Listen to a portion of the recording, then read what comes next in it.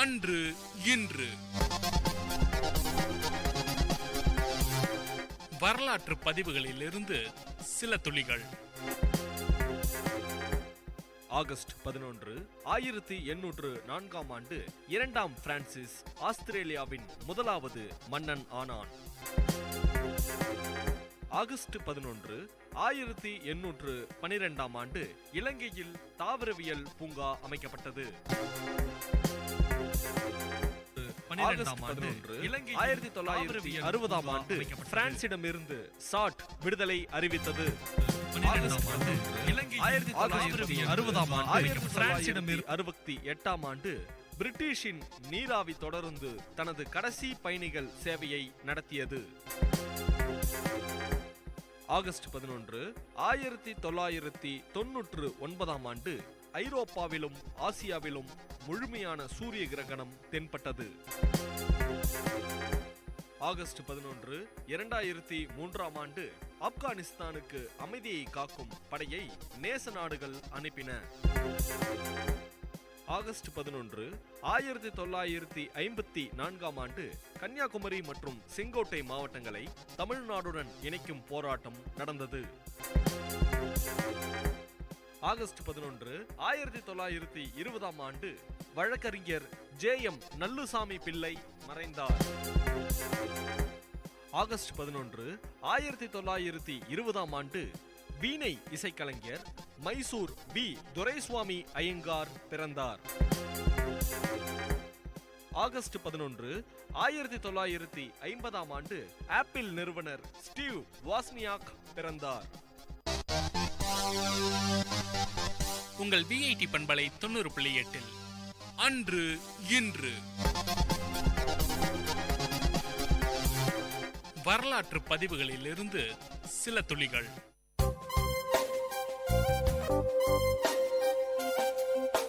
மண் வாசனை உங்கள் VIT பண்பலை 90.8 வேளாண்மை சார்ந்த தொழில்நுட்பம், பசுமை படரும் விவசாய தொழில்கள், பண்ணை முறைகள் என மானுடம் காக்கும் உழவு சார்ந்த நிகழ்ச்சி. வணக்கம் நேயர்களே, இது VIT பண்பலை 90.8 VIT பல்கலைக்கழகத்தின் சமுதாய வானொலியில் இந்த நிகழ்ச்சி மண் வாசனை. இன்னைக்கு இருக்கிற சூழ்நிலையில விவசாயம் கேள்விக்குறியான ஒரு விஷயமா இருக்கு.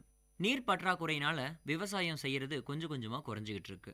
இருக்கிற நீரை வச்சு சிறப்பான முறையில விவசாயம் செஞ்சோம்னா நம்மளுடைய வாழ்வாதாரம் பாதுகாக்கப்படும். அந்த வகையில இந்த மண் வாசனை நிகழ்ச்சியில நம்ம பல்வேறு விதமான விவசாய முறைகளை பார்த்துட்டு வரோம். இன்னைக்கு நம்ம பார்க்க இருக்கிறது வாழைத்தோட்டம். ரசாயன உரங்கள், பூச்சிக்கொல்லிகள் என காசை எரித்து விவசாயம் செய்து கண்ணீரை அறுவடை செய்யறது ஒரு வகை. இயற்கை கழிவுகளை எரித்து இயற்கை விவசாயம் செய்து காசை அறுவடை செய்வது இரண்டாவது ரகம்.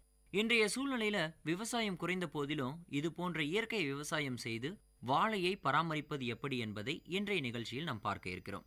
வாழையை பொறுத்தவரையில எந்த ரகமா இருந்தாலும் சாகுபடி காலம் மாறும். ஆனா பராமரிப்பு விஷயம் ஒண்ணுதான். 2 கிலோ தொழு உரம், 16 லிட்டர் தண்ணி, 200 மில்லி சூடோமோனாஸ் மற்றும் அசிட்டோபைரில்லம் இது எல்லாம் நல்லா கரைந்த கரைசல்ல விதைக்கிழங்க நனைச்சி நடவு செய்யணும். இந்த கரைசல் சுமார் 100 வாழைக்கண்ணுக்கு போதுமானதா இருக்கும்.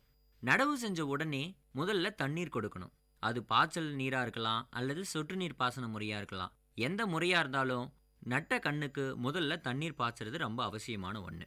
தண்ணீர் விட்ட 3 நாளைக்கு அப்புறமா 100 கிராம் வேப்பம் புண்ணாக்கு, 100 கிராம் கடலை புண்ணாக்கு ரெண்டையும் கலந்து கன்றுக்கு பக்கத்துல தூவி விட்டுட்டு 5 நாளைக்கு ஒரு முறை தண்ணி கொடுக்கணும். இந்த மாதிரி பராமரிச்சிட்டு இருக்கிற சூழ்நிலையில 15 நாள் கழிச்சு ஒவ்வொரு கன்றுக்கும் தொழு உரம் போட்டு களைகளை வெட்டி அந்த களைகளையே செடிக்கு பக்கத்துல மூடாப்பா போட்டோம்னா நல்ல மண்கண்டம் இருக்கிறதுனால செடி நல்ல சத்தான முறையில வளர்ந்து வர ஆரம்பிக்கும். முழுக்க இயற்கை உரம்ன்றதால பூச்சி அடிக்கிறது, நோய் தாக்குறது இருக்காது. இருந்தாலும் வாழையை பொறுத்த வரையில பழுப்பு நோய் எட்டி பார்க்கும். இந்த நோய் தாக்கிய வாழை இலை பழுத்து போயிருக்கும். இதை கட்டுப்படுத்த 1 லிட்டர் தண்ணியில 50 மில்லி நல்ல புளித்த மோரை சேர்த்து நம்ம எப்பயுமே விவசாயத்துக்கு ஸ்ப்ரேயர் வச்சிருப்போம். அந்த ஸ்ப்ரேயர் மூலமா மரம் முழுவதும் நம்ம தெளிச்சோம்னா பழுப்பு நீங்கும். அப்படியும் நீங்கள்னா 15 நாள் கழிச்சு 1 லிட்டர் தண்ணியில வேப்பெண்ணெய் கொஞ்சமும் காதி சோப்பு கலந்து அதே ஸ்ப்ரேயர்ல செடி முழுவதும் நம்ம அடிச்சோம்னா பழுப்பு நோய் கண்டிப்பா நீங்கும். இந்த மாதிரி நல்ல இயற்கையான முறையில நம்ம அந்த செடியை பராமரிச்சுட்டு வரதுனால செடி சிறப்பான முறையில் வளர்ந்து வர ஆரம்பிக்கும். செவ்வாழை ரகத்தில் ஆப்பிள் நோய் சீக்கிரமாக தாக்கும். மரம் குலை தள்ளுறதுக்கு முன்னாடி இந்த நோய் தாக்குச்சுன்னா மரம் குலையே தள்ளாது, மல்ட்டு தன்மை ஆயிடும். பின்னாடி வந்ததுன்னா சற்று காய் சின்னதாயிடும், பழத்தின் நிறமும் மாறிடும். 40% செடியில மகசூல் இழப்பு ஏற்படும். மரத்தின் இலை சிறுத்து போவதுதான் இந்த நோய்க்கான முதல் அறிகுறி. இதை கண்டுபிடிச்ச உடனே 100 கிராம் வேப்பம் புண்ணாக்க 100 கிராம் கடலை புண்ணாக்குடன் கலந்து மரத்தை சுற்றிலும் போட்டு விட்டு தண்ணி விட்டோம்னா செவ்வாழை மரங்கள் 10 மாசத்துல அருமையா வளர்ந்து 12வது மாசத்துல அறுவடைக்கு நல்ல விதமான லாபம் தரும். வாழை சாகுபடிக்கு சின்ன மந்திரத்தை கடைபிடிக்கணும். அது என்னன்னா, ஒவ்வொரு கன்றுக்கும் 8 அடி இடைவெளி கண்டிப்பா விடணும். படத்தி ரக வாழையா இருந்ததுன்னா 15 அடி போதுமானது. பக்க கன்றுகளை வெட்ட வேண்டாம். ஒவ்வொரு மரத்திலும் 8 to 10 பக்க கன்றுகள் வரைக்கும் வரும். முதல் வாழையில 9வது மாசம் குலத்தள்ளும், அதிலிருந்து 3 மாசத்துக்கு ஒரு முறை பக்க கன்றுகள் குலைத்தள்ளும். அதையும் நம்ம வெட்டி எடுக்கலாம். தார் கொஞ்சம் சின்னதா இருந்தாலும் வருஷத்துல 6 to 8 தார் வெடிக்கும் ஒவ்வொரு மரத்திலையும் கிடைக்கும். இதனுடைய இலை, பூ, தண்டு அனைத்தையும் விற்று நம்ம நல்ல லாபம் பெறலாம். இயற்கையான முறைகளில் நாம் இந்த செடிகளை வளர்க்கறதுனால பழம் ரொம்ப டேஸ்டா இருக்கும். அதனால சந்தையில நல்ல விலை போகிறதுக்கான வாய்ப்புகள் அதிகம் இருக்கு. வாழை இலை, பழம், தண்டு, நார் என பல்வேறு பயன்களை அன்றாட நமக்கு தர்றதால குறைந்த செலவில் நிறைந்த லாபம் பெற்று நல்ல முறையில் நம்ம விவசாயம் செய்யலாம். இது போன்ற ஒரு இயற்கை முறை விவசாயத்துடன் அடுத்த ஒரு மண் வாசனை நிகழ்ச்சியில் உங்களை சந்திக்கும் வரை உங்களிடமிருந்து விடைபெறுவது உங்கள் கோவிந்தராஜ். நன்றி, வணக்கம்.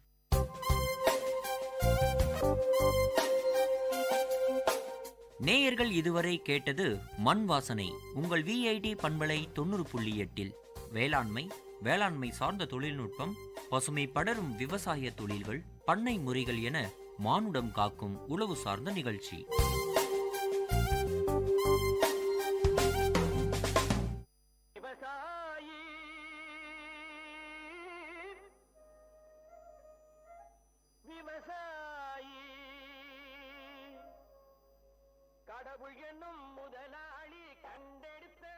VIT வேளாண் துறை மற்றும் VIT சமுதாய வானொலி இணைந்து வழங்கும் தினம் ஒரு வேளாண் செய்தி.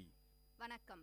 VIT வேளாண்மை துறை, வேளாண்மை விற்பனை மற்றும் வேளாண் வணிகத்துறை, மாண்புமிகு பாரத பிரதமர் அவர்களால் அறிவிக்கப்பட்ட ஆத்ம நிர்பர் பாரத் அபியான் திட்டத்தின் கீழ் ஒரு மாவட்டத்தில் ஒரு விளைபொருள் என்ற அடிப்படையில் பல திட்டங்கள் அறிவிக்கப்பட்டுள்ளன. அந்த வகையில் வேலூர் மாவட்டத்தில் பால் பதப்படுத்தும் தொழிலில் ஈடுபட்டு உள்ளவர்களுக்கும் உணவு பதப்படுத்தும் தொழிலில் ஈடுபட உள்ளவர்களுக்கும் முன்னுரிமை அளிக்கப்பட்டுள்ளது. இத்திட்டத்தின் மூலம் ஒரு உணவு பதப்படுத்தும் நிறுவனம் 35% முதல் அதிகபட்சமாக 10 லட்சம் ரூபாய் வரை மானியம் பெற்று பயன்பெறலாம். வர்த்தக முத்திரை மற்றும் சந்தைப்படுத்துதல் ஆகியவற்றிற்கு 50% மானியம் வழங்கப்படுகின்றது. மேலும் சிறிய உணவு பதப்படுத்தும் நிறுவனங்களுக்கு தேவைப்படும் தொழில் கடன் உதவி வங்கி மூலம் ஏற்பாடு செய்து தரப்படுகின்றது. எனவே வேலூர் மாவட்டத்தில் பால் பதப்படுத்தும் தொழிலில் ஏற்கனவே ஈடுபட்டு உள்ளவர்களும் புதிதாக ஈடுபட உள்ள நிறுவனங்களும் இத்திட்டத்தின் கீழ் சலுகைகள் பெற்று பயனடைமாறு கேட்டுக்கொள்கின்றோம். நன்றி.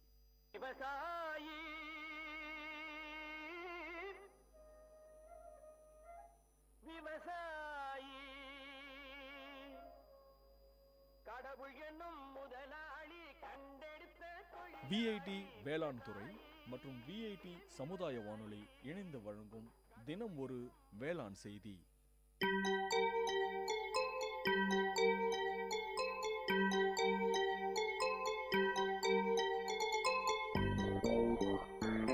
வணக்கம், நமஸ்தே, நமஸ்கார், சலாம் அண்ட் வந்தனம்.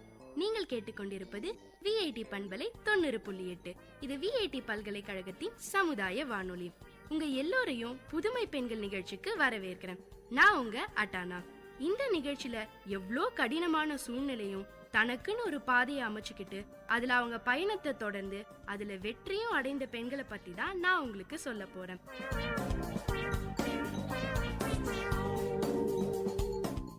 வணக்கம், நமஸ்தே, நமஸ்கார், சலாம் அண்ட் வந்தனம்.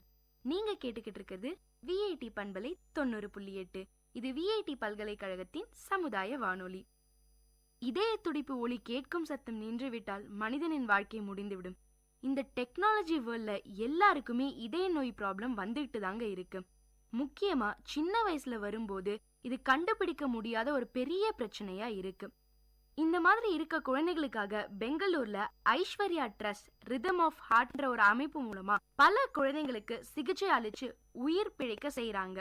இந்த புனிதமான சேவையை நடத்திட்டு வராங்க நம்ம சித்ரா விஸ்வநாதன். நம்ம எல்லாம் பாத்தீங்கன்னா சோகம் வரும்போது அழுது புலம்பிக்கிட்டே இருப்போம். ஆனா நம்ம சித்ரா விஸ்வநாதன் மேடம் சோகத்தோட உச்சத்துல இருக்கும்போது கூட ஒருவருக்கு சேவை செய்யறத பத்தி யோசிச்சிருக்காங்க. இவங்க வாழ்க்கையில என்ன நடந்தது, எதனால இந்த அமைப்பை தொடங்கினாங்கன்றத பத்தி தான் நான் இன்னைக்கு உங்களுக்கு சொல்ல போறேன். சித்ரா விஸ்வநாதனுக்கு 2 பொண்ணுங்க. ஐஸ்வர்யா இவங்களோட 2வது குட்டி பொண்ணு. ஐஸ்வர்யா பிறந்த 40வது நாள்லயே அவளுக்கு ஏதோ பிரச்சனை இருக்குன்னு கண்டுபிடிச்சிட்டாங்க. ஏன்னா ஐஸ்வர்யா இதயத்துல இருந்து ஏதோ ஒரு வினோதமான சத்தம் வந்துகிட்டே இருந்துதாங்க. என்னடா இது, இந்த மாதிரி வினோதமான சத்தம் வந்துகிட்டே இருக்கே, சரி டெஸ்ட் பண்ணி தான் பாப்போம்னு டிசைட் பண்ணாங்களாம். அப்படி டெஸ்ட் எடுத்து பார்த்ததுல ஐஸ்வர்யாவுக்கு இதயத்துல பெரிய பிரச்சனை இருக்கிறது தெரிஞ்சிருக்கு. ஐஸ்வர்யாவுக்கு முதல் பிறந்த நாள் கொண்டாடின நேரத்துல அவளோட இதயத்துல இருக்கிற நல்ல ரத்தமும் கெட்ட ரத்தமும் கலக்க ஆரம்பிச்சிருக்கு. அதை தடுக்க விபி ஷண்ட்னு ஒரு தற்காலிகமான அறுவை சிகிச்சையை செஞ்சிருக்காங்க. அந்த அறுவை சிகிச்சையோட பலன் கொஞ்ச நாள் தாங்க இருந்தது. 3.5 வயசு வரைக்கும் நல்லாதான் இருந்திருக்கு ஐஸ்வர்யா. அப்ப சித்ராவோட ஹஸ்பண்ட் லண்டன்ல வேலை பார்த்துக்கிட்டு இருந்திருக்காரு. திருப்பி நம்ம ஐஸ்வர்யா குட்டிக்கு உடம்பு சரியில்லாம போனதால அவளுக்கு 2வதா வேற ஏதோ ஒரு ஆபரேஷன் பண்ணணும்னு சொல்லியிருக்காங்க டாக்டர்ஸ். அதனால இவங்களும் அந்த ஆபரேஷனுக்கு ஒத்துக்கிட்டாங்க. உலகத்திலேயே ரொம்ப நல்ல ஹாஸ்பிட்டல்ஸ் லண்டன்ல இருக்கிறது தெரிஞ்சுக்கிட்டு அவங்க கணவரும் லண்டன்ல இருந்ததால லண்டன்லயே ஆபரேஷன் பண்ணிருக்காங்க ஐஸ்வர்யாவுக்கு. ஆனா அந்த ஆபரேஷன் முடிஞ்சதும் ஐஸ்வர்யாவுக்கு நிறைய சிக்கல்கள் உடல் அளவுல வர ஆரம்பிச்சிருச்சு. கிட்டத்தட்ட 2 மாசம் ஃபுல்லா ஐசியூல இருந்தாங்களாம். ஐஸ்வர்யாவுக்கு இவங்களால முடிஞ்ச அளவுக்கு ட்ரீட்மெண்ட்ஸ கொடுத்திருக்காங்க. அவளை ரொம்ப நல்லா கவனிச்சுக்கிட்டாங்க சித்ரா. என்னதான் அவங்க ஐஸ்வர்யாவை காப்பாத்தணும்னு போராடினாலும் ஐஸ்வர்யாவை காப்பாத்த முடியல. ஐஸ்வர்யா இல்லாத இந்த உலகத்துல ஒவ்வொரு நாளும் ஒவ்வொரு யுகமா போயிருக்கு நம்ம சித்ரா விஸ்வநாதனுக்கு. அவ்வளவு ரணத்தையும் கஷ்டத்தையும் மனசுக்குள்ள போட்டு புழங்கிக்கிட்டு இருந்தாலும் அவங்க வார்த்தைகளிலையும் செயல்களையும் அந்த கஷ்டம் வெளிப்படவே இல்லை. சங்கு சுட்டாலும் வெண்மை தரும்னு சொல்லுவாங்க. அந்த மாதிரி அவங்களுக்குள்ள எவ்வளவு சோகம் இருந்தாலும் அதை வெளியே காமிக்காம மற்றவங்க வாழ்க்கையில சந்தோஷம் மட்டுமே கொடுத்துக்கிட்டு இருக்காங்க நம்ம சித்ரா. அந்த சந்தோஷமே ஐஸ்வர்யா ட்ரஸ்ட் மூலமா தாங்க கொடுத்துக்கிட்டு வராங்க. ஐஸ்வர்யாவுக்கு கான்ஜினென்டல் ஹார்ட் டிசீஸ்னு சொல்ற ஒரு பிரச்சனை தாங்க இருந்திருக்கு. இந்த பிரச்சனை இந்தியாவுல மட்டும் இல்லைங்க, உலகத்துல இருக்க பல நாடுகள்ல பல குழந்தைங்களுக்கு இது ஒரு பெரிய பிரச்சனையாவே இருக்கு. உலக அளவுல 1000ல ஒரு குழந்தைக்கும் இந்தியா அளவுல 100ல ஒரு குழந்தைக்கும் இந்த பிரச்சனை இருந்துட்டு வருது. இந்த கான்ஜினென்டல் ஹார்ட் டிசீஸ் என்னன்னு பாத்தீங்கன்னா, குழந்தை தாயோட வயித்துல இருக்கும் போதே அதோட இதயம் சரியா உருவாகாமலோ இல்ல ரத்த குழாய்கள் சரியா இல்லாத நிலை தாங்க ஏற்படுது. நாம இதை கண்டுபிடிக்க அல்ட்ரா சவுண்ட் ஸ்கேன் என்ற ஒரு கருவியை தான் பயன்படுத்துறோம். இத பயன்படுத்தினா 20 வார கர்ப்பத்திலேயே இந்த பிரச்சனை இருக்கா இல்லையான்னு உறுதிப்படுத்திடலாமா. அப்படி இல்லைனாலும் குழந்தை பிறந்த சில நாட்களிலேயே இதை கண்டுபிடிச்சிடலாம்னு சொல்றாங்க. அதே மாதிரி இந்த பிரச்சனையோட பிறக்கிற குழந்தைங்களுக்கு அறுவை சிகிச்சை இல்லாம கூட குணப்படுத்திடலாமா. ஆனா இந்த சூழ்நிலையும் அறுவை சிகிச்சை தான் செய்யணும்ன்ற பட்சத்துல இருக்க ஏழை குழந்தைகளுக்கு பத்தி யோசிச்சிருக்காங்க நம்ம சித்ரா விஸ்வநாதன். ஒரு நாள் சித்ரா விஸ்வநாதன் அவங்க அப்பா நாகராஜன் கிட்ட பேசிக்கிட்டு இருக்கும்போது இந்த பிரச்சனையை பத்தி சொன்னாங்களாம். உடனே நம்ம சித்ரா விஸ்வநாதனுக்கு ஒரு ட்ரஸ்ட் ஆரம்பிக்கலாம்னு ஒரு ஐடியா வந்திருக்கு. அத அவங்க அப்பா கிட்ட சொன்னவனையும் அவங்க அப்பா உடனே ஏத்துக்கிட்டாராம். அது மட்டும் இல்லைங்க, அந்த ட்ரஸ்ட் நடத்த மிகவும் உதவி செஞ்சுட்டு வராரு. இன்னும் கூட அந்த ட்ரஸ்டுக்கு ஒரு முதுகெலும்பாவே இருந்துட்டு வராரு. இந்த கான்ஜினென்டல் ஹார்ட் டிசீஸை பொறுத்த வரைக்கும் அதுக்கான செலவு அந்தந்த குழந்தையோட கண்டிஷனை பொறுத்து தான் இருக்குமா. அப்படி பார்த்தா 1 லட்சம் ரூபாயில இருந்து 4 லட்சம் ரூபாய் வரைக்கும் கூட செலவாகுமாம். இதனாலேயே இந்த மாதிரி குழந்தைங்களுக்கு ஹெல்ப் பண்ணணும்ன்ற நோக்கத்துல தான் இந்த ட்ரஸ்டையே ஆரம்பிச்சிருக்காங்க. கண்டிப்பா இந்த மாதிரியான ட்ரஸ்ட் ஆரம்பிக்கும் போது நமக்கு பணம் ரொம்பவே அவசியம்னு உங்களுக்கே தெரியும். அந்த மாதிரி நம்ம சித்ரா விஸ்வநாதனுக்கும் ஆரம்பத்துல ஒரு பெரிய சவாலா இதை எடுத்துக்கிட்டு பணம் திரட்ட ஆரம்பிச்சிருக்காங்க. அப்ப அவங்களுடைய சொந்தக்காரர்களும் ஃப்ரெண்ட்ஸும் நிறையவே ஹெல்ப் பண்ணிருக்காங்க. அப்புறம் சில கார்ப்பரேட் நிறுவனங்களும் இதுக்காக உதவி செஞ்சிருக்காங்க. அதுக்கப்புறம் அவங்க போட்ட ஃபர்ஸ்ட் பிளான் சிகிச்சைக்காக வர குழந்தைகளுக்கு முதல்ல ஒரு அரசு காப்பீட்டு திட்டத்தை அணுக வழிகாட்டணும்னு நினைச்சாங்க. அதுல கிடைக்கிற தொகை போக மிச்சம் இருக்கிற தொகைய ஆபரேஷனுக்கு அவங்க ட்ரஸ்ட் மூலமா கொடுத்துட்டு வராங்க. இந்த வினோதமான இதய நோயால பாதிக்கப்பட்ட குழந்தைகளை தேடி கண்டுபிடிக்க தமிழ்நாட்டுல உள்ள எல்லா மாவட்டங்கள்லயும் மாதம் ஒரு முறையாவது ஸ்கிரீனிங் கேம்ப் நடத்துவாங்களாம். அப்படி கண்டுபிடிக்கப்பட்ட குழந்தைகளுக்கு தேவையான சிகிச்சைய இந்த ட்ரஸ்ட் மூலமா கொடுத்துட்டு வராங்க. அது மட்டும் இல்லாம சின்ன சின்ன கவர்மெண்ட் ஹாஸ்பிட்டல்ஸ்ல இருந்து கூட குழந்தைகளை டெஸ்டுக்கு அனுப்புறாங்க. இப்ப கூட புதுச்சேரி கவர்மெண்ட் ஹாஸ்பிட்டல்ல பிறந்த குழந்தைகளுக்கான இலவச ஸ்கிரீனிங் டெஸ்ட் பண்ணிக்கிட்டு இருக்காங்களாம். அது மட்டும் இல்லைங்க, சென்னையில சைதாப்பேட்டையிலயும் புளியந்தோப்புலயும் மாநகராட்சி ஹாஸ்பிட்டல்ல இந்த ஸ்கிரீனிங் டெஸ்ட் நடத்திட்டு வராங்க. இந்த மாதிரி பிரச்சனை குழந்தைங்களுக்கு இருக்குன்னு அவங்க பேரண்ட்ஸ்க்கு தெரிய வரும்போது அவங்க எல்லாம் உடனே அதிர்ச்சி ஆயிடுறாங்க. இது மட்டும் இல்லாம இந்த ஆபரேஷன்ஸ்க்கு எவ்வளோ செலவாகுதுன்னு யோசிக்கும் போது ஒரு பெரிய ஸ்ட்ரெஸ்லயே இது அவங்கள கொண்டு போய் விடுது. அதனாலேயே ஐஸ்வர்யா ட்ரஸ்ட்ல இருக்க டாக்டர்ஸ் எல்லாம் பேரண்ட்ஸ் கிட்ட இதயத்தோட படத்தை வரைஞ்சி இதுதான் பிரச்சனைன்னு தெளிவா சொல்றாங்க. அது மட்டும் இல்லாம சிகிச்சைக்கான செலவை அரசு காப்பீட்டு திட்டத்தோட நிதி உதவியும் இவங்க ட்ரஸ்ட் மூலியமா கிடைக்குதுன்னு அவங்களுக்கு தைரியம் சொல்றாங்க. அதே மாதிரி சில குழந்தைங்களுக்கு சிகிச்சைக்கு முன்னாடி வரைக்கும் பேசவும் நடக்கவும் முடியாது. ஆபரேஷனுக்கு அப்புறம் அந்த குழந்தைகள் பேசுறதையும் நடக்கிறதையும் பார்க்கும்போது அவங்க பெற்றோர் ஆனந்த கண்ணீரோட சித்ராவுக்கு நன்றி சொல்றாங்க. இத பார்க்கும்போது சித்ரா விஸ்வநாதனுக்கு மனசு நிறைவாவும் ரொம்ப சந்தோஷமாவும் இருக்கு. இந்த மாதிரி பல உதவிகளை செஞ்சுட்டு வர நம்ம சித்ரா விஸ்வநாதன் அவங்களுடைய ட்ரஸ்டின் மூலமா அடுத்து குழந்தைகளுக்கான இதய மாற்று அறுவை சிகிச்சைக்கான உதவிகளையும் செய்ய தொடங்கியிருக்காங்க. இது வரைக்கும் பாத்தீங்கன்னா 3 குழந்தைகளுக்கு அறுவை சிகிச்சையை வெற்றிகரமா நடத்தி முடிச்சிருக்காங்க. இந்த கான்ஜினென்டல் ஹார்ட் டிசீஸை பொறுத்த வரைக்கும் இந்த நோயை நம்ம எவ்வளோக்கு எவ்வளோ சீக்கிரமா கண்டுபிடிக்கிறோமோ அவ்வளோ சீக்கிரம் சரி பண்ணிடலாம்ங்க.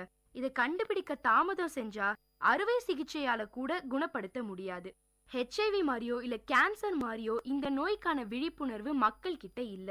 அது மட்டும் இல்லாம இந்த ட்ரஸ்டின் மூலமாக சென்னை, மும்பை, பெங்களூர்னு பல இடங்கள்ல இந்த நோய்க்கான விழிப்புணர்வை பரப்பிக்கிட்டு வராங்க நம்ம சித்ரா.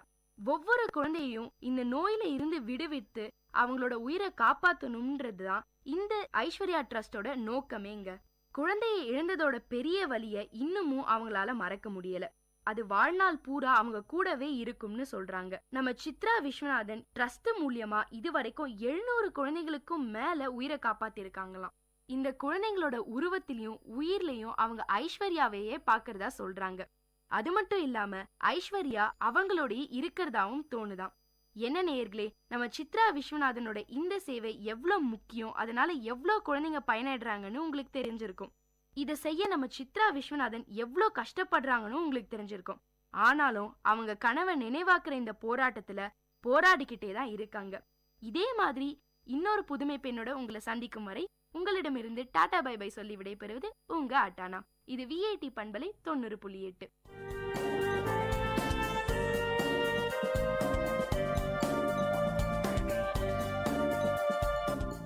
இந்த நிகழ்ச்சி உங்க எல்லாருக்கும் ஒரு பெரிய உற்சாகத்தை தந்திருக்கும்னு நம்புறேன். இதே மாதிரி பல விஷயங்களை தெரிஞ்சுக்கணுமா? அப்போ VIT பண்பலை 90.8 கேட்டுக்கிட்டே இருங்க.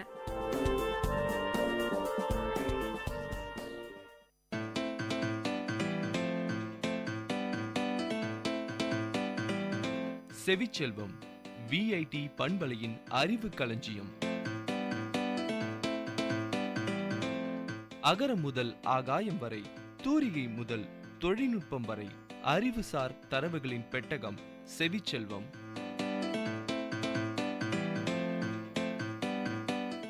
வணக்கம் நேயர்களே, இது VIT பண்பலை 90.8 செவிச்செல்வம் நிகழ்ச்சியில் கண் பற்றிய அறிவு சார்ந்த தரவுகள். கண் என்பது ஒலியை உணர்வதற்கு உதவும் ஒரு உறுப்பாகும். வெவ்வேறு விதமான ஒலியை உணரும் உறுப்புகள் பல விலங்குகளுக்கிடையே காணப்படுகின்றன. மிக எளிய கண்கள் சுற்றுப்புறத்தில் உள்ள ஒலி அல்லது இருளை மட்டும் கண்டு உணர வல்லவை. இன்னும் மேம்பட்ட கண்கள் காட்சிகளை பார்க்கும் திறன் அளிக்க வல்லவை. பாலூட்டிகள், பறவைகள், ஊர்வன, மீன்கள் உட்பட பல மேல்நிலை உயிரினங்கள் இரு கண்களை கொண்டுள்ளன. இவ்விரு கண்களும் ஒரே தளத்தில் அமைத்து ஒரே முப்பரிமாண படிமத்தை காண உதவுகின்றன. மனிதர்களின் பார்வை இவ்வாறானதே. அல்லது இரு கண்களும் வெவ்வேறு தளங்களில் அமைந்து இருவேறு படிமத்தை காண உதவுகின்றன. பச்சோந்திகள் மற்றும் முயல்களின் பார்வை இவ்வாறானதே. கண் என்பது ஒவ்வொரு இனத்திற்கும் வேறுபடும். இதன் நிறம், வடிவமைப்பு, லென்சுகளின் அளவு ஆகியன மாறுபடும். அதிகப்படியான விலங்குகளின் துணை விழிப்பார்வையை கொண்டவையே ஆகும். கண்களிலுள்ள லென்சுகள் காட்சிக்கு ஏற்ப தானாக மாறிக்கொள்ளும் தன்மை கொண்டதாகும். மேலும் போதுமான வெளிச்சம் உள்ள இடங்களில் கண்களின் பிழற்சியும் குறையும். மனிதர்களின் கண்களை விட விலங்குகளின் கண்கள் அதிக சக்தி வாய்ந்தவை. அதனால் விலங்குகள் இரவிலும் தெளிவாக காட்சிகளை காண முடியும். மீன், பாம்பு உட்பட விலங்குகளுக்கு கண்களின் லென்சுகள் நிலையான வடிவத்தில் இருக்கும். எனவே அதன் கண்கள் புகைப்பட கருவியில் எப்படி உபயோகிக்கப்படுகிறதோ அதேபோல் பயன்படுகிறது. நாம் காண்பதை ரசிப்பதற்கு நமக்கு அளிக்கப்பட்டிருக்கும் ஒரு அதிசய உறுப்பு கண் ஆகும். நமது கண் ஒரு நிழற்பட கருவியை போன்று இயங்குகின்றது. ஒளியின் உதவியுடன் ஒரு நிழற்பட கருவி பொருளை படம் பிடிப்பதைப் போல் நமது கண்ணும் ஒளியின் உதவியுடன் பொருட்களின் உருவத்தை கனப்பொழுதில் படம் பிடித்து மனதில் பதிவு செய்து பின்பு அதை மூளையில் விருத்தி செய்கின்றது. கண்ணின் அனைத்து பாகங்களும் ஒருங்கிணைந்து ஒரு குழுவை போன்று இயங்கி நமக்கு பார்வை அளிக்கின்றது. இதில் பிம்பத்தை தேக்கும் வல்லமையுள்ள விழிப்படலம் என்ற பாகம் முக்கிய பங்கு வகிக்கின்றது. கருமையான கண்மணிக்குள் நுழையும் ஒளிக்கதிர்களை விழிப்படலம் தான் திசை திருப்புகிறது. திசை திருப்பிய ஒளிக்கதிர் கண்மணிக்கு பின்னால் உள்ள குவியாடியை சென்றடைகின்றது. இந்த ஆடி தனது உருவத்தை மாற்றிக்கொண்டு தொலைவில் மற்றும் அருகிலுள்ள பொருட்களின் மீது ஒளிக்கதிர்களை ஒரு முனைப்படுத்துகிறது. இச்செயல் அக்கமடேஷன் எனப்படுகிறது. நிழற்கருவியிலுள்ள பிம்பத்தேக்கியை போன்று இயங்கும்.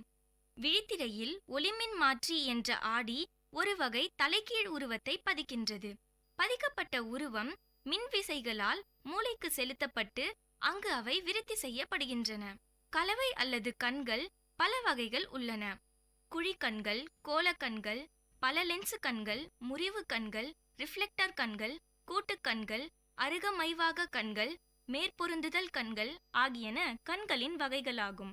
கலவை அல்லாத கண்கள் என்பது லென்சுகள் கூடிய சாதாரண கண்களே ஆகும். எடுத்துக்காட்டு மீன்களின் கண்கள்.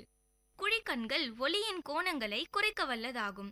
ஒளியின் கோண அளவு கண்களை பாதுகாப்பாக வைத்துக்கொள்ளும்.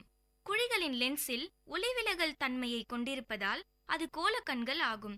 இவ்வகை கண்கள் கோல பிழற்சியை குறைக்கும். ஒன்றிற்கு மேற்பட்ட லென்சுகளை கொண்ட கண்களே பல லென்ஸ் கண்கள் ஆகும். பெரும்பாலும் இவ்வகை கண்கள் நீரில் வாழும் உயிரினங்களுக்கே காணப்படும். முறிவு கருவிழி கண்கள் பெரும்பாலும் பாலூட்டிகள், ஊர்வன மற்றும் பறவைகளுக்கு அமைந்திருக்கும். ரிஃப்ளெக்டார் கண்களில் இரு லென்சுகள் இருக்கும். அதில் ஒன்று கண்ணாடி பேழையை போன்று செயல்படும். இவ்வகை கண்கள் சிறிய பூச்சிகள் மற்றும் பறவைகளுக்கிடையே காணப்படும். கூட்டுக்கண்கள் என்பது ஆயிரக்கணக்கான ஒளிவாங்கிகள் பிம்பத்தை வாங்கி மூளையில் பதிய வைத்து காட்சியாக காட்டும். இதுவே கூட்டுக்கண்கள் ஆகும்.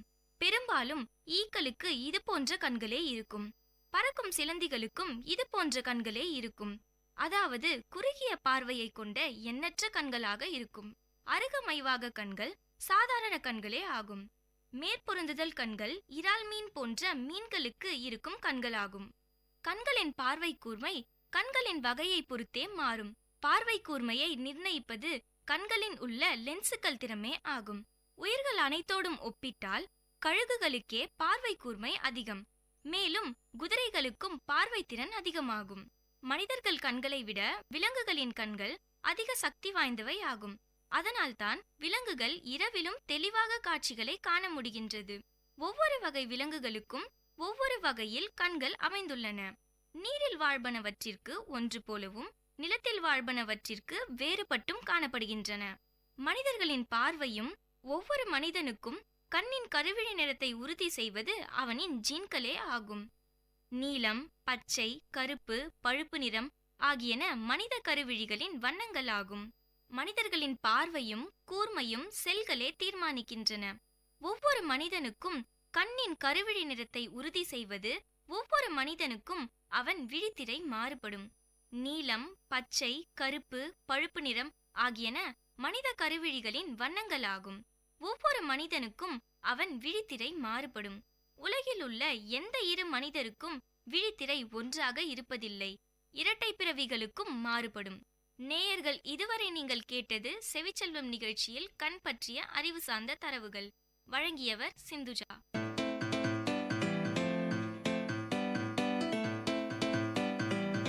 செவிச்செல்வம் விஐடி பண்பலையின் அறிவு களஞ்சியம். அகரம் முதல் ஆகாயம் வரை, தூரிகை முதல் தொழில்நுட்பம் வரை, அறிவுசார் தரவுகளின் பெட்டகம் செவிச்செல்வம்.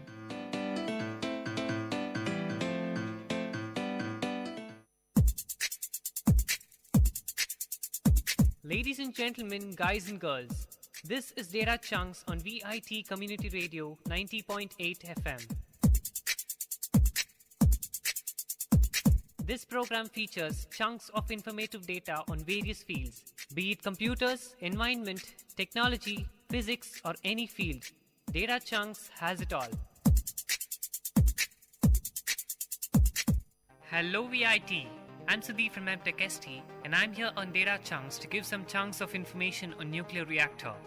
Nuclear power plant stands on the border between humanity's greatest hopes and its deepest fear for the future.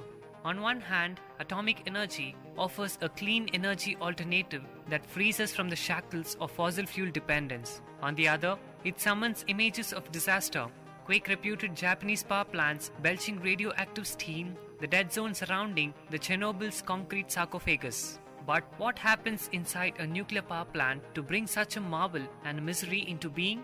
Imagine following a volt of electricity back through the wall socket all the way through miles of power lines to the nuclear reactor that generated it. You'd encounter the generator that produces the spark and the turbine that turns it. Next, you'd find the jet of steam that turns the turbine, and finally, the radioactive uranium bundle that heats water into steam.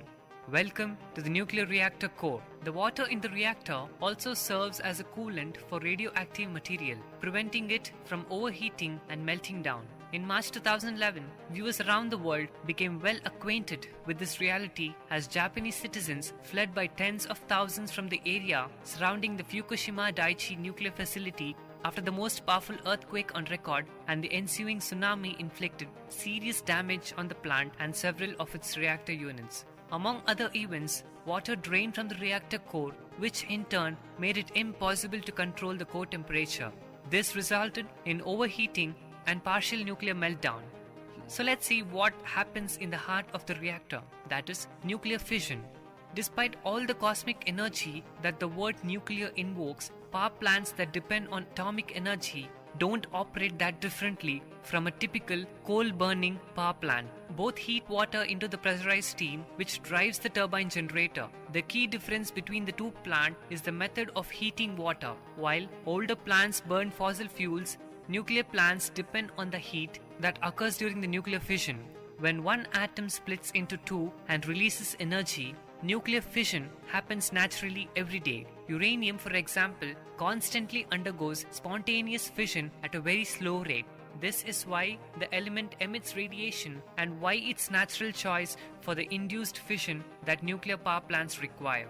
Uranium is a common element on Earth and has existed since the planet formed. Uranium-235 or U-235 is one of the most important to the production of both nuclear power plant and nuclear bombs. Uranium-235 decays naturally by alpha radiation. It throws off an alpha particle and two neutrons and two protons bound together. It's also one of the few elements that can undergo induced fission. Fire a free neutron into an uranium-235 nucleus and the nucleus will absorb the neutron, becoming unstable and splitting immediately. As soon as the nucleus captures the neutron, it splits into two lighter atoms and throws off 2 or 3 new neutrons. That is, the number of ejected neutrons depends on how the uranium-235 atom splits. The process of capturing the neutron and splitting happens very quickly. The decay of a single uranium-235 atom releases approximately 200 million electron volts. That may not seem much like, but there are lots of uranium atoms in a pound, that is 0.45 kilograms of uranium.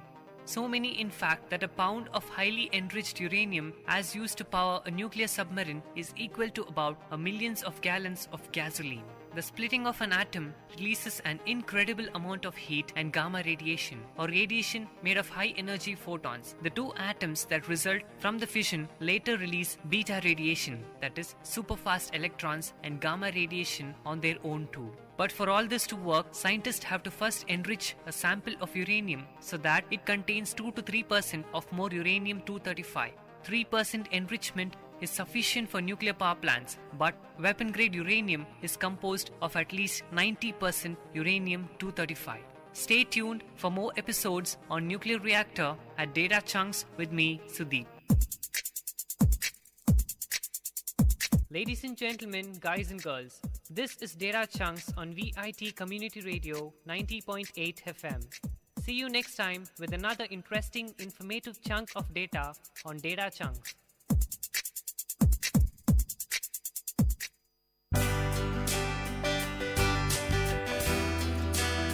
உங்கள் VIT பண்பலை 90.8 அனுபவ மேடை.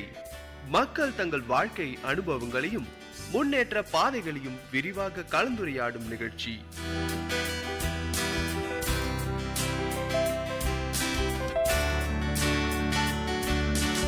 வணக்கம் நேயர்களே, நீங்கள் கேட்டுக்கொண்டிருப்பது VIT பண்பலை 90.8 VIT பல்கலைக்கழகத்தின் சமுதாய வானொலி. இந்த நிகழ்ச்சி அனுபவ மேடை நிகழ்ச்சியில வாரம் ஒரு சமுதாய மக்கள் அவங்களுடைய வாழ்க்கை அனுபவங்களை நம்ம கிட்ட பகிர்ந்துட்டு இருக்காங்க. அந்த வகையில இன்னைக்கு நம்ம கூட ஒருத்தர் இருக்கிறாங்க. வணக்கம் சார், உங்களை அறிமுகப்படுத்திக்கோங்க.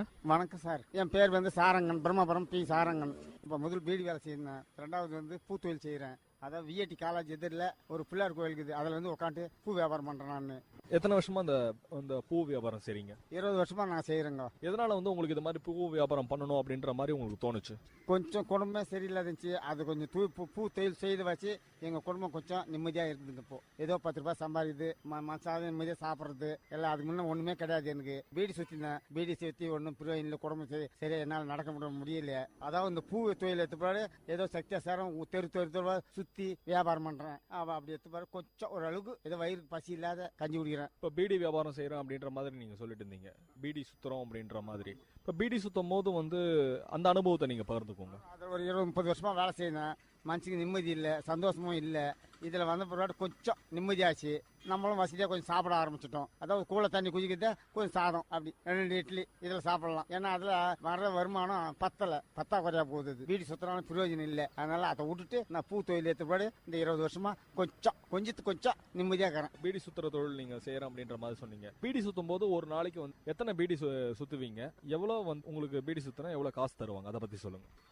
அப்போ 30 ரூபா 40 ரூபா கூலியாக போ. அந்த நேரத்தில் நான் வேலை செய்யும் போது 30 ரூபா ஒரு ஆயிரத்துக்கு. அது பசங்களுக்கு புண்ணி முறத்துக்கோ பையன் ஒன்று தேவைப்படுது, பொம்னாட்டி ஒன்று இலை வெட்டத்துக்கு தேவைப்படுது. அவங்களுக்கு கூலி கொடுக்கணும், இவங்களுக்கு கூலி கொடுக்கணும். இந்த இலை சாட்டை அடிக்குது. இலை பிரான்ச்சில் வேலை வாங்கி இலை செய்யும் போது இலை ஷார்டேஜ் ஆகி போகுது. அதுக்கு பங்குறதுக்கு இதுக்கும் அதுக்கு மேலே சரியா போகுது. நம்ம சாப்பாட்டு குறைக்கு கொஞ்சமே இல்லாத போகுது. ஆனால் நிம்மதி இல்லாத போயிடுச்சு. குடும்பத்தில் செய்து ஒரு 30 வருஷமா நிம்மதி இல்லாத போயிடுச்சு. அந்த நிம்மதிக்கு போயிட்டு வேணாம்னு சொல்லிட்டு ஒதுக்கிட்டு அதாவது இந்த பூ தொழிலுக்கு வந்த பிற்பாடு கொஞ்சம் ஏதோ காலையில் கஞ்சி குடிக்கிறேன், நல்லா சாப்பிட்றேன், நல்லா நிம்மதியாக இருக்கிறேன், சந்தோஷமாவும் இருக்கிறேன். இப்போ காலையில் நீங்கள் எந்த இடத்துல பூ வாங்கிட்டு நீங்களே கட்டி நீங்கள் வியாபாரம் பண்ணுவீங்களா? காலைல மார்க்கெட் எத்தனை மணிக்கு போவீங்க? அந்த அனுபவங்களை பகிர்ந்துக்கோங்க. காலையில் வெடிக்காலம் 5 மணிக்கு மார்க்கெட் போவேன். திருப்பி காலையில் 11:30 மணிக்கு நான் மார்க்கெட் போவேன். 2 சிங்கிள் போவேன். ஒரு நாளைக்கு 2 சிங்கிள் போவேன், இல்லை ஒரு நாளைக்கு 1 சிங்கிள் போகலாம். அதனால சக்தியா சாரே ஏதோ 1 சேரோ 2 சேரோ எந்தெந்த பூ எந்த மாதிரி கலர் இருக்குதோ அது ஒரு கிலோ போட்டுன்னு வியாபாரம் பண்ணோம்னா கொஞ்சம் திருப்தியா இருக்குது எனக்கு. இதான் கூலி ஆளுங்களுக்கு போகணும், நம்மளும் ஒன்றே கட்டுறது இல்லை. இது உன்ன மாதிரி ஆளுங்க 2-3 பேர் இருக்கிறாங்க, அவங்களுக்கு கூலி ஆள் போட்டு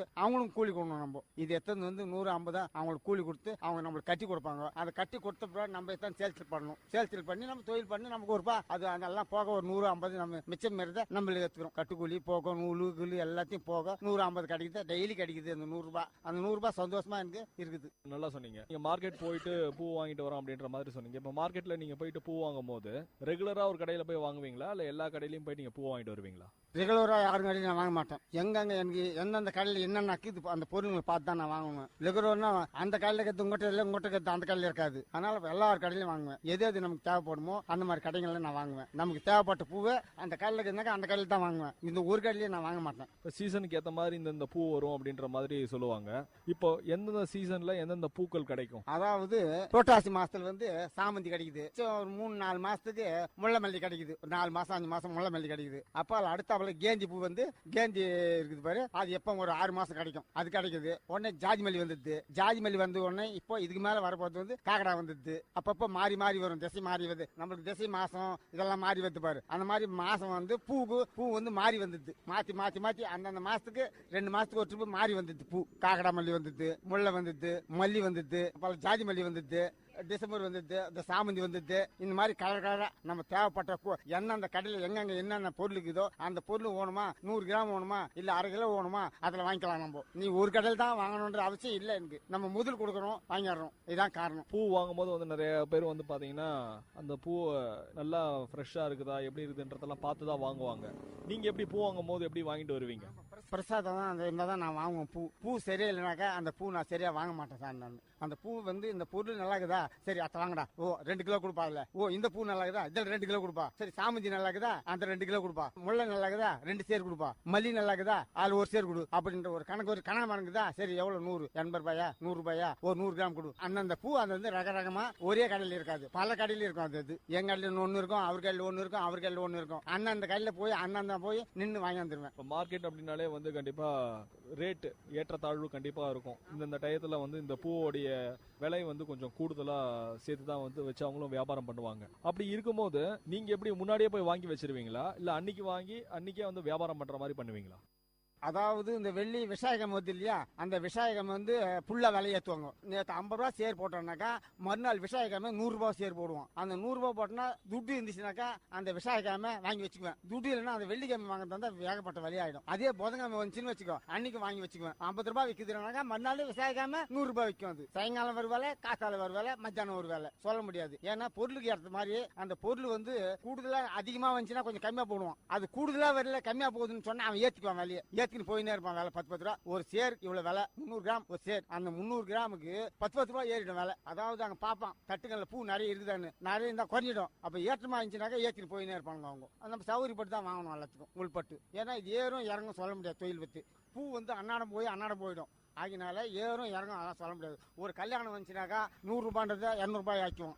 200 ரூபாய் 250 கொடுவோம். இப்போ இன்னும் ஒரு மாசம் 2 மாசம் தான் வரும் முல்லை மல்லி எல்லாம். அது வந்து 200 ரூபாய் 250 மேல. இப்போ 100 ரூபாய் போயிங்குது அப்படின்னாக்கா நாளைக்கு 200 ரூபாய் ஆயிடும் சொல்ல முடியாது. அது மல்லி முல்லை போச்சுனாக்கா காக்கடா ஜாதி மல்லி எல்லாம் வரக்கூடிய சக்தி. இதுக்கு மேல காக்கடாவும் ஜாதி மல்லியும் வரும். முல்லை மல்லி போகும், அது வரும், இது போகும். அப்படிதான் கணக்கு. நீங்க அவங்க கிட்ட இருந்து வாங்கிட்டு வருவீங்க. இப்போ அவங்க வந்து நீங்க சொன்ன மாதிரி வந்து அந்த திருமண நாட்கள், அதுக்கப்புறம் வந்து ஒரு விசேஷ நாட்கள் எல்லாத்துலயும் வந்து கொஞ்சம் விலை கூடுதலா தான் வச்சு வியாபாரம் பண்ணுவாங்க. நீங்க அந்த நேரத்துல எப்படி அந்த விலையை வந்து எப்படி உங்க ரெகுலரா இப்போ உங்களுக்கு வாங்குறவங்க இருப்பாங்க, அவங்களுக்கும் அந்த நேரத்துல ரேட் அதிகமா தான் சொல்லுவீங்களா, இல்ல நார்மலா அதே ரேட்டுக்கு தருவீங்களா? அதனால வந்து அங்க நம்ம எப்படி வாங்குறோமோ அங்க கம்மியா போச்சுன்னா கம்மியா கொடுப்பேன். அங்க ஓவரா விலை போட்டாங்கன்னு வச்சுக்கோ, 10 ரூபாய்க்கு 20 ரூபாய் ஆகிட்டாங்கன்னு வச்சுக்கோ, நான் 10 ரூபாய் ஏற்றி தான் விற்பேன் நான். ஏன்னா நமக்கு லாபம் கிடைக்கணும் இனிமே. அதனால அந்த 10 ரூபாய் வந்து நான் ஏற்றி தான் கொடுப்பேன் நான். இந்த வியாபாரம் வந்து ஒரே இடத்துல உட்காந்து செய்வீங்களா, இல்ல தெருக்கல்ல எடுத்துட்டு போயிட்டு கூட வியாபாரம் செய்வீங்களா, இல்ல உங்க ஊருக்கல்ல சில பேர் கேட்பாங்க எங்களுக்கு இன்னைக்கு இந்த பூ தேவை அப்படின்ட்டு, வீடு பக்கத்து வீட்டுலாம் இருக்கும், அவங்களும் கேட்பாங்க எங்களுக்கு இந்த நாட்கள்ல இந்த பூ தேவைன்ட்டு, அங்கேயும் வியாபாரம் பண்ணுவீங்களா? நான் தெருங்களும் எடுத்து விற்பேன், நான் வெளியூர்லயும் போய் விற்பேன், இதே ஊர்லயும் விற்பேன், உட்காந்தும் விற்பேன். 4 விதமா போயிடுவேன் நான். மனசு எப்படி இருக்குதோ, எங்க வியாபாரம் எந்த இடத்துல எப்படி போகுதோ அந்த மாதிரி லைன்ல போயினே இருப்பேன். இப்ப இந்த தெருவு போடணும்னு வச்சுக்கோ, 200 ரூபாய் விற்கும். சரணை எடுத்து போய் குத்துட்டு வந்து இதே இடத்துல கூட உட்காந்துக்குவேன். நம்ம ஊரை சுத்தணும்னு வச்சுக்கோ, பிரம்மபுரத்துல அதே இடத்துல அங்க வித்துட்டு அங்க வந்து அதே மாதிரி வந்து உட்காந்துக்குவேன். அதே மாதிரி தான் கதை. தொழில் நம்மளுக்கு இங்கே உட்காந்தா வியாபாரம் டக்குன்னு இன்னொரு இடம் போவேன் நான். அதெல்லாம் சொல்ல முடியாது. வந்து இங்க உட்காந்துனா இப்போ உட்காந்து போக மாட்டேன். இப்போ எல்லாத்தையும் முடிச்சுட்டு வந்துட்டேன். இப்போ காலையில் வெளியே சத்தோசேரி, வசூர் தெரியும், அந்த ஏரியாவில் நான் போய் விற்கிறாள். அந்த லைன்ல ஆத்துலேயே நோஞ்சி கூட நிறைய எடுத்து போய் வித்துட்டு வருவேன் நான். வித்துட்டு வந்து வேலூர் போயிட்டு சரக்கு வாங்கி வந்து திருப்பி திருப்பி இப்போ சாயங்காலத்தில். எப்படிதான் நீங்க சைக்கிள் ஏதாவது ஒன்று வச்சுக்கிட்டு அதுல போய் நீங்க வியாபாரம் பண்ணுவீங்களா, இல்ல வண்டி அது மாதிரி எடுத்துட்டு போய் ஏதாவது வியாபாரம் பண்ணுவீங்களா? இப்போ வசூர் வரி எல்லாம் போறோம் அப்படின்ற மாதிரி சொல்லுவீங்க. எப்படி போயிட்டு எப்படி வியாபாரம் பண்றீங்க? கூட நிறைய எடுத்துக்கின்னு நான் சைக்கிள் கூட எனக்கு தெரியாது, வண்டி கூட தெரியாது, நீச்சல் தெரியாது எனக்கு. இதெல்லாம் தெரியாம வாழ்ந்துட்டேன் நான். படிக்க தெரியாது, கேட் போட தெரியாது,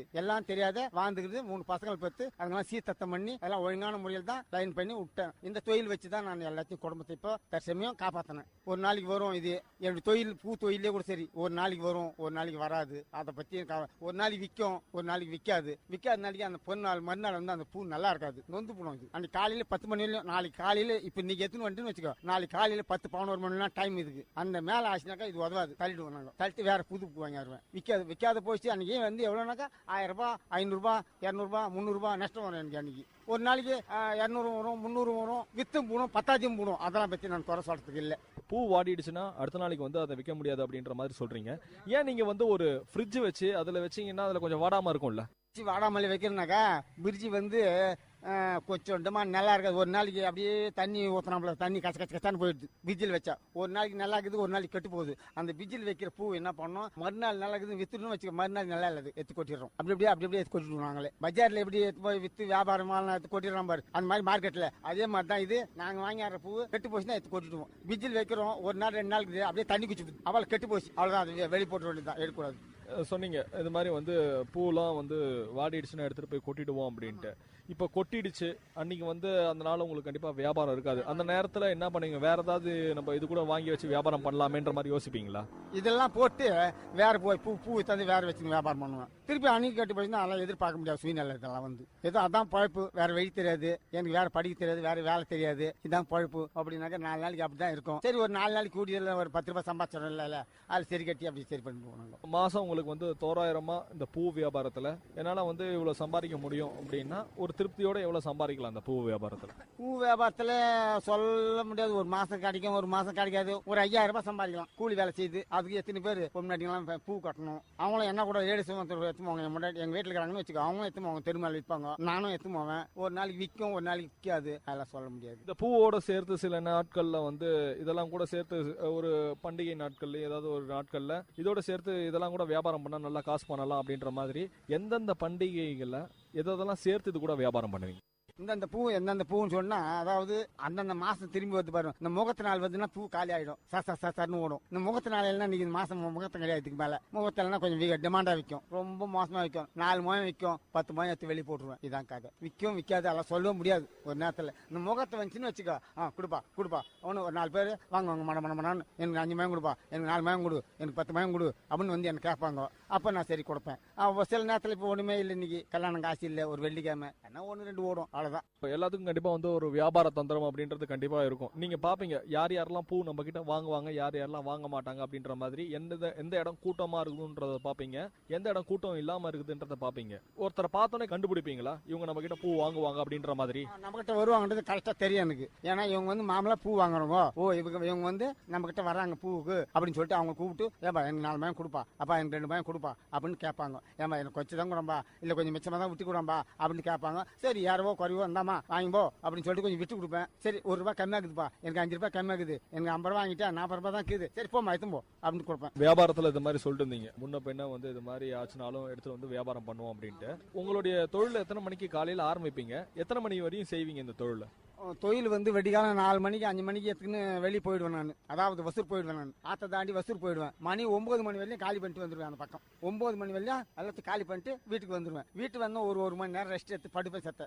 தண்ணி ஊற்றிக்கின்னு குளிச்சுட்டு சாப்பிட்டு சரி 1 மணி நேரம் எடுப்பேன், படுப்பேன். அந்த 1 மணி நேரம் 10:15 ஆச்சுனாக்கா கரெக்டாக வேலூர் போயிட்டுவேன். வேலூர் போயிட்டு இன்னைக்கு என்ன பூ வேணும், முல்லை வேணும், மல்லி வேணும், இது சாமந்தி வேணுமா, சாமிக்கு வேணும், அது சரி சாமந்தி அது ஒரு 2 கிலோ போடுப்பா, இதுல 1 கிலோ போடுப்பா, அதுல 1 கிலோ போடு, ஜாதி மல்லி 1 சேரு, முல்லை 3 சேரு, மல்லி வந்து 4 சேரு இப்படின்னு எடுப்பேன். எல்லாத்தையும் எடுத்து ஆவாரகாலத்தில் ஒரு 700 ரூபாய் 800 ரூபாய் ஆகிடும். கட்டிட்டு உடனே நூல் வாங்குவேன். நூல் வேணும், நூல் வாங்கிட்டு அங்கே தான் கூலி ஆளுங்கன்னு போடும்போது அவங்களுக்கு 200 ரூபாய் 100 150 200 வந்தாம்மா, உங்களுக்கு எவ்வளோ ஆச்சு காசு அவங்களுக்கு எல்லாரும் கொடுப்பேன். கொடுத்துட்டு மிச்சங்க 100 200 நான் எடுத்துக்குவேன். ஒரு நாள் நிற்கும், விற்கலாலும் விற்கலனாலும் அவங்களெல்லாம் கொடுத்துடணும். நான் பூ நீங்களே வந்து கட்ட கத்துக்கிட்டாலும் வந்து உங்களுக்கு அதோடைய செலவுகள் மிச்சம் தான். இப்போ நீங்க இதெல்லாம் வந்து கட்ட கத்துப்பீங்களா, இல்ல இந்த பூவோட சேர்த்து சில பேர் வந்து பாத்தீங்க அப்படின்னா மாலை அதெல்லாம் கூட வந்து கட்ட கத்துப்பாங்க, நீங்க அது மாதிரி ஏன் கத்துக்கல?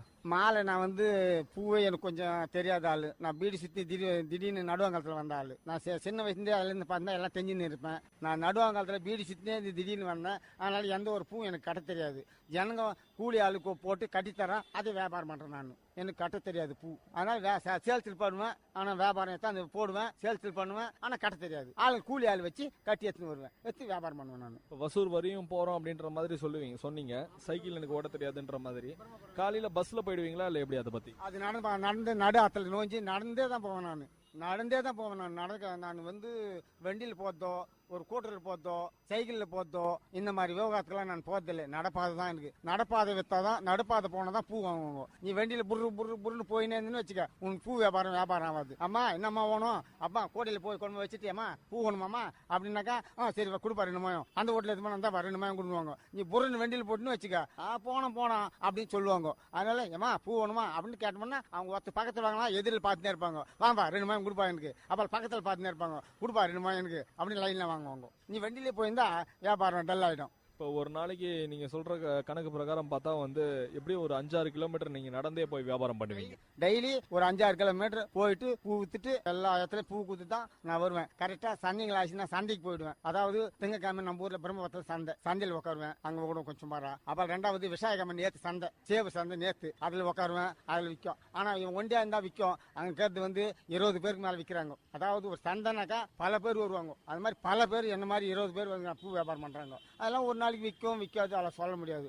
நம்ம ராசி கொஞ்ச நாள் ரொம்ப நாளா வித்துருந்தேன். அதில் போய் நம்ம கதை வித்து வெளியே வித்துட்டு மிச்சம் எடுத்துன்னு வந்து தான் அங்கேயும் பணம் கட்டணும், அதுக்கும் கட்டி ஆகணும் சந்தைக்கு. அதை கட்டிட்டு எல்லாம் போக தான் நமக்கு. இப்போ நீங்க சொன்ன மாதிரி பாத்தீங்க அப்படின்னா எல்லா தொழிலையுமே கண்டிப்பா வந்து போட்டிகள் கண்டிப்பா இருக்கும். உங்களுடைய தொழில்கள்லயும் கண்டிப்பா வந்து போட்டி இருக்கும். இந்த போட்டியெல்லாம் தாண்டி எப்படி நீங்க வியாபாரம் பண்றீங்க? இந்த போட்டின்னு எதிர்பார்க்க முடியாது. என்ன பண்ணுவாங்க சொன்னாக்கா, நான் 100 ரூபாய் தரேன் சேர்னு வச்சுக்கோ, நான் 20 ரூபாய் வாங்கி சொல்லுவேன். நீ முந்தினேத்து பூ வாங்கி பிரிட்ஜில் வச்சுக்குவேன், முந்தினேத்து பூ வாங்கி பிரிட்ஜில் வச்சுக்குவேன். நான் வந்து இன்னைக்கு பூ வாங்கினேன், நான் 100 ரூபான்னு வாங்கினேன். முந்தினேத்து 50 ரூபாய் நீ வாங்கிக்கிற, நீ 10 ரூபாய் உங்ககிட்ட வந்து நிக்கிறாங்க ஜனம். நான் 20 ரூபாய் சொன்னா, ஏன் 20 ரூபாய் சொல்றேன்னு சொன்னா, நான் 100 ரூபான்னு வாங்கிக்கிறேன். எந்த அரும்பு உந்து வந்து பூத்து போந்து 2 நாளா பிரிட்ஜி இருந்து வெளியே விற்கிறது, நீ 10 ரூபான்னு கொடுக்குற, நான் 20 ரூபான்னு கொடுக்குறேன்.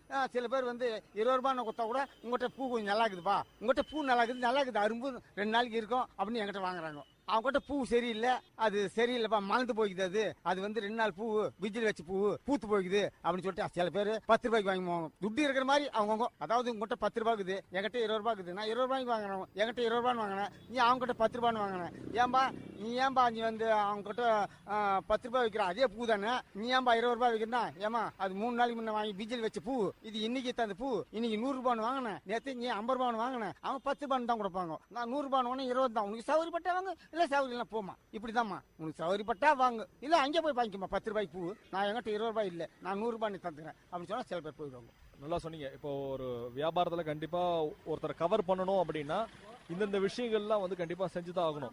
இப்ப நீங்க உங்களுடைய கஸ்டமரை எப்படி கவர் பண்ணுவீங்க? ஆமா வாமா, ஏமா என்னம்மா பூ நல்லா இருக்குது, வாங்கம்மா, என்னம்மா சமாச்சாரம், பூ சரியில்லை சொல்லுமா, அரும்பு நல்லா சூப்பர் அரும்பு தரணுமாம்மா, பூத்து போந்துமா, அது பிஜில் வச்சுது அப்படின்னு சொல்லுவேன் நான். அது பூத்து போந்து 3 நாளைக்கு முன்னே 50 ரூபான்னு வாங்கினாங்க, நான் 100 ரூபான்னு வாங்கி வச்சுக்கிறேன். பூ நல்லா இருக்குது சாருக்கு, சரி அங்கே போவாங்க பார்ப்பாங்க, ஓ இது நல்லா இல்லப்பா, எப்பா நீ 2 மணி கொடுப்பா, 20 ரூபாய் இது நல்லா இருக்குப்பா, பூ எனக்கு அடம்பாக்குப்பா, நல்லா இருக்குது கொடுப்பா நீ அப்படின்னு கேட்பாங்க. சில பேர் நான் குத்துறது 20 ரூபாய் மனம், நல்லா இருக்குது பூ அரும்பு நல்லா இருக்குது வாங்கிமாமா, அப்பா இதில் 1 ரூபாய் கூட 60 ரூபாய் கூட 60 ரூபாய் கூட இதில் 1 ரூபாய் கொடுப்பா, இந்தப்பா மொத்தம் 80 ரூபா ஆச்சா, இந்தப்பா போ. ரொம்ப நல்லா சொன்னீங்க. இது மாதிரி வந்து பாத்தீங்கன்னா உங்களுடைய பூ வித்தே வந்து உங்களுடைய குடும்பத்துல நல்லா ஒரு நிலைமைக்கு கொண்டு வந்திருக்கீங்க, உங்களுடைய பெண்களையும் படிக்க வச்சிருக்கீங்க. அதை பத்தி நீங்க சொல்லுங்க. என்னுடைய பூ வித்து தான் என் பசங்களை வந்து எப்படியோ கஷ்டப்பட்ட, ரொம்ப வெத்தி போட்டிக்கு ஒரு ஜாக்கெட் துணிக்கு இல்லாத ரொம்ப கஷ்டப்பட்டுக்கிறேன் நான். பொம்நாட்டி எங்க வீட்டில் இருக்கிறவங்க துணியெல்லாம் கீச்சின்னு கட்டிக்கிட்டு காலத்து ஓட்டினவங்க இப்போ நல்லா இருக்கிறோம். ஆண்டவர் புண்ணியத்தில் இப்போ நல்லா இருக்கணும். அது மாதிரி நான் போய் சொல்லக்கூடாது. அதாவது ஏதோ என் வயிற்று கொடுமை இதான் காப்பாற்ற சமயம். எனக்கு ஒரு பிள்ளைகள் எதுவும் இல்லை, பொண்ணுங்க தான் இருக்குது. ஆனால் இருந்தாலும் வச்சு மைண்டிங் பண்ணி 2 பொண்ணை கல்யாணம் பண்ணி கொடுத்த ஆளுக்கு இன்னும் ஒரு பொண்ணு கல்யாணம் பண்ணது இருக்குது. எல்லாத்தையும் செய்யறோம், நல்ல வசதி இதெல்லாம் தான் காமிச்சிது. அவங்க என்ன படிக்கிறாங்க? உங்களுடைய பெண்கள் வந்து இந்த பூ வித்து தான் நீங்க வியாபாரம் பண்ணி தான் நீங்க கல்யாணம் பண்ணி தந்ததா சொன்னீங்க. அவங்க என்ன படிக்கிறாங்க? எந்த இடத்துல கல்யாணம் பண்ணி தந்திருக்கிறீங்க? எது வரையும் படிக்க வச்சிருக்கீங்க அவங்கள? என் பொண்ணு ஒன்று 9வது படிக்க வச்சேன், ஒன்று 7வது படிக்க வச்சேன், ஒன்று பிகாம் படிக்க வச்சுக்கிறேன். அவங்களாம் வந்து எல்லாம் குத்துட்டேன் வெளியே. 18, 17, 20 வயசுலேயே குத்துட்டேன் நான். எல்லாம் பேரம் பேத்திக்கிறாங்க. இப்போ இந்த இன்னும் ஒரு அம்மா பிகாம் படிக்க வச்சம்மா இன்னும் கல்யாணம் பண்ணல, அந்த அம்மா தான் கல்யாணத்துக்கு நிற்கிறாங்க. அந்த அம்மா பிகாம் படிக்க வச்சுக்கிறான். நம்மளால இதெல்லாம் கஷ்டப்பட்டு தான் படிக்க வச்சேன். இந்த வியாபாரத்துல உங்களுக்கு ஏதாவது வந்து ஒரு சுவாரஸ்யமான விஷயங்கள், அனுபவங்கள் ஏதாவது நடந்துருதுங்களா இந்த பூ வியாபாரத்துல? இல்ல உங்க வாழ்க்கையில ஏதாவது ஒரு சுவாரஸ்யமான விஷயங்கள்? 10 பேரா பூ விற்கிறாங்கன்னு வச்சுப்பாரு, அங்க உனக்கு எனக்கு போட்டி வந்தா பிரச்சனை ஆயிடுது. பிரச்சனை இல்லை, அதனால மனசு தாங்க முடியாது, ஒன்று போய் போட அந்த தொழில் செய்யுதா. அப்ப அந்த தொழில் செய்யலாம், அப்ப நம்ம குடும்பம் என்ன ஆகுது? அவங்க சண்டை போட்டோம். அதாவது 10 பேரா பூ விற்கிறாங்க ஒரு சண்டைன்னு வச்சுக்கோ, 10 பேருக்கு ஒரு சண்டை வருதுன்னு வச்சுக்கோ. நேற்றுக்கு வந்து நம்ம என்னடா இது, அவங்ககிட்டலாம் போய் சண்டை போட்டுன்னு சாடி போட்டுன்னு அவ எப்படின்னா வித்து போறான், நமக்கு என்ன அப்படின்ற ஒரு லெவலில் போய் வச்சு நம்ம வாங்கடா அப்படின்னா. அப்ப அந்த தொழில் விட்டா நமக்கு எது என்ன ஆகுது? யோசனை வச்சு சரி சொன்னா சொல்லி மாட்டோம், திட்டுறவங்க திட்டி மாட்டோம், நம்ம தொழில் நம்ம பார்க்கலாம், நம்ம குடும்பத்தை காப்பாற்றணும் அப்படின்ற ஒரு லைனுக்கு போவேன் நான். உழைப்பால வந்து இவ்வளவு தூரம் நீங்க வாழ்க்கையில முன்னேறி வந்திருக்கிறீங்க. 20 வருஷமா பூ வியாபாரம் பண்ணிருக்கிறீங்க. கிட்டத்தட்ட ஒரு 2 பெண்களையும் நீங்க கல்யாணம் பண்ணி தந்திருக்கிறீங்க. உங்களுடைய குடும்பத்தையும் நீங்க ஒரு வீடு கட்டிருக்கீங்க. தொழில் மூலமா தான் நீங்க வந்து சாதிச்சிருக்கிறீங்க. உழைப்பை பத்தி நீங்க என்ன சொல்றீங்க? உழைப்பு நம்ம எவ்வளவு உழைக்கிறோமோ அவ்வளவு துட்டு இருக்குது. ஆனா கஷ்டப்படணும். ஒரு சைக்கிள் வண்டி இந்த சரசரன்னு போவாங்க கொடுப்பாங்க. நம்ம நடப்பாதையில் போறவங்க நமக்கு ஏதோ நம்ம சக்தியா சாரம் வித்துக்கோ. ஒரு 10 கிலோ விற்கிறதா ஒரு 5 கிலோ வித்துக்கோ, அவ்வளவுதான். 1000 ரூபாய் வரதா 200 ரூபாய் வட்டுறோம் போதும். அது வெளியும் கொண்டு மைண்டிங் பண்ணி போகலாம். அந்த லைன்ல போறேன் நான். இப்போ இதுக்கு மேலேயும் நீங்க வந்து பூ வியாபாரம் தான் பண்ணி உங்களுடைய வாழ்க்கையில இதுக்கப்புறமா நீங்க இது முன்னேற போறீங்களா? இதை விட்டுட்டு வேற ஏதாவது செய்யலாம் அப்படின்ற மாதிரி யோசனைகள் ஏதாவது இருக்குதுங்களா? எனக்கு வந்து 63 வயசு ஆகி போச்சு. இதுக்கு மேல இன்னொரு தொழிலுக்கு போனா மதிப்பு இல்லை, கம்மி இருக்கு. அதனால அது கொஞ்சம் இதில் தான் காலத்து ஓட்டு போனோமே தவிர வேற தொழில் போறதுக்கு இல்லை. எனக்கு வேற தொழில்ன்றே பேசக்கூடாது. ரொம்பன்றது கொஞ்சமாவது எத்தனை நம்ம செய்துன்னு நம்ம வயிற்றை காப்பாத்தின்னு போனா அது வெளியும் போதும். இதுதான் எனக்கு முடிவு. இது கடைசி வரையும் இதுதான் இருப்பேன் தவிர வேற எதுவும் என்னால வேற தொழில் செய்யறதுக்கு தெரியல. தெரியாது. 10 கிலோ எடுக்கிறதா 1 கிலோ எடு. அது வெளியும் மைண்டிங் பண்ணி பொண்டாட்டி புள்ளியா காப்பாத்தின்னு போயினே இரு, அவ்வளவுதான். வேற தொழில் போறதுக்கு இல்லை எனக்கு. கிட்டத்தட்ட ஒரு நாளைக்கு எப்படியும் ஒரு 5 கிலோமீட்டர் நீங்க நடப்பீங்க அப்படின்னு சொல்றீங்க. இந்த நடக்கிறதுனால உங்களுடைய உடம்பு எப்படி இருக்குது? நமக்கு நடக்கிறதுனால எந்த ஒரு பிரச்சனையும் இல்லை எனக்கு. டெய்லி கோடை பெரிய கோடை தூக்கி தலைமையில வச்சுக்கின்னு ஆத்துல நோஞ்சி நட கட கட கட கட கட கட கட தண்ணி தான். தண்ணி கூட போய் தண்ணியில் கூட காலை வச்சு அண்ணன் கட்டி போய் வித்துட்டு நான் வந்துடுவேன். நான் டெய்லி நல்ல வியாபாரம் பண்ணுவேன், நல்லா இருக்கும். அப்பதான் என் உடம்பு கொஞ்சம் நல்லா இருக்குது. வந்து பத்துக்கும் அந்நேரத்துக்கு நடக்கிறதுக்கு கால் வெளியான்னு நோவும். தண்ணி கிண்ணி காய வச்சு ஊற்றி பத்துட்டுனா திருப்பி 1 மணி நேரம் ரெஸ்ட் எடுத்து திருப்பி உடனே போயிடுவேன் பஜாருக்கு. உடனே பூ தருவேன். திருப்பி சாயங்காலம் ஆச்சுன்னா நீ வெள்ளிக்கிழமை தெத்தான்ட்டேன். அதான் இன்னைக்கு நிறைய பேர் வந்து பாத்தீங்க அப்படின்னா நிறைய சம்பாதிக்கிறாங்க, நிறைய செலவுகள் பண்றாங்க. அப்படிலாம் செலவுகள் பண்ணிட்டு கூட என்னால வந்து மிச்சம் பண்ண முடியல, ஐயோ பணம் சம்பாதிக்க முடியலையே அப்படின்ற மாதிரி நிறைய பேர் புலம்புறவங்க இருக்கிறாங்க. அப்படி இருக்கும்போது ஒரு சொற்பமான ஒரு வியாபாரம் பண்ணிட்டு இவ்வளவு ஒரு மன திருப்தியோட நீங்க பேசுறீங்க, அவங்களுக்கு நீங்க என்ன சொல்ல விரும்புறீங்க? அதாவது நமக்கு வந்து நம்ம சிக்கனமா செலவு பண்ணுவோம். நமக்கு வந்து 100 ரூபாய் வருதுனாக்கா அந்த 100 ரூபாய் ஆடம்பரமா பண்ணக்கூடாது. 50 ரூபாய் செலவு ஆடம்பரமா பண்ணிக்கோ. 100 ரூபாய் வருதுனாக்கா அந்த 50 ரூபாய் எடுத்து டப்பாயில் போட்டு வைக்கட்டும். சமயத்துக்கு பொண்ணு பிள்ளைகள் கல்யாணம் பண்ணணும், காசு பண்ணணும், அதெல்லாம் சேர்த்து ஒரு மாசம் ஒரு சீட் 2000 ரூபாய் போடு. அதை கொண்டு நம்ம மின்னுக்கு வரணுமே தவிர வேற வழி இல்லை. நம்ம இன்னொருத்தர் போய் கடன் வாங்கிட்டா நாளைக்கு ஒரு பொண்ணுக்குது நாளைக்கு 4 லட்ச ரூபாய் கடன் ஆகும். அந்த கடத்தை வாங்கிட்டா அந்த பிள்ளை வாங்குறான் நம்ம கொடுக்கறதுக்காக. அந்த 100 ரூபாய் வந்துச்சுன்னா 50 ரூபாய் செலவு போட்டோம், போக்குவரத்து செலவு, குடும்ப செலவு போட்டோம்.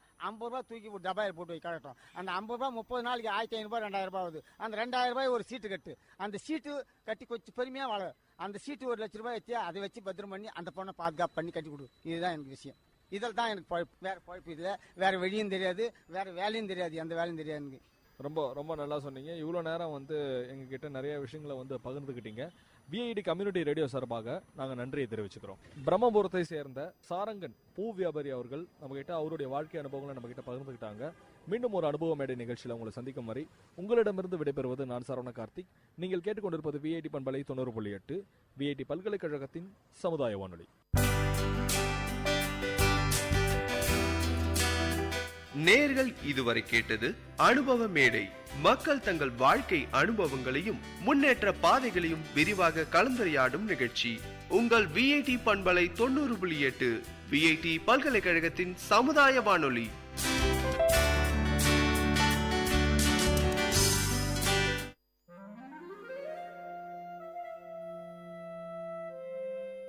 It's story time. In VIT Community Radio 90.8, you are going to listen to a short story written and narrated by Professor Pranesh Kumar, VIT University.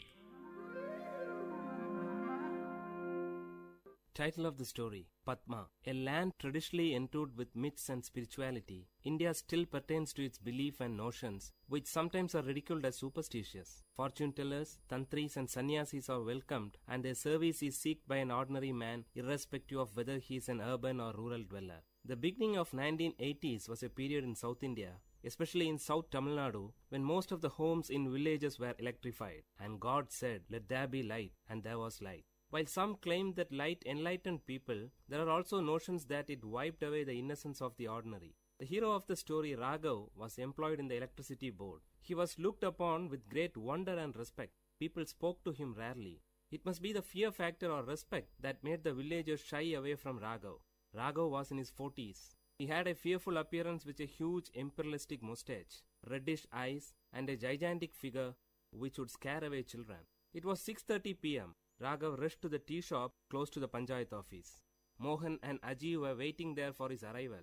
In the dim light, Raghav could rightly locate them from a few meters away with the illuminated cigarettes on their lips. The silence of the eve was beautiful, with a movie song from the Tamil movie 16 Vayadinile that was ascending from the tea shop radio. The atmosphere was disturbed in intervals by a scratch noise. Probably it's the tea shop owner cleaning his vessels. Raghav, Mohan and Aji were friends right from their childhood days. Mohan and Aji were unemployed but survived on the income from their ancestral property. Among them, Mohan was the youngest. He differed from his friends, wearing a bell-bottomed pant and with a peculiar hairstyle that was trendy among youths of the time. Coming close to his friends, Raghav stopped, got on from the cycle and flipped down the stand, leaving it to rest. Aji offered a cigarette to Raghav. Before placing it between his lips, Mohan lighted it for Raghav with his own. The conversation began immediately after Raghav had 2 strong puffs of the dry tobacco roll. Aji, shall we proceed with it? Raghav, with what? Removing the cigarettes from his mouth. Mohan, should we narrate it again? Don't you remember the plan that we told you yesterday? Raghav, but I told you that I have very little knowledge about mantras. Did I not? Aji, so you are the right person. You have the little knowledge that we need. After giving a deep thought, Raghav replied. Raghav, okay then, let's give a try. But only if you support me. Both the friends cheered as they were waiting for this word from Raghav. As it used to be, a wealthy landlord of the nearby village had a beautiful daughter. The fairy girl was possessed by the evil spirit Raktarashas, a bloodthirsty evil spirit. The landlord was much worried since it was the time when he was almost successful in fixing a bridegroom for his daughter Padma. Padma was then alienated. She sat at the corner of a dark room, staring at the window with wet eyes. She expressed a peculiar symptom. No one in the house went close to her. If that happened, she bit her own flesh to suck blood, thus scaring away others. Prayers and special pujas with offerings to the local deities were made. Kalam puja during midnight and all other means were tried but in vain. The distressed landlord promised a lump sum of 5,000 rupees for any tantri who would ward off the Raktarashas from his daughter. 5,000 rupees was a lump sum then. The secret news of Padma spread throughout the village. Everyone knew of this, but none dared to discuss about it in public. Aji's father Natraj, the prominent matchmaker of the village, brought home the story of Padma. Natraj was the matchmaker for Padma. When the story of the Raktarashas reached the 3 friends through Aji, they discussed the issue. The bone of content of the discussion was not Padma, but the 5,000 rupees. 3 friends were in dire need of money. Mohan needed money to buy a new tape recorder. Raghav was aiming for a motorbike and Aji wanted to buy a costly gift to impress his lady love. Aji said, merely dreaming about the lump sum will give us absolutely no result. How do we grab it? Mohan, Raghav's grandfather was a well-known Vaidya and a Tantri. He was also an expert in warding off evil spirits. Raghav, oh, that old man. It's all gone with him. Aji, gone? No, it still exists in you. Raghav, me? Aji, yes, you. My dad often recalls your grandfather and concludes that Raghav resembles his grandfather in every minute detail. Raghav, but that's not all. Mohan, I have several experiences of witnessing tantris warding off evil spirits from people. It's an easy task. They chant and murmur mantras, and the major part would be beating the victim till he obeys his orders. If that's easy for you, why don't you? Before Raghav could complete, Aji interrupted. Aji, the appearance, that's your ancestral gift. Raghav, okay, even if I accept it, imagine what would happen if the evil spirit pounces on me. Mohan, Raghav na, wasn't it you who preached us Periyar thoughts and rational thinking? And now it's time to prove your dedication to Tandai Periyar. The conversation came to a halt.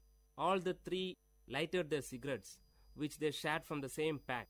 Before departing, Raghav promised his friends that he would give a reply the next day evening.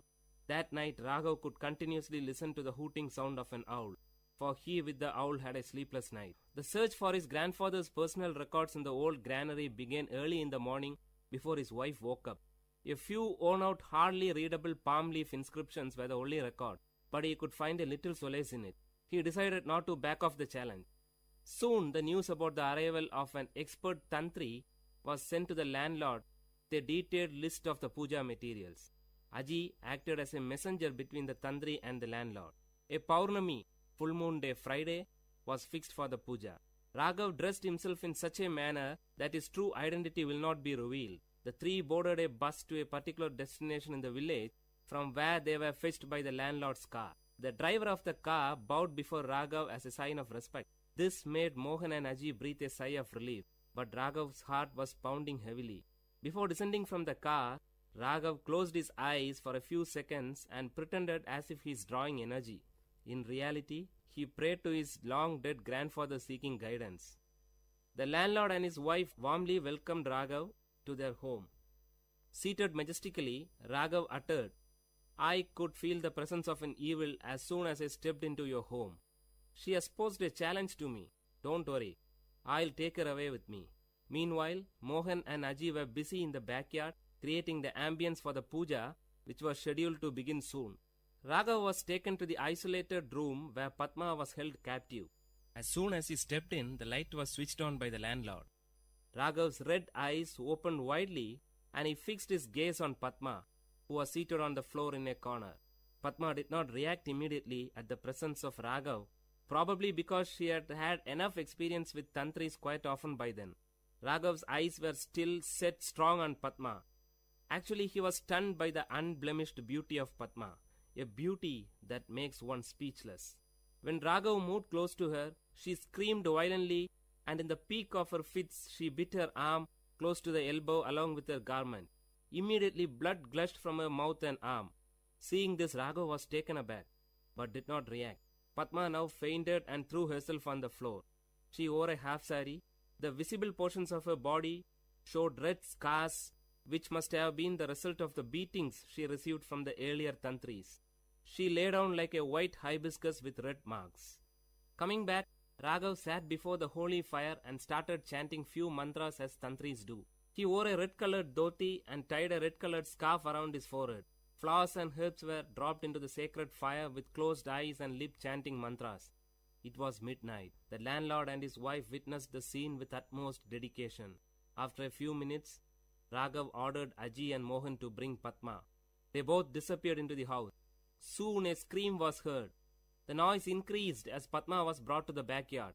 She was screaming violently, trying to free herself from the clutches of the two. The highest form of compassion and concern was expressive on the face of Padma's mother.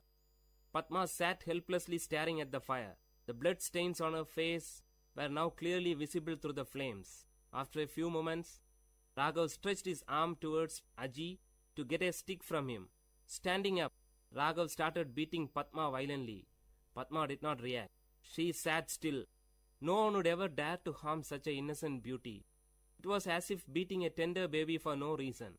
Probably this feeling must have stopped Raghav from proceeding further. With his reddish burning eyes, he looked ferociously at Aji and handed the stick to him, cueing him to continue with beating.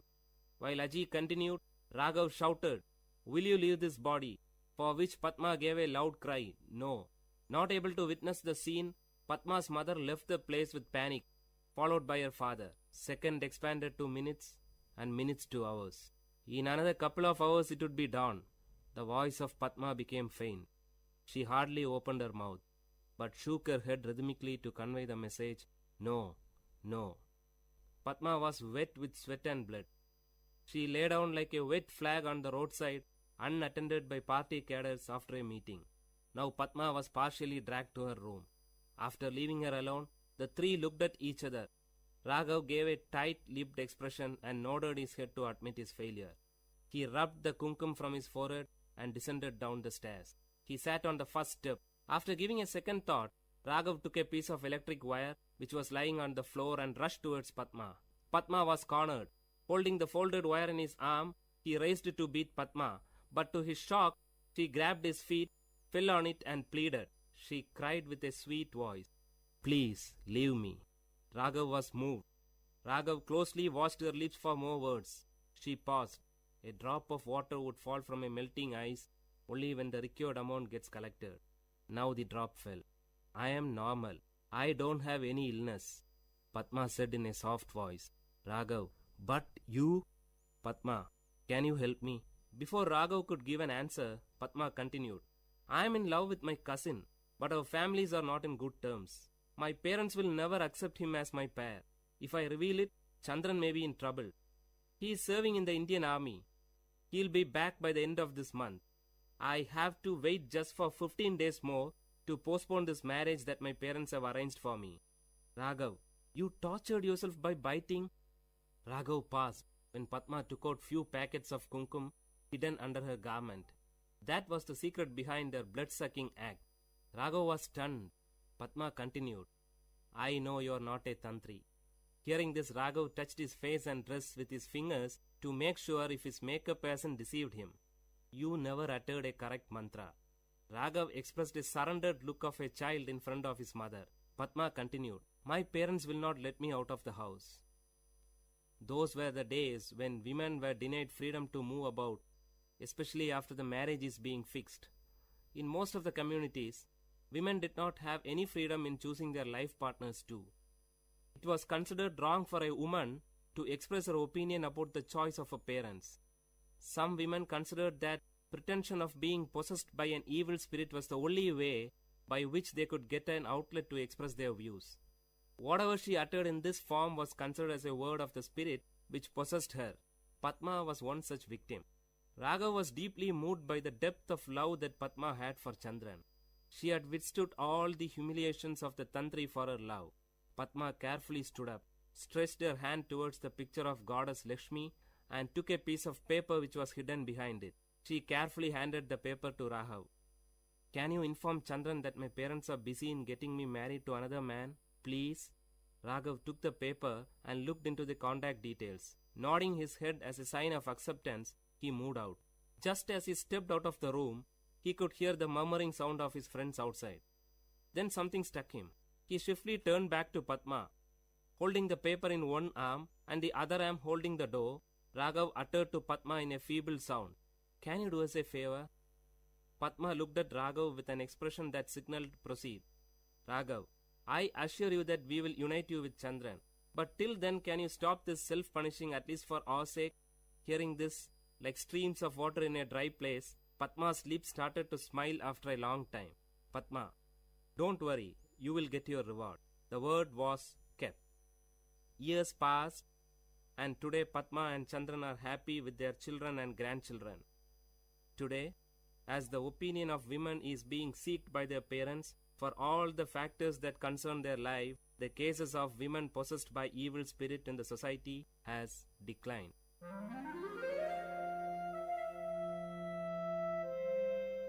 Dear listeners, you had listened to a short story written and narrated by Professor Pranesh Kumar, VIT University, in VIT Community Radio 90.8.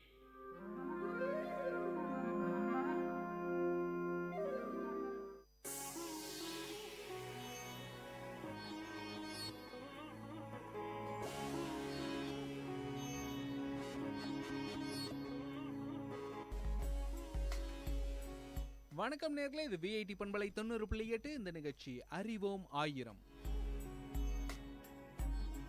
அறிவோம் ஆயிரம் நிகழ்ச்சியில் பல்வேறு துறை சார்ந்த தகவலோட ஒவ்வொரு நாளும் உங்களை வந்து சந்திச்சிட்டு இருக்கோம். அந்த வகையில் இன்னைக்கு ஒரு துறை சார்ந்த சிறப்பான தகவலோட நான் வந்திருக்கேன். நான் உங்கள் அனுபவத்துடன் கேபி ஆனந்த். என்னோட இணைஞ்சிருக்காங்க சுரேஷ் போஸ், நித்யராஜ்.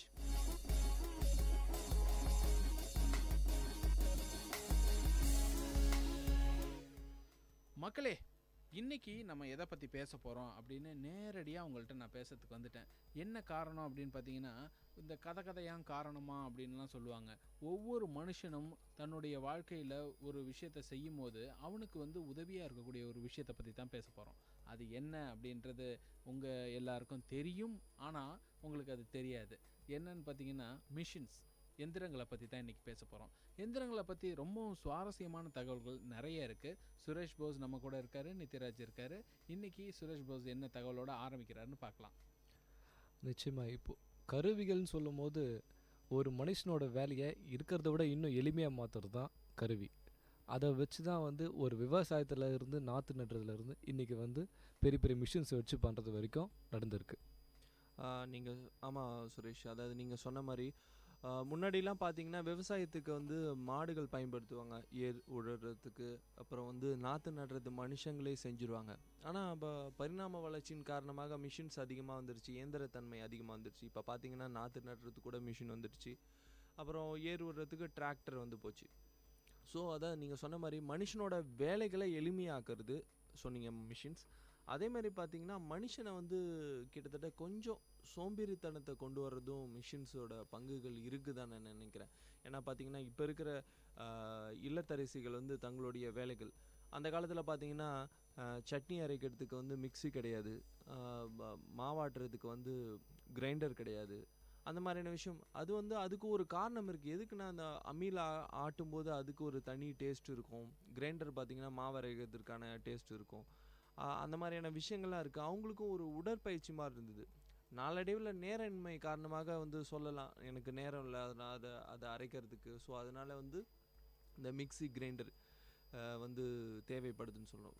எந்த வகையில் வந்து இயந்திரங்கள் வந்து நம்மளோட வாழ்க்கையில் வந்து இன்றியமையாத ஒரு பொருளாக இருந்துகிட்ருக்கு இல்லையா? ஆமாம், இப்போது மிஷின்ஸ் வந்த பிறகு தான் வந்து மக்களுக்கு வந்து நேரம் வந்து அதிகமாக இப்போ இருக்குது. முன்னெல்லாம் வந்து வேலையிலே வந்து பல விஷயம் போயிடும். இப்போது இவங்க வந்து மிஷின்ஸ் வந்ததுனால பொழுதுபோக்குறதுக்கு வந்து பல மிஷின்ஸை இவங்க தேடிட்டு போயிட்டுருக்காங்க. இப்போ இதனால் வேலை செய்கிறதுக்கு மிஷின்ஸ் இல்லாமல் இவங்க செஞ்சதுனால இப்போ வேலை செய்கிறதுக்கு மிஷின் வந்துடுச்சு. இப்போ இவங்க வேலை செய்யாமல் இருக்கிறதுனால அந்த பாடி வெயிட் அதில் ஏறதுக்கு அதை குறைக்கிறதுக்கும் பல மிஷின்ஸ் இப்போ வந்திருக்கு. நாம் சொல்லலாம், கரெக்டு தான். என்ன சொல்கிறது, பொருட்களை வந்து நம்ம சில பொருட்களை, அதாவது மிக்ஸி கிரைண்டரு, வீட்டு உபயோக பொருட்கள், அப்ளையன்சஸ்லாம் இருக்கு இல்லையா, அதுக்கு வந்து மிஷின்கள் வந்து தேவையில்லை, நம்மளே செய்யலான்னு சொல்லலாம். ஆனால் பெரிய இண்டஸ்ட்ரீஸ் இருக்குது. இன்றைக்கி பார்த்தீங்கன்னா வந்து கார்கள் தயாரிப்பதாக இருக்கட்டும், வந்து இது ட்ரெயின் தயாரிக்கிறதா இருக்கட்டும், இல்லை இது விமானங்கள் போன்ற விஷயங்களில் வந்து நீங்கள் வந்து அங்கே மிஷின் இல்லாமல் நம்மளே செய்ய முடியாது. மேன் பவர் தேவை தான். ஆனால் அந்த இடத்துல பார்த்தீங்கன்னா மிஷினோட உதவி இல்லாமல் எந்த பொருட்களுமே நீங்கள் செய்ய முடியாது. ஒரு மனிதனால் முழு வடிவத்தையும் அவனாலே கொடுக்க முடியாது.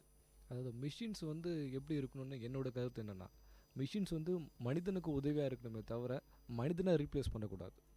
அது ரொம்ப அருமையாக ஒரு கருத்து சொல்லியிருக்கீங்க. இவ்வளவு விஷயங்களும் நம்ம பேசுகிறோம், ஆனாலும் முக்கியமாக நம்ம ஒரு விஷயத்தை பேசி ஆகணும். எந்திரம் அப்படின்னு சொல்லிட்டோம்னாலே ரொம்ப சிம்பிளாக எப்படி ஒரு மனுஷனுக்கு புரிய வைக்க முடியும் அப்படின்னு கேட்கலாம். ஸோ எந்திரம்னா என்ன அப்படின்ற ஒரு கேள்வியோடு தான் நம்ம இந்த நிகழ்ச்சியை தொடங்கணும். எந்திரம்னா என்னன்றதுக்கு அடுத்த ஒரு கேள்வி என்னென்னா, என்னென்ன வகையான எந்திரங்கள் இருக்குது அப்படின்றது தான் வரும். ஸோ என்னென்ன வகையான எந்திரங்கள்னு சொன்னோன்னா நமக்கு முதல்ல அப்படியே டக் அப்படின்ட்டு நம்மளுக்கு ஞாபகத்துக்கு வருது பார்த்திங்கன்னா, எளிய இயந்திரங்கள்னு சொல்லக்கூடிய ஒரு விஷயம். அதாவது ஃபிசிக்ஸ் படித்தவங்க சொல்லுவாங்க சிம்பிள் மிஷின் அப்படின்னு சொல்லுவாங்க. சிம்பிள் மிஷின்னா என்ன அப்படின்னு பார்த்தீங்கன்னா, ஒரு உந்து சக்தி இல்லை ஒரு சக்தி, அந்த ஒரு சக்தி வந்து ஒரு விசைன்னு சொல்லுவாங்க. அந்த ஒரு விசை வந்து ஒரு செயலை செய்யும். அந்த செயலோட அந்த மிஷினோடைய வேலை வந்து முடிச்சிடும். ஸோ இது வந்து சிம்பிள் மிஷின் அப்படின்னு சொல்லுவாங்க. உதாரணத்துக்கு பார்த்தீங்கன்னா, ஒரு இன்க்ளைன் பிளெயின் எடுத்துங்கன்னா, ஒரு சாய்வு தளம், அது மேலே வந்து ஒரு பொருளை வச்சிங்கன்னா அது நேராக கீழே வந்து இறங்கிடும். ஸோ இவ்வளோ தான் அந்த மிஷினோட வேலையே. அதே மாதிரி பார்த்திங்கன்னா, ஒரு சக்கரம் இருக்குது அப்படின்னா, இப்படி ஒரு தடவை சுற்றி விட்டிங்கன்னா அது பாட்டு சுற்றிக்கிட்டே போய் கடைசியாக ஒரு இடத்துல நிற்கும். அவ்வளோதான் முடிஞ்சிச்சு. ஸோ நெம்புகோல்னு சொல்லுவாங்க, லிவர்னு சொல்லுவாங்க. ஸோ இந்த லிவரை வந்து ஒரு தடவை வச்சு நெம்புனீங்கன்னா அதோட ஒர்க் முடிஞ்சிருச்சு. ஸோ இந்த மாதிரி ஒவ்வொரு இடங்கள்லையும் ஒவ்வொரு நிகழ்வு நடக்கும் போதும் ஒரு மிஷின் வந்து உருவாகியிருக்கு. அந்த மிஷின்ஸ் எல்லாமே பார்த்திங்கன்னா எளிய இயந்திரம்னு சொல்லுவாங்க. இதுக்கு அடுத்த ஒரு நிலை, அந்த நிலை என்னன்னு பார்த்தீங்கன்னா, இந்த மிஷின்ஸ் எல்லாத்தையுமே ஒரு ஊக்குறதுக்கு ஒரு ஊக்கு சக்தி தேவைப்படுது. அந்த ஒரு மனுஷன் வந்து அதை பயன்படுத்துகிறான் அப்படின்ற ஒரு நிலையிலே இருக்குது. ஸோ இதை தாண்டி அடுத்த நிலை, மனிதன் வந்து இயக்காமலேயே கண்டினியூவஸாக ஒரு மிஷின் இயங்கிட்டு இருக்கு அப்படின்னா அதை வந்து எதை சொல்கிறாங்க அப்படின்னு பார்த்தீங்கன்னா, கண்டினியூவஸ் மிஷின் அப்படின்னு சொல்கிறாங்க. ஸோ இந்த மிஷினை பற்றி இன்னும் கூடுதல் தகவல் நிறையா இருக்குது. இப்போ நம்ம கண்டினியூ பண்ணலாம். இப்போது எல்லா மிஷின்ஸ்க்கும் அடிப்படை முதல்ல நம்ம கண்டுபிடிச்ச மிஷின் எது, ஒரு கருவி அப்படின்னு சொன்னால் சக்கரம். அந்த சக்கரத்தை வச்சு தான் வந்து இன்றைக்கி பல மிஷின்ஸ் உருவாக்கியிருக்காங்க. ஏன் பெரிய பெரிய மிஷின்ஸ்லாம் கூட அந்த சக்கரத்தை ஒரு பேஸாக வச்சு தான் அது எங்கே டேர்ன் பண்ணணும்னு சொல்லிட்டு அந்த டைரெக்ஷன்ஸ் வந்து பண்ணுறாங்க. இன்றைக்கி மிஷின்ஸை வந்து மனுஷனை ரீப்ளேஸ் பண்ணுதுன்னு சொல்கிறது எந்த அளவுக்கு உண்மை அப்படின்னு பார்த்திங்கன்னா, இன்றைக்கி ஒரு மிஷினை இயக்கிறதுக்கு ஒரு மனுஷன் தேவை. ஆனால் அந்த மிஷினே இயக்கிறதுக்கு ஒரு மனுஷன் மாதிரி ஒரு டிவைஸை கண்டுபிடிச்சிட்டாங்க. அதுதான் வந்து சென்சார்ஸ். அந்த சென்சார் தான் அந்த மிஷின் எப்போ இயங்கணும் எப்போ ஸ்டாப் ஆகணும்னு சொல்லிட்டு முடிவு பண்ணுது. இப்போது டெம்பரேச்சர்னால் இப்போ ஏசி வந்து நமக்கு வந்து ரிமோட்டில் ப்ரெஸ் பண்ணால் ஆன் ஆகுது.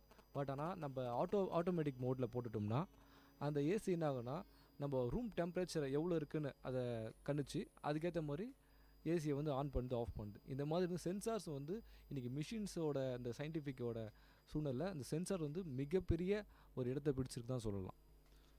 நல்ல விஷயத்துக்கு பயன்படுத்துகிற மிஷின்கள் பார்த்திங்கன்னா, இப்போ வந்து ஒரு எலிவேட்டராக இருக்கலாம்.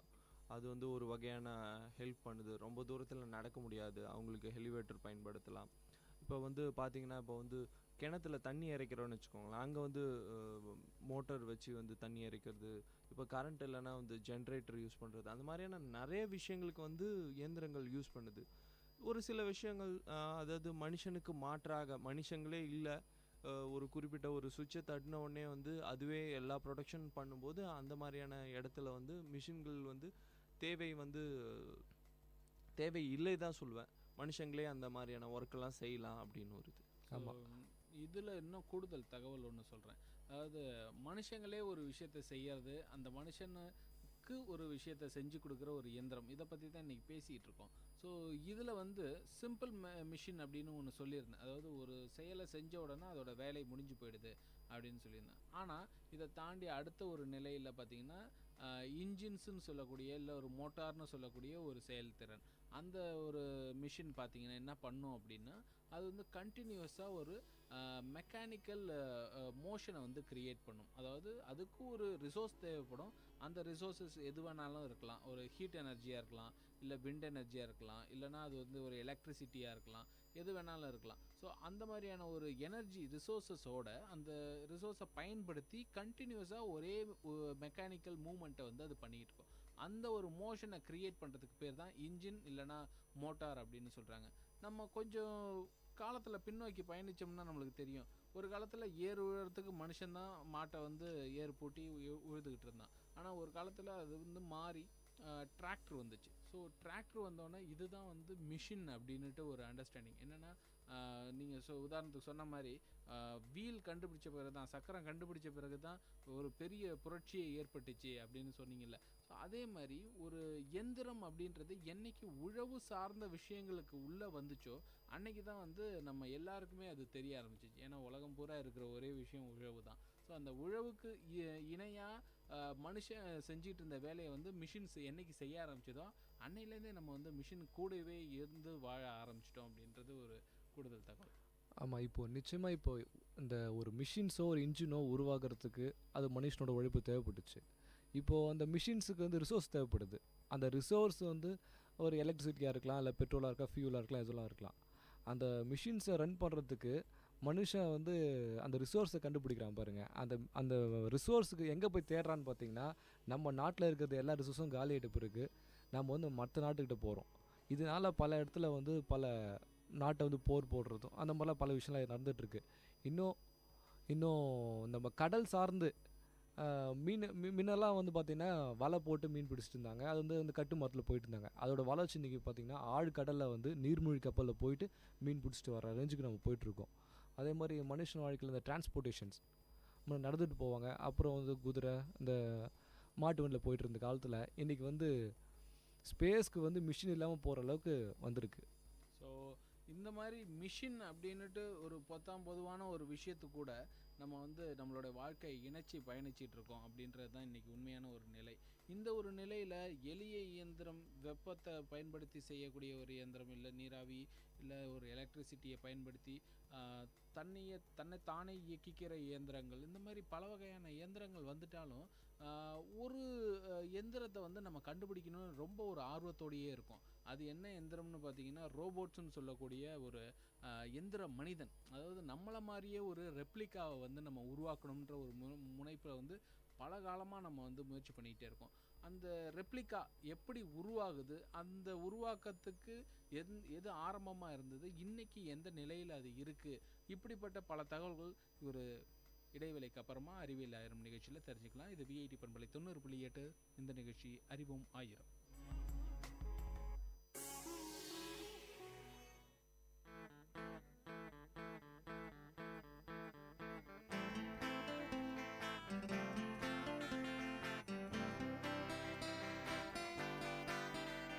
உங்கள் இல்லம் நுழைந்திடும், உங்கள் செவிகளை தீண்டிடும், உங்கள் மனதினை வருடவே பண்பலையாய் மலருதே. உங்கள் இல்லம் நுழைந்திடும், உங்கள் செவிகளை தீண்டிடும், உங்கள் மனதினை வருடவே பண்பலையாய் மலருதே. விஐடி 90.8 வேலூரில் நாங்கதாம்பே. விஐடி 90.8.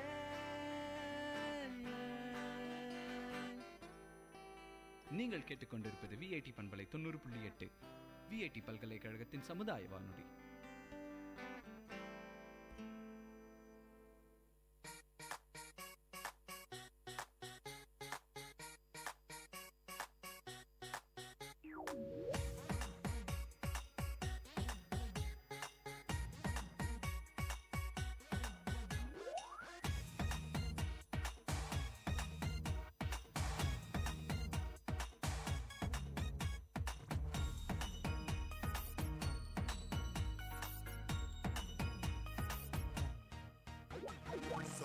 ராஜன் அவன் பேரன், இவன் செந்தமிழ்நாட்டின் வீரன்.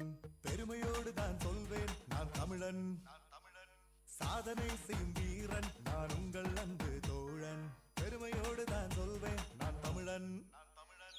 அவ்வை சொன்ன தமிழ் மொழியும் கம்பனாவன் கவி வரையும் என்றும் எங்கும் எங்கு காக்கும் தன்மான தமிழன் நான். என்றுமான குரல் வரையில் வீரமிசையின் வழியில் திமிரும் கொன்று உலகம் என்று உய்யும் தமிழன் நான்.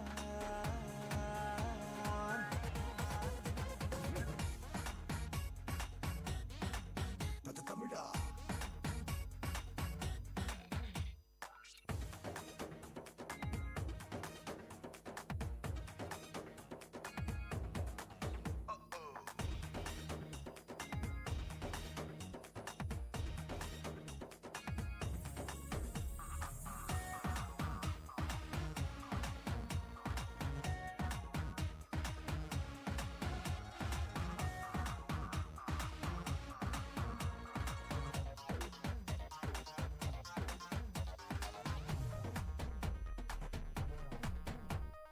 கணனி யுகத்தின் தலைவா நீ நோபல் வெல்வது புதிதா. நாசாவின் தவ புதல்வா நீ தமிழன். வானில் பறந்திடும் நண்பா அணு ஆய்வின் வெற்றி தோழா.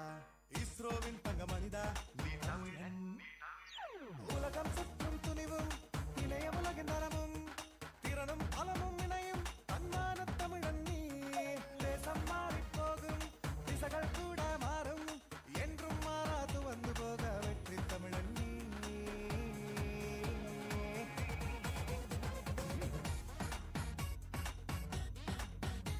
தமிழா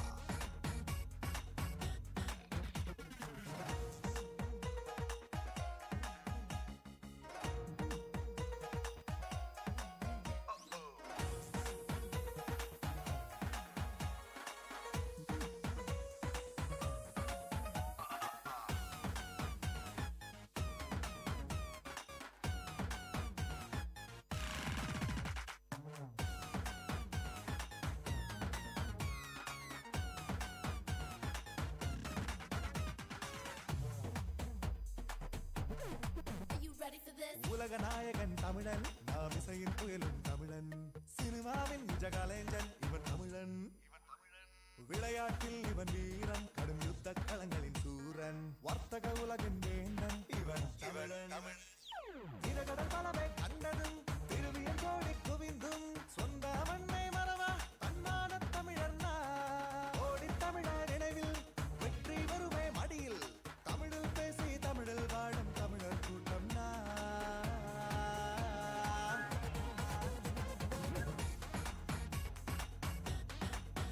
தமிழா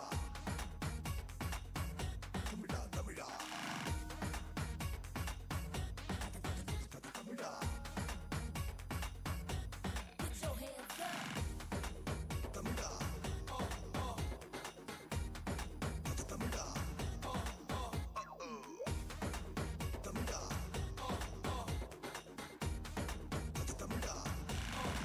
தமிழா தமிழா. கேட்ட பாடலை இசையமைத்து பாடியவர் நீரஜ் கோபால். பாடல் வரிகள் கணதீபன் ஞானகுமரன்.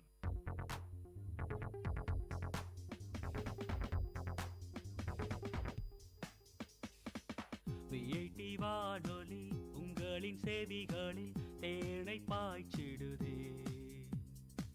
மனதின் கவலைகள் மறந்து போயிடும், மாயம் செய்திடுவே. இது காற்றின் அலை, பொங்கும் பாட்டின் அலை, நம் வீட்டோடும் நாட்டோடும் நடமாடி சுவை சேர்க்கும். விஐடி வானொலி உங்களின் செவிகளில் தேனை பாய்ச்சிடுதே.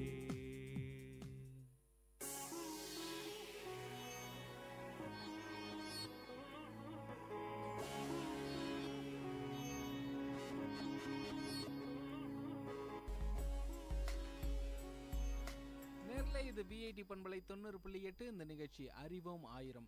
அறிவோம் ஆயிரம் நிகழ்ச்சியில் நம்ம பலவிதமான தகவலை கொடுத்துட்டு இருக்கோம். இன்னைக்கு மிஷின்ஸ்னு சொல்லக்கூடிய எந்திரங்களை பற்றி தான் பார்த்துட்டு இருக்கோம்.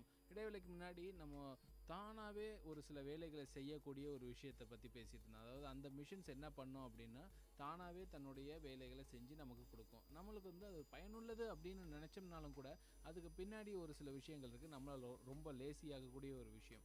அதோடைய உச்சம் அப்படின்னா நம்ம சொல்லணும்னா அது வந்து ஒரு ரோபோட் அப்படின்னு சொல்லக்கூடிய ஒரு விஷயம். சாதாரணமாக இந்த ரோபோட்டை வந்து எப்படி சொல்கிறாங்க அப்படின்னு பார்த்தீங்கன்னா அட்டானமஸ் மிஷின் அப்படின்னு சொல்கிறாங்க. அட்டானமஸ் மிஷின்னா என்ன அப்படின்னு பார்த்தீங்கன்னா தானாகவே தன்னிச்சையாக ஒரு செயலை செய்ய முடியும். ஆனாலும் இதில் ஒரு சின்ன ஒரு ட்ராபேக் என்ன அப்படின்னு பார்த்தீங்கன்னா அந்த அட்டானமஸ் மிஷின் நம்ம என்ன சமிக்கைகளை கொடுத்துருக்கோமோ அந்த சமிக்கைகளை மட்டுமே தனக்கு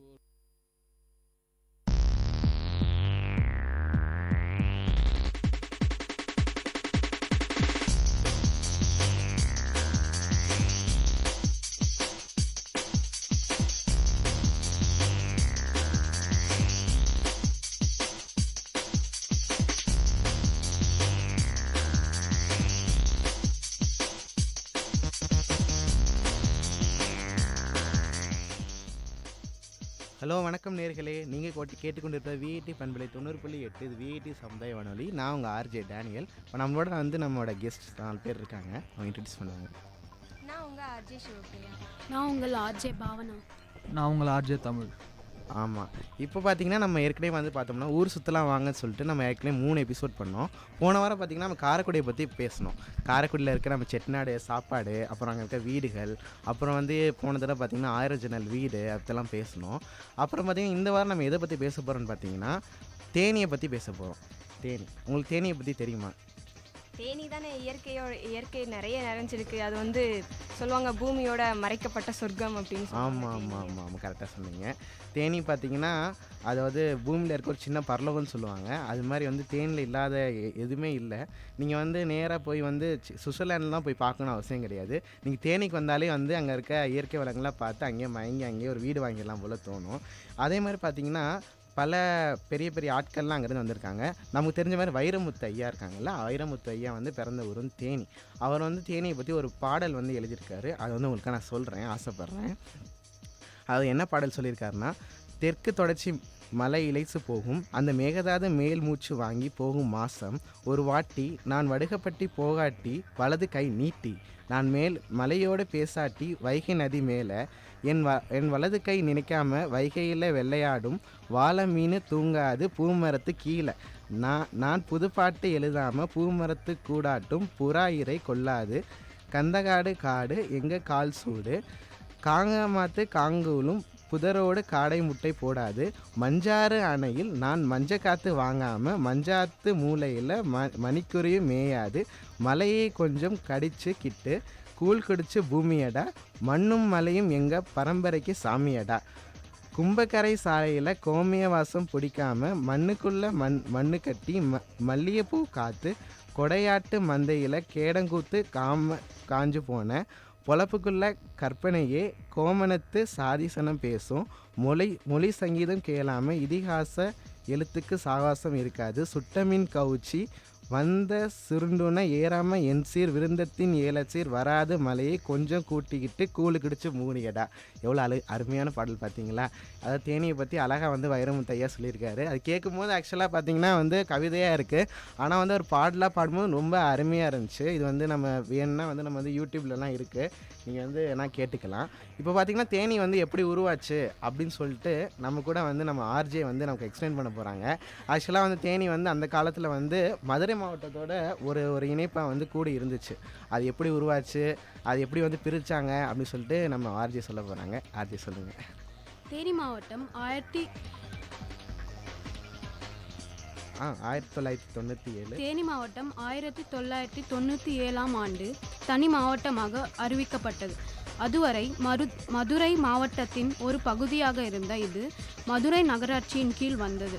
தேனியின் முக்கியமான கிராமங்கள் போடி மற்றும் அம்மாப்பட்டி. தேனி மாவட்டம் 2889 கிலோமீட்டர் பரப்பளவில் பரந்து விரிந்து கிடக்கிறது. அலுவல் மொழி தமிழ் மற்றும் அனைத்து மதத்தினரும் இங்கு ஒத்துமையாக வாழ்கின்றனர். 90களில் முற்பகுதியில் தேனி மாவட்டத்தில் மக்கள் தொகை குறைவாக இருந்தது. பின்னர் முல்லை பெரியார் அணை கட்டப்பட்ட பிறகு கம்பம் பள்ளத்தாக்கு ஓரளவு தண்ணீர் பெற்றது. இதனால் அதை சுற்றியுள்ள பகுதிகள் செழித்து வளர்ந்தன. தேனி மாவட்டம் 2 இயற்கை பிரிவுகளாக பிரிக்கப்பட்டுள்ளது. ஒன்று அடர்ந்த தாவரங்களை கொண்ட மலைப்பகுதி, மற்றொன்று வற்றாத நீரோடைகள் கொண்ட பசுமையான வயல்வெளிகள். தேனியில் 40.3% விவசாய நிலமாகவும் 50%க்கும் அதிகமான விவசாயிகளும் உள்ளனர். இங்கு பயிரப்படும் பன்னீர் திராட்சை அனைத்து திராட்சைகளில் இளமையானதாக கருதப்படுகிறது. சூப்பராக சொன்னீங்க ஆர்ஜே. இப்போ பார்த்தீங்கன்னா அதோட விரிவாக்கத்தை வந்து நம்ம தமிழ் வந்து நமக்கு எக்ஸ்பிளைன் பண்ணுவார். தமிழ் சொல்கிறீங்களா? கண்டிப்பாக சொல்லுங்கள். தேனி மாவட்டம் பார்த்திங்கன்னா நம்ம தமிழ்நாட்டில் ஒரு 38 மாவட்டங்களில் ஒரு மாவட்டமாக இருக்குது. நம்ம தேனியில் பார்த்திங்கன்னா மலைப்பகுதிகள் அருமையாக இருக்கும். இயற்கை வளங்கள் நல்லா பாதுகாக்கப்பட்டு வருகிறது. நம்ம தேனி வந்து நம்ம மதுரைக்கு அடுத்ததாக இருக்குது. மதுரைக்கு அடுத்ததாக உள்ளது. அதுவும் இல்லாமல் நம்ம தேனி மாவட்டம் 2 ஒரு மிகப்பெரிய தலைநகரமாக அமைந்துள்ளது. அதுவும் இல்லாமல் தேனி நகரத்தை 2 இயற்கை பிரிவுகளாக பிரித்துள்ளனர்.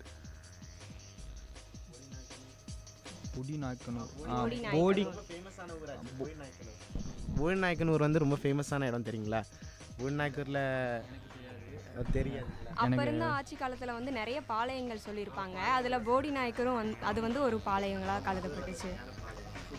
போடிநாயக்கனூர், பெரியகுளம், உத்தனபாளையம் மற்றும் ஆண்டிப்பட்டி ஆகிய பகுதிகள் அடர்ந்த தாவரங்கள் மற்றும் வற்றாத நீர் ஓடைகள் மற்றும் மேற்கு பகுதியில் உள்ள மலைகள் மற்றும் உத்தனபாளையம் தாலுக்காவில் அமைந்துள்ள கம்பம் பள்ளத்தாக்கு ஆகியவற்றில் அமைக்கப்பட்டுள்ளன. பள்ளத்தாக்கு ஆகியவற்றில் அமைக்கப்பட்டுள்ளன. 2011ஆம் ஆண்டு நிலவரப்படி தேனி மாவட்டம் 1000 ஆண்களுக்கு 980 பெண்கள் என்ற பாலின விகிதத்தில் 12,45,000 மக்கள் உள்ளனர். இத்தலத்தில் வாயிலாக தேனி மாவட்டத்தை பற்றியும் அதன் சிறப்புகளை பற்றியும் விரிவாக பார்க்கலாம். சூப்பராக சொன்னீங்க தமிழ். ஆக்சுவலாக நீங்கள் சொன்ன மாதிரி வந்து பார்த்திங்கன்னா தேனியில் வந்து இதே மாதிரி நிறைய ஷூட்டிங்ஸ்லாம் நடக்கும். அங்கே வந்து எடுக்காத படங்களே கிடையாது. ஏராளமான படங்கள்லாம் எடுத்திருக்காங்க. நம்ம பாரதி ராஜாவில் ஆரம்பித்து கவிப்பேரசு வைரமுத்துலேருந்து இளையராஜா வரைக்கும் வந்து பிறந்த ஊர் தேனி தான். ஆமாம். இப்போ அவங்கெல்லாம் வந்து போய் நம்ம தனுஷே பார்த்திங்கன்னா தேனியில் தான் பிறந்து வளர்ந்து வந்திருக்காரு. அது மாதிரி திரைத்துறையினருக்கு வந்து பார்த்திங்கன்னா வந்து ஒரு பிறப்பிடமாக இருந்துச்சு தேனி. கரெக்டாக சொன்னீங்க. அதே மாதிரி கலாச்சாரத்துலேயும் பார்த்திங்கன்னா தேனி வந்து ரொம்ப சிறந்ததாக இருந்துச்சு. பார்த்திங்கன்னா கும்பி, கரகாட்டம், நாட்டுப்புற கலைகளுக்கு பேர் பெற்றது. நாதஸ்வரம் அது மாதிரி பார்த்திங்கன்னா அதுவும் ரொம்ப பாரம்பரியான கலைகள் தேனியில் பார்த்திங்கன்னா சூப்பராக இருந்துச்சு. அதே மாதிரி பார்த்திங்கன்னா உணவு வகையில் பார்த்திங்கன்னா தேனி வந்து அடிச்சுக்க முடியாது. எப்படி காரைக்குடியில் வந்து செட்டிநாடு ஸ்நாக்ஸ் ஃபேமஸோ, காரைக்குடியில் வந்து ஒரு ஃபேமஸான இது இருக்குது. அது என்னென்னா குழிப்பணியாரம். அதாவது நெய்யில் ஆட்டின குழிப்பணியாரம். அதாவது நம்ம நார்மலான குழிப்பணியாரம் வேறு மாதிரி இருக்கும். இது வந்து என்ன பண்ணுவாங்கன்னா நெய்யிலே வந்து அப்படியே வந்து மிதக்க வந்து குழிப்பணியாரம் செய்வாங்க. அது கேட்கும் போதே வந்து இப்போயே சாப்பிடும் போல தோணுது. அது மாதிரி செய்வாங்க. அதே மாதிரி பார்த்திங்கன்னா உணவு வகைகள் வந்து தேனிலையும் வந்து குறைவானதில்லை. அங்கே என்னென்ன ஃபேமஸ்னால் இடியாப்பம், ஆப்பம், கொழுக்கட்டை. அங்கே பிரபலமான உணவுகள் என்ன மசாலா மற்றும் மூலிகை. ஏன்னா ஃபுல்லாக வந்து மலைகள், காடுகள் தானே இருக்குது. அதனால் வந்து நிறைய மூலிகை இருக்கனால அவங்க வந்து ஈஸியான வந்து மூலிகை செடிகள், அதெல்லாம் மூலிகை உணவுகள் அதிகமாக இருக்குது. அதே மாதிரி விளைபொருட்களும் அதிகமாக இருக்குது. ஏன்னா ஃபுல்லாக வந்து தேனி ஃபுல்லாக வந்து மலைப்பகுதி தான். ஆனால் விளைபொருளும் அதிகமாக இருக்குது. என்னென்ன விளைபொருள் அதிகமாக இருக்குன்னா ஏலக்காய் வந்து பயிரிடுறாங்க, காப்பி, அப்புறம் விதை, மாம்பழம், பட்டு, பருத்தி, திராட்சை, இது மாதிரிலாம் வந்து அங்கே வந்து பயிரிடுறாங்க. அது பார்க்குறக்கே ரம்பியமாக இருக்கும். அதை குட்டி கொடைக்கானல்னு சொல்லலாம். கொடைக்கானல் காஃபி இதெல்லாம் தேனியிலேருந்து தான் நிறைய மாவட்டத்துக்குலாம் ஏற்றுமதியே செஞ்சு கொண்டு. ஆமாம். அதாவது ஊட்டிலாம் போய் பார்க்க முடியலன்னா நான் வந்து இப்போ பக்கத்தில் இருக்க தேனியில் போய் பார்த்துக்கலாம். தேனி வந்து அவ்வளோ பெரிய இது. அப்புறமேல் வேறு என்னங்க போய் பார்க்கலாங்க? தேனியில் போய் என்னங்க பார்க்கலாம்? அதாவது புகழ்பெற்ற சுற்றுலா தலங்கள் என்னதாங்க இருக்குது அப்படின்னு என்கிட்ட கேட்டிங்கன்னா, தேனி அப்படின்னு சொன்னாலே நம்ம ஃபஸ்ட்டு ஞாபகம் வர்றது பார்த்திங்கன்னா வைகை டேம் பார்த்திங்கன்னா அது எத்தனையோ ஆக்சுவலாக காமராஜ் பிடியில் வந்து கட்டினது வைகை டேமு. ஆனால் பார்த்திங்கன்னா அந்த வைகை டேம் ஃபுல்லாக வந்து இன்னும் அதில் ஒரு கிராக் இருக்காது. அவ்வளோ ஸ்ட்ராங்காக இருக்கும் வைகை டேமு. ஆக்சுவலாக ஏற்கனவே நம்ம தமிழ் வந்து குறிப்பிட்ட மாதிரி ஏற்கனவே அங்கே ஒரு பெரிய பள்ளத்தாக்கு இருந்திருக்கு போல இருக்குது. அந்த பள்ளத்தாக்கில் பார்த்திங்கன்னா ஃபுல்லாக வந்து மலைகள் பெய்யும் போது பார்த்திங்கன்னா ஃபுல்லாக வெள்ளங்கள் வந்து அவங்க பயிரிட்ட பயிர்கள்லாம் அடிச்சுட்டு போயிடும். அதுக்கப்புறம் வந்து ரொம்ப மக்கள் வந்து பஞ்சத்தினால வறட்சினால பாதிக்கப்பட்ட போது அந்த மக்கள் வந்து காமராஜர்கிட்ட போய் வந்து கோரிக்கை பண்ணுறாங்க, எங்களுக்கு வந்து ஒரு டேம் வேணும் அப்படி சொல்லி கேட்கும் போது நம்ம காமராஜர் ஐயா வந்து வைகை டேம் வந்து கட்டுறாரு. அதுக்கப்புறம் பார்த்திங்கன்னா அங்கே இன்னொன்று பார்த்திங்கன்னா சின்ன சுருளி நீர்வீழ்ச்சின்னு ஒன்று இருக்குது. அது வந்து ரொம்ப ஃபேமஸானது. அதில் சுருளி ஃபால்ஸ்னு சொல்லுவாங்க நார்மலாக. அதே மாதிரி பார்த்திங்கன்னா சின்ன சுருளின்னு சொல்லிட்டு ஒன்று சொல்லுவாங்க, அதுவும் ரொம்ப ஃபேமஸானது. அப்புறம் பார்த்திங்கன்னா கும்பகரை அருவி, இது மாதிரி நிறைய அருவிகள் ஃபுல்லாக வந்து செழிப்பான ஊர் பார்த்திங்கன்னா தேனி. தேனி போயிட்டிங்கன்னா வந்து அங்கேயே ஒரு வாரம் ஸ்டே பண்ணிடலாம். இப்போ வந்து இப்போ கொடைக்கானல், ஊட்டி அது மாதிரி போகிறதுக்கு பதிலாக தேனி போயிடலாம். நம்ம கோடை விடுமுறை அப்போ பார்த்திங்கன்னா நீங்கள் வந்து தேனியில் போய் வந்து போய் பார்த்துக்கலாம். அதுக்கப்புறம் பார்த்திங்கன்னா அங்கே இருக்க காட்டு வாழ்க்கை, அங்கே ஒரு மலை இருக்குது. அந்த மலை பேர் பார்த்திங்கன்னா பச்சை கூமாச்சி அப்படின்னு சொல்லுவாங்க. அதோட ஹைட் பார்த்திங்கன்னா 1500 மீட்டராம். அதோட உயரம் பார்த்திங்கன்னா 1500 மீட்டராம். அதான் இருக்கலே ரொம்ப உயரமான மலைன்னு சொல்கிறாங்க. பிரிட்டிஷ் காலத்துலேயே பார்த்திங்கன்னா அங்கேயே வந்து ஒரு அணை கட்டியிருக்காங்க. ரெண்டாவது ரோடெலாம் நிறைய போட்டிருக்காங்க. ஆனால் இப்போ நம்ம சாதாரண ரோடு போடுறதுக்கே அவ்வளோ கஷ்டமாக இருக்குது. ஆனால் வந்து ஆங்கிலேயர்கள் அந்த காலத்துலேயே பார்த்திங்கன்னா மலையில் பெரிய பெரிய ரோடுகள்லாம் போட்டிருக்காங்க. அதெல்லாம் பார்த்திங்கன்னா இன்னும் ஸ்ட்ராங்காக இருக்குது. அதெல்லாம் பார்க்கும்போது ஆச்சரியமாக இருக்குது. எப்படி இருந்தால் மலைகளில் வந்து குடஞ்சி ரயில் பாதைகள் அப்புறம் சாலைகள்லாம் எப்படி அமைச்சாங்கன்னு சொல்லி நான் கேட்கும் போதே நமக்கு வந்து பெரிய ஆச்சரியமாக இருக்குது. ஆனால் இப்போ பார்த்திங்கன்னா இப்போ இருக்க மக்களால் நம்மளால் சாதாரண ரோடே போடுறதுக்கு அவ்வளோ இதாக இருக்குது. ஆனால் ஆங்கிலேயர்களை பற்றி நம்ம சொல்லலாம். அதுக்கப்புறம் பார்த்திங்கன்னா பென்னிக்விக், அவரே நம்ம மறக்க முடியாது. தேனின்னு சொன்னாலே பென்னிக்விக் வந்து நமக்கு ஞாபகம் வரும். அவருக்கு ஞாபகத்தரமாக வந்து பென்னிக்விக்குன்னு சொல்லிக்கு நினைவு சின்னம் ஒன்று வச்சுருக்காங்க. என்ன நினைவு சின்னம்னா அங்கேருந்து பக்கத்துலேயே தான் இருக்குது பென்னிக்விக்கு. 2013 டிசம்பர் அப்போ வந்து அவங்களுக்கு பென்னிக்விக்கு வந்து ஒரு நினைவு சின்னம் வந்து திறந்துருக்காங்க. நம்ம ஆர்ஜே வந்து பென்னிக்விக்கோட ஹிஸ்ட்ரியை பற்றி நமக்கு சொல்லுவாங்க. அவர் எப்படி வந்து அங்கே வந்தார், பிரிட்டிஷ்லேருந்து எப்படி வந்து இது பண்ணுவார்னு சொல்லுவாங்க. சொல்லுங்கள் ஆர்ஜே. பென்னிக்விக் ஆக்சுவலாக பிரிட்டிஷ் கிடையாது. அவர் இந்தியாவில் இருக்க பூனேல தான் அவர் பிறந்தார். ஆனால் பிறந்தது பூனேல தான். ஆனால் அவரோட பொறியியல் பட்ட படிப்பு படிக்கிறதுக்காக அவர் இங்கிலாந்துக்கு வந்து போயிருந்திருக்காரு. அப்போ நம்மளோட நாட்டை ஆங்கிலேயர் தானே ஆட்சி பண்ணிட்டு இருந்தாங்க. அந்த காலத்தில் வந்துட்டு இராணுவ பொறியாளராக அவர் வந்து வேலை செஞ்சுக்கிட்டு இருந்தார். அப்போது மேற்கு தொடர்ச்சி மலையில் வந்து இந்த டைமில் தான் ஆக்சுவலி இந்த டைமில் தான் ரொம்ப மழை பெய்யும். அப்போ மழை பெய்யும் போதெல்லாம் அங்கே அணை எதுவுமே கிடையாது. அங்கே மழை பெய்கிற தண்ணி எல்லாமே வேஸ்ட்டாக ஆறில் ஓடி கடலில் போய் கலக்கும். அதனால் அங்கே இருக்க மக்களால் விவசாயம் கூட பண்ண முடியல. அதனால் அவங்களுக்கு உணவு பஞ்சம் ரொம்ப ரொம்ப கஷ்டப்பட்டாங்க உணவுக்கேவும். அதை பார்த்து தான் பென்னிக்விக் வந்து ரொம்ப கஷ்டப்பட்டார். என்ன நம்ம இருக்கிற இந்த நாட்டில் இப்படி மக்கள் கஷ்டப்பட்டுக்கிட்டு இருக்காங்களே, இவங்களுக்காக ஏதாவது பண்ணி ஆகணும், நம்ம இருக்கிற வரைக்கும் நம்ம இருக்கிறதுக்குள்ளே ஏதாவது அவங்களுக்கு பண்ணி கொடுத்துட்டு போயிடணும் அப்படி நினச்சி தான் அவர் வந்து சரி இங்கே போகிற தண்ணியை நம்ம அணை கட்டி அங்கே இருக்கிற மக்களுக்கு தேக்கி வைக்கணும் அப்படின்னு நினச்சி தான் அவர் வந்து முல்லை பெரியாறு அணை வந்து கட்டணும் அப்படின்னு திட்டமிட்டார்.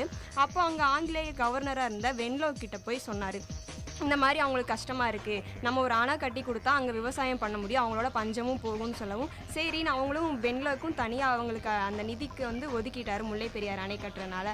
அதான் சொல்லுவாங்களே ஒரு நல்ல விஷயம் பண்ணாதானே நிறைய பேருக்கு கஷ்டங்கள்லாம் வரும் அப்படி சொல்லுவாங்க. ஆமாம், அது இதெல்லாம் தாண்டி பண்ணாதான் வந்து நல்லா இருக்குன்னு சொல்லி பண்ணுவாங்க. ஆனாலும் பார்த்தீங்கன்னா வந்து அவர் ஏதோ ஒரு நாட்டில் இருந்து நம்ம நாட்டில் வந்து இவ்வளோ விஷயங்கள் செய்யணும்னு சொல்லி அவர் தோணிட்டு பார்த்தீங்களா, அந்த மனசு வந்து பெரிய மனசு தான். நம்ம வந்து மறக்க முடியாது. அதுக்கு அவருடைய நம்ம ஊர்க்காரங்களே நமக்கு பண்ண மாட்டாங்க.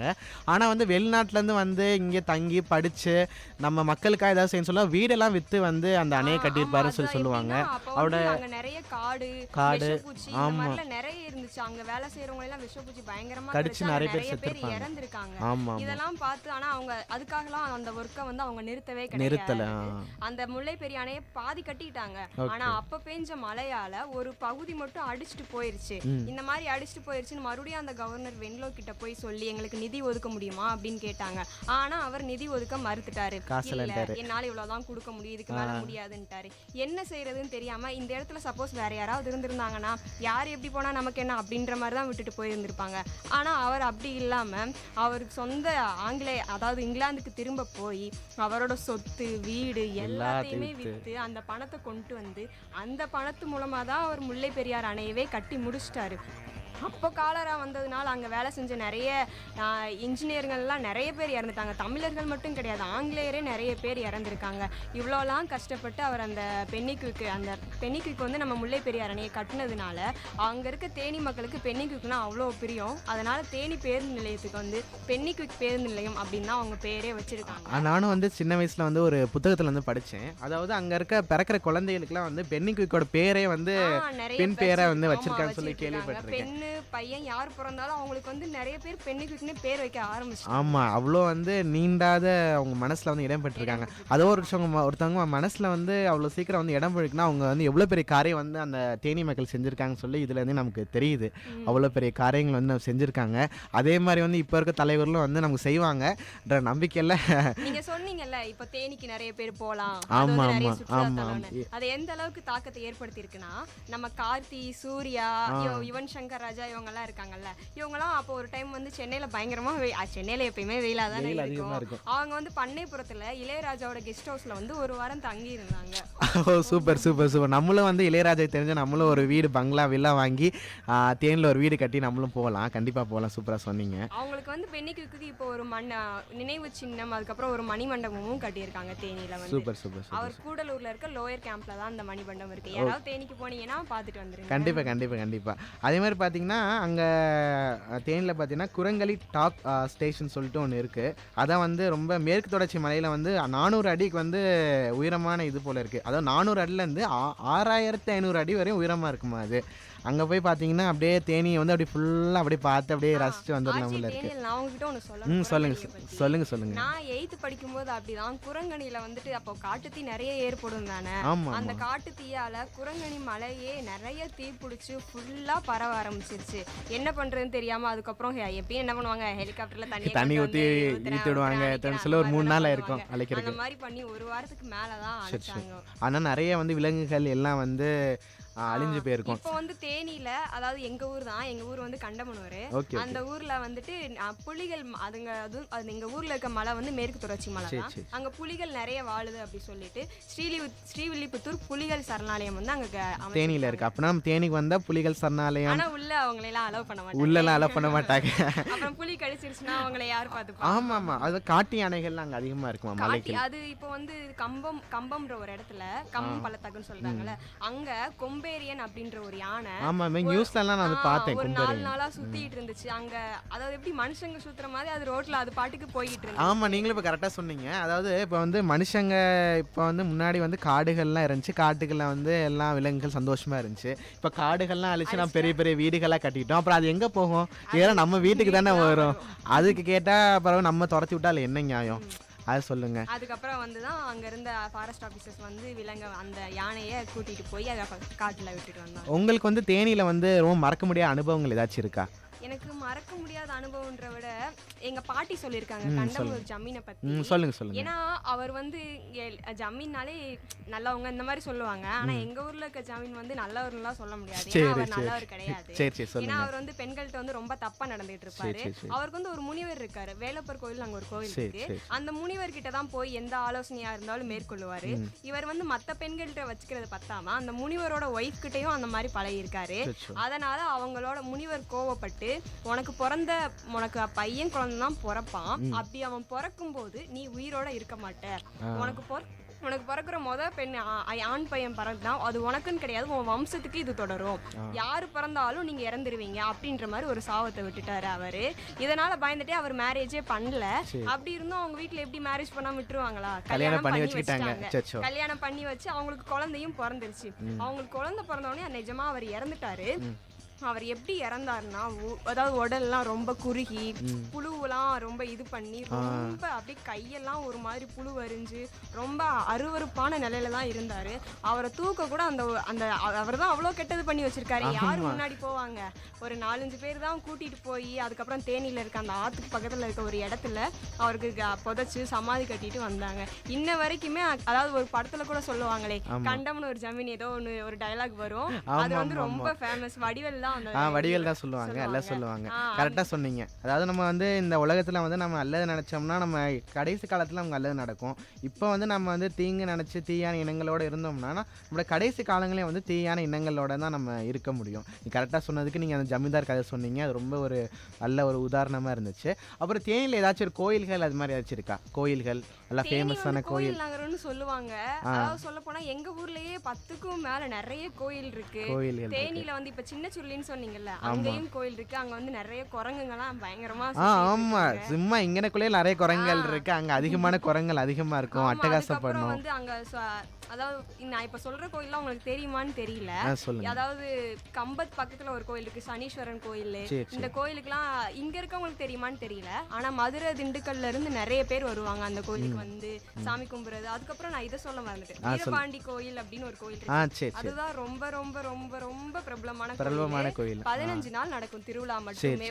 சுத்துப்பட்டுல இருக்க எல்லா தேனி, திண்டுக்கல், விருதுநகர், மதுரை இந்த மாதிரி 4 மாவட்டத்துல இருந்து வருவாங்க. ஒவ்வொரு நாளும் தேனி மாவட்டத்துக்குள்ள இருக்கிற ஒவ்வொரு ஊராளுங்க வந்து அவங்களோட கலை, நாங்க வந்து தேவராட்டம் ஆடுவோம். அதுக்கப்புறம் வேற ஏதாவது இந்த மாதிரி அவங்களோட கலாச்சார வழியா சாமியை கும்பிட்டுட்டு அவங்களுக்கு என்னென்ன வேணுமோ எல்லாத்தையும் அது வந்து ஒரு எப்படி சொல்ற ஒரு பெரிய திருவிழா மாதிரி. குழந்தைங்கலாம் அவ்வளோ ஆசைப்படுவாங்க, அவ்வளோ கடை போட்டிருப்பாங்க, சாப்பிட்றதுக்குலாம் அவ்வளோ இருக்கும். ஆமா, நீங்க என்னெல்லாம் ஆசைப்படுறீங்களா போய் திருவிழால போய் வாங்கி சாப்பிட்டு சந்தோஷமா உற்றா உறவினர்ல சந்தோஷமா இருக்கலாம். அந்த கோயில்கள் அது மாதிரி. நீங்க மே மாசம் இந்த டைம்ல எல்லாம் போனீங்கன்னா வீரபாண்டி தான் அங்க ஃபேமஸ்.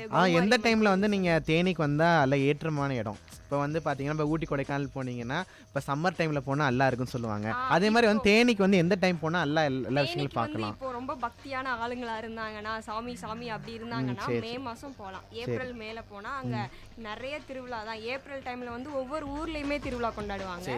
மே மாதம் அந்த வீரபாண்டி திருவிழா நடக்கும், 15 நாள் நடக்கும். நீங்கள் போய் அங்கேயே செட்டு போட்டு இருந்துடலாம். அப்படியா? அவ்வளோ சூப்பராக இருக்கும். அதுவும் இல்லாமல் இப்போ நவம்பர் டிசம்பர் இந்த 2 மாசம் நீங்க தேனிக்கு போனீங்கன்னா அப்பதான் மேற்கு தொடர்ச்சி மலை வந்து ஸ்டார்ட் ஆகும். அந்த டைம்ல நீங்க போகும்போது தேக்கடி வந்து கேரளா மாநிலத்துல தான் இருக்கு. அது வந்து தேனியில இருந்து நிறைய பேர் போவாங்க. இன்னொரு கேள்வி, அதாவது கேரளா மாநிலமும் தேனி வந்து பக்கத்துலயா? குமுளி தெரியும்ல? ஆமா, குமுளி வந்து ஒரு படம் மைனான்னு ஒரு படம் எடுத்தாங்க. அது வந்து கேரளாவும் தேனியோட பார்டர் அங்கதான் எடுத்தாங்க அந்த படம். அப்படின்னா நம்ம தேனி போனா கேரளால போய் பார்க்கலாம் சொல்ல வரீங்க? பார்த்தாலே தெரியும், ஒரு மலையை தாண்டி போவாங்க, கேரளாக்கு போய் அந்த மலையை தாண்டி பார்த்துருக்கேன். ரொம்ப நகைச்சுவையா இருக்கும். ஆமா, கண்டிப்பா போகலாம். இப்போ பார்த்தீங்கன்னா வேற என்ன உணவு வகைகள் என்னெல்லாம் ஃபேமஸ் தேனியில? உணவு வகைகள் என்ன சொல்றது, அங்க வந்து இடியாப்பம் நல்லா பண்ணுவாங்க. இடியாப்பம் வந்து எங்க வந்துச்சுன்னா கேரளால இருந்து தான். அது வந்து ஆமா, கேரளால வந்து எனக்கு நல்லா சாப்பிட்டுருக்கேன். எங்க அம்மா அப்பா எல்லாம் வந்து இது கேரளா தான். அவங்க என்ன பண்ணுவாங்கன்னா இந்த புட்டுன்னு சொல்லுவாங்கல்ல, புட்டு, வாழைப்பழம், அப்புறம் இந்த நேந்திர வாழைப்பழம், இதுதான் நேந்திர வாழைப்பழம். அங்க கம்பம்ல ரொம்ப ஃபேமஸ். கம்பம்ல ரொம்ப ஃபேமஸ். அதான் வந்து தருவாங்க. அதை பார்த்தீங்கன்னா அது பிசைஞ்சு சாப்பிடும்போது அப்படியே தேனா இருக்கும். வேணும் சொல்ல வாங்கி சாப்பிடுவேன். அந்த ஞாபகம் தான் வருது எனக்கும். ஆனா இங்க வந்து தேனியில வந்து என்ன பண்ணுவாங்க, அங்க நிறைய மூலிகை செடி இருக்கிறதுனால அங்க உணவையே மூலிகை கலந்து தான் அவங்க அங்க இருக்கிற நிறைய ஹோட்டல்ல வந்து அப்படிதான் சர்வ் பண்ணிட்டு இருக்காங்க இன்ன வரைக்குமேவும்.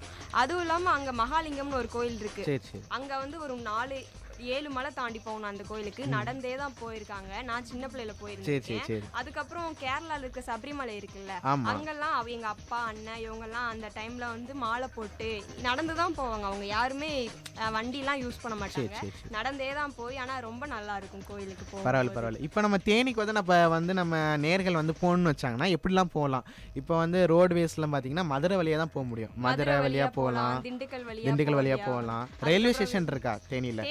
இல்ல, இப்போ வந்து ரயில்வே ஸ்டேஷன் வந்து ஏதோ ஒரு ஒர்க்கிங்காக வந்து ஸ்டாப் பண்ணிட்டாங்க சொல்லி கேள்விப்பட்டேன். அது ஒரு பெரிய கதை. ஏன்னா தேனியில வந்து ஃபர்ஸ்ட் எதுக்கு தேனி டு மதுரை, திண்டுக்கல் இந்த 2 இடத்துக்கு மட்டும்தான் ரயில்வே போயிட்டு இருந்துச்சு. அது எதுக்கு போச்சுன்னா இந்த மாதிரி கேரளாக்கு வந்து ஏதோ சொல்லுவாங்களே பண்டங்கள் அந்த மாதிரி கொண்டு போறதுக்காக தான் அது ஆரம்பிச்சாங்க. அது எப்போ ஆங்கிலேயர் காலத்துல ஆரம்பிச்சாங்க.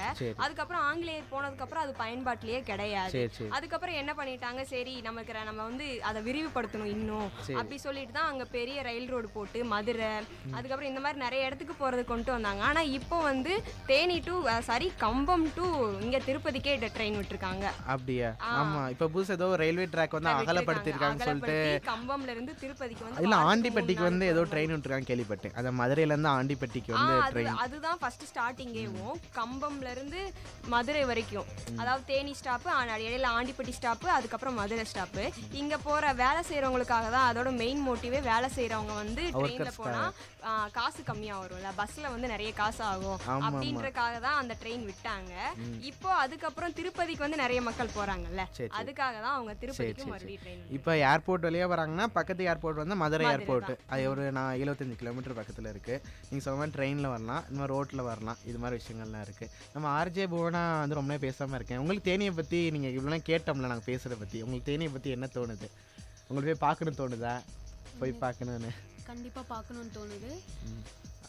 நிறைய இடம் சுற்றி பார்க்கணும். இவங்க சொன்ன மாதிரி திருவிழாக்கள், சாப்பாடுகள், உணவு வகைகள், அப்புறம் மலை வகைகள், மலைகள்லாம் போய் பார்க்கணும் அப்படிலாம் தோணுது உங்களுக்கு? கண்டிப்பாக வந்து நம்ம போகலாம். ஒரு தடவை நம்ம ஃபேமிலியாக வந்து இந்த மாதிரி சம்மர் டைமில் வந்து நீங்கள் வந்து தேனிக்கு போனீங்கன்னா நம்ம ஆர்ஜே சிவப்பிரியா வீட்டில் வந்து தங்கி அவங்க சொன்ன ஸ்நாக்ஸ் எல்லாம் வந்து செஞ்சு தருவாங்க. கண்டிப்பாக வந்து ஆமாம் எல்லாம் செஞ்சு தருவாங்க. நம்ம கண்டிப்பாக வந்து போகலாம் ஒரு நாள் தேனிக்கு. அப்புறம் தேனியில் பார்த்தீங்கன்னா நிறைய வந்து விலங்குகள், சரணாலயங்கள் ஏதாச்சும் இருக்கா? சரணாலயங்கள் சொல்ல முடியாது. அதான் இப்போ சொன்னேன்ல, புலிகள் வந்து அங்கே புலிகள் நடமாட்டம் அதிகமாக இருக்கிறதுனால தான் ஸ்ரீவில்லிபுத்தூர் புலிகள் காப்பகம்னு நாங்கள் வந்து சொல்லி. சரி. அப்படின்னா நிறைய ஃபால்ஸ் இருக்கு, சரணாலயங்கள் இருக்கு, மலைகள் அதிகமாக இருக்கு, நிறைய மலைகள் அதிகமாக இருக்கு. அந்த மலைகளில் பார்த்தீங்கன்னா நிறைய தோட்டங்கள் இருக்கு. தோட்டங்கள் என்னென்ன தோட்டங்கள்லாம் வச்சிருக்காங்க? டீ தோட்டம், காபி தோட்டம், அது மாதிரி நிறைய தோட்டங்கள். கேரளா மலையிலேருந்து நம்ம தேனி இந்த மேற்கு தொடர்ச்சி மலை அந்த இதில் தான் போட்டு அங்கே இருக்க விவசாயிகள் வந்து பயிரிட்டு வராங்க. அப்புறமேல வந்து இது திரைப்படங்கள் வந்து அதிகமாக எடுத்துக்காங்க சொன்னீங்க. எது மாதிரி படங்கள்லாம் அங்கே அதிகமாக எடுப்பாங்க? இப்போ ரீசெண்டாக ஒரு படம் வந்தது தண்டட்டி அப்படி சொல்லிட்டு, அதில் வந்து ஒரு பாட்டி நடிச்சிருப்பாங்க. அந்த படம் முழுக்க தேனி அந்த பஸ் ஸ்டாண்டு, தேனி பக்கத்தில் இருக்க ஒரு ஊர், அதுதான் எடுத்தாங்க. அதுக்கப்புறம் கும்கி, மைனா, வருத்தப்படாத வாலிபர் சங்கம். வருத்தப்படாத வாலிபர் சங்கம் வந்து படம் அங்கே எடுக்கல, அதில் வந்து ஒரு சாங் வருமே, பார்க்காது அந்த சாங் இருக்குல்ல, அந்த சாங் அங்கே தான் எடுத்தாங்க. அதுக்கப்புறம் எம்ஜிஆர் மகன், நம்ம என்னன்னு தெரியல, சசிகுமார் இருக்காங்கல்ல டைரக்டர், அவருக்கு தேனினா ரொம்ப பிடிச்சிருச்சு போல. அவர் எடுத்த படத்தை எல்லாம் பாருங்களேன், தேனியை யூஸ் பண்ணி ஒரு படம் கூட எடுக்காம விட்டுருக்க மாட்டாரு. இப்போ ஊட்டி கொடைக்கானலுக்கு போக முடியலன்னா நேரா வந்து வண்டி ஏறா தேனிக்கு சொல்லி விட்டுறாங்க போல இருக்கு. சுந்தரபாண்டி படம்லாம் எங்க ஊர் பக்கத்துல அந்த காட்டுல தான் அந்த ஃபைட் சீன்லாம் எடுத்திருந்திருப்பாங்க. அதுக்கப்புறம் இப்போ அவர் நடிச்ச எம்ஜிஆர் மகன், இந்த மாதிரி அவர் நடிச்ச எல்லா படமே தேனியை ஏதாவது ஒரு இடத்துல தேனியை கொண்டு வந்துருவார். அவர் என்னன்னு தெரியல, அவருக்கு என்ன தேனிக்கு அவ்வளோ பிடிச்சிருக்கு எனக்கு இன்னும் தெரியல. ஆனா அவருக்கு ரொம்ப எந்த படம் எடுத்தாலும் அவர் தேனியை கொண்டு வந்துருவார் அதுக்குள்ள. கண்டிப்பா சூப்பரா சொன்னீங்க. இப்போ படம் மட்டும் கிடையாது, நிறைய பாட்டுமே எடுத்திருக்காங்க. பாட்டு, ஆனா வைரமுத்து வந்து அங்கதானே பிறந்தாரு. அவர் கவிஞர் வைரமுத்து, நிறைய இளையராஜா. அதனால வந்து அவங்கள ஆக்சுவலி நான் வந்து ஒரு கேள்விப்பட்டிருக்கேன். அதாவது என்னன்னா, நான் எங்கள் சொந்த ஊர், எங்கள் அப்பா ஊர் பார்த்தீங்கன்னா திண்டுக்கல். திண்டுக்கல்லில் பார்த்தீங்கன்னா சிறுமலைன்னு சொல்லிட்டு ஒரு ஊர் இருக்குது. அங்கே பார்த்தீங்கன்னா வந்து வைரமுத்து ஐயா வந்து அவரோட வண்டியை எடுத்துகிட்டு மாதமா இல்லை 2 மாதத்துக்கு ஒரு தடவையோ தெரில, அப்போ அந்த காலத்தில் சொல்கிறேன். அப்போ வந்து நேராக வந்து அந்த சிறுமலையோட உச்சியில் வந்து பாடல் பாடி வந்து கவிதைகள், அந்த இயற்கை காட்சிகளை பார்த்தா தான் அவருக்கு வந்து பாடல் எப்படி எழுதணும் அப்படி சொல்லி தோணுமா. அப்படியே இயற்கையான வரிகள் எல்லாம் தோணுமா. அதெல்லாம் கற்று சூப்பராக பாடுங்க. ஆமாம், அது மாதிரி நிறைய பாடல்லாம் எழுதுவாராம். அதனால இப்போ தான் தோணுது, ஏன் வந்து வைரமுத்து வந்து இவ்வளோ பெரிய ஆளாகி நிறைய வந்து இசைகளில் வந்து நிறைய கவிதைகள் எழுதினார்னு. ஏன்னா அவர் தேனி மாவட்டத்தில் வந்து பிறந்து வளர்ந்துருக்காரு. அதனால வந்து அங்கே இருக்க இயற்கை அலைகள்லாம் பார்த்து அவரே நிறைய பாடல்கள்லாம் எழுதியிருப்பாரு. அதனால வேற ஏதாவது எஜுகேஷன் இன்ஸ்டிடியூஷன் அது மாதிரி ஏதாச்சும் இருக்கா? கவர்மெண்ட் காலேஜஸ் அது மாதிரி? அங்க வந்து தேனி மெடிக்கல் காலேஜ் இருக்கு, இன்ஜினியரிங் காலேஜ் வந்து இன்னும் தேனில வந்து திறக்கல. அதுக்கப்புறம் லா காலேஜ் இருக்கு. நிறைய. அதுக்கப்புறம் பிரைவேட் காலேஜ் தான் நிறைய, தனியார் கல்வி நிறுவனங்கள் வந்து நிறைய இருக்கு. அதே மாதிரி அரசு கல்வி வந்து நிறைய இருக்கு. மதுரை காமராஜர் பல்கலைக்கழகம் அங்கதான் இருக்கு. அது மீன்ஸ் அதோட ஒரு இடம் தான் டைரக்ட். அது மதுரை காமராஜர் பல்கலைக்கழகம் கிடையாது, அது கீழே வேலை செய்யற நிறைய கல்லூரிகள் வந்து அங்க இருக்கு. தேனி மாவட்டத்தில் பார்த்தீங்கன்னா என்னென்ன ஊர்கள்லாம் இருக்குது. எனக்கு தெரிஞ்ச ஊர்கள்லாம் சொல்கிறேன். தேனின்னு ஒரு ஊர் இருக்குது, ஆண்டிப்பட்டின்னு ஊர் இருக்குது, அப்புறமேல போடி நாயக்கனூர். வேறு என்னென்ன ஊர்கள்லாம் இருக்குது? கண்டமனூர் இருக்குது. வருஷநாடு வந்து ரொம்ப ஃபேமஸ். ஏன்னா வருஷநாடு வந்து உள்காடுன்னு சொல்லுவாங்க எங்கள் ஏரியாவில். ஏன்னா அதுக்குள்ளே போனீங்கன்னா கோம்பத்தொழு, கும்மணன் தொழு, அந்த மாதிரி கடமலைக்குண்டு, இது ஃபுல்லாக எங்கள் ஏதாவது வருஷநாடுக்கு இந்த சைடு வரைக்குமேவும் எப்படி நம்ம ஒரு சிட்டி டவுன் அந்த மாதிரி தான். வருஷநாடுலேருந்து உள்ளே போயிட்டீங்கன்னா எப்பவுமே அந்த இடம் ரொம்ப சில்லுன்னு இருக்கும். எங்கே பார்த்தாலும் மரம் மட்டும்தான் இருக்கும். மரம் காடு, நீங்கள் எங்கே தான் திரும்பி பாருங்க வெறும் காடாக தான் இருக்கும். எங்கள் அக்காவை அங்கே தான் கல்யாணம் பண்ணி கொடுத்துருந்தாங்க. நான் அங்கே ஒரு டைம் போனேன். அப்போ போய் பார்த்தா எங்கள் அக்கா வீடு இருக்கு பக்கத்துலேயே அங்கே ஆறு ஓடுது. எனக்கு ஆனால் நான் தேனி தான், எனக்கு இன்னுமே அது தெரியல. எனக்கு அதை பார்க்கவும் ரொம்ப ஆச்சரியமா போயிருச்சு. அல்ல குறையா செல்வம் மாதிரி நீங்க பாக்குறதுக்கு வந்து எல்லா இடமே இல்லை. ஒவ்வொரு டைம் பார்க்கும்போது புதுசான விஷயங்களை வந்து நம்ம தெரிஞ்சு கொண்டே இருக்கலாம். அது மாதிரி தேனியில வந்து நிறைய விஷயங்கள்லாம் இருக்கு. அதே மாதிரி அங்க இருந்து கம்பத்துல இருந்து உள்ள போனா தேக்கடி, முல்லை பெரியார் அணை, இப்ப சொன்னால நம்ம பெனிஃபிட் பத்தி பேசணும்ல, அங்க அவர்கட்நாய டேம், இந்த மாதிரி நிறைய அதுக்குள்ள இருக்கு. இந்த இடையில இருக்க அந்த இடம் மட்டும்தான் ஒரு சிட்டின்னு சொல்லலாம்.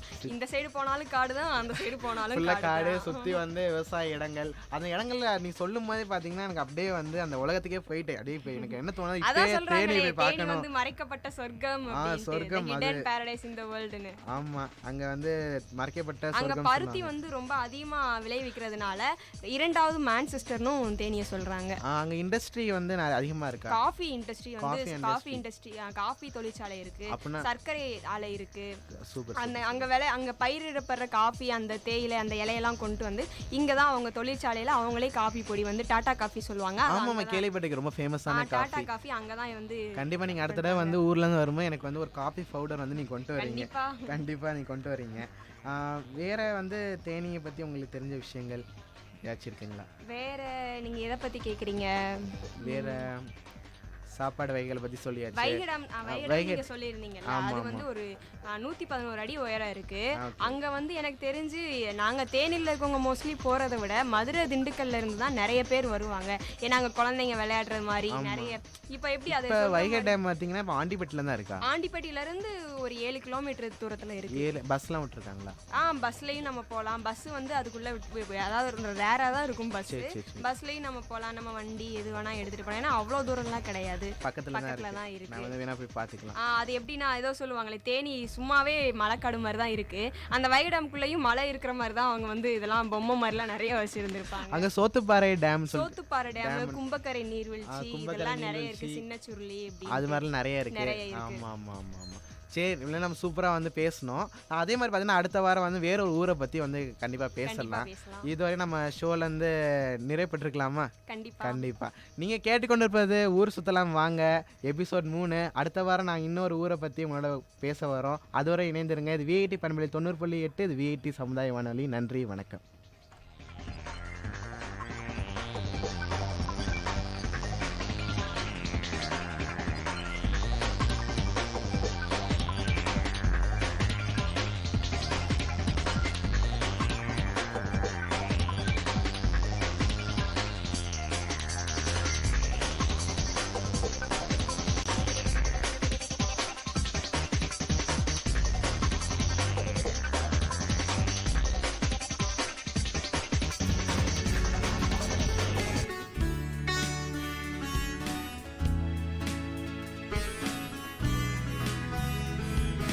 விஐடி பண்பலை 90.8 விஐடி பல்கலைக்கழகத்தின் சமுதாய வானொலியில் இது மருத்துவ நேரம். பல்வேறு மருத்துவ துறைகளிலிருந்து தேர்ச்சி பெற்ற மருத்துவர்களுடன் கலந்துரையாடும் நேரம் இது.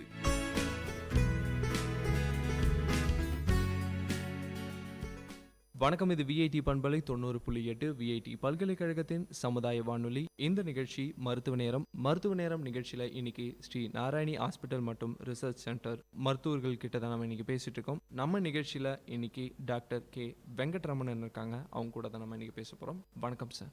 வணக்கம், நான் டாக்டர் வெங்கட்ரமணன் பேசுகிறேன். நான் இங்கே நாராயணி ஹாஸ்பிட்டலில் கடந்த 2 வருஷமாக நெஃப்ராலஜி டிபார்ட்மெண்ட்டில் ஹெட் ஆஃப் த டிபார்ட்மெண்ட்டாக இருக்கேங்க.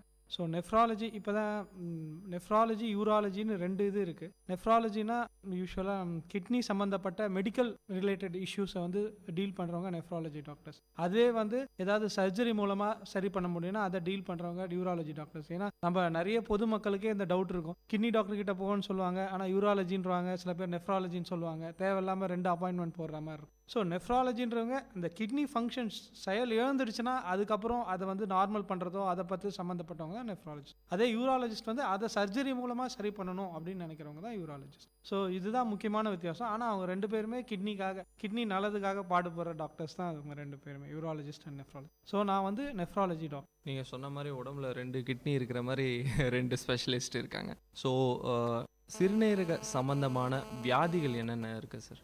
யூஸ்வலாக நார்மலாக வந்து கிட்னி 2 கிட்னி கடவுள் பண்ண ஒரே ஒரு நல்ல இது வந்து 2 கிட்னி கொடுத்தது தான். ஏன்னா வந்து யூஸ்வலாக இப்போ for example liver problem, brain problem, heart ப்ராப்ளம்னா பயப்படுற அளவுக்கு கிட்னி ப்ராப்ளம்னா பயப்பட தேவையில்லை. ஏன்னா வந்து எல்லாத்துக்கும் அது வந்து ஒரு எண்ட் பாயிண்ட் இல்லை, எல்லாத்துக்கும் ஒரு ஆல்டர்னேட்டிவ் இருக்குங்க. கிட்னி வந்து யூஸ்வலாக நாங்கள் இது பண்ணுறது பார்க்கறது வந்து எப்படின்னா அக்யூட் ரீனல் ஃபெயிலியர் அப்படின்னு பார்ப்போம். அக்யூட் ரீனல் ஃபெயிலியர்னா நல்லா வேலை செஞ்சுட்டு இருந்த கிட்னி திடீர்னு வேலை செய்யாமல் போகுது, அது வந்து அக்யூட் ரீனல் ஃபெயிலியர். 2வது வகை வந்து கிரானிக் ரீனல் ஃபெயிலியர் அப்படின்னு சொல்லுவோம். கிரானிக் ரீனல் ஃபெயிலியர்னா கொஞ்சம் கொஞ்சமாக அவங்களுக்கு கிட்னி ப்ராப்ளம் முதல்ல இருந்தே இருந்துட்டு இருக்கு, அதாவது ஒரு 3 மாதத்துக்கு மேலே இருந்து கிட்னி ப்ராப்ளம் இருந்தால் அது வந்து கிரானிக் ரீனல் ஃபெயிலியர், அதாவது 5-6 வருஷமாகவே இருக்கும். அது வந்து இதில் மெயின் டிஃப்ரென்ஸ் என்னென்னா அக்யூட் ரீனல் ஃபெயிலியராக இருந்தால் அதுதான் அங்கே தான் எங்களுடைய ரோல் வந்து ரொம்ப முக்கியம். ஏன்னா வந்து அதை திருப்பியும் அந்த கிட்னி வந்து நார்மல் பண்ணுறதுக்கு நாங்கள் எவ்வளோ மேக்ஸிமம் பாடுபடுறோமோ அது வந்து திருப்பியும் கிட்னி வந்து நார்மல் ஃபங்க்ஷனை பேஷண்ட்ஸ்க்கு வந்து எங்களால் தர முடியும். பட் கிரானிக் ரீனல் ஃபெயிலியர் பொறுத்த வரைக்கும் அந்த டேமேஜ் வந்துடுச்சுன்னா அந்த டேமேஜ் வந்துட்டு அதுக்கு மேலே அதிகமாக டேமேஜ் ஆகாமல் இருக்கிறது தான் எங்களுடைய மெயின் வேலைங்க. இன்னொன்று வந்து ஆஸ் யூஷுவலாக அந்த நெஃப்ராட்டிக் சிண்ட்ரோம் அப்படின்னு சொல்லுவாங்க. அது என்னென்னா கிட்னி வந்து ஆல்மோஸ்ட் ஒரு 100-150 ஃபங்க்ஷன் பண்ணுங்க. அதில் ஒரு முக்கியமான ஃபங்க்ஷன் வந்து புரதச்சத்து வந்து யூரினில் லீக் ஆகாமல் பார்த்துங்க கிட்னி. அந்த புரதச்சத்து வந்து ஒரு லெவலுக்கு மேலே போச்சிங்கன்னா ஒரு நார்மலாக வந்து பார்த்தீங்கன்னா 100 மில்லிகிராம் ஒரு 150 மில்லிகிராம் தான் ப்ரோட்டீன் நார்மலாக லீக் ஆகும். சில பேருக்கு பார்த்தீங்கன்னா 4 கிராம் 5 கிராம் அது மாதிரி லீக் ஆகும். அது மாதிரி லீக் ஆனவங்க கை கால் வீங்கிலாம் வந்துட்டு நேராக வருவாங்க, அவங்கள வந்து நெஃப்ராட்டிக் சிண்ட்ரோம் சொல்லுவோம். ஸோ அவங்கள வந்தவங்கள அதுக்கு என்ன காரணங்கள் அப்படின்னு வந்து நாங்கள் கண்டுபிடிச்சி அதுக்கேற்ற மாதிரி மருந்து போட்டு சரி பண்ணுவோம். ஸோ பார்த்தீங்கன்னா அது மெயினாக இந்த 3 இதில் தான் இருப்பாங்க, acute renal failure, chronic renal failure, இல்லைனா நெஃப்ராட்டிக் சிண்ட்ரோம் அப்படின்னு சொல்லி. இந்த சிறுநீரக கோளாறு வருவதற்கான முக்கியமான ரீசன் என்ன? உணவு பழக்க வழக்கமா இல்லை வந்து இயல்பிலே இருக்கக்கூடிய காரணமா? என்ன மாதிரியான main reason doctor? Main reason பார்த்தீங்கன்னா இப்போது அதாவதுங்க அக்யூட் ரீனல் ஃபெயிலியர், இப்போ நான் ஏற்கனவே சொன்ன மாதிரி acute renal failure, chronic renal failure, nephrotic. இப்போ நெஃப்ராட்டிக் சிண்ட்ரோம், அக்யூட் ரீனல் ஃபெயிலியர்லாம் அந்த டைமில் நம்ம ஆக்ட் பண்ணிட்டோம்னா, பட் இந்த கிரானிக் ரீனல் ஃபெயிலியர் வந்துருச்சுன்னா தான் கஷ்டம். ஏன்னா வந்து டேமேஜ் ஆனது தான். ஃபார் எக்ஸாம்பிள் கிட்னி ஒரு 100% வேலை செய்யுதுன்னு வச்சுங்களேன், அது ஒரு கிரானிக் ரீனல் ஃபெயிலியர் எங்ககிட்ட வரும்போதே வந்து ஆல்மோஸ்ட் ஒரு 50% இழந்துட்டு தான் வந்திருப்பாங்க. 50% இழந்துட்டு வந்தவங்களே எங்களால் வந்து திருப்பியும் அவங்க அதே தான் கேட்குறேன், திருப்பியும் நார்மல் ஆகாதுங்களா டாக்டர் அப்படின்னு தான் கேட்பாங்க. எங்களாலையும் வேறு வழி இல்லைங்க, நாங்கள் வந்து தெளிவாக சொல்லிவிடுவோம், நாங்கள் உங்களுக்கு வந்த டேமேஜ் ஆனதாமா, இனிமேல்ட்டு எங்கள் வேலை வந்து இருக்கிற வைத்தியத்தை இருக்கிற ஃபங்க்ஷனை மெயின்டைன் பண்ணுறதுக்காக தான் எங்கள் வைத்தியம் அப்படின்னு நாங்கள் தெளிவாக சொல்லிடுவோம். இது எதுக்கு சொல்ல வராங்கன்னா, நம்ம அந்த கிரானிக் ரீனல் ஃபெயிலியர் அதுக்கான காரணம் தான் முக்கியம். ஏன்னா வந்து அது வந்துடுச்சுன்னா ரொம்ப கஷ்டம். அதுக்கு வந்து முக்கியமான காரணம் ஒரு 100 பேர் எடுத்துக்கிட்டிங்கன்னு வச்சுங்களேன், 60-70 பேருக்கு முக்கியமான காரணம் என்னன்னு பார்த்தீங்கன்னா, அதில் ஒரு 40-50 பேருக்கு சுகர் இருக்கும், 20-30 பேருக்கு பிபி இருக்கும். ஸோ முக்கியமாக கிட்னின்றது வந்து ஒரு கடைசியான ஒரு டேமேஜ் ஆகிற ஆர்கன். ஆனால் அதுக்கான மூல காரணங்கள் என்னன்னு பார்த்தீங்கன்னா, முக்கியமானது சுகர், பிபி, 3வது காரணம் வந்து ஸ்மோக்கிங். இது 3 இருக்கவங்க வந்து they are very high risk for kidney problem. So முக்கியமாக அந்த டயபெட்டிஸ் இருந்துச்சுன்னா கண்டிப்பாக ஒரு நாள் அவருக்கு கிட்னி பாதிக்க போகுதுன்னு தான் இருக்கும். அந்த சுகரை வந்து மெயின்டைன் பண்ணிட்டு இருந்தாருன்னா, இப்போ ஃபார் எக்ஸாம்பிள் சொல்கிறேன், ஒருத்தருக்கு சுகர் இருக்குது, இன்னொருத்தருக்கு சுகர் இருக்குது. ஒருத்தருக்கு வந்து கிட்னி ப்ராப்ளம் 10 வருஷத்துலேயே வந்துடும், இன்னொருத்தருக்கு கிட்னி ப்ராப்ளம் 35 வருஷத்தில் வரும், அதாவது டயபெட்டிஸ் தெரிஞ்ச பிறகு. இதுக்கு என்ன காரணம்னா, அந்த 10 வருஷம் வந்தவர் வந்து சுகரை மெயின்டைன் பண்ணலன்னா அது சரி கொஞ்சம் கொஞ்சமாக கிட்னியை பாதிக்கும். அடுத்தது பிபியும் கூட சேர்ந்து வருங்க. பிபி வந்துச்சுன்னா இது ரெண்டும் சேர்த்து பாதிக்கும். அவர் கூட ஸ்மோக் பண்ணாருன்னா அவ்வளோதான், அவர் 10 வருஷத்துலேயே ஹார்ட் அட்டாக்கு, கிட்னி ப்ராப்ளம் வந்துடும். பட் இதே ஒருத்தர் வந்து சுகர் தெரிஞ்சுட்டு அவர் டயட்டு, அதே போல் not only diet, prescribe drugs, டாக்டருடைய இது எல்லாமே கரெக்டாக எடுத்து வந்து என்ன அட்வைஸ் பண்ணுறாங்களோ அவர் பார்த்தீங்கன்னா சுகர் வந்து மெயின்டைன் பண்ணிட்டே வந்தால் அந்த கிட்னி டேமேஜ் வந்து ஸ்லோவாக தான் வருங்க. அதாவது சுகர் வந்தால் கிட்னி டேமேஜ் வர முடியாது. சுகரை பொறுத்த வரைக்கும் கண்ட்ரோல் பண்ண முடியுமாண்டி க்யூர் பண்ண முடியாது. அதே மாதிரி தான் சுகர்னால வர கிட்னி டேமேஜும் வந்து உங்களால் கண்ட்ரோல் பண்ண முடியாண்டி க்யூர் பண்ண முடியாது. ஸோ அது கண்ட்ரோல் பண்ணிட்டு வந்தாருன்னா மொல்லமாக ஸ்லோ. அவருக்கு வந்து ஒரு 45 வயசில் தான் 40-45 வயசில் தான் அந்த கிட்னி ப்ராப்ளமே வருங்க. ஸோ அந்த டைமில் அவர் நினச்சதை வாழ்ந்துருப்பார், ஒன்றும் பிரச்சனை இருக்காங்க. ஸோ இதான் மெயின் முக்கியங்க. சுகர் அண்ட் பிபி இவங்க, அதே போல் கூட ஸ்மோக் பண்ணுறவங்க, இவங்க 3 பேருக்கு வந்து தேர் சம் ரொம்ப அதிகமான ரிஸ்க்கு கிட்னி ப்ராப்ளம் வருங்க. ஆனால் சில பேர் கேட்பாங்க, அவருக்கு சுகர் இருக்குது, அவர் ஸ்மோக் பண்ணுறாரு, நல்லா தான் இருந்தா. இது அதை விட ரொம்ப முக்கியமான காமெடி என்ன ஓபியில் நடக்கும்னா, சார் 30 வருஷமாக சிகரெட் பிடிச்சிருந்தேன், நல்லா தான் இருந்தேன், இப்போ தான் சிகரெட்டை நிறுத்தினா கிட்னி ப்ராப்ளம் சொல்கிறாங்க அப்படின்னு சொல்லுவாங்க. இதெல்லாம் வந்து அவங்க வந்து புரிஞ்சிக்க வேண்டிய இது வந்து, அவர் 30 வருஷமாக பிடிச்சதுனால தான் இன்னைக்கு கிட்னி ப்ராப்ளம் வந்துச்சுங்க அப்படின்னு. அதே போல் இன்னொரு எங்கள் பக்கத்து வீட்டுக்காரர் இன்னும் ஸ்மோக் பண்ணிட்டு இருக்காரு, அவர் நல்லா தான் இருக்காரு, நான் நேற்று நிறுத்திட்டேன் எனக்கு வந்துடுச்சு அப்படின்னு. இதெல்லாம் வந்து அதான் சொல்லுவேன், உங்கள் கண் எதிர்க்கவே பாருங்கள், நீங்கள் நல்லா இருந்தீங்கன்னா இன்னும் கொஞ்ச நாள் அவரும் என்கிட்ட வருவார் அப்படின்னு நான் சொல்லுவேங்க. அதனால வந்து அது மாதிரி மற்றவங்கள இது சொல்லாமல் நம்ம இது, சில பேர் கொஞ்சம் வேகமாக போகும், கொஞ்சம் ஸ்லோவாக ப்ரோக்ரஸ் ஆகும் அதை பற்றி. ஆனால் கண்டிப்பாக கிட்னி ப்ராப்ளம் வந்து சுகர் இருக்கவங்களுக்கு, பிபி இருக்கவங்களுக்கு ஒரு நாள் வருங்க. பிபியை பற்றி இன்னொன்று சொல்ல வேண்டிய இது வந்து என்னன்னா, பிபினால கிட்னி ப்ராப்ளம் வருதா, கிட்னி ப்ராப்ளம்னால பிபி ப்ராப்ளம் வருதான்னு அடிக்கடி எங்கள் பேஷண்ட்ஸ் என்கிட்ட கேட்பாங்க. இது வந்து ஆல்மோஸ்ட் இந்த சேம் இதுதான், கோழியிலேருந்து முட்டை வந்துச்சா, முட்டையிலேருந்து கோழி வந்துச்சான்னு எதுவுமே சொல்ல முடியாது. ஏன்னா வந்து கிட்னி ப்ராப்ளம் இருந்துச்சுன்னா, கிட்னியுடைய ஒரு முக்கியமான ஃபங்க்ஷன் வந்து, இப்போ நம்ம நிறைய உப்பு போட்டு சாப்பிட்றோன்னு வச்சுங்களேன், கிட்னி ஃபங்க்ஷன் நார்மலாக இருந்துச்சுன்னா என்ன வேணா எவ்வளோ உப்பு போட்டாலும் அது யூரினில் வந்து அந்த உப்பு, அதிகமான உப்பு வந்து போயிடும். அதே கிட்னி ப்ராப்ளம் இருக்குங்களுக்கு உப்பு நிறைய போட்டால் கிட்னி ஃபங்க்ஷன் சரியாக பண்ணலன்னா அந்த உப்பு வந்து உடம்புல அதிகமாகி ப்ரெஷர் அதிகமாகும். ஸோ கிட்னி ப்ராப்ளம் இருக்கவங்களுக்கு கண்டிப்பாக பிளட் ப்ரெஷர் வரும். ஏன்னா இப்போ டயாலிசிஸ்ல எடுத்துக்கிட்டிங்கன்னா 100 பேர் டயாலிசிஸ் பண்ணிங்கன்னா 97 பேர் கண்டிப்பாக பிபி அதிகமாக இருக்கும். அதே மாதிரி தாங்க, பிபி அதிகமாக இருந்துச்சுன்னா ஒரு லெவலுக்கு மேலே தான் கிட்னி வந்து ஃபங்க்ஷன் வந்து அந்த ரத்த ஓட்டம் வந்து மெயின்டைன் பண்ணிடும். பிபி கம்மியாச்சுனாலும் கிட்னிக்கு போகிற ரத்த ஓட்டம் குறைஞ்சிரும், பிபி ரொம்ப அதிகமாச்சுனாலும் கிட்னிக்கு போகிற ரத்த ஓட்டம் குறைஞ்சிரும். ஸோ அது வந்து டேமேஜ் பண்ணும் கிட்னி. இது மாதிரி தாங்க, பிபி கண்ட்ரோல் பண்ணலாம், கிட்னி டேமேஜ் ஆகும், கிட்னி டேமேஜ் ஆச்சுன்னா திருப்பியும் பிபி அதிகமாகும். இது வந்து ஒரு விஷியஸ் சைக்கிளாக தான் போயிடும். ஸோ பிபி, சுகர் இது 2 தான் வந்து ஒரு 70% காரணம் கிட்னி பேஷண்ட்ஸ். மற்ற காரணங்கள் வந்து பரம்பரையாக சில பேருக்கு ஏடிபி கேடி அப்படின்னு சொல்லுவோம். அப்படின்னா வந்து கிட்னியில் குட்டி குட்டி சிஸ்ட் இருக்குங்க. நார்மலாக சில பேருக்கு ஒரு சிஸ்ட்டு 2 சிஸ்ட் இருக்குங்க, அதை பற்றி பிரச்சனை இல்லை. சில பேர் பார்த்தீங்கன்னா ஒரு கிட்னியில் 500 600 சிஸ்ட், குட்டி குட்டி குட்டியாக நீர் சிஸ்ட் இருக்கும். அந்த சிஸ்ட் வந்து இருந்தால் அவங்களுக்கு உடனே 40 வயசில் சிஸ்ட் ஆரம்பிக்கும், 50 வயசில் பிபி வரும், 60 வயசில் ரீனல் ப்ராப்ளம் வரும், 65 வயசில் டயாலிசிஸ் பண்ணுற மாதிரி இருக்கும். இது வந்து ஒரு 7-8% காரணம் இருக்குங்க. இன்னொரு காரணம் வந்து பார்த்தீங்கன்னா யூரினரி ட்ராக் இன்ஃபெக்ஷன் அப்படின்னு சொல்லுவாங்க நாங்கள். அது வந்து என்ன காரணம்னா, சில பேருக்கு வந்து யூரின் போகிற இதில் வந்து அடைப்பு இருக்கும். நார்மலாக வந்து இது முக்கியமாக நான் என்ன சொல்லிக்க வேண்டிய விரும்புகிறேன்னா, யூரினரி ட்ராக்ட் இன்ஃபெக்ஷன் வந்து பெண்களுக்கு வந்து ரொம்ப காமன். ஏன்னா வந்து அவங்களுக்கு வந்து அந்த யூரின் போகிற கேனால் வந்து சின்னதாக இருக்கிறதுனால இன்ஃபெக்ஷன் வரதுக்கு ரொம்ப. ஆனால் ஆண்களுக்கு வந்து யூரினரி ட்ராக்ட் இன்ஃபெக்ஷன்றது வந்து ரொம்ப வந்து ரேர். அதாவது சின்ன வயசில், அதாவது ஒரு 5 வயசுலேருந்து 55 வயசுக்குள்ளே வந்து யூரினரி ட்ராக்ட் இன்ஃபெக்ஷன் வந்து வரது கஷ்டம். அப்படி வந்துச்சுன்னா அவங்க உடனே வந்து நான் மெயினாக ஆண்களுக்கு சொல்கிறேன், அவங்க யூரினரி ட்ராக்ட் இன்ஃபெக்ஷன் இருந்துச்சுன்னா உடனே வந்து டாக்டரை பார்த்து அணுகி தகுந்த ஆலோசனை எடுத்துக்கணும். பெரியவங்களுக்கு ஏன் வருது யூரினரி ட்ராக்ட் இன்ஃபெக்ஷன் ஆம்பளைங்களுக்குன்னா, அவங்க வயசாக அந்த யூரினரி வழியில் வந்து ஒரு ப்ராஸ்டேட்னு ஒன்று சொல்லுவாங்க, அது வளர வளர அடைப்பு வந்துச்சுன்னா, யூரின் தங்குச்சுன்னா அது வந்து அவங்களுக்கு இன்ஃபெக்ஷன் வர வாய்ப்பு இருக்குது. அதனால் இந்த ஒரு நார்மலாக ஒரு 2 வயசுலேருந்து ஒரு 50 வயசுக்குள்ளே யூரினரி ட்ராக்ட் இன்ஃபெக்ஷன் இருந்துச்சுன்னா அவங்க வந்து ஏதாவது சம்திங் அப்நார்மலாக ப்ராப்ளம் இருந்தால் தான் ஆம்பளைங்களுக்கு வந்து யூரினரி ட்ராக்ட் இன்ஃபெக்ஷன் வருங்க.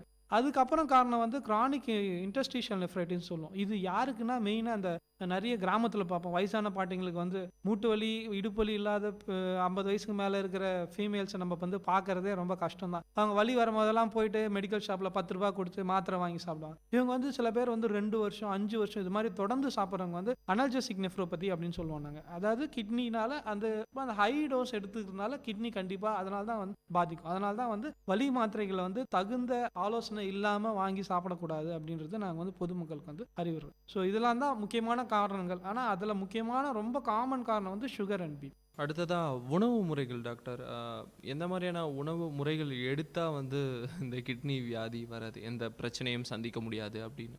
அதாவது உணவு முறைகள்னு பார்த்துக்கிட்டிங்கன்னு வச்சுங்களேன், யூஸ்வலாக வந்து ஸ்பெசிஃபிக்காக பார்த்தோன்னா நாங்கள் வந்து வராமல் தடுக்கிறத விட வந்துட்ட பிறகு நிறைய உணவு முறைகள் வந்து நாங்கள் அட்வைஸ் பண்ணுவோம் கிட்னி பேஷண்ட்ஸ்க்கு. ஏன்னா வந்து கிட்னி வேலை செய்யலைன்னா இவ்வளோ தண்ணி குடிங்க, அதிகமாக குடிக்காதீங்க, உப்பு கம்மியாக சாப்பிடுங்க. ஆனால் ஆஸ் சச் ஜென்ரல்லே பார்த்தீங்கன்னா என்ன அட்வைஸ் பண்ணுறது வந்து சால்ட் வந்து கம்மியாக சாப்பிட்றது வந்து பெஸ்ட் அட்வைஸ். ஏன்னா வந்து நீங்கள் சால்ட் அதிகமாக இப்போ வந்து பார்த்தீங்கன்னா, எங்கள் வீட்லேயே கூட, எங்கள் வீட்டில் இல்லை பக்கத்து வீட்டில் கூட ஒருத்தர் பார்த்தீங்கன்னா, ஒருத்தருக்கு வந்து பிபி 120 இருக்கும், இன்னொருத்தருக்கு வந்து அதே வந்து பிபி 140 இருக்குங்க. இது வந்து நான் மேலே சிஸ்டாலிக் பிபி சொல்கிறேன். நான் 120 இருக்கவங்க கொஞ்சம் சேஃபர் சைடில் இருக்காங்க, 140 இருக்கவங்க கொஞ்சம் ஹை ரிஸ்கில் இருக்காங்க. இதுக்கு காரணம் பார்த்தீங்கன்னா சால்ட்டு தான் ஒரு ரீசன். அதனால் வந்து என்னை கேட்டால் வந்து சால்ட் எக்ஸஸாக சாப்பிட்றது, ஃபார் எக்ஸாம்பிள் ஊறுகாய் நிறைய வச்சு சாப்பிட்றது, அப்பளம் வச்சு நிறைய சாப்பிட்றது, அது இல்லாமல் சில பேர்லாம் வந்து சால்ட் ஹையர் சைடில் வச்சு சாப்பிட்றது, உப்பு கம்மியாக இருந்துச்சுன்னா நிறைய போட்டு சாப்பிட்றது, இதெல்லாம் அவாய்ட் பண்ணுறது.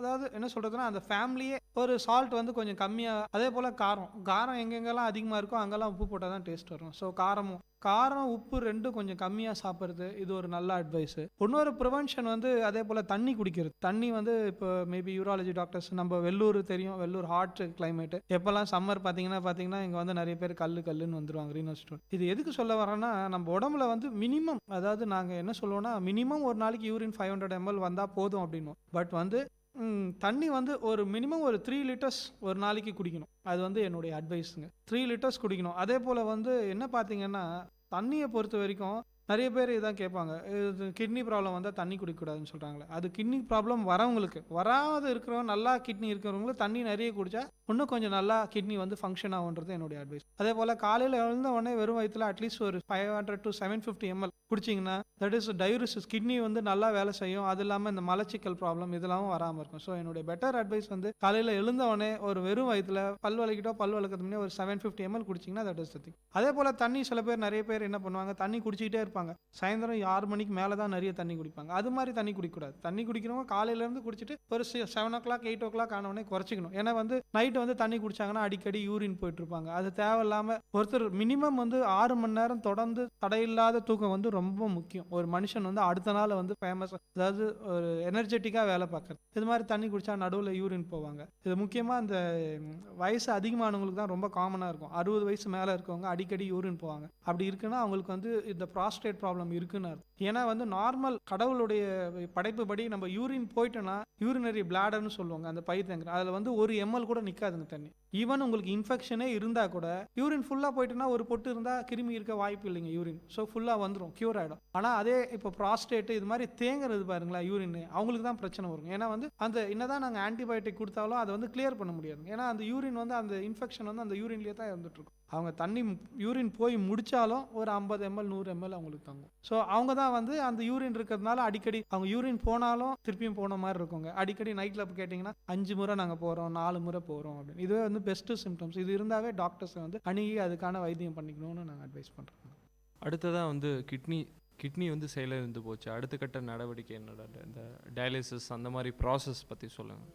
ஆக்சுவலி இதாங்க நான் சொன்னேன் இல்லைங்களா, க்ரானிக் கிட்னி டிசீஸ்ன்றது வந்து நாங்கள் வந்து ஆக்சுவலாக ஸ்டேஜஸ் படி நார்மலாக ஒரு கிட்னி வந்து இது நாங்கள் 100% வேலை செய்யுதுன்னு வச்சிங்களேன். அது வந்து நாங்கள் வந்து கிட்னி சேலஇருந்தால் எல்லாரையும் கூப்பிட்டு டயாலிசிஸ் பண்ணிட மாட்டோம். அந்த கிட்னி வந்து 2 கிட்னியும் சேர்ந்து ஒரு 10% கீழே 15% 10 to 15% கீழே போச்சுன்னா அப்போ வந்து பார்த்தீங்கன்னா அது அந்த கடைசி வந்து என் ஸ்டேஜ் ரீனல் டிசீஸ் அப்படின்னு சொல்லுவோம். அப்படின்னா என்ன அர்த்தம்னா அவங்க வந்து டயாலிசிஸ் பண்ணாமல் அவங்களால உயிர் வாழ முடியாது அப்படின்னு ஒரு ஸ்டேஜ் வந்தால் தான் நாங்கள் வந்து டயாலிசிஸ் பண்ணுவோம். அதுக்கு முன்ன வரைக்கும் சில பேருக்கு பார்த்தீங்கன்னா யூஸ்வலாக நார்மலாக வந்து கிரியாட்டினின் ஒரு இது வச்சு தான் நம்ம காமனாக இந்தியாவில் வந்து கிட்னியுடைய ஃபங்க்ஷன் அளவு வச்சு சொல்லுவோம். அது 1 பாயிண்ட் இருக்கும் நார்மலாக. அது அதிகமாக இப்போ ஃபார் எக்ஸாம்பிள் 7 பாயிண்ட் இருக்குன்னா அது 2 கிட்னியுடைய ஃபங்க்ஷன் வந்து 5% 10% தான் இருக்கும். அதே போல் அடிக்கடி நாங்கள் பேஷண்ட் கேட்குற கேள்வி இருந்தாங்க, 2 கிட்னியும் பாதிச்சுச்சா அப்படின்னு கேட்பாங்க. அதான் ஏன்னா 2 கிட்னியும் பாதிச்சாதான் உங்களுக்கு வந்து பிரச்சனையே வருங்க. ஒரு கிட்னி மட்டும் நல்லா வேலை செஞ்சுச்சுன்னா, ஏன்னா நிறைய குழந்தைகள் பிறக்கும் போதே வந்து ஒரு கிட்னி சுருங்கி ஒரு கிட்னி நார்மலாக இருக்குங்க. அவங்களாம் நார்மலாக லைஃப் ஃபுல்லாக நார்மல் லைஃப் லீட் பண்ணும். ஸோ 2 கிட்னியும் பிரச்சனை வந்தால் தான் இந்த ப்ராப்ளம் வருங்க. ஸோ இது மாதிரி இந்த வேறு வழியே இல்லை, 2 கிட்னியும் போச்சு அப்படின்னா நாங்கள் அதான் இந்த சிகேடி, அதாவது வாய்ப்பே இல்லை. முக்கியமாக பார்த்தீங்கன்னா அவங்களுக்கு ஸ்கேன் பண்ணி பார்த்தோங்கன்னா கிட்னி ரொம்ப சுருங்கி இருக்கும். நார்மலாக மேல்ஸ்க்கு வந்து ஆம்பளைங்களுக்கு ஒரு 10 சென்டிமீட்டரும் பொம்பளைங்களுக்கு ஒரு 9 சென்டிமீட்டர் இருக்குங்க 2 கிட்னி. ஆனால் அவங்களுக்குலாம் பார்த்தீங்கன்னா 7 சென்டிமீட்டரு 8 சென்டிமீட்டர் இது மாதிரி சுருங்கி இருக்கும். சுருங்கின கிட்னியை வந்து ஒன்றும் பண்ண முடியாது எங்களால். அவங்களுக்கு வந்து வேறு வழியே இல்லை, டயாலிசிஸ் தான். அது வந்து 3 இது இருக்குங்க டயாலிசிஸ். ஒன்று வந்து அதாவது கிட்னி சுத்தமாக வேலை செய்யலை அப்படின்னா அவங்களுக்கு வந்து 3 வழி. ஒன்று வந்து ரத்த டயாலிசிஸ், அது வந்து ஹீமோ டயாலிசிஸ்ன்னு சொல்லுவோம். 2வது வந்து பிளட் டயாலிசிஸ், அது வந்து பெரிட்டோனியல் டயாலிசிஸ்ன்னு சொல்லுவோம். 3வது தான் வந்து கிட்னியை மாற்றி வச்சுக்கிறது, டிரான்ஸ்பிளான்ட் அறுவை சிகிச்சை அப்படின்னு சொல்லுவோம். ஸோ ஹீமோ டயாலிசிஸ்னால் என்ன பண்ணுவாங்கன்னா அவங்க வந்து ஒரு மிஷின் இருக்கும், அந்த ரத்தத்தை எடுத்து அந்த உப்பு நீர்லாம் அதிகமாக யூரியா கிரியாட்டினின் இதெல்லாம் வந்து எடுத்து மிஷின் மூலமாக நாங்கள் வந்து சுத்திகரித்து அது திருப்பியும் அது வந்து ஒரு நாளைக்கு ஹாஸ்பிட்டலில் வந்து 4 மணிக்கு வந்து 4 மணி நேரம் அந்த மிஷினில் வந்து அவங்க வந்து சுத்திகரித்து அனுப்புவோம். இவங்க வந்து வாரத்துக்கு 2 முறை 3 முறை ஹாஸ்பிட்டலுக்கு வர வேண்டியிருக்கும். இன்னொன்று வந்து பெரிட்டோனியல் டயாலிசிஸ்னால் ஒரு 2 லிட்டர் தண்ணியை வந்து வயிற்றுல போட்டு 4 மணி நேரம் வச்சுட்டு இது தினமும் 3 முறை 4 முறை அவங்க வீட்லேயே பண்ணிக்கிற மாதிரி. பெரிட்டோனியல் டயாலிசிஸுடைய அட்வான்டேஜ் என்னென்னு பார்த்தீங்கன்னா அவங்க வீட்லேயே பண்ணிக்கலாம், மாதத்துக்கு ஒரு முறை ஹாஸ்பிட்டல் வந்தால் போதும். அதே போல் மெயினாக ஆஃபீஸ் போகிறவங்க, ஸ்கூல் போகிற குழந்தைங்க, இவங்களுக்குலாம் கிட்னி ப்ராப்ளம் இருக்கவங்க அவங்க ஹாஸ்பிட்டலுக்கு வந்துட்டு இருந்தால் அவங்க வந்து லேக் ஆவாங்க. அதே போல் ஆஃபீஸ் போகிறவங்க வந்து ஹாஸ்பிட்டலுக்கு வர முடியாது. ஸோ அவங்க என்ன பண்ணுவாங்க, வயிற்றுல தண்ணி போட்டு ஆஃபீஸ் போயிடுவாங்க. அதுக்கப்புறம் திரும்பி வீட்டுக்கு வந்துட்டு தண்ணி எடுத்துப்பாங்க. நைட்டு இன்னொன்று எக்ஸ்ட்ரா ஒன்று பண்ணிப்பாங்க. ஸோ இதுதான் வந்து பெரிட்டோனியல் டயாலிசிஸுடைய அட்வான்டேஜ். இன்னொரு அட்வான்டேஜ் இருதய கோளாறு இருக்கவங்களுக்கு வந்து பெட்டர் வந்து இந்த வயிறு டயாலிசிஸ், பெரிட்டோனியல் டயாலிசிஸ், நீர் டயாலிசிஸ் சொல்லுவோம். மூணாவது தான் வந்து ரீனல் டிரான்ஸ்பிளான்ட். ரீனல் டிரான்ஸ்பிளான்ட்னா யாராவது ஒருத்தர் கிட்னியை வந்து கொடுக்க விருப்பப்படுறவங்க அவங்க 2 கிட்னியில் ஒரு கிட்னியை கொடுத்து அதனால் 2 பேரும் வாழ்கிறது தான் வந்து ரீனல் டிரான்ஸ்பிளான்ட். நிகழ்ச்சியில் ஒரு சின்ன இடைவேளைக்கு பிறகு மீண்டும் நாம் பேசலாம். வானொலி ஒலித்திடுதே, மனிதத்தை வளர்த்திடுதே, சமுதாயத்தை நலமாய் மாற்றிடுதே, செவிகளை வருடிடுதே, கவிதைகள் வார்த்திடுதே, பண்பலைகளின் பயன்களை பரவிடுதே.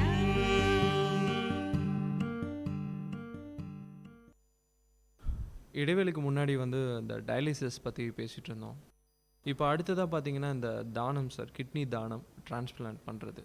இப்போ ஒருத்தவருக்கு வந்து 2மே செயலிழந்து போச்சுன்னா இன்னொருத்தர்கிட்ட இருந்து வாங்கி அவருக்கு நம்ம டிரான்ஸ்பிளான்ட் பண்ணுறோம். ஸோ அதை பற்றி கொஞ்சம் சொல்லுங்கள். அதாவது ரீனல் டிரான்ஸ்பிளான்ட் அப்படின்றது வந்து நிஜமாகவே வந்து ஒரு வரப்பிரசாதம் தாங்க. அது கண்டுபிடிச்சது என்ன முக்கியமாக இருக்குன்னா 2 கிட்னி இருக்கிறதுனால ஒரு கிட்னி வந்து இன்னொருத்தர் கொடுத்து 2 பேரும் தான் இந்த ரீனல் டிரான்ஸ்பிளான்ட். ஆனால் இது வந்து நிறைய பேர் நினச்சிப்பாங்க யார் வேணால் கொடுக்கலாம் அப்படி இப்படின்னு நினச்சிப்பாங்க. அப்படிலாம் இல்லைங்க. இதுக்கெல்லாம் ரொம்ப ஸ்ட்ரிக்டாக, அதுவும் வந்து ஹோட்டா ஹேக்ட் அப்படின்னு ஒரு ஹேக்ட் வந்து இருக்கிறது ரொம்ப ஸ்ட்ரிக்டாக பார்ப்பாங்க. ஏன்னா நிறைய நீங்கள் பார்ப்பீங்க கிட்னியை வந்து டாக்டர் ஹாஸ்பிட்டலில் போனாங்க திருடிட்டாங்க அப்படி இப்படின்னு நிறைய நியூஸ் பேப்பர்லாம் பார்ப்பீங்க. அதெல்லாம் வந்து எந்த அளவுக்கு உண்மைன்னு தெரியலைங்க. பட் வந்து இந்த ஹேக்ட் மூலமாக வந்து இதெல்லாம் வந்து நாங்கள் நிரூபித்தா தவிர டிரான்ஸ்பிளான்ட்டே பண்ண முடியாது. ஏன்னா வந்து இந்த இது லா பொறுத்த வரைக்கும் யார் ஒருத்தர் கிட்னி கொடுக்கலாம். ஒரு வீட்டில் ஒருத்தர் அஃபெக்ட் ஆனால், இப்போ ஒரு ஆம்பளை அஃபெக்ட் ஆனால் அவங்க வீட்டுக்கார அம்மா கொடுக்கலாம். ரத்த சம்மந்தப்பட்டவங்க தான் கொடுக்கணும். மெயினாக வந்து ஒரு பையன் அஃபெக்ட் ஆகிட்டானா அவங்க அப்பா அம்மா கொடுக்கலாம். அதே போல் அவங்க கூட பிறந்த அக்கா தங்கச்சி அண்ணன் தம்பி கொடுக்கலாம். இதே வந்து அவங்க தாத்தா பாட்டி நல்லா இருந்தாங்கன்னா கொடுக்கலாம். இதுதான் வந்து ரத்த சம்மந்தப்பட்டவங்க. ரத்த சம்மந்தம் இல்லாத ஒரே ஒருத்தர் கொடுக்கலான்னா அது அவங்க வீட்டுக்காரம்மா, ஒய்ஃப் மட்டும் கொடுக்கலாம். இதுக்கு வந்து தகுந்த ஆதாரங்கள் இருந்தால் மட்டும்தான் வந்து இன்னைக்கு பண்ண முடியுங்க டிரான்ஸ்பிளான்ட். ஏன்னா வந்து ரொம்ப ஸ்ட்ரிக்ட் கவர்மெண்ட்டுங்க. இல்லைனா வந்து இப்போ ரீசெண்டாக வந்து ரொம்ப விழிப்புணர்ச்சி வரது வந்து கெடாவர் டிரான்ஸ்பிளான்ட் அப்படின்னு சொல்லுவாங்க. ஏன்னா அதாவது ரத்த தானம் மாதிரி இப்போ வந்து கிட்னி தானம் பண்ணுறவங்க இறந்துட்ட பிறகு என் கிட்னி எடுத்துக்கலாம் அப்படின்னா முதல்ல. அதே போல் ஆக்சிடென்ட்டில் இறந்தவங்க, அதாவது இறந்தும் வாழ்ந்து கொண்டு இருக்கிறார் அப்படின்ற மாதிரி நிறைய பேர் வந்து எவ்வளோ பண்ணுறாங்க. இப்போ ஒருத்தர் இறந்துனாங்கன்னா அவர் மூலமாக வந்து 2 கிட்னினா 2 குடும்பங்களுக்கு வந்து 2 பேர் வந்து கிட்னி பெற்று வந்து பயனடைவாங்க. ஒருத்தர் இறந்தாங்கன்னா 2 குடும்பத்துக்கு வந்து கிட்னி பெற்று பயனடைவாங்க. ஸோ இது மாதிரி ஆக்சிடென்ட்டில் இறந்தாங்க இவங்கெல்லாம் வந்து டிரான்ஸ்பிளான்ட். இதுதான் வந்து தமிழ்நாட்டில், சவுத் இந்தியாவில் வந்து ரொம்ப கம்பேர் டு நார்த் இந்தியாவோட சவுத் இந்தியாவில் வந்து இந்த கெடாவர் டிரான்ஸ்பிளான்ட் வந்து ரொம்ப நல்லா சக்ஸஸ்ஃபுல்லாக பண்ணிட்டு இருக்காங்க. ஸோ அது இல்லாமல் ஆனால் பெஸ்ட்டு வந்து லைவ் ரிலேட்டட் தான் வந்து ரொம்ப நல்லது. அதாவது சில பேருக்கு வேறு யாருமே வீட்டில் இல்லைன்னா கெடாவர் டிரான்ஸ்பிளான்ட் தான் போகணும். லைவ் ரிலேட்டடில் என்னன்னா அதாவது ரத்த ஓட்டம் இருக்கும் போதே கிட்னி எடுத்து வைப்பாங்க. அதனால வந்து அது ஃபங்க்ஷன் வந்து நல்லா இருக்கும். அதே போல் ரத்தம் சம்மந்தப்பட்டவங்க தரத்துனால அது வந்து இன்னும் கொஞ்சம் நல்லா ஃபங்க்ஷன் இருக்குங்க. ஸோ இதான் மெயினாக வந்து ஒரு வீட்டில் அஃபெக்ட் ஆனாங்கன்னா அவங்க ஒய்ஃபு, அப்பா அம்மா, குழந்தைங்க தருவாங்க. இது ரொம்ப காமனாக நாங்கள் பார்க்கறது வந்து பசங்களுக்கு வந்து கிட்னி கெட்டுடுச்சுன்னா அப்பா அம்மா வந்து உடனே ரெடியாக தருவாங்க. ஏன்னா வந்து அவங்க வந்து அவங்கள பொறுத்த வரைக்கும் நம்ம வாழ்ந்து முடிச்சிட்டோம். அதே போல் ஹஸ்பண்ட்னா ஒய்ஃப் வந்து ரொம்ப காமனாக கொடுப்பாங்க. ஆனால் நாங்கள் வந்து கொடுக்குறோன்னா உடனே எடுத்துட மாட்டோம். மினிமம் ஒரு 30-40 டெஸ்ட் பண்ணி அவங்க கொடுக்குறவங்க வந்து 100% கிட்னி ஃபங்க்ஷன் பண்ணுதா அப்படின்னு இருந்து எங்களால் ப்ரூவ் பண்ண முடிஞ்சாதான் வந்து எடுத்து வந்து டிரான்ஸ்பிளான்ட் பண்ணுவோம். அப்போ தான் வந்து 50% இவங்க கிட்ட இருக்கும், 50% இவங்க கிட்ட இருக்கும். ஸோ தட் 2 பேருக்குமே பிரச்சனை இல்லாமல் ஓடும். ஸோ ஏன்னா வந்து ஃபார் எக்ஸாம்பிள் இப்போ கிட்னி கொடுக்குறவங்களுக்கு நாளைக்கு ஏதாவது கிட்னி ப்ராப்ளம் வந்தால் அவங்களும் எங்ககிட்ட தான் வர போகிறாங்க. We should not feel guilty. நாங்கள் வந்து அதனால் வந்து என்ன பண்ணுவோம்னா யார் கிட்னி கொடுக்குறாங்களோ அவங்கள வந்து முக்கியமாக கிட்னி இருக்கிறவங்களுக்கு அப்பாவுக்கு அம்மாவுக்கு டயபெட்டிஸ் இருக்குன்னா அவங்க வந்து அன்ஃபிட். டயபெட்டிஸ் இருந்தாங்கன்னா அவங்க கொடுக்கவே முடியாது. அதே போல் பிபி இருந்தாலும் கொடுக்க முடியாது. டெஃபினட்டாக அவங்களுக்கு ஒரு நாள் வந்து கிட்னி ப்ராப்ளம். இது மாதிரி ஆரோக்கியமாக இருந்தாங்கன்னா கண்டிப்பாக அவங்க கிட்னி கொடுக்கலாம். ஒய்ஃப் இருந்தால் அதே போல் பிளட் குரூப்பும் மேட்ச் ஆகணும், அது ஒரு இஷ்யூஸ் இருக்குங்க. ஆனால் இப்போ விஞ்ஞான வளர்ச்சி மூலம் பிளட் குரூப் மேட்ச் ஆகலைனாலும் டிரான்ஸ்பிளான்ட்லாம் நிறைய பேர் பண்ணிட்டு இருக்காங்க. பட் கொஞ்சம் ரிஸ்க் அதிகம். ஏன்னா வந்து நாங்கள் இம்யூனோ சப்ரஷன் சொல்லுவாங்க. அந்த கிட்னி வந்து ஒருத்தர் கிட்னி எடுத்து இன்னொருத்தர் வச்சா கண்டிப்பாக வந்து அது அவங்களுடைய கிட்னி இல்லை அப்படின்றது உடம்புக்கு தெரியும். அதனால் அந்த ரிஜெக்ஷன் வர வாய்ப்பு இருக்குது. அந்த ரிஜெக்ஷன் வராமல் இருக்கிறதுக்காக நாங்கள் வந்து சில இம்யூனோ சப்ரஷன்ஸ் தருவாங்க. அதுக்குனுடைய சைடு எஃபெக்ட்ஸ்லாம் இருக்குங்க இந்த இஷ்யூஸ். அதான் நாங்கள் நிறைய பேர் சொல்லியிருக்காங்க. அதாவது கிட்னி சில பேர் கேட்பாங்க, கிட்னி டிரான்ஸ்பிளான்ட் பண்ணால் எல்லாம் சரியாயிடுங்களா, அதுக்கப்புறம் ஒன்றும் பிரச்சனை வராதுங்களா அப்படின்னு. எங்களுடைய கருத்து என்னென்னா, ஈமோடயாலிசிஸ் அந்த ரத்த டயாலிசிஸ் பண்ணால் அது வந்து மேக்ஸிமம் ஒரு 3-5 வருஷம் தான் இருப்பாங்க. சில பேர் இருப்பாங்க 10 வருஷம். நாங்கள் ஆவரேஜ் பற்றி பேசுகிறோம். பட் ஆனால் ரீனல் டிரான்ஸ்பிளான்ட் பண்ணிங்கன்னா ஒரு வருஷம் கடைசியில் ஒரு 90 பேர் நல்லா இருக்காங்க. பட் சில பேர் ஈவன் 30 வருஷம் 40 வருஷம் கூட நல்லா இருக்காங்க. ஆனால் பெஸ்ட்டு வந்து ஏன்னா வந்து பார்த்தீங்கன்னா ஈமோடயாலிசிஸ்னால் நீங்கள் போயிட்டு வரணும் ஹாஸ்பிட்டலுக்கு. பட் வந்து கிட்னி டிரான்ஸ்பிளான்ட் பண்ணிக்கிட்டிங்கன்னா அதே நார்மல் பர்சன் மாதிரி உங்களால் ஓரளவுக்கு இந்த குவாலிட்டி ஆஃப் லைஃப் அப்படின்னு சொல்லுவோம் இல்லைங்களா, அது வந்து அந்த அளவுக்கு அஃபெக்ட் ஆகாமல் இருக்கும்.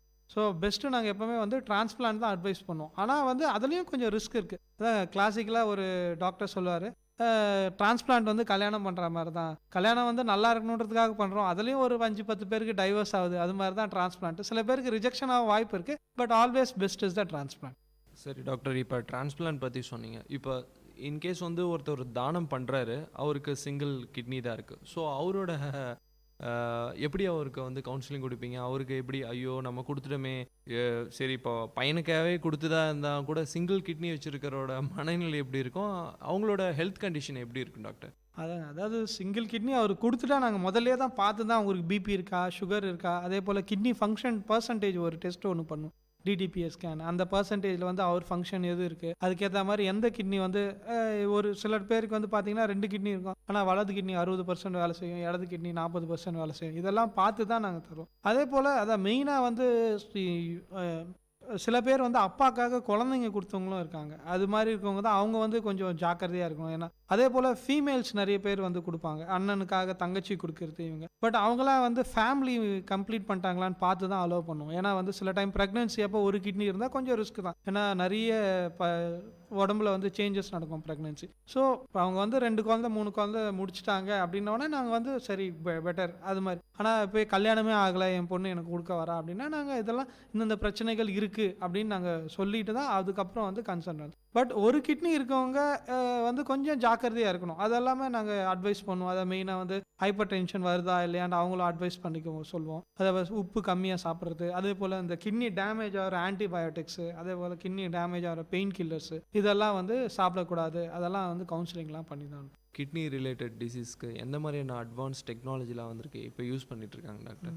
இந்த மெயினாக இந்த டிரான்ஸ்பிளான்ட்டில் தான் நிறைய டெக்னாலஜிஸ் இம்ப்ரூவ் ஆகிட்டே இருக்குது. மெயினாக வந்து நான் சொன்ன மாதிரி முதல்ல வந்து இந்த ரத்தம் பிளட் குரூப் மேட்சிங் அதை தான் டிரான்ஸ்பிளான்ட் பண்ணுவாங்க. இப்போ வந்து மேட்சிங் இல்லைனாலும் டிரான்ஸ்பிளான்ட் பண்ணுறாங்க. அதே போல் வந்து ஸ்வாப் கிட்னி அப்படின்னு சொல்லுவாங்க. இப்போ ஃபார் எக்ஸாம்பிள் ஒரு ஒய்ஃபுக்கு வந்து ஹஸ்பண்ட் கொடுக்கணும்னு நினைப்பாங்க, அவங்க ரத்த சம்மந்தம் இல்லாமல் பிளட் குரூப் வேறு இருப்பாங்க. அதே மாதிரி இன்னொரு ஒய்ஃப் ஒரு ஹஸ்பண்ட் இருந்து அவங்க ரத்தம் சம்மந்தப்பட்டால் இவங்க ஒய்ஃப் வந்து அந்த ஹஸ்பண்டுக்கும் இந்த ஒய்ஃப் வந்து அந்த ஹஸ்பண்டுக்கும் அது போல் மாற்றி ஒரே டைமில் சர்ஜரி பண்ணுவாங்க. இது வந்து ஸ்வாப் கிட்னி அப்படின்னு சொல்கிறோம். அதே போல் மெயினாக வந்து இந்த டயாலிசிஸில் வந்து கொஞ்சமாக இந்த நானோ கிட்னி அப்படின்ற மாதிரி ட்ரை பண்ணுறாங்கன்னா ஒரு சின்ன டயாலிசர் மாதிரி, அதாவது வயிற்றுக்குள்ளேயே வச்சு அதே டயாலிசிஸ் பண்ணுற மாதிரியும், இல்லைனா வந்து மினியேச்சர் இது ஆர்டிஃபிஷியல் வியரிங் கிட்னி அப்படின்ட்டு அதாவது மேலே மாதிரி போட்டுக்கிட்டு அதுவே வந்து ரத்த குழாயில் இது பண்ணால் ஸ்லோவாக டயாலிசிஸ் பண்ணுற மாதிரி இது மாதிரி ட்ரை பண்ணுறாங்க. பட் மெயினாக வந்து என்ன எதிர் நோக்கி பண்ணிட்டு இருக்கிறது வந்து பார்த்தீங்கன்னா இந்த குளோனிங் மூலமாக அவங்களுடைய சொந்த செல்லை எடுத்து கிட்னி ப்ரொடியூஸ் பண்ண முடியுமா, அதில் தான் வந்து விஞ்ஞானம் வந்து நோக்கி போயிட்டுருக்கு. அது வந்துடுச்சுன்னா வந்து அது வந்து ஃபார் எக்ஸாம்பிள் மெயினாக வந்து கிட்னி கிடைக்க மாட்டேங்குது. இதே அவங்க செல்லிருந்து இன்னொரு கிட்னி உருவாக்கிட்டாங்கன்னா நம்மளுக்கு வந்து டிரான்ஸ்பிளான்ட் பண்ணாலும் வந்து அவங்க சொந்த கிட்னின்றதுனால இது ரிஜெக்ஷனே வராதுங்க. இதுதான் வந்து லாங் டேர்ம் கோல். என்ன இது எப்போ வந்து இது வந்து சாத்தியமாகும்னு தெரியல. பட் அது வந்துடுச்சுன்னா அதுக்கப்புறம் வந்து ரொம்ப கிட்னி பேஷண்ட்ஸுக்கு பிரச்சனையே இருக்காதுங்க. ஏன்னா வந்து கிட்னி இருந்தால் கூட அவங்க செல்லிருந்து இன்னொரு கிட்னி குளோனிங் மாதிரி பண்ணிடலாம். எந்த மாதிரியான சிம்டம்ஸ், அதாவது டாக்டர் இப்போ வந்து ஒருத்தருக்கு கிட்னி ப்ராப்ளம் இருக்குன்னா அவர் வந்து மெடிசன்லாம் எடுத்துக்கிறாரு, ட்ரீட்மெண்ட் எடுத்துகிட்டு விட்டுருவார். அதை ஃபாலோ பண்ணாமல் அந்த மெடிசன்ஸ்லாம் ஃபாலோ பண்ணாமல் சரி நம்மளுக்கு குணமாகிடுச்சின்னு சொல்லிட்டு விட்டுருவார். அதுக்கப்புறம் வர சைடு எஃபெக்ட் என்ன, எந்த மாதிரியான விஷயங்களை அவர் ஃபேஸ் பண்ணுவார்? நான் முக்கியமாக சொல்ல விரும்புவது என்னென்னா, அந்த சுகர் பிபி இருக்கவங்க வந்து நிறைய பேர் எனக்கு பிபி இருக்கவங்க தான் நான் நிறைய பேர் பார்க்குறேங்க. மாத்திரை போடுவாங்க, பிபி கண்ட்ரோல் ஆகிடும். உடனே பிபி கண்ட்ரோல் ஆகிடுச்சு, பிபி நல்லா ஆயிடுச்சு அப்படின்னு நினச்சிட்டு மாத்திரை நிறுத்திடுவாங்க. திருப்பியும் வந்து அடுத்த முறை வருவாங்க, பிபி ரொம்ப ஹையாக வருவாங்க, கிட்னி ப்ராப்ளத்தோடு வருவாங்க. இது நல்லா பொதுமக்கள் முக்கியமாக புரிஞ்சிக்க வேண்டியது என்னென்னா, சுகர் பிபின்றது வந்து க்யூர் பண்ண முடியாத டிசீஸ். அது வந்து கண்ட்ரோல் பண்ண முடியும் டிசீஸ். கண்ட்ரோலில் வச்சுருந்தீங்கன்னா பிரச்சனை இல்லாமல் இருக்கும். நிறைய பேர் வந்து இதே மாதிரி தான் சுகர் கூட நிறைய கிராமத்துலலாம் பார்த்தாங்கன்னா, போன வாட்டி சுகர் செக் பண்ணேன் 100 வந்துருச்சுட்டாரு, இனிமேல்ட்டு வந்து சுகர் கண்ட்ரோல்னு சொல்லிட்டாரு டாக்டர் அப்படின்னா. கண்ட்ரோல்னா அப்போது கண்ட்ரோல், நீங்கள் மாத்திரை சாப்பிட்றதுனால கண்ட்ரோல், விட்டுட்டிங்கன்னா திருப்பி அன்கண்ட்ரோல் தான் போகும். ஸோ இதை மட்டும் நீங்கள் நல்லா புரிஞ்சுக்கணும். சுகர் பிபி இருக்கவங்க மாத்திரை சாப்பிட்றதுனால கண்ட்ரோலாக இருக்குன்னா அதை கண்ட்ரோலே வச்சுக்க மாத்திரை தொடர்ந்து சாப்பிட்ணும். கண்ட்ரோல் ஆகிடுச்சு, க்யூர் ஆகிடுச்சின்னு நினச்சி விட்டிங்கன்னா அது வந்து ஈவன் நிறைய எஜுகேட்டட் பீப்புள் கூட நான் பார்க்குறேங்க.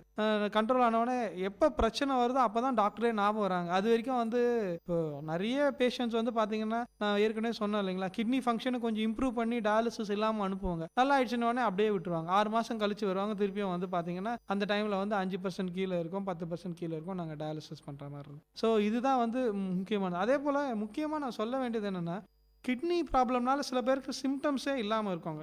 காமன் சிம்டம்ஸ் பார்த்தீங்கன்னா கை கால் வீங்கும், பிளட் ப்ரெஷர் எப்போயாவது செக் பண்ணிங்கன்னா ப்ரெஷர் அதிகமாகும். அதுக்கப்புறம் பார்த்தீங்கன்னா இன்னும் ரொம்ப அட்வான்ஸ் ஸ்டேஜஸ் வந்துச்சுன்னா பார்த்தீங்கன்னா அந்த போன் கொஞ்சம் வீக் ஆகும். பட் அல்டிமேட்டாக வாந்தி வரது, எது சாப்பிட்டாலும் வாந்தி வருது, விக்கல் வருது, இது மாதிரி பிரச்சனைகள்லாம் கிட்னி வந்து 10% கீழே போச்சுன்னா தான் இந்த ப்ராப்ளமே வருங்க. ஸோ நிறைய பேர் வந்து கடைசியாக தான் வருவாங்க, நான் இது வரைக்கும் நல்லா இருந்தேன் சார், நேற்று வரைக்கும் நல்லா இருந்தேன், இன்றைக்கி தான் எப்படி அப்படின்வாங்க. அவங்க பார்த்தீங்கன்னா நடுவில் எதுவுமே அவங்களுக்கு பார்த்தீங்கன்னா ஏற்கனவே சுகர் பிபி இருந்திருக்கும், பட் வந்து கிட்னி ஃபங்க்ஷனே பண்ணாமல் இருந்திருப்பாங்க, ஏதோ ஒரு மாத்திரை வாங்கி சாப்பிட்டுட்டு இருந்திருப்பாங்க. அவங்களுக்கு வந்து கடைசியாக வாமிட்டிங் வருவாங்க. எங்களுக்கும் கஷ்டமாக இருக்கும், ஐயோ என்ன இது, இந்த டைமில் எங்களாலேயும் ஒன்றும் பண்ண முடியாதுங்க. அதே போல் இதோட கொடுமையான விஷயங்கள்லாம் இருக்கும். நிறைய பேர் வந்து குழந்தை பிறக்கலான்னு இன்ஃபர்டிலிட்டி ட்ரீட்மெண்ட் எடுப்பாங்க, அதுக்கப்புறமா தான் தெரிஞ்சிருக்கும் அவருக்கு வந்து கிட்னி ப்ராப்ளம், அதுக்கப்புறமா ரெஃபர் பண்ணியிருப்பாங்க. அவர் வாழ்க்கையும் போனது இல்லாமல் இன்னொருத்தர். அதனால் என்னென்ன, ஏன்னா அப்புறமா கேட்டால் சொல்லுவாங்க, எனக்கு 5 வருஷத்துக்கு முன்னே பிபி மட்டும் இருக்குன்னு சொன்னாங்க டாக்டர் அப்படின்னு சொல்லுவாங்க. இதெல்லாம் எதுக்கு சொல்ல வரேன்னா, அவர் வந்து நல்லா தான் இருக்க மாதிரி இருப்பாங்க, ஆனால் வந்து கிட்னி ஃபங்க்ஷன் இருந்தால் குழந்தையும் பிறக்காது. அட்வான்ஸ்டு கிட்னி ப்ராப்ளமில் குழந்தை பிறக்கும் வாய்ப்புகள் ரொம்ப கம்மி தான். ஸோ எதுக்கு சொல்ல வரேன்னா, பிபி சுகர் இருக்கவங்க அவங்க ரெகுலராக வந்து செக்அப் பண்ணிக்கிறது நல்லது. ஆனால் சுகர் இருக்கவங்களுக்கு கொஞ்ச நாள் ஆனால் கை கால் வீக்கம் வரும், முகம் வீக்கம் வரும், அதை வச்சு அவங்க யூரின் போகும்போது கொஞ்சம் நிறையா போவாங்க. இந்த புரோட்டீன் யூரியான்னு சொல்லுவோம், புரத சக்தி வெளியாகும். இதெல்லாம் இருக்கும் போது அவங்களுக்கு கொஞ்சம் அறிகுறி வரும். இந்த அறிகுறிலாம் இருக்கும் போது போய் இது டாக்டர்ஸ் கிட்ட போனாங்கவே அவங்களே வந்து சுகர் ரொம்ப நாள் இருந்தால் கண்டிப்பாக கிட்னி ஃபங்க்ஷன் பார்ப்பாங்க. அதே போல் பிபி இருக்கவங்க அன்கண்ட்ரோலாக இருந்துட்டு 200 210 வச்சுருந்தீங்கன்னா கிட்னி வந்து ரொம்ப டேமேஜ் ஆகிடும். அதுக்கப்புறம் எங்களால் ஒன்றும் பண்ண முடியாது. ஸோ இதனால தான் அந்த இவங்க இந்த ரிஸ்க் ஃபேக்டர்ஸ் இருக்கவங்க, அதே போல் இந்த ஸ்மோக் பண்ணுறவங்க, அதான் கொடுமை. பிபியும் இருக்கும், ஸ்மோக்கும் பண்ணிட்டு இருப்பாங்க. ஸ்மோக்கிங் வந்து worst risk factor for kidney. எதுக்குன்னா கிட்னிக்கு போகிற ரத்த குழாத்தை வந்து நல்லா சுருக்கி விட்டுரும். அதுக்கப்புறம் பார்த்தீங்கன்னா ரொம்ப வேகமாக வந்து அந்த கிட்னி ப்ராப்ளம் வந்துடுங்க. சுகர் இருக்கவங்க ஸ்மோக் பண்ணால் அவ்வளோதான், ரொம்ப ஃபாஸ்ட்டாக வந்து கிட்னி ப்ராப்ளம் வந்துடும். ஃபைனலான ஒரு கொஸ்டின் டாக்டர், இப்போ வந்து அந்த நம்ம சிறுநீர் கழிக்கும் போது வந்து அந்த கலர் இருக்கு இல்லையா, எல்லோ, அப்புறம் வந்து நல்லா தண்ணி குடிச்சோன்னே அந்த கலர் வந்து சேஞ்ச் ஆகிடுது, ஒயிட் கலர் சொல்லிட்டு, என்ன ரீசன் டாக்டர் அது? அதாவதுங்க இது ரொம்ப காமன், வெள்ளூர் மக்கள் கிட்ட நிறைய மேல்ஸுக்கு ரொம்ப காமனாக இருக்கும். அதுவும் அந்த வெயிலில் சுற்றிட்டு வந்து நைட்டு யூரின் போகும்போது கொஞ்சம் பெயின்ஃபுல்லாக போகும். அதுக்கப்புறம் பார்த்தீங்கன்னா நைட்டெல்லாம் யூரின் போகும், சொட்டு நீர் மாதிரி போகுங்க. அதுக்கப்புறம் பார்த்தீங்கன்னா நல்லா. இதுக்கு காரணம் என்னன்னு பார்த்தீங்கன்னா, மெயினாக வந்து யூரின் அவங்க அதான் இந்த வெயிலில் நிறைய ஸ்வெட்டிங் வரும்போது தண்ணி கம்மியாக குடிச்சிருதுங்க. தண்ணி கம்மியாக குடித்தா யூரின் வந்து கிட்னி ஃபங்க்ஷன் நல்லா இருந்துச்சுன்னா, இப்போ அது வந்து ஃபார் எக்ஸாம்பிள் வந்து எவ்வளோ தண்ணி உடம்புக்கு தேவையோ அது ஃபுல்லாக எடுத்துங்க. இப்போ நீங்கள் நல்லா 3 லிட்டர் தண்ணி குடிச்சிங்கன்னா உடம்புக்கு எவ்வளோ தேவையோ அதை எடுத்துக்கிட்டு ஒரு 2 லிட்டர் யூரினாக வரும். நீங்கள் குடிக்கிறதே தண்ணி வந்து 1 லிட்டர்னா கிட்னிக்கு அட்லீஸ்ட் அப்போ வந்து பார்த்தீங்கன்னா உங்களுக்கு யூரினே வந்து ஒரு 400 ml அவ்வளோதான் வரும். ஸோ ரொம்ப கான்சன்ட்ரேட்டடாக வரும். அதே போல் ரொம்ப கான்சன்ட்ரேட்டாக வரும்போது ரொம்ப ஆசிடும் கொஞ்சம் அதிகமாக இருக்கும். அதனால் சில பேர் வந்து அப்படியே யூரின் போவாங்க. அந்த இதில் கொஞ்சம் டேமேஜ் ஆகிடுச்சுன்னா அவங்களுக்கு அந்த எரிச்சல் இருக்குங்க யூரின் போகும்போது. ஸோ அது மாதிரி இருக்கவங்க வந்து பார்த்தீங்கன்னா இது நல்ல தண்ணி நிறைய குடிக்கணும். அதே போல் அந்த வெஜிடபிள்ஸு ஃப்ரூட்ஸ்லாம் கொஞ்சம் சாப்பிட்டாங்கன்னா அந்த அசிடிட்டி கொஞ்சம் குறையும். அதான் மெயினாக இது மாதிரி இருக்கவங்க. சில பேர் ரொம்ப நிறைய பேருக்கு வராது. சில பேர் கொஞ்சம் குண்டாக இருக்கவங்க, நிறைய வேர்த்து கொட்டுறவங்க, இவங்களுக்குலாம் வந்து ரொம்ப காமனாக வந்து இந்த சொட்டு யூரின் மாதிரி போகும், ரொம்ப பெயின்ஃபுல்லாக இருக்கும். அதுக்கப்புறம் 2 மணி நேரம் பாவம் தூக்கம் இல்லாமல் ரொம்ப கஷ்டப்படுவாங்க. அவங்கள மாதிரி இருக்கவங்களுக்கு அவங்க வந்து இது மாதிரி அதே போல் நான்வெஜ் மாமிசெல்லாம் சாப்பிடும் போது அவங்களுக்கு வந்து ஆசிட் வந்து உடம்புல தானாக ப்ரொடியூஸ் ஆகும். அதனால தான் வந்து அந்த காலத்தில் கூட வந்து வெங்காய பச்சடி வச்சு சாப்பிட்றது, அது வந்து இது. அது மாதிரி இருக்கவங்க தயிர் அதிகமாக சாப்பிட்ணும், தண்ணி அதிகமாக குடிக்கணும். இந்த தண்ணி நிறைய குடிச்சாங்கன்னாவே ஒரு 3 லிட்டர்ஸ் பெர் டே. வெள்ளூரில் 3 லிட்டர்ஸ் பெர் டேன்றது கஷ்டம் தான், பட் இருந்தாலும் வேறு வழி இல்லை. அவங்க 3 லிட்டர்ஸ், அது மெயினாக இந்த ஸ்வெட் ஆகிறவங்க வந்து கொஞ்சம் விளையாட போகிறவங்க இது மாதிரி இருக்கவங்க வந்து தண்ணி நிறைய குடிக்கும். நிறைய குடித்தாவே அந்த யூரின் கலர் மாறிடும், அந்த வலி இருக்காதுங்க. ஓகே டாக்டர், இவ்வளோ நேரம் என்னோட பல கேள்விகளுக்கு வந்து மக்கள் என்ன நினைக்கிறாங்களோ அந்த விஷயத்த வந்து என்கிட்ட ஷேர் பண்ணிக்கிட்டீங்க. நிறைய தெரியாத விஷயத்த மக்கள்கிட்ட சொன்னீங்க. அதாவது கிட்னி தானம் அந்த மாதிரி விஷயத்தை கூட நிறைய விஷயத்த ஷேர் பண்ணிக்கிட்டீங்க. எங்கள் கூட நிகழ்ச்சியில் கலந்துக்கிட்டதுக்கு விஐடி பண்பலை சார்பாக நன்றியை தெரிவிச்சுக்கிறோம். எனக்கு வாய்ப்பு கொடுத்த விஐடி பண்பலைக்கும் ரொம்ப நன்றியை தெரிவிச்சுக்கிறேன். ஏன்னா என்னுடைய இதுனால ஒரு 4-5 கிட்னியை பொறுத்த வரைக்கும் ப்ரிவென்ஷன் தான், வருமுன் காப்போம் தான். வந்துட்ட பிறகு ஒன்றுமே பண்ண முடியாதுங்க. ஏன்னா வந்து ரொம்ப கஷ்டமாக இருக்கும். சில பேர் கடைசியாக டயாலிசிஸில் ட்ரீட் பண்ணுறது எங்களுக்கு ஒன்றும் பெருமை இல்லை. அந்த டயாலிசிஸ் நிலைமைக்கு போகாமல் நாங்கள் ட்ரீட் பண்ணுற பாருங்க, அதுதான் எங்களுக்கு வந்து ரொம்ப சந்தோஷம். அதனால் அவங்க வந்து என்ன சொல்கிறதுங்க, அவங்க உடம்பு அவங்க பார்த்துக்கிட்டு டயாலிசிஸ், ஏன்னா வந்து எங்களை கிட்னியை பொறுத்த வரைக்கும் அதான் சொல்லுவோம், அதாவது எதிராளி கூட கிட்னி ப்ராப்ளம் வரக்கூடாது அப்படின்னு நாங்கள் நினைப்போம். ஏன்னா வந்து கிட்னி ப்ராப்ளம் வந்துச்சுன்னா அவங்க வந்து டயாலிசிஸ்க்கு வந்து ஒரு மாதத்துக்கு 20,000 ரூபாய் செலவு பண்ணுற மாதிரி இருக்கும். அவங்க இறக்கும் போது பார்த்தீங்கன்னா அவங்க மட்டும் கஷ்டப்பட்டுருக்க மாட்டோம், குடும்பத்துலேயும் வந்து பல கடன்களை வாங்கி. அதான் ஒரு நல்ல ஜோக் சொல்லுவாங்க, முதல் நாள் டயாலிசிஸ்க்கு முதல் மாதம் டயாலிசிஸ் காரில் வருவார், 2வது மாதம் டயாலிசிஸ் வந்து ஆட்டோவில் வருவார், 3வது மாதம் டயாலிசிஸ் நடந்து வருவார் அப்படின்னு சொல்லுவாங்க. ஏன்னா அதுக்கு காரணம் வந்து அதுதாங்க. அதனால் என் முக்கியமான அறிவுரை என்னென்னா ப்ரிவென்ஷன் தான் கிட்னியை பொறுத்த வரைக்கும். அந்த சுகர் பிபி இருக்கவங்க ரெகுலராக டாக்டர்ஸ் கிட்ட கொஞ்சம் ஒப்பீனியன் வாங்கி அந்த ப்ரிவென்ஷன் இருந்தீங்கன்னா எனக்கு அதுவே ரொம்ப சந்தோஷம் தான். நன்றி.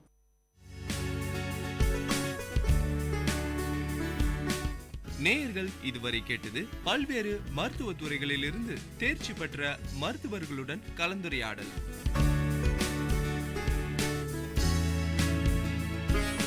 மருத்துவ நேரம் விஐடி பண்பலை 90.8. நன்றி, வணக்கம்.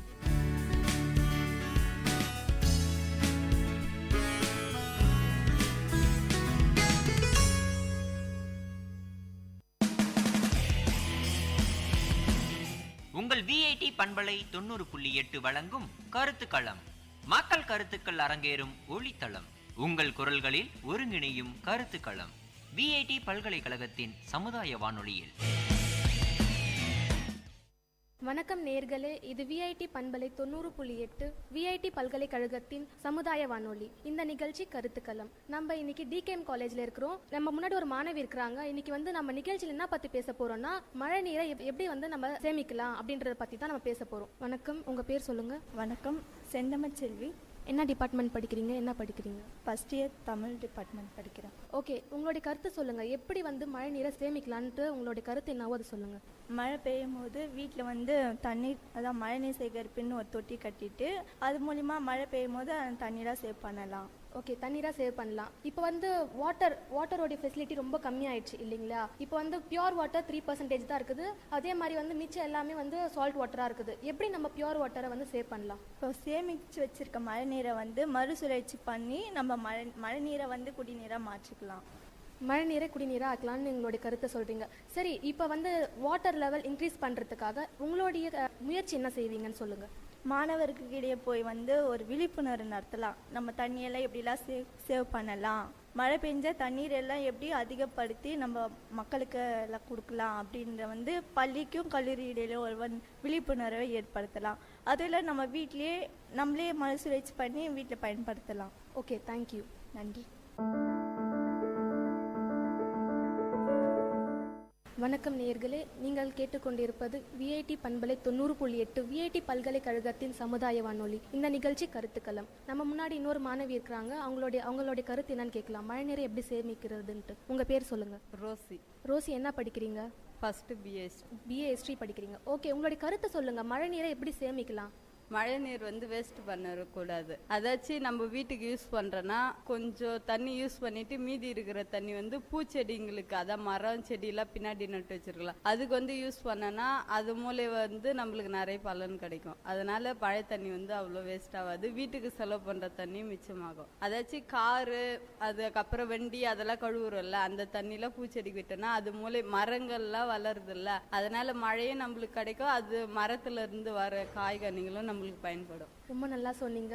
நம்ம தேவையில்லாத தண்ணியை வந்து நல்ல முறையில் பயன்படுத்தலாம். மரங்களுக்கோ இல்லை காருக்கோ யூஸ் பண்ணலாம் அப்படின்னு சொல்றீங்க. ஓகே, நீங்க இப்போ மழை காலமா இருக்குது, தண்ணி நம்ம வந்து எப்படி வந்து அதிகரிக்கலாம்? இது வந்து சின்ன கிளாஸ்ல நம்ம படிச்ச ஒரு விஷயம்தான். ஒரு பள்ளம் நோண்டி அதில் வந்து கற்கள்லாம் போட்டு தண்ணி வந்து சேகரிச்சு வைக்கலான்னு. அது மூலம் வந்து நம்ம போர் போட்டோன்னா நம்மளுக்கு தேவையான அளவு தண்ணி கிடைக்கலாம். வெள்ளோடைய தண்ணி வந்து இன்க்ரீஸ் ஆகும்னு சொல்றீங்க. ஓகே, நீங்க உங்களுடைய முயற்சி என்ன பண்ணுவீங்க? தண்ணியோடைய லெவல் அதிகமாகிறதுக்காக உங்களுடைய முயற்சி என்னன்னு சொல்லுங்க. அப்படின்னு பார்த்தா இந்த ஜென்ரேஷனில் வந்து அளவுக்கு அதிகமாக வந்து பேப்பர்லாம் யூஸ் பண்ணுறல, நம்ம பாலித்தீன் பேப்பர். அதனால வந்து அந்த பாலித்தீன் பேப்பர் வந்து மண்ணு மேலே விழுந்துச்சுன்னா மழை தண்ணி வந்து உள்ளே போகாமல் தடுக்குது. அதனால வந்து நீர்மட்டம் வந்து அதிகரிக்காமல், அதான் மழை தண்ணி உள்ளே போகாமல் தண்ணி வராமல் இருக்குது. அதனால நிறைய விஷயம், அதாவது தண்ணி வந்து சேகரிக்க முடியாமல் போயிடுது. அது வந்து இந்த ஜென்ரேஷனில் வந்து அளவுக்கு அதிகமாக அந்த பேப்பரை யூஸ் பண்ணக்கூடாதுன்னு சொல்லிட்டு மக்கள் மூலம் வந்து ஒரு விழிப்புணர்வு. அது முதல்ல லேடிஸ் நம்ம தான் இது பண்ணணும். ஏன்னா அளவுக்கு அதிகமா நிறைய விஷயத்துக்கு லேடிஸ் வந்து யூஸ் பண்றது வந்து அந்த பேப்பர் தான். காய்கறியை வாங்கறதா இருக்கட்டும், பூ வாங்கறதா இருக்கட்டும், நிறைய விஷயத்துக்கு ஆஸ் யூஷுவலா லேடிஸ் தான் யூஸ் பண்றோம். நம்ம முதல்ல குறைக்கணும், அப்புறம் தான் மற்றவங்களுக்கு அந்த விஷயத்த சொல்ல முடியும். ரொம்ப அழகா சொன்னீங்க. தேங்க்யூ. தேங்க்யூ. வணக்கம் நேயர்களே, நீங்கள் கேட்டுக்கொண்டிருப்பது விஐடி பண்பலை 90.8 விஐடி பல்கலைக்கழகத்தின் சமுதாய வானொலி. இந்த நிகழ்ச்சி கருத்துக்களம். நம்ம முன்னாடி இன்னொரு மாணவி இருக்கிறாங்க, அவங்க கிட்ட கேட்கலாம். வணக்கம். வணக்கம். உங்க பேர் சொல்லுங்க.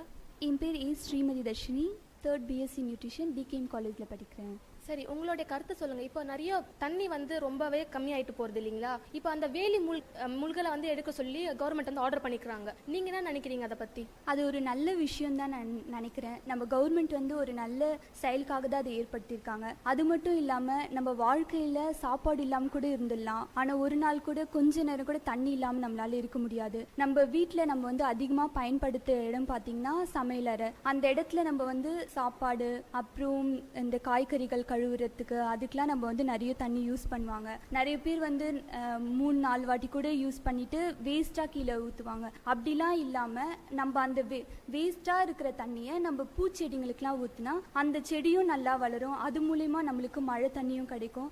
அந்த தண்ணியும் நம்ம சேமித்து வச்சுக்கலாம். அப்புறம் ரீசைக்கிள் பண்ணி வேறு எதுக்குன்னா வேஸ்டேஜ், இப்போ வாஷ் பண்ணுறதுக்கு, சைக்கிள் வாஷ் பண்ணுறதுக்கு, அது மாதிரி கூட நம்ம தண்ணி யூஸ் பண்ணிக்கலாம். ரொம்ப நல்லா சொன்னீங்க. இப்போ வந்து உங்களுடைய முயற்சி என்ன? தண்ணி வந்து எப்படி நம்ம சேமிக்கலாம்னு சொல்லுங்க. இப்போ வந்து நிறைய பேர் வீட்டில் டாப்லாம் அப்படியே ஓப்பன் பண்ணிட்டு அப்படியே தண்ணி யூஸ் பண்ணிட்டு இருப்பாங்க. அது மாதிரி நம்ம இல்லாமல் தண்ணியை வந்து ஒரு வாளியில் பிடிச்சி வச்சு நம்ம யூஸ் பண்ணனா தண்ணியோட சேமிப்பும் அதிகமாக இருக்கும். அப்புறமா வந்து குறைவாக நம்ம செலவு பண்ணலாம். அது மாதிரி நம்ம நிறைய விஷயத்தில் செய்யலாம். நிலத்தடி நீரை எப்படி வந்து நம்ம வந்து இன்க்ரீஸ் பண்ணலான்னு சொல்லுங்க கொஞ்சம். நிறைய பேர் வீட்டிலலாம் இப்போ வந்து நிறைய போர்லாம் போட்டுடுறாங்க. போர்லாம் போட்டு நிலத்தடி நீரை வந்து எடுத்துக்கிறாங்க. அது மாதிரிலாம் இல்லாமல் நம்ம வர தண்ணியே நம்ம மிச்சப்படுத்தி வச்சு யூஸ் பண்ணாலே நம்மளுக்கு நம்ம வாழ்க்கையில வந்து நிறைய நாளைக்கு வந்து நம்ம தண்ணி யூஸ் பண்ணலாம். இது மாதிரி நம்ம யூஸ் பண்ணுறனால நம்மளுக்கு மட்டும் நிறைய கிடச்சிடும், மற்றவங்களுக்கும் தண்ணி இல்லாமல் கஷ்டப்படுறாங்க. இதனால் இப்போ இருக்கிற சூழ்நிலையில் விவசாயிங்க வந்து ரொம்ப கஷ்டப்படுறாங்க. தண்ணி இல்லாமல் நிறைய பேர் நிறைய விஷயத்தினால பாதிக்கப்படுறாங்க. உங்களுடைய கருத்து என்னன்னா தண்ணி வந்து சிக்கனமாக சேமிக்கணுங்க. ஓகே, நன்றி. தேங்க்யூ. வணக்கம் நேயர்களே, விஐடி பண்பலை 90.8 விஐடி பல்கலைக்கழகத்தின் சமுதாய வானொலி. இன்றைய நிகழ்ச்சி கலத்துக்கலாம். நான் உங்க அன்பு தோழியுமா. இந்த நிகழ்ச்சியோட தலைப்பு என்னன்னு பார்த்தீங்கன்னா நிலத்தடி நீரை நம்ம எப்படி சேமிக்கின்றதை பற்றி தான் நம்ம கேட்டுட்டு இருக்கோம். நம்மளோட ஒரு மாணவி இணைஞ்சிருக்காங்க, அவங்க கிட்ட கேட்போம். வணக்கம். வணக்கம். உங்க பேரு? ஹேமலதா. நிலத்தடி நீர் வந்து நம்ம சேமிக்கணும். எப்படி சேமிக்கணும்னா, நம்ம நிலத்தடி நீரை வந்து நிறைய இழுக்கிறது வந்து கருவேல மரம் தான். கருவேல மரத்தை நம்ம அழிச்சாலே நிலத்தடி நீர்ல நம்ம சேமிக்கலாம். ஏன்னா கருவேல மரம் வந்து நிறைய தண்ணீரை இழுக்கும். ஆனால் அது வேஸ்ட், அந்த மரம் இருக்கிறது வேஸ்ட். ஆனால் அந்த தண்ணி மொத்தத்தையும் அது உறிஞ்சிரும். அது இல்லாமல் பண்ணால் நம்மளுக்கு நிலத்தடி நீர் நிறைய கிடைக்கும். அதனால நம்ம விவசாயம் அதெல்லாம் நிறையவே பண்ணலாம். தண்ணீரை நிறைய சேமிக்கலாம். அதை வச்சு தண்ணீரை நல்லா யூஸ் பண்ணலாம். நீங்கள் சொல்கிறீங்க நிலத்தடி நீரை சேமிக்கணும்னா கருவேல மரம் அகற்றணும்னு சொல்லியிருக்காங்க. அதுக்காக நீங்கள் எதாவது ஸ்டெப் எடுத்துருக்கீங்களா? மை ட்ரீம் வெல்லூர் கிளப்பில் அந்த கருவேல மரத்தை நாங்கள்லாம் போய் அகற்றி இருக்கோம். நன்றி, ரொம்ப நன்றி. உங்களோட கருத்தை போயிட்டு ரொம்ப நன்றி. தேங்க்யூ. வணக்கம். விஐடி பண்பலை 90.8 விஐடி பல்கலைக்கழகத்தின் சமுதாய வானொலி. இன்றைய நிகழ்ச்சி கருத்துக்களம். நான் உங்கள் அன்பு தோழியுமா. இன்றைய நிகழ்ச்சியோட தலைப்பு என்னன்னு பார்த்தீங்கன்னா நிலத்தடி நீரை எப்படி சேமிக்கின்றதை பற்றி தான் தலைப்பு. நம்மளோட ஒரு மாணவி இணைஞ்சிருக்காங்க, அவங்க கிட்ட கேட்போம். வணக்கம். வணக்கம். உங்கள் பேர்? என் பேர் வி கார்த்திகா. நான் பிபிஏ செகண்ட் இயர் படிக்கிறேன் ஃப்ரம் டிகேஎம் காலேஜ். நீரின்றி அமையாது உலகினில் யார் யாருக்கும் வானின்றி அமையாது ஒழுக்கு, வள்ளுவர் பெருந்தகை. இந்த வள்ளுவர் குரலுக்கு ஏற்ற மாதிரி இப்ப எத்தனை பேர் நம்ம நீரை பாதுகாத்துட்டு இருக்கோம். என் அன்பு தோழி சொன்ன மாதிரி சீமை கருவேல மரங்கள் அது இருக்கிறதுனால நிலத்தோட நீர் மட்டம் குறையிறது மட்டும் இல்லாம ஒரு குருவி கூட கூடு கட்ட முடியாத நிலைமை. சுத்தி இருக்கிறவங்களுடைய உடம்புல இருக்கிற நீர் பசையும் எண்ணெய் பசையும் அது உறிஞ்சிடுது. அது மட்டும் இல்லாம அந்த ஒரு இடத்துல சீமை கருவேல மரம் இருந்ததுன்னா அதை சுத்தி ஒரு மாடு கட்டினாலோ ஏதாவது மனுஷன் நின்னா கூட அவன் உடம்புல இருக்கிற எண்ணெய் பசையும் நீர் சத்தும் போயிடுது. அது மட்டும் இல்லாம ஒரு மாடை கட்டினா அந்த மாடு கருத்தரிக்கிறதே கிடையாது. அப்படியும் அதை மீறி கருத்தரிச்சா பிறக்கிற அந்த சிசு ஊனமுற்றதா பிறக்குது. இவ்வளவு பிரச்சனை இருக்கிற அந்த சீமை கருவேல மரத்தை நம்ம எல்லாம் ஒழிக்கணும். அது எப்படி ஒழிக்கலாம்? இப்ப நம்ம கிட்ட எல்லார்கிட்டயுமே ஒரு லேண்ட் இருக்கும். அதை பாத்தீங்கன்னா அங்க இருக்கிற சீமை கருவேல மரங்களை அழிச்சாலே போதும். ஒருத்தர் 5 ஏக்கர் 10 ஏக்கர் வச்சுட்டு இருக்கவங்க எல்லாம் கூட இருக்காங்க. அவங்க அதை நம்ம சரியா பாதுகாக்கிறது கிடையாது. நம்ம இடத்துல இருந்துட்டு போட்டோம், அது ஏதோ ஒரு யூஸுக்கு நினைச்சிருக்கோம். அது ஃபர்ஸ்ட் எப்படி இந்தியாக்குள்ள வந்தது? அந்நிய நாடுகள் நம்ம இந்தியா விட்டு போகும்போது மழை வரக்கூடாது, நாட்டோட வளம் கெடணும்ன்றதுக்காக யூஸ் பண்ண விதை தான் அதெல்லாம். அதை நம்ம அழிக்கணும். அது சீரான முறையில நம்ம பாதுகாத்தாலே முதல்ல பெரிய மழை நீர் சிக்கனத்தை நம்ம ஏற்படுத்துற மாதிரி ஒரு இடத்துல இருக்கிற மழை நீரை அந்த இடத்துல அந்த முள் மரம் இருந்ததுன்னா சுத்தி இருக்கிற ஃபுல்லா நீரையே உறிஞ்சிட்டதுக்கு அப்புறம் அந்த இடத்துல எப்படி நம்ம எவ்வளவுதான் வாட்டர் சேவ் பண்ணாலும், இவங்க சொல்ற மாதிரி என் தோழிகள்லாம் சொன்ன மாதிரி டேப்பை மூடி வச்சாலும் சரி, எது பண்ணாலும் ஒரு இடத்துல இப்ப நான் வரும்போது வெள்ளூர் வரும்போதே, நான் ஆர்னில இருந்து வரேன், வெள்ளூர் வரும்போதே நான் ஒரு 100கணக்கான மரம் பார்த்திருப்பேன். அப்ப அந்த இடத்துல இருக்கிற மரம் அந்த சுத்தி இருக்கிற தண்ணி எல்லாம் எங்க போகுது? அப்ப எப்படி நம்ம வெள்ளூர்ல தண்ணி பஞ்சத்துக்கு தீக்கிறது? முதல்ல கருவேலை மரங்களை அழிக்கணும். ரொம்ப அழகா சொன்னீங்க. அந்த கருவேலை மரத்தால் மனிதனுக்கும் பாதிப்பு இருக்கு, அதை தவிர விலங்குகளுக்கும் பாதிப்பு இருக்குன்னு சொன்னா அதை அகத்தினாலே போதும் அப்படின்னு நீங்க சொல்றீங்க. இதுக்கான உங்களோட ஸ்டெப் ஏதாச்சும் இருக்கா? எங்க ஊர்ல நான் அவேர்னஸ் ஏற்படுத்திருக்கேன். எங்க பட்டா இருக்கிறவங்க, எங்க வீட்டு பக்கத்துல இருக்கிறவங்க கிட்ட எல்லாம் ஃப்ரீயா இருக்கிற டைம்ல இந்த சீம கருவேல மரங்களை அழிக்க சொல்லியும் பாலித்தீன் அந்த இதுவை யூஸ் பண்ண வேணாவும் துணிப்பை மோஸ்ட்லா நம்ம ஃபர்ஸ்ட் அவேர்னஸ் கிரியேட் பண்ணணும். மற்றவங்க பார்த்து துணிப்பை நம்ம யூஸ் பண்ணலாம். இப்போ நாங்கள் கடை வச்சுட்டு இருக்கோம். எங்க சைட்ல பார்த்தீங்கன்னா எங்க கடையில பிளாஸ்டிக் கவரை யூஸ் பண்றது இல்லை. இதுக்குன்னு சொல்லிட்டு காசு செலவானாலும் பரவாயில்லன்னு சொல்லிட்டு துணிப்பைகளை யூஸ் பண்ணிட்டு இருக்கோம். துணிப்பை நம்ம கொடுக்கும்போது அது பார்க்கறதுக்கு அட்ராக்ஷனாகவும் இருக்கும். ஏதோ ஒரு புது மாடலா நெக்ஸ்ட் டைம் வரும்போது அந்த பேக்கை நீங்க கொண்டு வாங்க, இதையே நீங்க யூஸ் பண்ணுங்கன்னு சொல்லும் போது இதை கொண்டு வந்தீங்கன்னா நான் ₹1 கம்மியா தரேன், அந்த மாதிரி ஒரு அவேர்னஸ் கிரியேட் பண்ணும்போது எல்லா இடமும் அந்த ஒரு நல்ல ஒரு முன்னேற்றம் ஏற்படும் நான் நம்புறேன். ரொம்ப அழகா சொன்னீங்க. முதல்ல நம்ம மாறணும், அதுக்கப்புறம் தான் மற்றவங்கள மாற்றணும் அப்படின்ற மாதிரி. இந்த உங்களோட கருத்தை பகிர்ந்துட்டு நன்றி. தேங்க்யூ. வணக்கம் நேயர்களே, இது விஐடி பண்பலை 90.8 விஐடி பல்கலைக்கழகத்தின் சமுதாய வானொலி. இந்த நிகழ்ச்சி கருத்துக்களம். இது நான் உங்க ஸ்ரீமதி. நம்ம இன்னைக்கு எதை பத்தி அலச போறோம்னா நீரை எப்படி சேமிக்கலாம், தண்ணீரை பாதுகாக்கலாம், அதை பத்தி நம்ம பேச போறோம். இன்னைக்கு நம்ம கூட டிகேஎம் கல்லூரியிலிருந்து ஒரு மாணவி இருக்காங்க. அவங்க பேர் என்னன்னு கேட்கலாம். ஹேமிஷாலினி. என்ன படிக்கிறீங்க? நான் பிகாம் படிக்கிறேன். நீங்கள் தண்ணீர் எப்படி எப்படிலாம் சேமிக்கலாம்னு நீங்கள் நினைக்கிறீங்க, இல்லை எப்படி எப்படிலாம் பாதுகாக்கலாம், எந்த முறையெல்லாம் முதல்ல நம்ம வீட்டில் கடைப்பிடிக்கணும்? டேப் தண்ணி வந்துச்சுன்னா வேஸ்ட் பண்ணாமல் லிமிட்டாக நம்மளுக்கு எவ்வளோ யூஸ் பண்ணணுமோ அந்த அளவுக்கு லிமிட்டாக யூஸ் பண்ணலாம் அப்படின்னு நான் சொல்கிறேன். இன்னொன்று என்னென்னா, வெளியில் டேப் தண்ணி போச்சுன்னா நம்ம கொஞ்சம் போயிட்டு கொஞ்சம் கேர் பண்ணிக்கணும். அப்படி நம்மளால் முடியலன்னா யார் அதுக்கு ரெஸ்பான்சிபிலிட்டியாக இருக்காங்களோ அவங்க கிட்ட போய் சொன்னால் அவங்க நிச்சயமாக அவங்க ஸ்டெப் எடுத்து செய்வாங்க. வீட்டில் நிறைய பிளான்ஸ் எல்லாம் டெஸ்ட்ராய் பண்ணக்கூடாது. அந்த பிளான்ட் எல்லாம் நம்ம நட்டு வச்சாங்கன்னா நிச்சயமா நம்ம சேமிக்கலாம். நிலத்தடி நீரை எப்படியெல்லாம் நம்ம அதிகரிக்கலாம் நீங்க நினைக்கிறீங்க? எந்தெந்த வழிமுறையெல்லாம் பின்பற்றலாம்? முதல்ல நம்ம மண்ணெல்லாம் எதுவுமே எடுத்து டிஸ்ட்ராய் பண்ணக்கூடாது. லேண்டை வீடு கட்டுறேன் அப்படின்னு சொல்லிட்டு அதுலேருந்து மண்ணெல்லாம் எடுத்து யூஸ் பண்ணினால தண்ணியெல்லாம் ரொம்ப டிஸ்ட்ராய் ஆகுது. ஸோ இதனால் ட்ரைனேஜ் வாட்ரு, அப்புறம் நிறைய கவர்மெண்ட்ஸ் எல்லாம் கார்பரேஷனில் பார்த்துருக்கீங்க. ஸோ அதை வேஸ்ட் பண்ணாமல் இருந்தால் நம்ம நிச்சயம் இது பண்ணலாம். நீங்கள் எந்தெந்த மாதிரி ஸ்டெப்ஸ் எல்லாம் இதுக்காக எடுத்திருக்கீங்க, இல்லை யார்கிட்டயா இது மாதிரி சொல்லியிருக்கீங்களா இது மாதிரிலாம் பண்ணணும் அப்படின்னு விழிப்புணர்வு ஏற்படுத்தியிருக்கேன்? நான் தண்ணீர் சேமிக்கணும்னு நான் மந்த்லி ஒரு பிளான்ட்டு வீட்டுக்கு பின்னாடி ஒரு கார்டனில் நட்டு வைப்பேன். அது என்னுடைய ஒரு சின்ன ஒரு ரெஸ்பான்சிபிலிட்டியாக நான் எடுத்திருக்கேன் இந்த இயர்லேருந்து. அது அது மாதிரி நான் ஃபஸ்ட்டு செஞ்சேன்னா நிச்சயம் அதை பார்த்து மற்றவங்க செய்வாங்க. இதனால் நம்ம நிச்சயமாக மழை நீர் சேமிக்கலாம். இதன் மூலமாக நீங்கள் நேயர்களுக்கு என்ன தெரிவிக்கிறீங்க? எப்படி எப்படிலாம் தண்ணீரை சேமிக்கணும், என்னென்ன முறையெல்லாம் பின்பற்றலாம், வருங்காலத்தில் எப்படி சங்கதிங்களா தண்ணியை அதிகரிக்கிறதுக்கு என்னென்னலாம் பண்ணலாம் நீங்கள்? முதல்ல நம்ம மரத்தெல்லாம் வெட்டக்கூடாது. அது இப்போ இல்லை எப்போவுமே அது டிஸ்ட்ராய் பண்ணக்கூடாது. ஏன்னா நம்மளுக்கு அடுத்து வர ஜென்ரேஷன் ரொம்ப பாதிக்கும். ஸோ அதனால் அதை டிஸ்ட்ராய் பண்ணாமல் இருந்தாலே நிச்சயம் நம்ம தண்ணி இது பண்ணலாம். அற்புதமான தகவல் சொல்லியிருக்கீங்க. உங்கள் கருத்துக்கு நன்றி.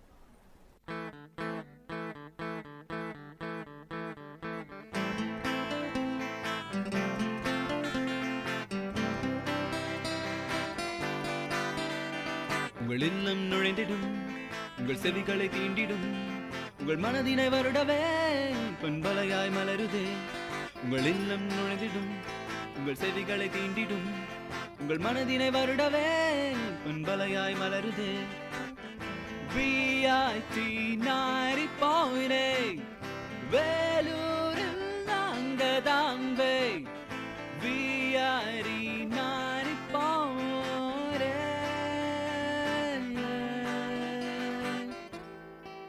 நீங்கள் கேட்டுக்கொண்டிருப்பது VIT பண்பலை 90.8 VIT பல்கலைக்கழகத்தின் சமுதாய வானொலி.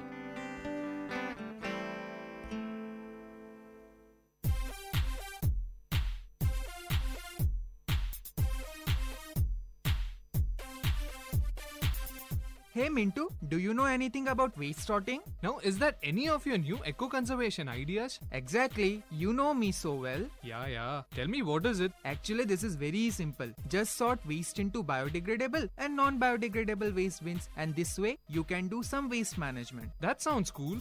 Go green!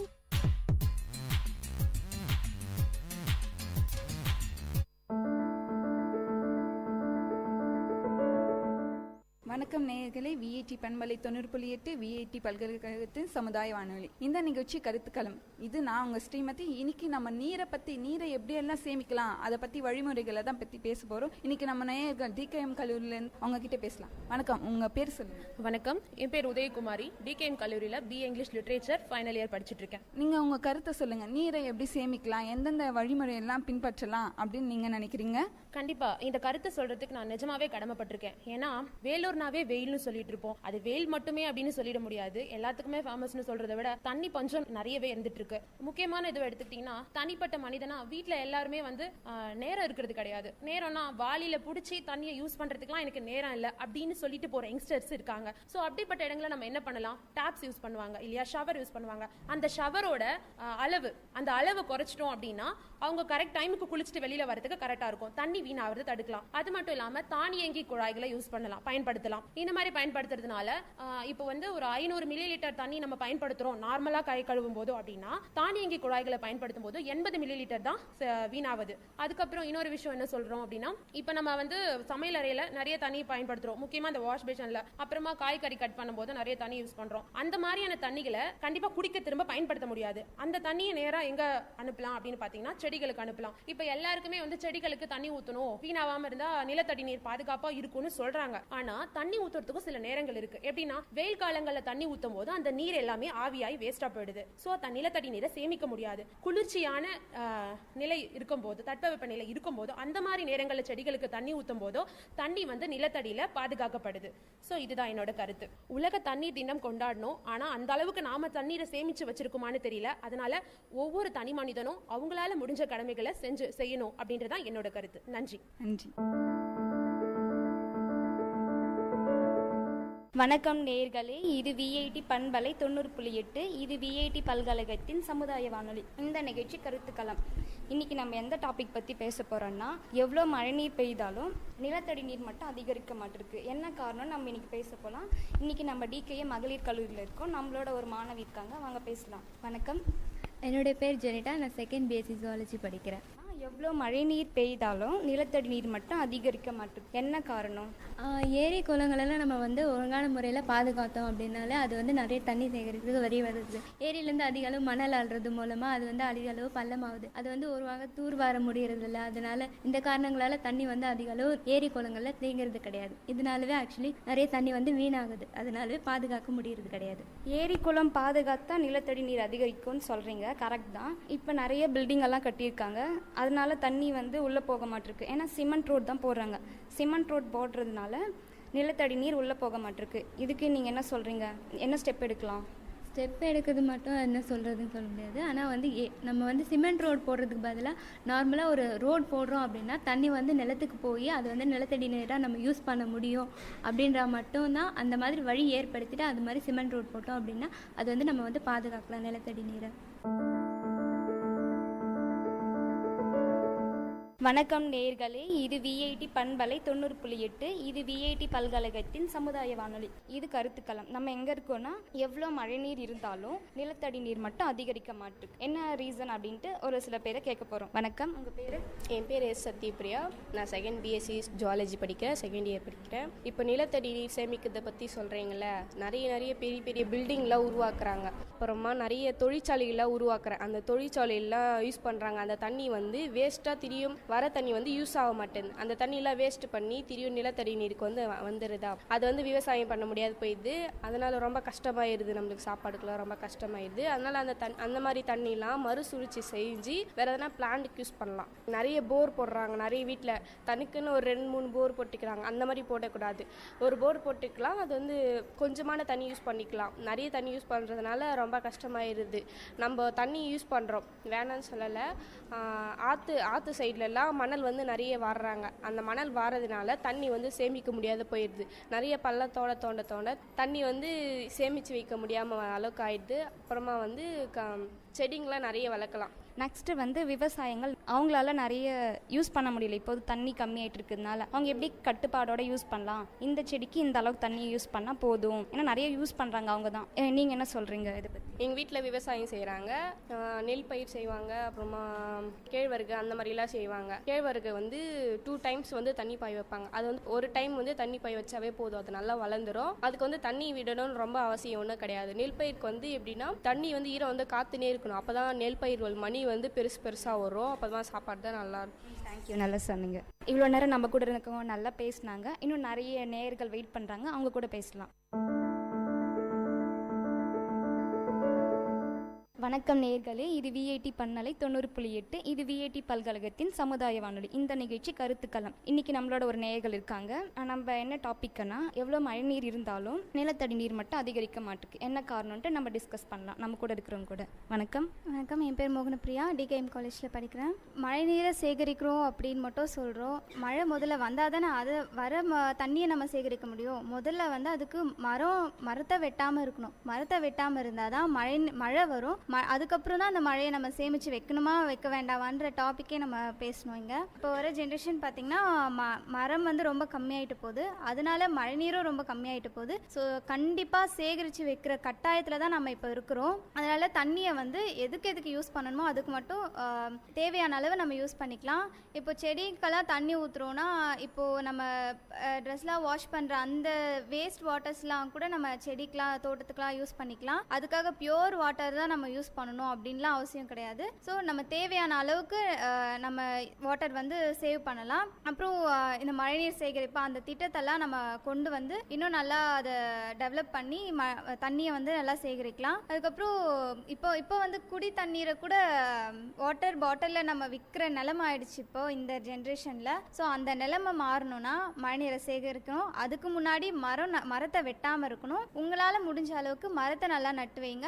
உங்கள் வீட்டுக்கு ஒரு மரம் வளர்க்கணும் அப்படின்னு சொல்லிட்டு கவர்மெண்ட் சொல்லியிருக்காங்க. ஸோ அந்த ரூல்ஸை வந்து எல்லாருமே ஃபாலோ பண்ணால் நல்லா இருக்கும்னு நான் நினைக்கிறேன். அந்த ரூல்ஸை ஃபாலோ பண்ணி மரம் நட்டு அந்த மரத்து மூலயமா நம்மளுக்கு மழை நிறைய கிடைக்கும். மழை வந்தால் தண்ணி நம்ம பஞ்சமே கிடையாது, தண்ணிக்கு பஞ்சமே வராது. ஸோ நல்லா மரத்தை நல்லா நட்டு வைக்கலாம். அப்புறம் வாட்டர் வந்து எந்த அளவுக்கு யூஸ்ஃபுல்னு நம்ம எல்லாருக்குமே தெரியும். ஏன்னா வாட்டர் இல்லாமல் நம்மளால இருக்கவே முடியாது. தண்ணி வந்து அவ்வளோ இம்பார்ட்டன்ட் திங் நம்மளோட இதுவில். இந்த உலகத்தில் பார்த்தீங்கன்னா ஃபுல்லாக மோஸ்ட்லி நிறைய தண்ணி தான் இருக்குது. ஆனால் குடிக்கிறதுக்கும் விவசாயத்துக்கும் இதுக்கு மட்டும் தண்ணி இருக்க மாட்டேங்குது. ஸோ அது வந்து ரொம்ப ஒரு இக்கட்டான சூழ்நிலையாக இருக்குது. சுற்றி தண்ணி இருந்தோம், உலகத்தில் சுற்றி தண்ணி இருந்தோம், குடிக்கிறதுக்கு தண்ணி இல்லை, விவசாயத்துக்கு தண்ணி இல்லை.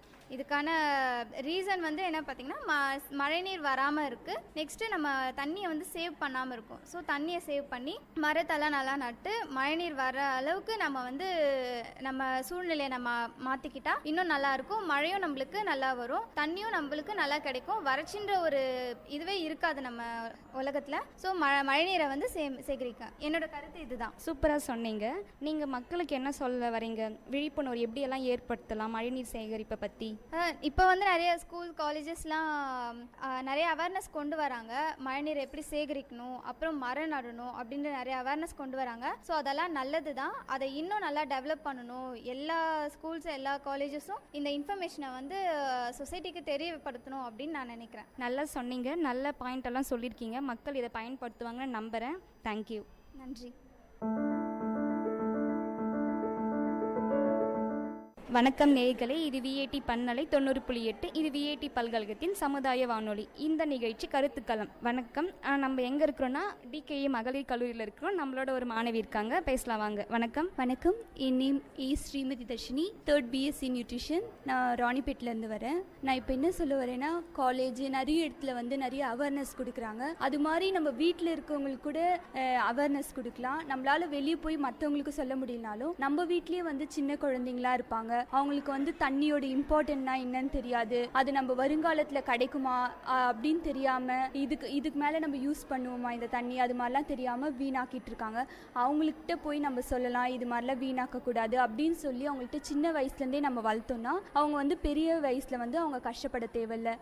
நம்ம வீட்டு சுற்றுப்புறத்தில் இருக்கவங்களுக்கும் நம்மளால் முடிஞ்சதை வந்து சொன்னால் அவங்க தெரிஞ்சுப்பாங்க. இது மாதிரிலாம் நாட்டில் நடந்துட்டுருக்கு. வயசான பாட்டி தாத்தா அவங்களுக்குலாம் வந்து தெரியாது இவ்வளோ கஷ்டம்லாம் இங்கே இருக்குன்னு. அவங்கள்ட்டலாம் போய் நம்ம ஒரு கதை சொல்ற மாதிரி, இது மாதிரிலாம் நடக்குது பாட்டி, நீங்க தண்ணியை வந்து வீணாக்காதீங்க, அப்புறம் குழந்தைகிட்ட சின்ன குழந்தைகிட்ட கதை சொல்ற மாதிரிலாம் சொன்னா அவங்க கேட்டுப்பாங்க. நம்ம பெரியவங்க என்ன பண்றோமோ அதை தான் வந்து சின்ன குழந்தைங்களும் திரும்ப பண்ணுவாங்க. அவங்க எதிர்க்க நம்மளும் வந்து தண்ணியை கரெக்டாக சேமிச்சோன்னா அவங்களும் அதை புரிஞ்சுட்டு நல்லபடியாக யூஸ் பண்ணுவாங்க. நல்லா சொன்னீங்க. நீங்கள் என்ன சொல்ல விரும்புகிறீங்க மழைநீர் சேகரிப்பு பற்றி? எப்படியெல்லாம் சேகரிக்கலாம், இந்த மாதிரி சேகரித்தா நிலத்தடி நீர் அதிகரிக்கும் அப்படின்னு நீங்கள் என்ன சொல்ல வரீங்க? வீணாக்காமல் நம்ம சேகரிக்கணும். கிடைக்கிற தண்ணியை வந்து சிக்கனமாக பயன்படுத்தணும். அனாவசியமாக யூஸ் பண்ணக்கூடாது. தேங்க்யூ. வணக்கம் நேயர்களே, இது விஐடி பண்பலை 90.8 விஐடி பல்கலைக்கழகத்தின் சமுதாய வானொலி. இந்த நிகழ்ச்சி கருத்துக்களம். வணக்கம். நம்ம பேச போகிற டாபிக் வந்து தண்ணீர் சேகரிப்பு. நம்ம கூட ஒரு மாணவி இருக்காங்க, அவங்க கூட பேசலாம். வணக்கம். வணக்கம். நீங்கள் எங்கேருந்து வரீங்க? நான் டிகே மகளிர் பெண்கள் கல்லூரி. உங்கள் பேர்? உமா மகேஸ்வரி. தண்ணீரெல்லாம் எப்படி சேமிக்கலாம், நிலத்தடி நீரெல்லாம் எப்படி சேமிக்கலான்றதை பற்றி கொஞ்சம். முதல்ல வந்து தண்ணியை நிறைய வேஸ்ட் பண்ணாமல் இருந்தாலே நம்ம நிறைய தண்ணி சேமிக்கலாம். அது எப்படின்னு பார்த்தீங்கன்னா ரீசைக்கிள் பின் அப்படின்ட்டு ஒரு டாபிக் இருக்குது. அது நிறைய பேருக்கு தெரியுமா தெரியாதுங்கிறது கூட தெரியாது. நம்ம யூஸ் பண்ணுற தண்ணியே மறுசுழற்சி செஞ்சு மறுபடியும் நம்ம அதை யூஸ் பண்ணோம்னா தண்ணி வந்து நம்ம ரொம்ப குறைக்கலாம். ஏன்னா இப்போ நம்ம யூஸ் பண்ண தண்ணியை ரீசைக்கிள்ன்ற அப்படி ஒரு டாப்பிக்கில் நம்ம மறுபடியும் அதை க்ளீன் பண்ணி நாமளே அதை யூஸ் பண்ணோம்னா அடுத்த வர ஜென்ரேஷனுக்கு நம்ம தண்ணி சேமிச்சு வைக்கலாம். அதுவும் இல்லாமல் அவங்களும் நிலத்தடி நீரை சேமிக்கிறதுக்காக கற்றுப்பாங்க. அதுக்கப்புறம் பார்த்தீங்கன்னா விவசாயிகள் வந்து ரொம்ப தண்ணி இல்லாமல் கஷ்டப்படுறாங்க. விவசாயிகளுக்கு பார்த்தீங்கன்னா இந்த நம்ம நாட்டில் வந்து நிறைய விஷயமே அவங்களுக்கு தெரியாமல் இது வரைக்கும் இருக்குது. நம்ம இந்த மாதிரி இடத்துல அவேர்னஸ் கிரியேட் பண்ணால் அவங்களும் நிறைய விஷயம் தெரிஞ்சுப்பாங்க. அவங்களும் தண்ணி எப்படி சேமிச்சு நம்ம சிக்கனமாக எப்படி நம்ம விவசாயம் பண்ணுறதே தெரிஞ்சுப்பாங்க. முதல்ல அவங்க கிட்ட இருந்து நம்ம அவேர்னஸ் கிரியேட் பண்ணணும்னு ஆசை. நீங்கள் அது மாதிரி ஏதாவது பண்ணியிருக்கீங்களா? நான் வந்து நிலத்தடி நீரை சேமிக்கிறதுக்காக எங்கள் வீட்டில் ஒரு சின்னதாக ஒரு தொட்டி மாதிரி கட்டி வச்சிருக்கோம். அது வந்து நான் ஒரு அவேர்னஸ் மூலமாக தெரிஞ்சுக்கிட்டு நான் எங்கள் வீட்டில் சொல்லி அதை வந்து நான் ரெடி பண்ணி கட்டி அந்த மாதிரி தான் நிலத்தடி நீரை சேமித்து வச்சுருக்கேன். நன்றி. நன்றி. வணக்கம் நேயர்களே, இது விஐடி பண்பலை 90.8. இது விஐடி பல்கலைக்கழகத்தின் சமுதாய வானொலி. இந்த நிகழ்ச்சி கருத்துக்களம். நான் உங்க அன்பு தோழி கார்த்திகா, டிகேஎம் காலேஜ்ல இருந்து பேசுறேன். நம்ம கூட இப்ப பேசுறதுக்காக மகளிர் கல்லூரியில இருந்து ஒரு மாணவி தயாரா இருக்காங்க. இப்ப நம்ம அவங்க கிட்ட கேட்கலாம். உங்க பேர் சொல்லுங்க. யூவி பூவி. நான் 2nd BSc மேக்ஸ் படிக்கிறேன். இப்போ நிலத்தடி நீர் சேகரிப்பு எப்படி அதை நம்ம பாதுகாக்கணும், இது எல்லாத்தையும் விட நிலத்தடி நீர் மட்டத்தை எப்படி அதிகரிக்கலாம், அதை பற்றி உங்களோட கருத்து என்ன? இப்போ எல்லாமே வந்து தமிழ்நாட்டில் இருக்கிற மிகப்பெரிய பிரச்சனையில் வந்து தண்ணீர் பிரச்சனை இப்போ ரொம்ப வந்து பெரிய பிரச்சனையாக இருக்குது. இதனால் வந்து நம்மளோட நாட்டோட நம்ம இந்தியாவோட முதுகெலும்பே விவசாயம் தான். விவசாயத்துக்கு அடிப்படையானதே தண்ணீர் தான். இது தண்ணீர் குறைஞ்சி போகிறதுக்கு முக்கியமான காரணம்னா நம்ம நிலத்தடி நீர் குறையிறது சொல்லலாம்.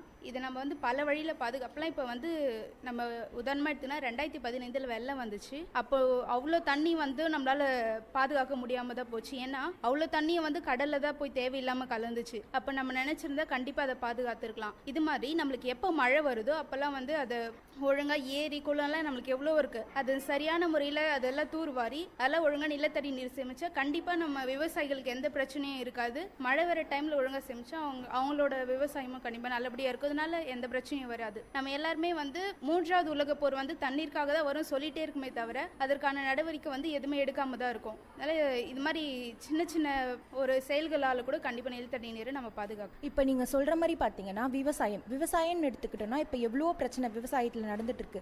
அதை வந்து எப்படி சீரான முறையில் வந்து நம்ம வந்து விவசாயத்துக்காக நீரை பயன்படுத்தலாம் அப்படின்ற மாதிரி ஏதாவது சில கருத்துக்கள் எங்களோட பகிர்ந்துக்கோங்க. விவசாயிகளுக்காக நீர் நம்ம தரது பார்த்திங்கன்னா இப்போது அணைகள்லாம் இருக்குது, அதெல்லாம் வந்து நம்ம தமிழ்நாட்டுக்கு கிடைக்கிற மாதிரி பண்ணி நம்மளும் முடிஞ்ச அளவுக்கு தமிழ்நாட்டில் அணைகள் இருக்குது, அது தண்ணியும் இருக்குது, அது மழை வரப்போ ஒழுங்காக சேமித்து அது விவசாயிகளுக்கு கொடுத்து நம்ம விவசாயத்தை காப்பாற்று. உங்கள் தரப்புலேருந்து பார்த்தீங்கன்னா எப்படி நிலத்தடி நீர் சேகரித்துக்கான அவேர்னஸை நீங்கள் எப்படி க்ரியேட் பண்ணிட்டு இருக்கீங்க, எப்படி க்ரியேட் பண்ணிட்டு வரீங்க, அதை பற்றி கொஞ்சம் ஷேர் பண்ணிக்கோ. என்னால் முடிஞ்ச அளவுக்கு பெரிய விஷயம்லாம் இல்லை, சின்ன சின்ன விஷயம், அதாவது தண்ணி எங்கே வேஸ்ட்டாக போச்சுன்னா அதை பாதுகாக்கிறது, அது முடிஞ்ச அளவுக்கு நம்மளுக்கு தெரிஞ்சவங்களுக்கு சொல்கிறது, இது மாதிரி மரம் நடுறது, தண்ணி வந்துச்சுன்னா அதை நாங்கள் ஒழுங்காக சேமித்து எங்கள் வீட்டிலே கிணறு இருக்குது, அது மூலமாக நாங்கள் வந்து அந்த மழை தண்ணி வரும்போது மாடியிலேருந்து வரது வந்து கிணத்துக்குள்ளே விடுறோம். இது மாதிரி சின்ன சின்ன விஷயங்களை செஞ்சு அது மாதிரி பண்ணிட்டு வரோம். நன்றி தோழி.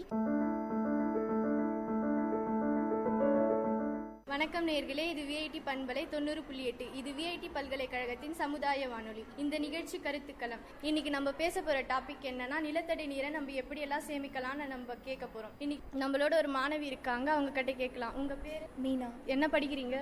டிகேஎம் காலேஜில் தான் ஃபர்ஸ்ட் பிஏ ஹிஸ்ட்ரி படிக்கிறேன். இன்னைக்கு நான் கேட்க போற கேள்வி என்னன்னா, நிலத்தடி நீரை எப்படியெல்லாம் சேமிக்கலாம் அப்படின்றத பொறுத்து உங்களோட கருத்து. போர்லாம் போடுறது அதெல்லாம் விட்டுடலாம். நிறைய போர் ஒருத்தரே வந்து தண்ணி வரலன்னு சொல்லிட்டு ரொம்ப ஆழத்தில் போய் போர் போடுறாங்க. அந்த போர் வருது, அந்த மண்ணெல்லாம் வெளியே வர்றதுனால விவசாயம் பண்ண முடியல. அந்த மண்ணெல்லாம் வெளியே வந்துச்சுன்னா அந்த மண்ணில் வந்து எந்த செடியுமே வளரவே வளராது. அதனால வந்து விவசாயம் வந்து அந்த இடத்துல வந்து விவசாயம் செய்ய முடியாது, அவங்களாம் வந்து பாதிக்கப்படுவாங்க. அதுக்கப்புறம் வந்து சிமெண்ட் சாலை போட்டோன்னா தண்ணி வந்து உள்ளே போவோம், தண்ணி வந்து அவ்வளோ இழுக்காது. தார் சாலை போட்டோன்னா அது தண்ணி ரொம்ப இழுக்கிறதுனால ரொம்ப தண்ணி வந்து வேஸ்ட் ஆகும். நம்ம யூஸ் பண்ணுற தண்ணியை விட அது நிறைய தண்ணி வந்து அது இழுத்துக்கும். நீங்கள் சொன்ன கருத்து ரொம்ப நல்லா இருந்துச்சு, இது மக்களுக்கு போய் சேரும்னு நான் நம்புகிறேன். நேயர்கள் இதுவரை கேட்டது மக்கள் கருத்துக்கள் அரங்கேறிய கருத்துக்களம் உங்கள் விஐடி பண்பலை 90.8. நன்றி, வணக்கம்.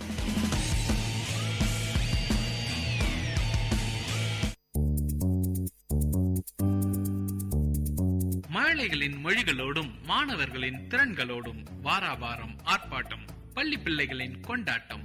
உங்கள் விஐடி பண்பலை 90.8 பள்ளிக்கூடம், வேலூர் நகரின் பள்ளிகளில் இருந்து மாணவர்களின் பல்சுவை நிகழ்ச்சி.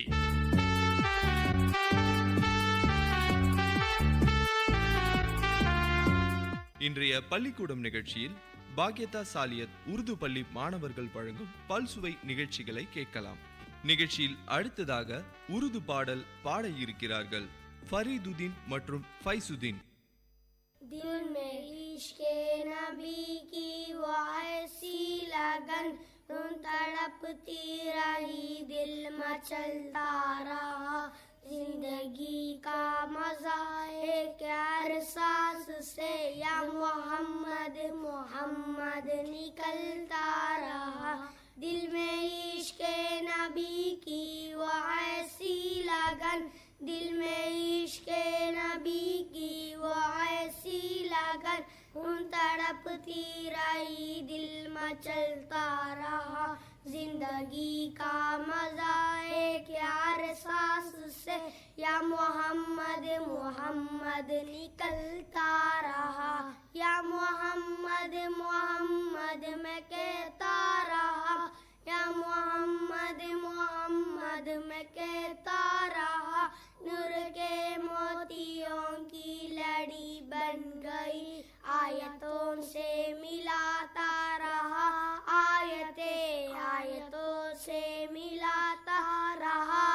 आयतें भी जो देखा तो नाते नबी बन गई, दिल में इश्क़ नबी की वो ऐसी लगन तड़पती रही, दिल मचलता रहा, जिंदगी का मजा एक सांस से या मोहम्मद मोहम्मद निकलता रहा. जो भी आंसू बहे मेरे महबूब के, जो भी आंसू बहे मेरे महबूब के, सबके सब अब न रहमत के छीटे बने. छाके हाथ जब सुल्फेरा गई, जब तबन उनकी चांद भी बन गई. दिल में इश्क़ नबी की वो ऐसी लगन, दिल में इश्क़ नबी की वो ऐसी लगन उन तड़पती रही, दिल मचलता रहा, जिंदगी जिंदगी का मजा है क्या सांस से या मोहम्मद मोहम्मद निकलता रहा जब चिड़ा तस्वीरा उनके रूप सार का जब चिड़ा तस्वीरा उनके रूप सार का वद्दुआ पल्लिया वल खबर के दिया उसको रहमा गया मेरे हालात पर मेरी अजमत तेरी बेबसी बन गई दिल में इश्क़ नबी की वो ऐसी लगन दिल में इश्क़ नबी की वो ऐसी लगन खून तड़पती रही दिल मचलता रहा जिंदगी का मजा है क्या सांस से जिंदगी का मजा है क्या सांस से या मोहम्मद मोहम्मद निकलता रहा.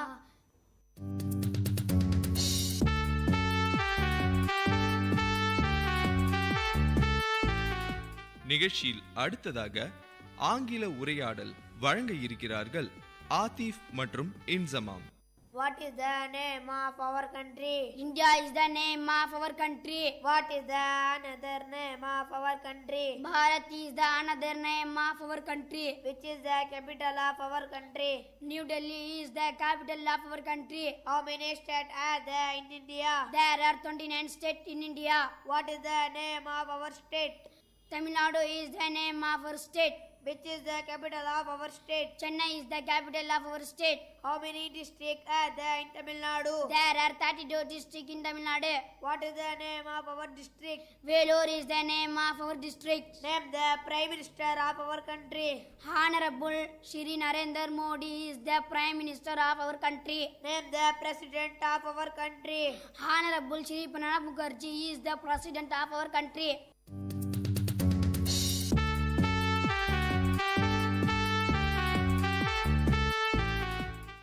அடுத்ததாக திருக்குறள் வழங்க இருக்கிறார் முகமது ஹசன்.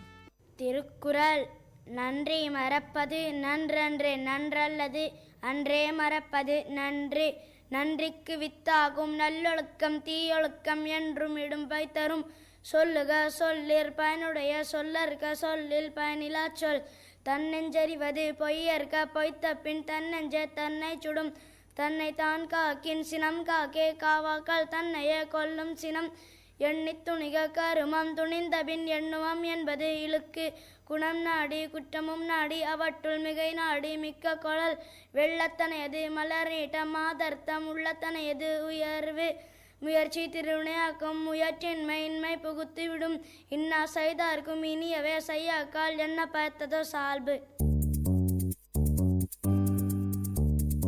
நேயர்கள் கேட்டுக்கொண்டிருப்பது பள்ளிக்கூடம் உங்கள் விஐடி பண்பலை 90.8 வேலூர் நகரின் பள்ளிகளில் இருந்து மாணவர்களின் பல்சுவை நிகழ்ச்சி.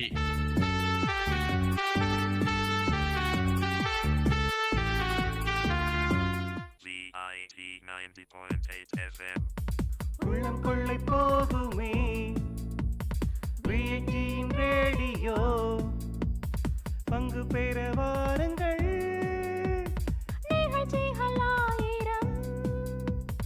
தீரன்களின் சங்கமம் திறமைகள் வெளிப்படும் விஐடியின் ரேடியோ உங்கள் ரேடியோ.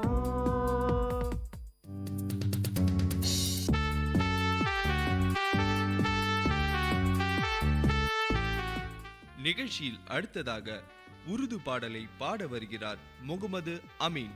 जरा छेड़ तू अपने तारे नफस को जरा छेड़ तू अपने तारे नफस को हर एक तारा बोलेगा तन तन तन तन तेरी रूह हरगिज़ करेगी ना रुखसा तेरी रूह हरगिज़ करेगी ना रुखसा जो गर्दिश में फिरती है गन गन गनागन जरा छेड़ तू अपने तारे नफस को हर एक तारा बोलेगा तन तन तना तन।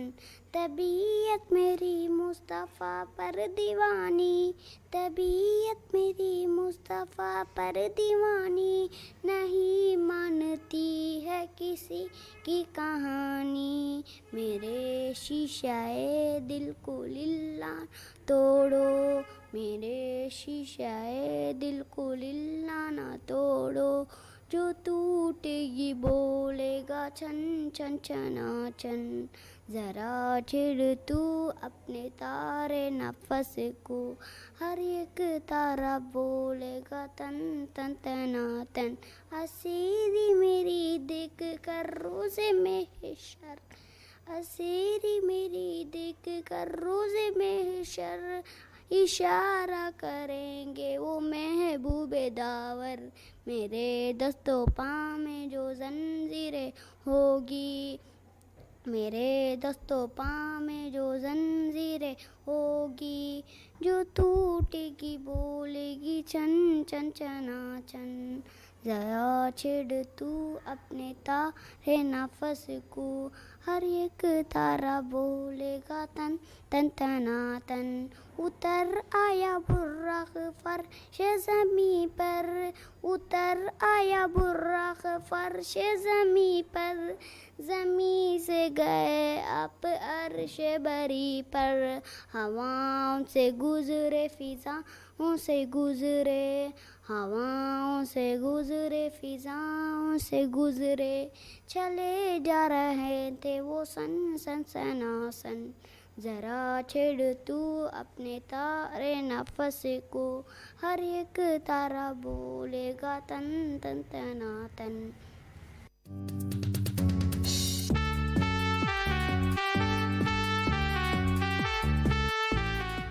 நிகழ்ச்சியில் அடுத்ததாக ஆங்கில உரையாடல் வழங்கி இருக்கிறார்கள் ரஹ்மான் மற்றும் ஹாயிஷா சிதிகா. Television has its good side. It can be both entertaining and educational, and can open up a new world for kids, giving them a chance to travel the globe, learn about different cultures, and gain ideas they may never encounter in their own community. Shows with a pro-social message can have a positive effect on kids' behavior. TV shows can inspire kids to try new activities and engage in unplugged learning. If children watch good educational program on TV, they can learn many new things very easily. They can learn about places and animals they have never seen, and they could learn about new scientific discovery. TV can be a great medium for educational purpose. No comments by Aisha Siddiqa. Thank you, Rahman. Television has both good and bad. The good ones are: 1. Channels are made epically for learning. 2. Fills in time. 3. Know what is going on all over the world. 4. It improves the language ability. 5. Learn past history. The bad ones are: 1. Kids who watch TV before bed tend to have a disturbed sleep. 2. Distracting. 3. Kids forget to do their homework. 4. Too much TV can actually shrink the knowledge. 5. Her choice on the world. Television has both good and bad.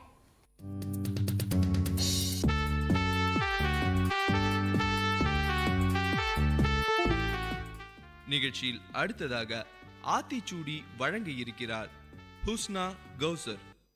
Aathichoodi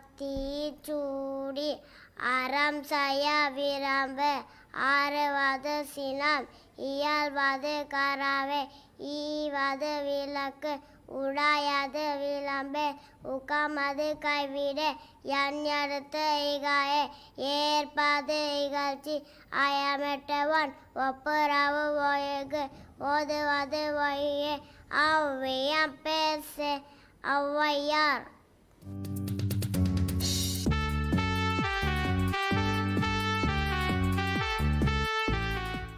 நிகழ்ச்சியில் அடுத்ததாக ஆங்கில உரை வழங்க இருக்கிறார் உமி குல்சம். 7 days of a week. Monday alone, Tuesday together, Wednesday we walk wind, it's fine weather. Thursday we lodge, Friday we pray. Saturday's hours seem almost to fly, but of all the day we will call Sunday the rest day, the best day of all. நேயர்கள் கேட்டுக்கொண்டிருப்பது பள்ளிக்கூடம் உங்கள் VIT பண்பலை 90.8 வேலூர் நகரின் பள்ளிகளில் இருந்து மாணவர்களின் பல்சுவை நிகழ்ச்சி.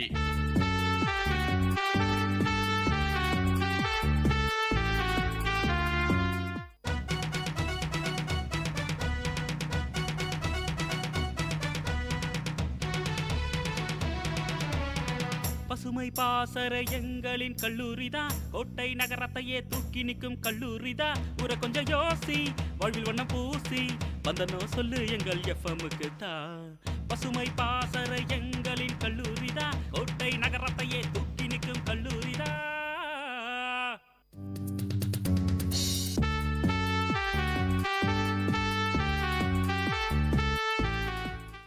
நிகழ்ச்சியில் அடுத்ததாக தமிழ் பாடலை பாட வருகிறார் சனாப் ஹம்தனா தபுசும். காந்தி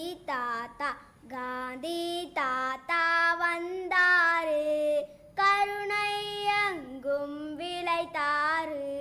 கொடுமைக்கார வெள்ளையரை குணத்தை கொண்டு ஜெயிச்சாரு. விடுதலை வாங்கி தந்தாரு, வேற்றுமை நீக உழைத்தாரு. அஹிம்சை வழியில் நடந்தாரு, அண்ணலாக திகழ்ந்தாரு. ரூபாய் நோட்டில் இருப்பாரு, 100 ஒருவரை சிரிப்பாரு. ரூபாய் நோட்டில் மதிப்பை போல் 100 மடங்கு உயர்ந்தவர்.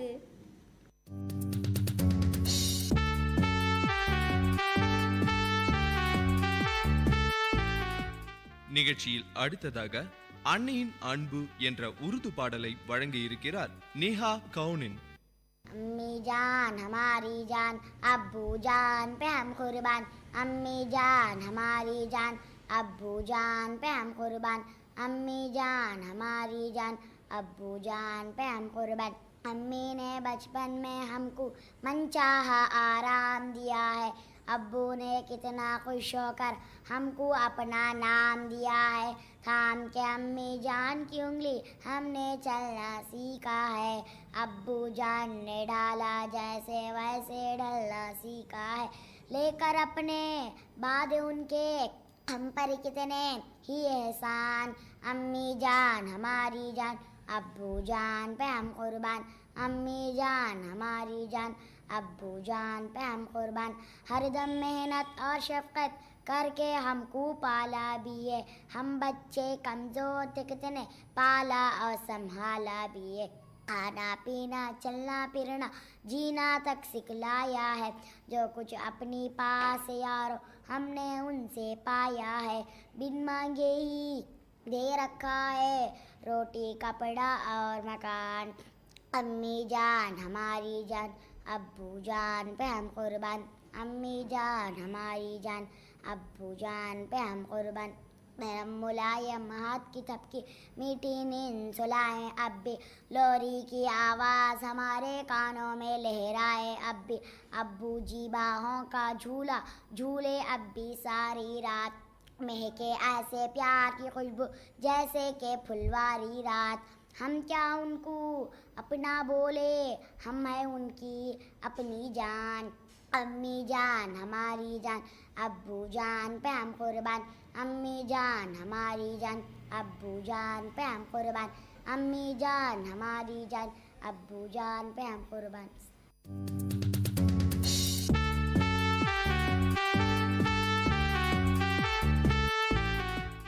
நிகழ்ச்சியில் அடுத்ததாக வண்ண வண்ண பூக்கள் என்ற தமிழ் பாடலை பாட வருகிறார் ஹுமேரா ஃபாத்திமா. வண்ண வண்ண பூக்கள் மல்லிகை பூவே எங்கே போறீங்க? மஞ்சள் சமந்தி புத்து சாண பார்க்க போறேங்க. சமந்தி பூவே எங்கே போறீங்க? வெள்ளை தாமரை புத்து சாண பார்க்க போறேங்க. தாமரை பூவே எங்கே போறீங்க?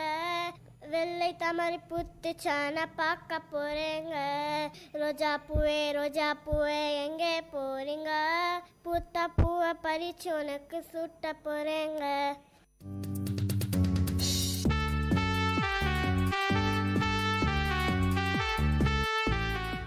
நிகழ்ச்சி நிகழ்ச்சியில் அடுத்ததாக உரையாடல் வழங்க இருக்கிறார்கள் அபூபக்கர் மற்றும் தாஹா அட்னான்.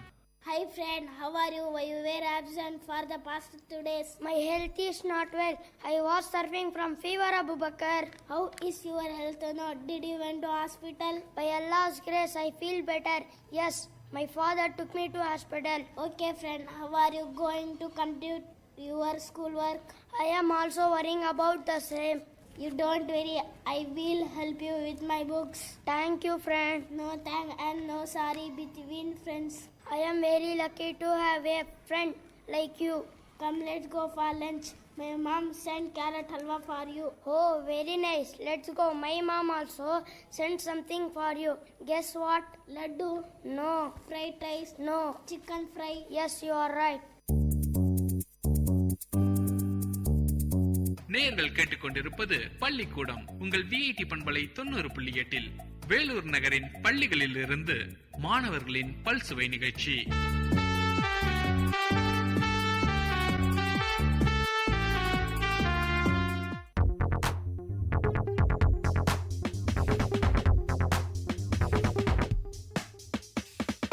விஐடி வானொலி உங்களின் செவிகளில் தேனை பாய்ச்சிடுதே, மனதின் கவலைகள் மறந்து போயிடும் மாயம் செய்திடுமே. இது காற்றின் அலை பொங்கும் பாட்டின் அலை, நம் வீட்டோடும் நாட்டோடும் நடமாடி சுவை சேர்க்கும் விஐடி வானொலி உங்களின் செவிகளில் தேனை பாய்ச்சிடுதே.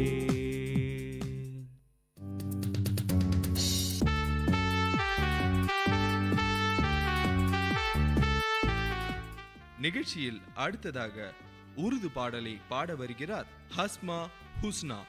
हरा गुंबद जो देखोगे जमाना भूल जाओगे.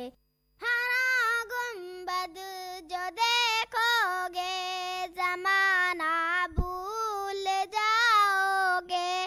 अगर तैबा को जाओगे, अगर तैबा को जाओगे तो आना भूल जाओगे. ना इतना ज्यादा चांद तारो अपनी रंगत पे, ना इतना ज्यादा चांद तारो अपनी रंगत पे. मेरे आका को देखोगे, मेरे आका को देखोगे चमकना भूल जाओगे. मेरे आका को देखोगे चमकना भूल जाओगे. हदीसे मुस्तफा पर तुम जो हो जाओ अमल पैरा. हदीसे मुस्तफा पर तुम जो हो जाओ अमल पैरा.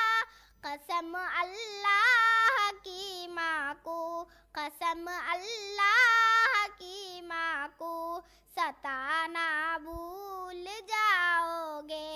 अगर तुम जान लो एक हाफिज़े कुरान की अजमत, अगर तुम जान लो एक हाफिज़े कुरान की अजमत, तो अपने बच्चों को इंग्लिश, तो अपने बच्चों को इंग्लिश पढ़ाना भूल जाओगे. अगर तुम जान लो इस दार फ़ानी की हकीकत को, अगर तुम जान लो इस दार फ़ानी की हकीकत को. मेरा दावा है तुम दिल को, मेरा दावा है तुम दिल को लगाना भूल जाओगे. हरा गुंबद जो देखोगे जमाना भूल जाओगे. अगर तैबा को जा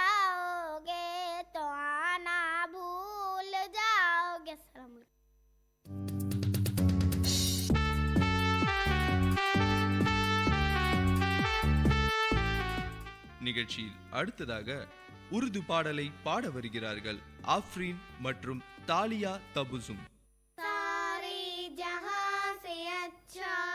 हिंदू सीता हमारा हमारा सारे जहां से अच्छा, हम बुलबुले हैं इसकी ये गुलशिता हमारा हमारा सारे जहां से अच्छा। गुर्बत में हो अगर हम रहता है दिल वतन में, गुर्बत में हो अगर हम रहता है दिल वतन में, समझो वही हमी भी दिल हो जहां हमारा हमारा सारे जहां से अच्छा। पर्वत वो सबसे ऊंचा हम साया आसमां का, पर्वत वो सबसे ऊंचा हम साया आसमां का, वो संतरी हमारा वो बासबा हमारा हमारा सारे जहां से अच्छा। गोदी में खेलती है इसकी हजारों नदियां, गोदी में खेलती है इसकी हजारों नदियां, गुलशन है जिनके दम से रश के जिना हमारा हमारा सारे जहां से अच्छा।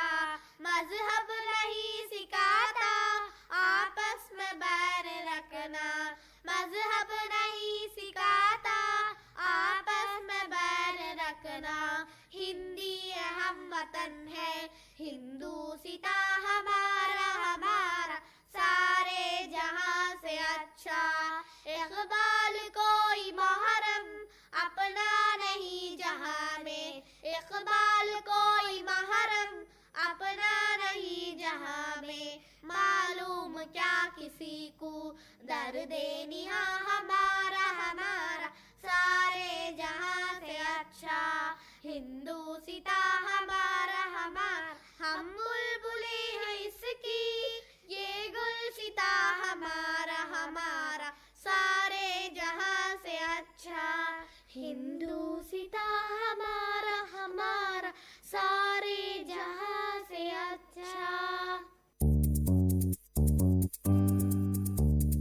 நேயர்கள் இதுவரை கேட்டது உங்கள் விஐடி பண்பலை 90.8 பள்ளிக்கூடம் வேலூர் நகரின் பள்ளிகளில் இருந்து மாணவர்களின் பல்சுவை நிகழ்ச்சி.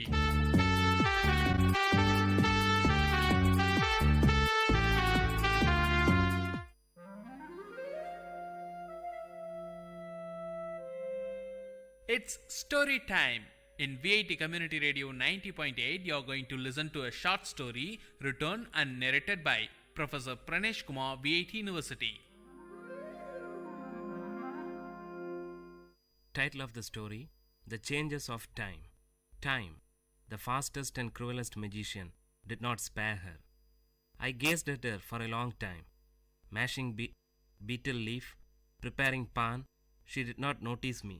With great seriousness and much care, she opened a small box lying beside her.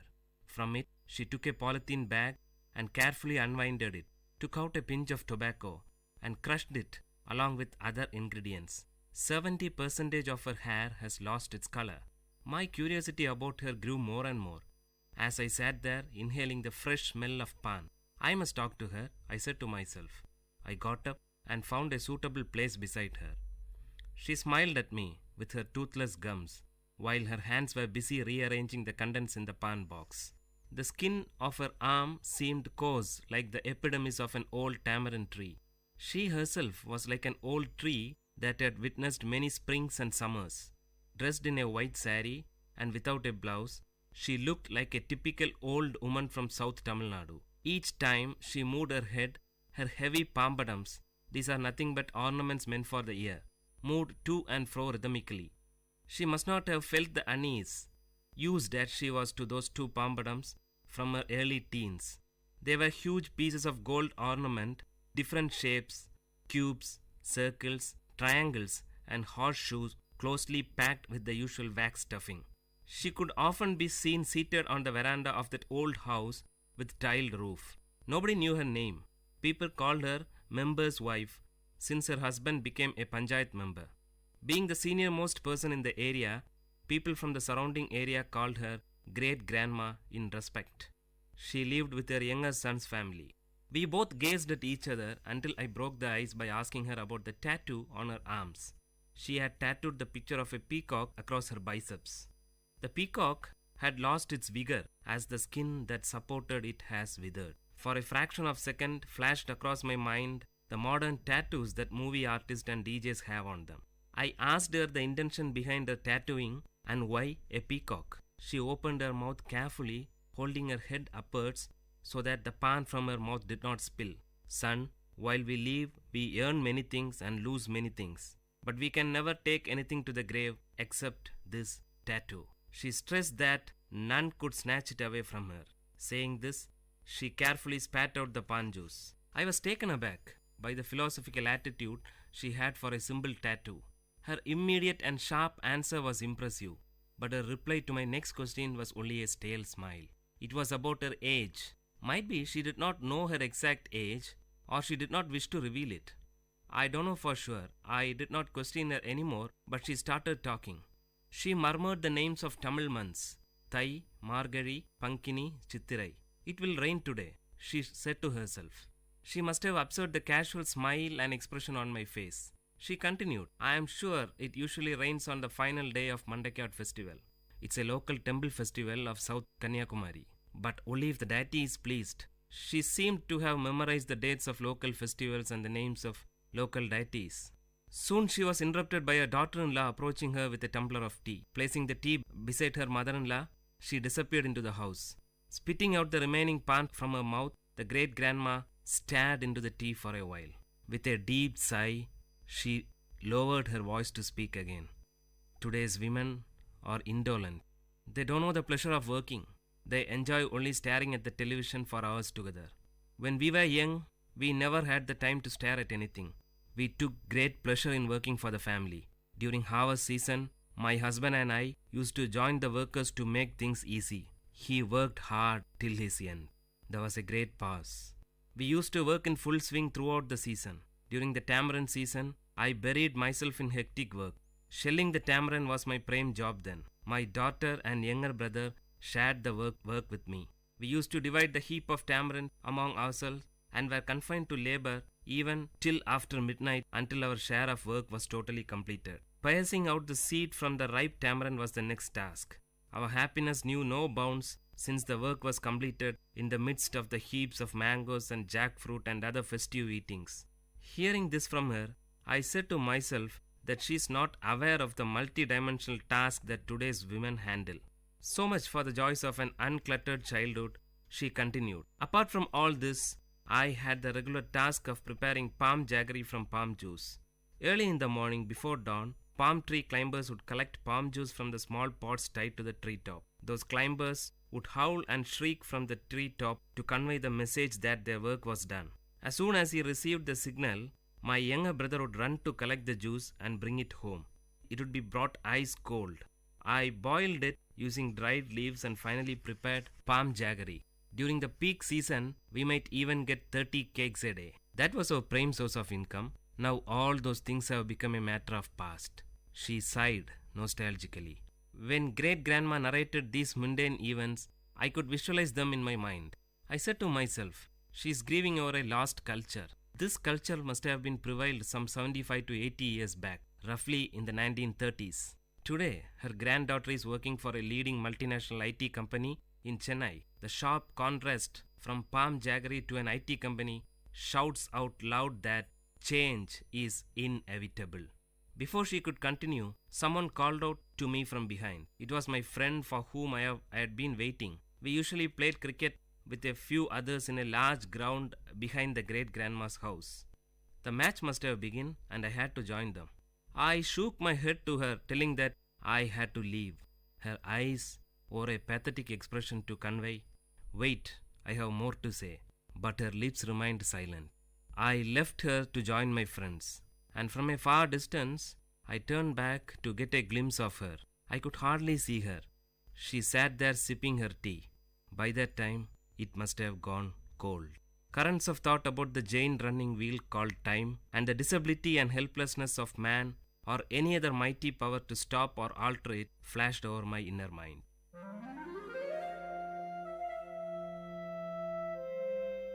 Dear listeners, you had listened to a short story written and narrated by Professor Pranesh Kumar, VIT University, in VIT Community Radio 90.8.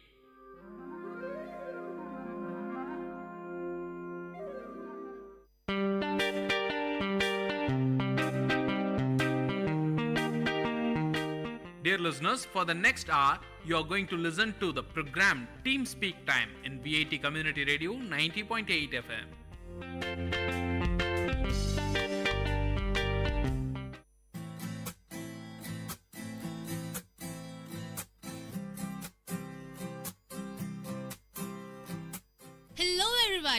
Hello everybody, आप सुन रहे हैं VIT community radio 90.8 FM और ये है आपका brand new show learning German. मैं हूँ आपकी होस्ट श्राव्या और मैं हूँ आपका होस्ट एंड दोस्त हिमांशु मंघानी।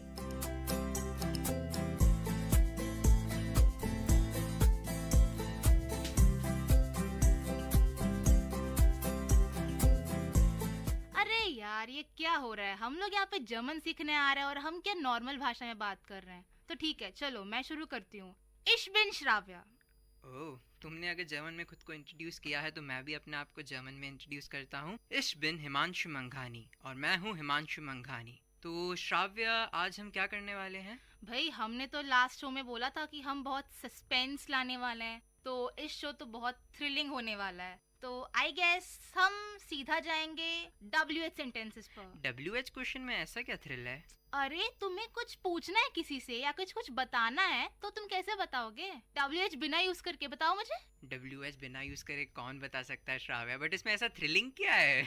अरे कुछ नया सीखने को मिलेगा, वही थ्रिल है। ओके, हम अप्रिशिएट करते हैं श्राव्या की पॉजिटिविटी को। लगता है लिसनर्स भी अच्छी तरह से इसको सुनेंगे, समझेंगे। और हमारा ये एपिसोड 4 जो कि क्वेश्चन टैग के ऊपर है, तो शुरू करते हैं। सबसे पहले हम छोटे छोटे शब्द, छोटे छोटे वर्ड्स आपको जर्मन में बोलना सिखाएंगे, जैसे कि where, from where, to where, why और ऑल, ये सारी चीजें। तो सबसे पहले वेयर को क्या बोलते हैं श्राव्या?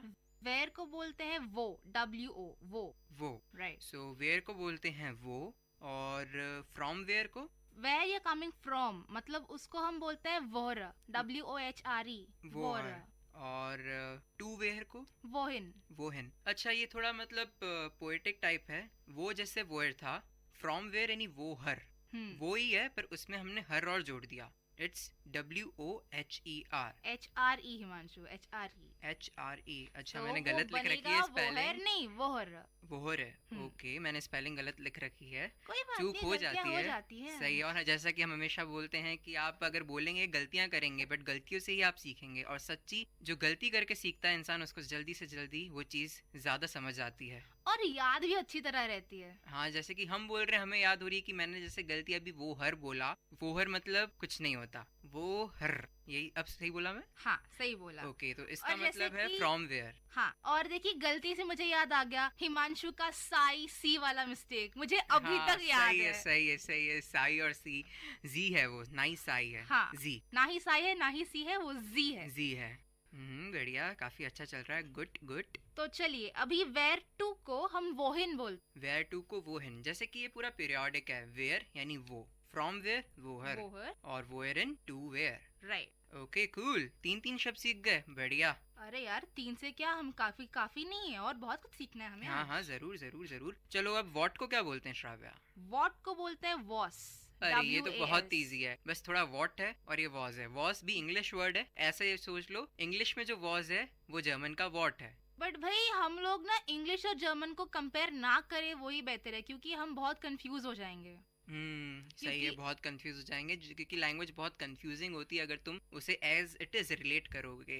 इससे बेहतर है कि हम कुछ रियल लाइफ का कुछ एक्सपीरियंस लें और उससे रिलेट कर लें, तब हमारी काम बहुत आसान हो जाएगा। ओके, तो अगर मेरे को बोलना हो कि व्हाट आर यू डूइंग, उसको कैसे बोलेंगे? मैं बोलूंगी व्हाट मतलब वॉस, आर इज जिन, बिस्ट। ओके, बिस्ट दू, व्हाट वॉस बिस्ट दू। तो इश बिन, I am Ich bin. Recording ही बोल दो भाई, रिकॉर्डिंग बाद में सीखेंगे इसका जर्मन वर्ड क्या है। रिकॉर्डिंग, रेडियो, रेडियो तो रेडियो ही रहेगा जर्मन में। हाँ सही है, क्योंकि जर्मन में एक ऐसा क्लॉज है कि जैसे कि रेडियो, होटल, पार्क और कैमरा, ऐसे जो सारे इंग्लिश वर्ब्स हैं वो ऐसे ही उन्होंने अडेप्ट कर लिया, ताकि हमें अभी देखिए संस्कृत से हमने हिंदी में बहुत सारे शब्द अडेप्ट किए हैं, ऐसे ही जर्मन में उसने इंग्लिश के वर्ड्स अडेप्ट कर। एडॉप्शन चलता रहता है जिंदगी में। हाँ। चाहे वो वर्ड्स का हो या किसी और चीज का। ओके ओके तो फिर एक चलो रेडियो बताया, तो रेडियो एक न्यूट्रल वर्ड है, जैसे कि हमने हमारे पहले एपिसोड में भी बताया था कि हाँ। न्यूट्रल वर्ड्स के लिए हम देर दी दास में से क्या यूज करेंगे? दास यूज करेंगे। दास। तो हमारा सबसे मेन चीज क्या है? रेडियो। तो हम इसको क्या बोलेंगे? दास radio, the radio, the VIT community radio 90.8 FM। तो इसको बोलेंगे दास वीआईटी कम्युनिटी रेडियो 90.8 FM, जो कि आपका चहीता रेडियो स्टेशन है। ठीक है, तो चलो अभी मैं तुम्हें पूछूं कि हिमांशु वेयर आर यू, तो तुम क्या बोलोगे? Where are you. Okay, where मतलब वो, और वो बिस्त दू। राइट, अभी जो तुमने मुझे सिखाया तुमने भी सीख लिया, अच्छा है। हाँ हाँ सही है सही है, एक दूसरे को ही सिखाएंगे तभी सीखेंगे और तभी समझ पाएंगे और तभी इम्प्लीमेंट कर पाएंगे। एग्जैक्टली। और अभी मैं तुम्हें पूछूं कि what are you doing? What are you doing, ये मैं तुमसे शायद पूछ चुका हूँ, तो इसलिए what are you doing. What मतलब वॉज, आर मतलब बिस्त, यू मतलब डू, वॉज बिस्त डू। Exactly right. तो So- ठीक है, अभी हम थोड़े और नए वर्ड सीखते हैं, यानी कि WH में हमने एक छोड़ दिया था, वो कि when। अभी बहुत सारे छूटे हुए हैं पर हाँ, when। ओके ठीक है, तो when when बोलेंगे को हम वॉन। वॉन बोल। WANN, when मतलब वॉन। वाई को क्या बोलेंगे? वाई को वॉरम। ओके। स्पीक श्राव्य, दो बार बोल।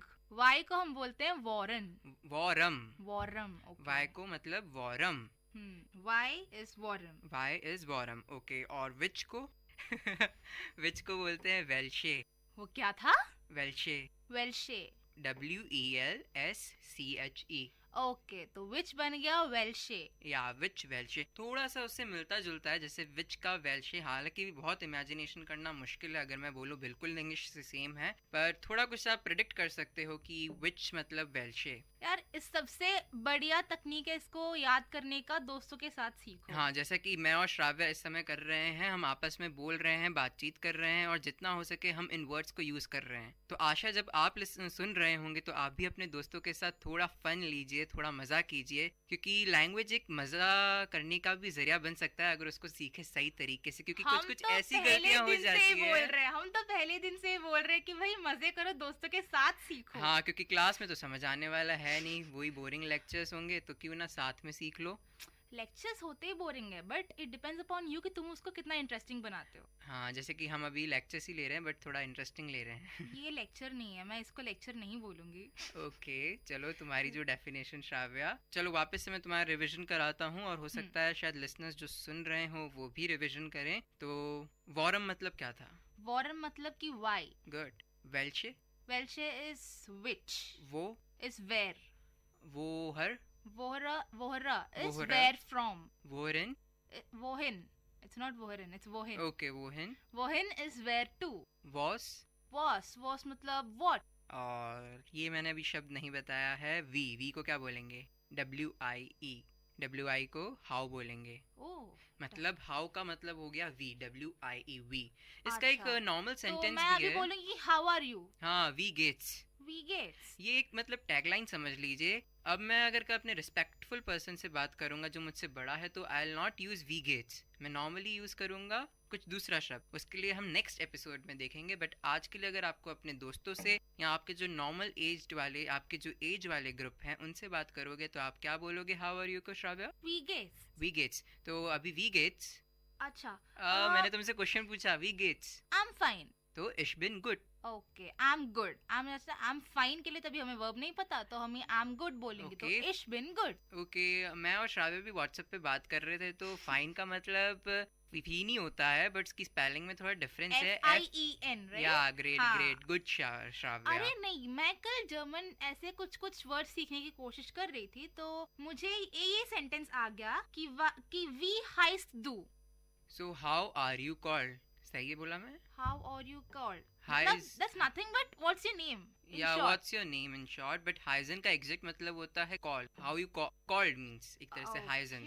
बट अभी अपन मतलब बेसिक जर्मन सीख रहे हैं तो अपन इतना टिपिकल नहीं जाएंगे, तो हम बोलते हैं वी हेज डू means how are you called. तो इश बिन हिमांशु, आई एम हिमांशु। और अगर आपको बिल्कुल उसकी टोन में रखना है जिस तरह से आप क्वेश्चन पूछा गया है, तो आप बोलेंगे आई हेज ए हिमांशु, आई एम सॉरी इश हेज ए हिमांशु। हो जाता है। ओके, जैसे कि श्राव्या भी बोल चुकी है, एक मूवी से आता है इश सॉन्ग, बट इतना मूवी नहीं जाना है क्योंकि it's basically community radio. So next हम एक और शब्द है हु को क्या बोलेंगे? Who को हम बोलते हैं वेर, वर, WER। वेर या वर? वेर। पक्का? हाँ। लॉक कर दिया जाए? हाँ। फ्रीज कर दिया जाए? कर दो। अभी तुमने बोला कि हम कम्युनिटी रेडियो में हैं, तो केबीसी क्यों ला रहे हो बीच में? केबीसी अब क्या करे, लोग तभी जुड़ पाएंगे जब उनको उनसे जुड़ी चीज के बारे में थोड़ा बताएंगे, और केबीसी भी उनसे जुड़ी हुई चीज है। तो फ्रीज, लॉक्ड ऐसे शब्द है जो वो कुछ ज्यादा जल्दी सुन पाएंगे, समझ पाएंगे और हमें भी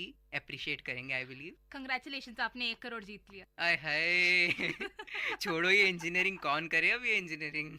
1 करोड़ आ गया, बस छोड़ो इंजीनियरिंग। हाँ, मैं बस फैक्ट्री सेट कर लूंगा, अब क्या, फिर कोई जर्मन सीख रहे हैं, जर्मन कंपनी में ही चले जाएंगे बस मुझे पार्टनर बनाना मत भूलना। okay? जरूर जरूर यार, तुमसे ही तो मैं ज्यादा सीख पाया था जर्मन। चलो ठीक है, वापस आते हैं काम पे। चलो अब तुम मुझसे क्वेश्चन पूछो। ये कुछ शायद 9 वर्ड्स सीखे हैं अपन ने, तुम मुझसे पूछो क्या बोलते हैं उनको जर्मन में। अच्छा हिमांशु, अब ये बताओ कि वो को क्या बोलते हैं? वो को इंग्लिश में हम क्या बोलते हैं? वेयर। ओके। From where? वोर। वोर, ओके। To where? वोन। वोहन, राइट। अभी व्हाट? वॉस, राइट। हु मींस वर, WER। फाइन, इट्स वो वर नहीं, it's where. Where, right where, right. How? वी गेट्स, ये कैसे भूल सकते हैं, ये तो टैगलाइन है, हाउ आर यू, वी गेट्स। और वाई? वाई मींस वॉरम तो वेन होता है, वाई मैं भूल गया यार, वापस बताओ। नहीं, वॉरम वाई ही होता है okay. और वॉन वेन होता है। अच्छा, तो इसको ऐसे कर सकते हैं, वेन पहले W और N है, तो वॉन में भी W और N है लास्ट में, तो इसलिए वॉन इक्वल टू वेन, और वॉरम मींस वाई। अब ये बोल दो कि विच का क्या है? वेल्शे। वेरी गुड, वेल्शे। ये कैसे याद रख सकते हैं इसको, वेल्शे? विच पता नहीं यार, बहुत बार देख लिया तो याद है, तुम बताओ कोई ट्रिक हो तो। ठीक है, अब तक तो कोई ट्रिक याद नहीं है, अगर कुछ याद आ जाएगा तो अगले शो में बता दूंगी। जरूर जरूर। तो चलो अब थोड़े सेंटेंस से पूछ लेते हैं, मैं तुमसे कुछ क्वेश्चन पूछता हूँ और तुम बताओ इसका इंग्लिश में क्या मीनिंग है। ठीक है, स्टार्ट करें। हाँ। वी हेस्ट डू। वी हेस्ट डू, वी का मतलब है हाउ, गेस, so it's nothing but how are you. No, तो वी हेस्ट डू, हाउ आर यू कॉल्ड। अच्छा हाँ, सॉरी भूल गई, हाउ आर यू इज वी गेस, या सो हमने यू ऐड कर दिया, तो वी हेस्ट डू, how are you called. How are you मतलब वी गेट्स, स्पेलिंग इसमें GEHTS है, पर मैंने तुम्हें बोला वी हेस्ट डू, हेस्ट मैंने यूज किया है इस केस में, यानी HEI और फिर SS और फिर T। अरे वो हेस्ट नहीं है, वो हाइस्ट है। ओके, तो वी हाइस्ट डू। ओके, सो इट्स वी हाइस्ट डू, माय बैड। योर बैड, और तुम मुझे अभी डांट रहे थे। मैं डांट नहीं रहा था यार, मैं तुम्हें समझा रहा था यार, डांटना अलग होता है, मुझे बहुत सुबह डांट पिटी थी। ओ क्यों? पता नहीं, लेट हो गया था, टीचर ने बाहर निकाल दिया और फिर बाद में मेरे को बस हर रोज की कहानी है भाई, हर रोज की कहानी हो तो वी हेज डू, इसको मैं चाहूंगा तुम जर्मन में बोलो। ओके, मतलब इसका आंसर जर्मन में बोलो। वी हाइज डू मतलब हाउ आर यू कॉल्ड, तो I am called Shravya, so my name is Shravya, तो इश बिन श्राव्या, या फिर इश हाइजे श्राव्या। इश हाइजे श्राव्या।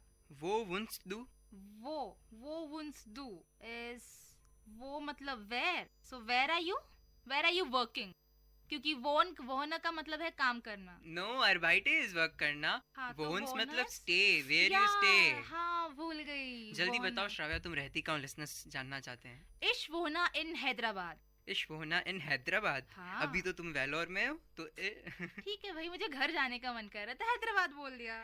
ओके, तो इश वोना इन हैदराबाद। हाँ। अभी मैं पूछती हूँ, रुको। चलो पूछ लो यार, तुम भी क्या याद रखोगी। वॉन कॉम्स डू, वॉन कॉम्स डू, व्हेन यू केम या when you are coming. Okay, ठीक है। तो इश कॉमे बाल्ड, बाल्ड मीन्स सून, तो I will come soon. Okay, आई कम सून, क्योंकि अभी हम प्रेजेंट टेंस ही बात कर रहे हैं। यहाँ पे लिसनर्स को मैं 2 शब्द और बता दूं, बाल्ड का मतलब है सून, नॉट टकला, सून जल्दी आना, और स्पार्ट का मतलब है लेट। स्पार्ट का मतलब है लेट। स्पेलिंग बोलो। SPA उमलाउट T। उमलाउट क्या होता है? उमलाउट ऐसे होता है कि हम अगर जर्मन में किसी लेटर पे स्ट्रेस करना चाहते हैं तो हम उमलाउट यूज करते हैं। तो वो अभी हम आपको सुनाई में तो एक्सप्लेन नहीं कर सकते, तो आप इसको ऑनलाइन में देख सकते हैं, शायद आपकी कुछ मदद मिल जाए उमलाउट के बारे में। और जैसे कि अगर हेस्ट जो हमने बोला था उसमें डबल एस को अपन उमलाउट से रिप्लेस करेंगे तो एक बीटा साइन होता है और उसके ऊपर 2 डॉट्स होते हैं, तो डबल एस को रिप्लेस कर लेते बीटा और डबल डॉट से जर्मन में। तो तुम चाहो तो HEI बोलो या HEI बीटा T बोलो, इट्स द सेम थिंग। हाँ एग्जैक्टली। तो अभी चलो हम काम पे आते हैं। अब मैं पूछता हूँ अर्बाइटिस डू। अर्बाइट का मतलब है काम करना, सो डू यू वर्क। तो अभी मैं बोलूंगी इश अर्बाइट radio jockey. Okay, I work radio jockey. हालांकि थोड़ा टूटा फूटा है, हमें बोलना चाहिए कि I work as radio jockey. अभी एस को जर्मन में क्या बोलोगे? अब इतना रहने दो टाइम के हिसाब से, बस तुम, क्योंकि हम पहले स्टार्टिंग से शो में बोलते हैं कि हम आपको पूरा तो नहीं सिखा पाएंगे पर इतना सिखा पाएंगे कि अगर आपको कोई जर्मन बंदा आपसे कुछ आगे चल के बात करना चाहता है तो आप फिगर आउट कर लोगे कि वो क्या बोलना चाहता है, या वो फिगर आउट कर लेगा कि आप क्या बताना चाहते हो। अगर आपसे बोले कि इश अर्बाइते रेडियो जॉकी तो वो सामने वाला समझ जाएगा, ठीक है, मतलब आप रेडियो जॉकी की जैसे काम करते हैं। तो अभी मैं पूछूं कि वास मार्क्स डू, तो मतलब व्हाट यू डू। अब इसका मतलब हुआ व्हाट डू यू डू, क्योंकि मार्क्स तो माखन अपने देखा है कि वो बटर वाला माखन नहीं, माखन जो एग्जैक्ट है, मतलब कि मेक, आप क्या बना रहे हैं या क्या काम कर रहे हैं, मेक या फिर डू मार्क्स का मतलब होता है। so what do you make और what do you do? Okay, तो मैं बोलूंगा इश हो रे music, so I am making music. हो रे नहीं, तुमने मेरे को गलत को सही कैसे बोल दिया श्राव्या तुमने? हो रे का मतलब ये नहीं होता। हो रे का मतलब है to listen। या good, I am listening to music, इश हो रे म्यूजिक। तो आगे बढ़ते हैं। तो अच्छा चलो, इतने क्वेश्चन पूछ लिए तो मैं तुम श्राव्या एक पर्सनल क्वेश्चन पूछूंगा। बिस्ट दू ग्लूकिश। यस, उसका मतलब तो ये है कि आर यू हैप्पी। सोचा है कि हमारे लिसनर्स भी ग्लूकिश होंगे, यानी कि हैप्पी फील कर रहे होंगे, तो अपन लिसनर से बहुत फोर्सफुली पूछते हैं, ठीक है ना, अच्छी तरह से पूछते हैं। दोनों साथ में बोलेंगे 1 2 3 गो। बिस्ट दू ग्लूकिश। तो मैं तो यही जवाब सुना चाहती हूँ कि या इश बिन ग्लूकले। ओके, तो आई am good means yes I am good. हमने यस और नो अगर आपको आंसर बोलना हो तो यस के लिए बोलते हैं जा नहीं, जा मतलब तो इसकी स्पेलिंग होती है JA, बट हम बोलते हैं या मीन्स यहाँ से गले से निकलना चाहिए, एपिग्लॉटिस या। और तो या इश बिन ग्लूकलिश मीन्स आई एम हैप्पी। और नो को हम बोलते हैं 9। थोड़ा ध्यान रखिए, 9 इंग्लिश में है नंबर 9 हिंदी का, नंबर 9 को बोलेंगे जर्मन में 9, पर वही अगर आपको नहीं बोलना है तो जर्मन में 9, इंग्लिश वाला 9। चलो वापस से रिवीजन करवाते हैं। वी हिस डू, इसको पहले इंग्लिश में बताओ क्या है इसका मतलब। वी हिस डू, इट्स नॉट हिस हिमांशु, तो वापस बोल रही हूँ हाइस डू। Okay, so what are you called, so इश how are you called, sorry how are you called और व्हाट आर यू कॉल्ड, तुम्हारा जवाब तो एक ही होगा कि तुम्हारा नाम क्या है। पर हम जर्मन स्पीकिंग सीख रहे हैं, यहाँ पे ट्रांसलेशन बहुत मायने रखता है। अगर तुमने बोला है वी हिस डू तो वी का मतलब यहाँ हाउ होगा। अगर तुम बोलना चाहती हो कि व्हाट आर यू कॉल्ड तो इसके लिए व्हाट के लिए यूज करेंगे वॉज, तो वॉज हिस डू, पर हम बोलेंगे वी हिस डू। मान ली हार, मैंने मान ली। ich bin glücklich, I am happy. तो ठीक है, तुम्हारा जवाब मैं दे देती हूँ। इश हाइसर श्राव्या, इश हाइसर श्राव्या, डांके श्राव्या, बाइटर हिमांशु। ओके, सो वो वोंट्स डू, वो वोंट्स डू, where do you live, where do you stay और वेयर डू यू लिव। तो इश वोना इन हैदराबाद। ओके, वॉन कोम्स डू, when are you coming, right. और व्हेन यू कम, और व्हेन डू यू, हमने आपको पहले ही बोल दिया हम प्रेजेंट टेंस पे रह रहे हैं, तो हम प्रेजेंट या प्रेजेंट कंटिन्यू सिंपल प्रेजेंट में हम कंसीडर करेंगे एज ऑफ नाउ। तो अभी मेरा जवाब होना चाहिए इश कॉमा स्पार्ट, स्पार्ट इज लेट, या इश्क कॉमा बाल, बाल मतलब सून। ऐसे सुनाई देता है कि इश्क में बाल मतलब मैं कुछ बाल दूं मैं। ओ नहीं नहीं नहीं, अपनी सोच अपने पास रखो। ओके, इश्क में बाल। एक और मैं बात बताना चाहूँगा लिसनर्स को कि मैं और श्राव्या कल डिस्कस कर रहे थे जैसे कि व्हाट्सएप, जो कि बहुत चीप तरीका है, मतलब अफोर्डेबल तरीका है, तो इसलिए उसने मेरे को बोला, मैंने इसको बोला कि तुम्हें कल आना है रिकॉर्डिंग पे लिए, जो भी रिकॉर्डिंग का टाइम था हमारा, तो श्राव्या मैडम हमको बोली बिस बाल मतलब सी you soon. C you soon. तो क्यों ना हम अपनी कभी भी अगर बंद करेंगे शो तो ऐसे बोलते हैं, ऐसे बोलेंगे बिस बाल लिसनर्स। हालांकि जर्मन वर्ड नहीं रहेगा पर तो भी हम बोलेंगे ताकि आपको मेन वो 2 शब्द याद रखें जो हम आपको याद करवाना चाहते हैं। और वो कौन से शब्द हैं? बिस बाल। बिस बाल, ये भी पोएटिक है थोड़ा। सी यू सून। अरे जर्मन ही पूरा पोएटिक है। Every language is poetic. Ragini में घुल जाओ यार। नहीं, ऐसे भी तो सोच सकते हो या फिर ऐसे भी सोच सकते हो, जो तुम्हें समझ में नहीं आती वो भी पोएट्री है। हाँ। जो तुम्हें समझ नहीं आती वो भी पोएट्री है। या मींस JA या। Ich bin glücklich. I am happy कि हम मजा कर रहे हैं। तो चलो next question. Bist du glücklich? Ja, ich bin glücklich. Was magst du? Ich höre Musik. मतलब? What's magst du? तुम अभी क्या कर रही हो? तो ich höre Musik. I am listening to music. Arbeitest du? Arbeitest du? Do you work? You work? Okay, you work. So, nein, ich arbeite nicht. Means? No, I don't work. Okay, तो अब अगर आप सिर्फ no बोलते हैं तो आप बोलेंगे nein. Nein. पर अगर आप don't बोलते हैं तो nicht. हाँ, nicht का मतलब है no. It is a form of अभी हम जैसे बोलेंगे कि मैंने अभी यहीं पे एग्जांपल दिया कि डू यू वर्क, तो नो आई डोंट वर्क, तो हम डोंट के बजाय हम डोंट के प्लेस में निश्ट यूज करते हैं। ठीक है, तो बहुत अच्छी बात है। ये नॉर्मली लोग आपसे पूछेंगे अर्बाइतेस डू means you work question mark, तो बोलेंगे आप इस तरह से बोलेंगे नाइन इश अर्बाइते निश्ट मींस आई डोंट वर्क। तो बेसिकली अब ये सेंटेंस हमने बोल दिए हैं। अगर आपको कुछ समझ नहीं आता तो लिसनर्स से कुछ आप और जानना चाहते हैं तो आप ऑनलाइन देख सकते हैं ये सारी चीज़ें। पर आशा करते हैं कि आपने जो अभी सीखा होगा, जो सुना होगा, उससे कुछ ना कुछ तो इतना सीखा होगा कि अगर आप ऑनलाइन जाना चाहें तो आप फिगर आउट कर सकेंगे कि हमने क्या सीखा आज। या फिर आप हमारा रिपीट टेलीकास्ट भी सुन सकते हैं। हाँ, रिपीट टेलीकास्ट भी होता है। तो पर सबसे पहले क्विक रिविजन। 9 शब्द हमने सीखे आज। कौन से? WH वाले और एक हाउ वाला। तो उसको क्या जर्मन में बोलते हैं, तो उसको 2 तरीके से हम अभी रिवीजन कराएंगे। श्राव्या पहले ऐसे करेंगे कि तुम मुझसे क्वेश्चन पूछो, मैं 2 बार उसको जर्मन में बोलूंगा और फिर मैं आपको वही शब्द जर्मन में बोलूंगा और आपको उसका हिंदी मतलब बताना है 2 बार। ठीक है। या फिर इंग्लिश में स्टार्ट करो। तो वेयर को क्या बोलते हैं? वेयर, वो। वेयर फ्रॉम, वोवर। वेयर टू, वोरन। ओके। और हु? वर। इट्स नॉट वर, इट्स वेयर। वेयर। और व्हाट? वॉज। ठीक है। व्हेन? वॉन। वॉन। व्हाई? वॉरम। हाउ? वी। हमने कुछ और छोड़ दिया। विच। हाँ, विच इज वेल्शर। वेल्शर। तो अब मैं तुमसे पूछता हूँ। वेयर? वो। वोअर। वॉर। Where from? वोन। Where to? वॉज। वॉट यानी क्या? वॉन। वॉन यानी कि व्हेन, कब। वी। वी यानी कि हाउ, कैसे। वेयर यानी कि हु, कौन। वॉरम। वॉरम यानी कि वाई, क्यों। वेल्शे। वेल्शे यानी कि विच, कौन सा। ठीक है भाई, Ich bin glücklich, I am good कि तुम्हें कुछ तो समझ आया श्राव्या। कुछ तो नहीं, बहुत कुछ समझ आया। हाँ, ये तो पक्का हो गया क्योंकि मैं इतने आंसर्स नहीं दे पाया जितने तुम आंट वॉटन कर सकी। आंट वॉटन मतलब आंसर दे सकी। Ich bin glücklich।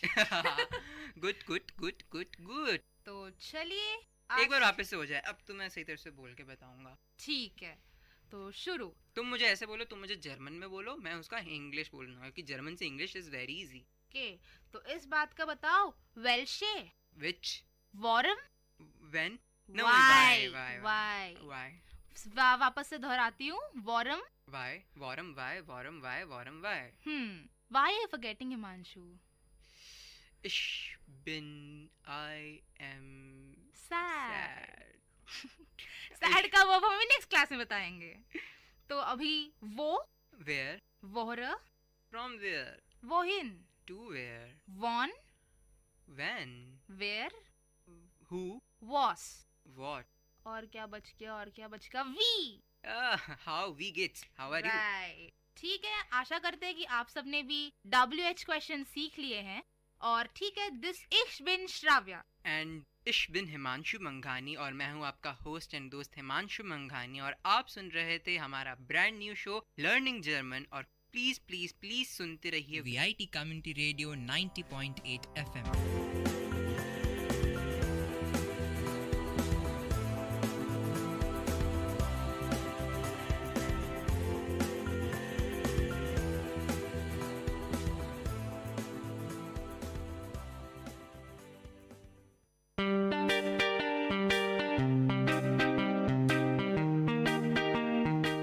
Dear listeners, you're listening to VIT Community Radio 90.8 and this program is Team Speak Time.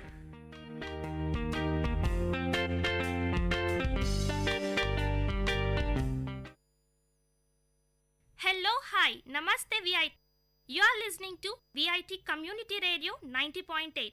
This is Rujana. Welcome to the show Vijaya Bata. ప్రతి ఒక్కరి జీవితంలో విజయం చాలా ముఖ్యమైనది. మనం దేనికోసం ప్రయత్నించినా అది విజయం కోసమే కదండి. ఇలాంటి విజయం ఒక రోజులో వస్తుందా?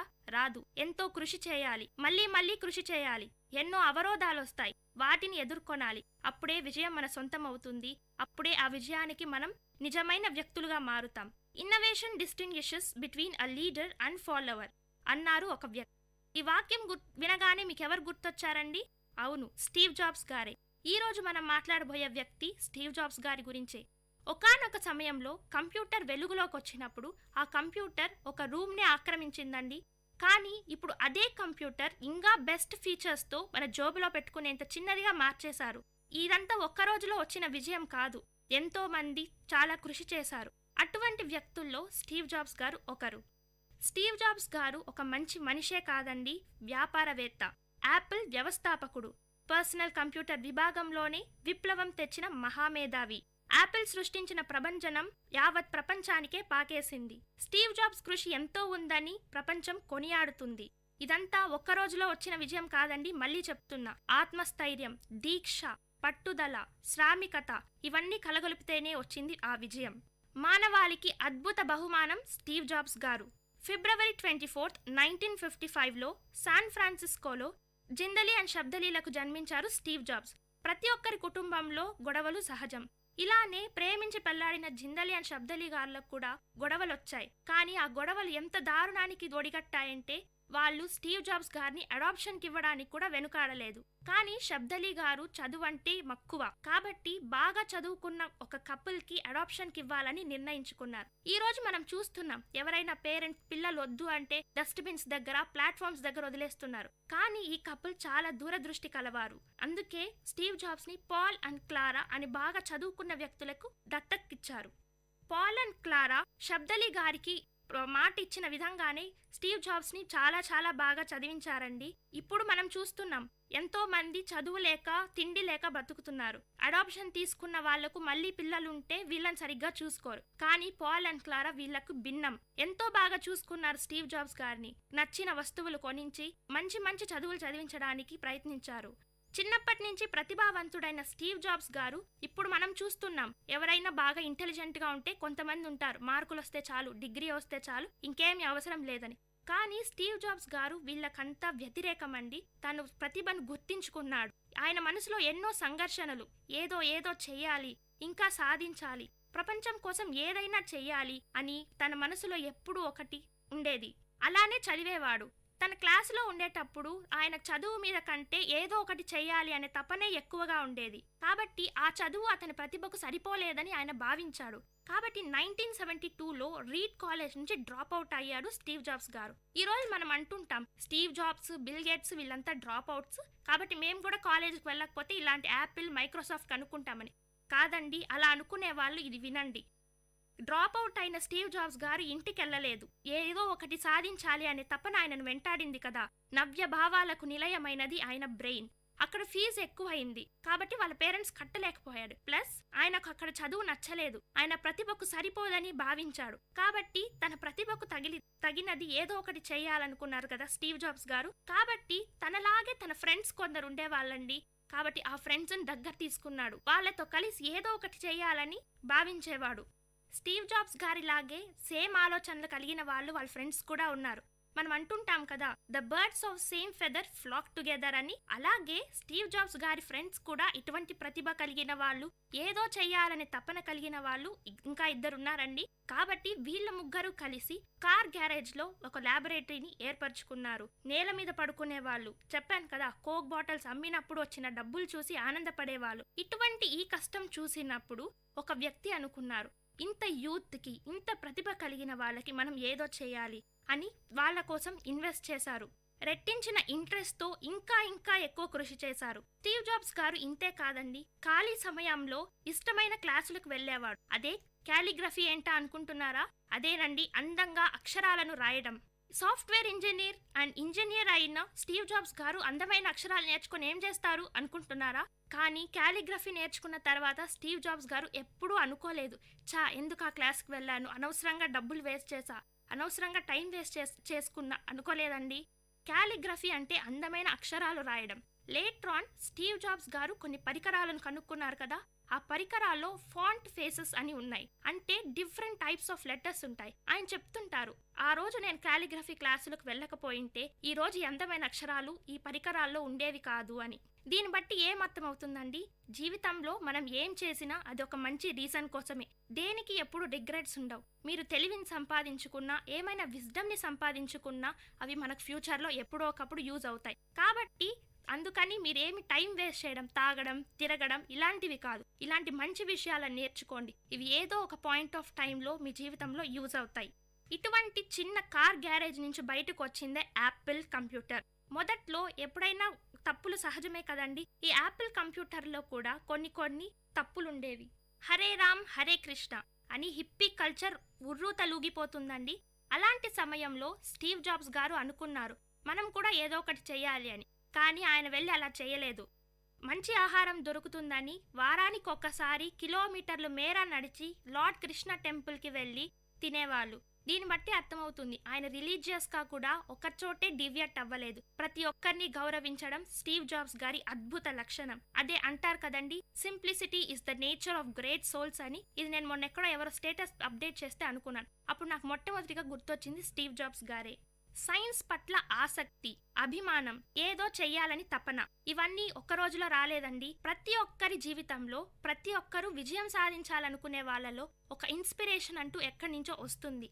అలాగే స్టీవ్ జాబ్స్ గారికి కూడా ఒక ఇన్స్పిరేషన్, ఒకటి చూసి ప్రభావితుడయ్యాడు. ఏంటా అని ఆలోచిస్తున్నారా? అదేనండి, స్టీవ్ జాబ్స్ గారు చదువుకునేటప్పుడు ఒక శీర్షిక ఉండేది, the last whole earth catalogue అని. ఆ శీర్షికను ఎప్పుడూ చదివేవాళ్ళు స్టీవ్ జాబ్స్. మనలాగా ఆ బుక్ ఈ బుక్ అనవసరమైనవి కాకుండా చాలా సెలెక్టెడ్ గా మంచి పుస్తకాలు చదివేవాడు. అదే అంటారు కదా, books are our best friends అని. అలాగే స్టీవ్ జాబ్స్ గారు కూడా దీన్ని మంచి స్నేహితుడిగా చేసుకున్నాడు. దాంట్లో ఉన్న విషయాలను తనలోకి తీసుకున్నాడు. ఒకనొకప్పుడు ఆ బుక్ ఆగిపోయిందండి. అప్పుడు బుక్ వెనక తిప్పి చూశాడు. దాన్ని చూసి చాలా మెస్మరైజ్ అయ్యారు స్టీవ్ జాబ్స్ గారు. అక్కడ ఉన్నది ఒక రోడ్డు బొమ్మ. దాన్ని చూసి ఆయన ఎంతగా ఆలోచించారంటే అప్పుడు అనుకున్నాడు, ఆకలితో ఉండండి, మూర్ఖంగా ఉండండి, కానీ మీ పట్టుదలను విడవకండి. అదేనండి, ఇప్పుడు మనం కవర్ పేజెస్ పెట్టుకుంటాం కదా, స్టే హంగ్రీ స్టే ఫూలిష్. అది స్టే హంగ్రీ స్టే ఫూలిష్ అంటే అలా ఉండడం కాదు, రెట్టెంతించిన బలంతో పట్టుదలతో ముందుకు సాగాలి అని దాని అర్థం. స్టీవ్ జాబ్స్ గారు ఒకసారి ఇండియాకు వచ్చారు. ఇండియా అంటే ఎంత కల్చరల్ గా, ఎంత సైంటిఫిక్ గా ఎంతో ముందుకు ఉంటుందని స్టీవ్ జాబ్స్ గారు భావించారు. ఇక్కడికి వచ్చిన తర్వాత పువర్ పీపుల్ ని చూశాడు. పావర్టీని చూసి చలించిపోయారు స్టీవ్ జాబ్స్. ఇంత హై ఎక్స్పెక్టేషన్స్ ఉన్న ఇండియాలో ఇలా ఉండడం ఏంటి అని చాలా బాధపడ్డాడు. మనసులో ఏదో తపన, సాంకేతిక విజ్ఞానంతో ఇండియాని ఇంకొంచెం పెద్దగా చేయాలి అని అనుకున్నాడు. Every drop of ocean starts with a single drop అన్నారు మదర్ తెరెసా గారు. ఇదే ఈయన జీవితంలో కూడా ఉంది. ప్రపంచాన్ని మొత్తం మార్చలేనేమో, కానీ నా అంత కృషి నేను చేయాలి అనుకున్నారు. ఇలా మనలో ఎంతమంది అనుకుంటున్నామండి? కానీ స్టీవ్ జాబ్స్ గారు అలా అనుకున్నారు. అతనిలో అద్భుత శక్తి జ్వలించింది. దీనికి కారణమే ఆయనను యాపిల్ సీఈఓగా చేసింది. కొన్ని కారణాల వల్ల యాపిల్లో ఉన్న తన ఫ్రెండ్స్ తో కొన్ని కారణాల వల్ల ఆయన బయటకు వచ్చేయాల్సి వచ్చింది. కానీ తను పెంచి పోషించిన యాపిల్ కంపెనీయే అతని బయటికి తరిమేయడంతో స్టీవ్ జాబ్స్ గారు చాలా కుంగిపోయారు. కానీ ఆయన ఎప్పుడు బాధపడలేదు. ఆయనను మాత్రమే తొలగించింది యాపిల్, ఆయన తెలివిని, పట్టుదలను కాదు. అవే ఆయన బలం, అవే ఆయన సంపద. మార్కెటింగ్ లో దిట్ట అయిన స్టీవ్ జాబ్స్ గారు, ఆలోచించడంలో దిట్ట అయిన స్టీవ్ జాబ్స్ గారు తన ప్రతిభకు మెరుగులు దిద్దారు. యాపిల్ ని ఇంకొక సంచలనం చేయడానికి ప్రయత్నించారు. బయటకు వచ్చాడు. నెక్స్ట్ కంప్యూటర్ కనుక్కున్నారు. ఇంతతో ఆగలేదండి స్టీవ్ జాబ్స్ గారు. అతని ఫ్రెండ్స్ జాన్ కాలే అనే అతను పెప్సీలో పనిచేసేవాళ్ళు. ఇతన్ని ఎలాగైనా తనలోకి తీసుకొని రావాలి అని అనుకున్న స్టీవ్ జాబ్స్ గారు రెచ్చగొట్టారు. చక్కెర నీళ్ళే అమ్ముతూ బతుకుతావా, ప్రపంచాన్ని ఏమైనా మారుస్తావా అని. అంతే, రెచ్చిపోయిన ఆలోచనతో జాన్ కాల్ స్టీవ్ జాబ్స్ తో చేతులు కలిపారు. 1980లో బయటకు వచ్చిన స్టీవ్ జాబ్స్ గారు గ్రాఫిక్స్ అని సరికొత్త ప్రపంచం పిక్సార్ ని కనుక్కున్నారు. ఇక్కడేనండి కార్టూన్స్, అందరికీ ఎంతో ఇష్టమైన కార్టూన్స్ ని కనుక్కున్నారు. టాయ్ స్టోరీ అనే ఫిల్మ్ ని తీశారు. టాయ్ స్టోరీకి ఎన్నో ఆస్కార్ అవార్డులే వచ్చాయి. ఇంతే కాదండి, సంగీతం, చిత్రకళను నవీన యంత్రంలో ఉంచిన అభినవ బ్రహ్మగా మనం స్టీవ్ జాబ్స్ గారిని కొనియాడుతున్నాం. అవరోధాలను అధిరోహించి ఓటమిని తరిమి కొట్టాడు స్టీవ్ జాబ్స్ గారు. అంతా సజావుగా సాగిపోతుంది అన్న స్టీవ్ జాబ్స్ గారి జీవితంలో ఒకానొక భయంకరమైన సంఘటన తెలుసుకున్నారు. అదే ఆయనకు ప్యాంక్రియాటిక్ క్యాన్సర్ ఉందని. ఈ కాలంలో మనం చిన్న జ్వరం వస్తేనే చాలా బాధపడిపోయి ఇంకా ఏమి చెయ్యలేము అనుకుంటున్నాం. అదే క్యాన్సర్ వస్తే మన జీవితం అయిపోయింది అని బాధపడిపోతుంటాం. దీనితోనే చావు తొందరగా వస్తుంది. కానీ స్టీవ్ జాబ్స్ గారు బాధపడలేదు. ఇవన్నీ లైఫ్ లో సహజం అనుకున్నారు. కాబట్టి దాన్ని క్యూర్ చేయడానికి లివర్ ని సర్జరీ చేయించుకున్నారు. లేట్ ఆన్ ఆయనకు తెలిసి ఆయన హెల్త్ క్షీణించిపోతుందని. కాబట్టి తను వాలంటరీగా యాపిల్ కంపెనీ నుంచి బయటకు వచ్చేశారు. ఆయన బయటకు వచ్చారు ఊరికే కాదు, తన సంపదను, అదే తన తెలివితేటలను ప్రపంచానికి వదిలేసి. విన్నారు కదండి స్టీవ్ జాబ్స్ గారి గురించి. అవరోధాలను అధిరోహించిన స్టీవ్ జాబ్స్ గారు ప్రతి ఒక్కరికి రోల్ మోడల్. ఇటువంటి స్టీవ్ జాబ్స్ గారి గురించి మనం ఎంతో నేర్చుకోవాలి. ఈయనలా కాకపోయినా ఈయనలో ఉన్న కొన్ని విషయాలను మనం తెలుసుకొని మంచి పొజిషన్లోకి రావాలి. కాబట్టి Steve Jobs is our hero, he's the legend. ఇలాంటి స్టీవ్ జాబ్స్ గారిని ఎన్నో అవార్డులు వరించాయి. అత్యంత ప్రతిభావంతుడిగా ప్రపంచం గుర్తించింది. మనము గుర్తించాం కదండి. సో ఇప్పటి నుంచి టైం వేస్ట్ చేయకుండా టైం ఇస్ ప్రెషియస్ అని నేర్చుకొని మనం కూడా విజయానికి మెట్లేద్దాం, విజయ బాటలో పయనిద్దాం. ఇలాంటి ఎంతో మంది గొప్ప వ్యక్తుల గురించి తెలుసుకోవడానికి, మన జీవితాలను మార్చుకోవడానికి వింటూనే ఉండండి విఐటి కమ్యూనిటీ రేడియో 90.8. నేను మీ సృజన.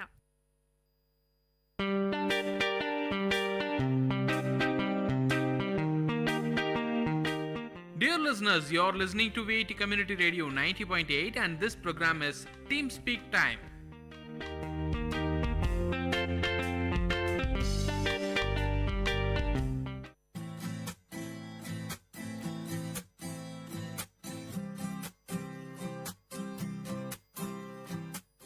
Hello friends, you are listening to VIT community radio 90.8 FM और ये है आपका शो लर्निंग जर्मन और मैं हूँ आपका होस्ट एंड दोस्त हिमांशु मंघानी और मैं हूँ आपकी होस्ट श्राव्या.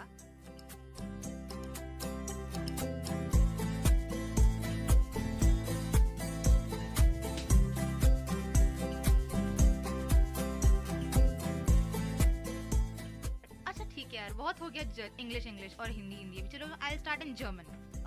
हेलो फ्रेंडे, Dies ist VIT Community Radio 90.8 FM und ihre Zohjorte Learning German.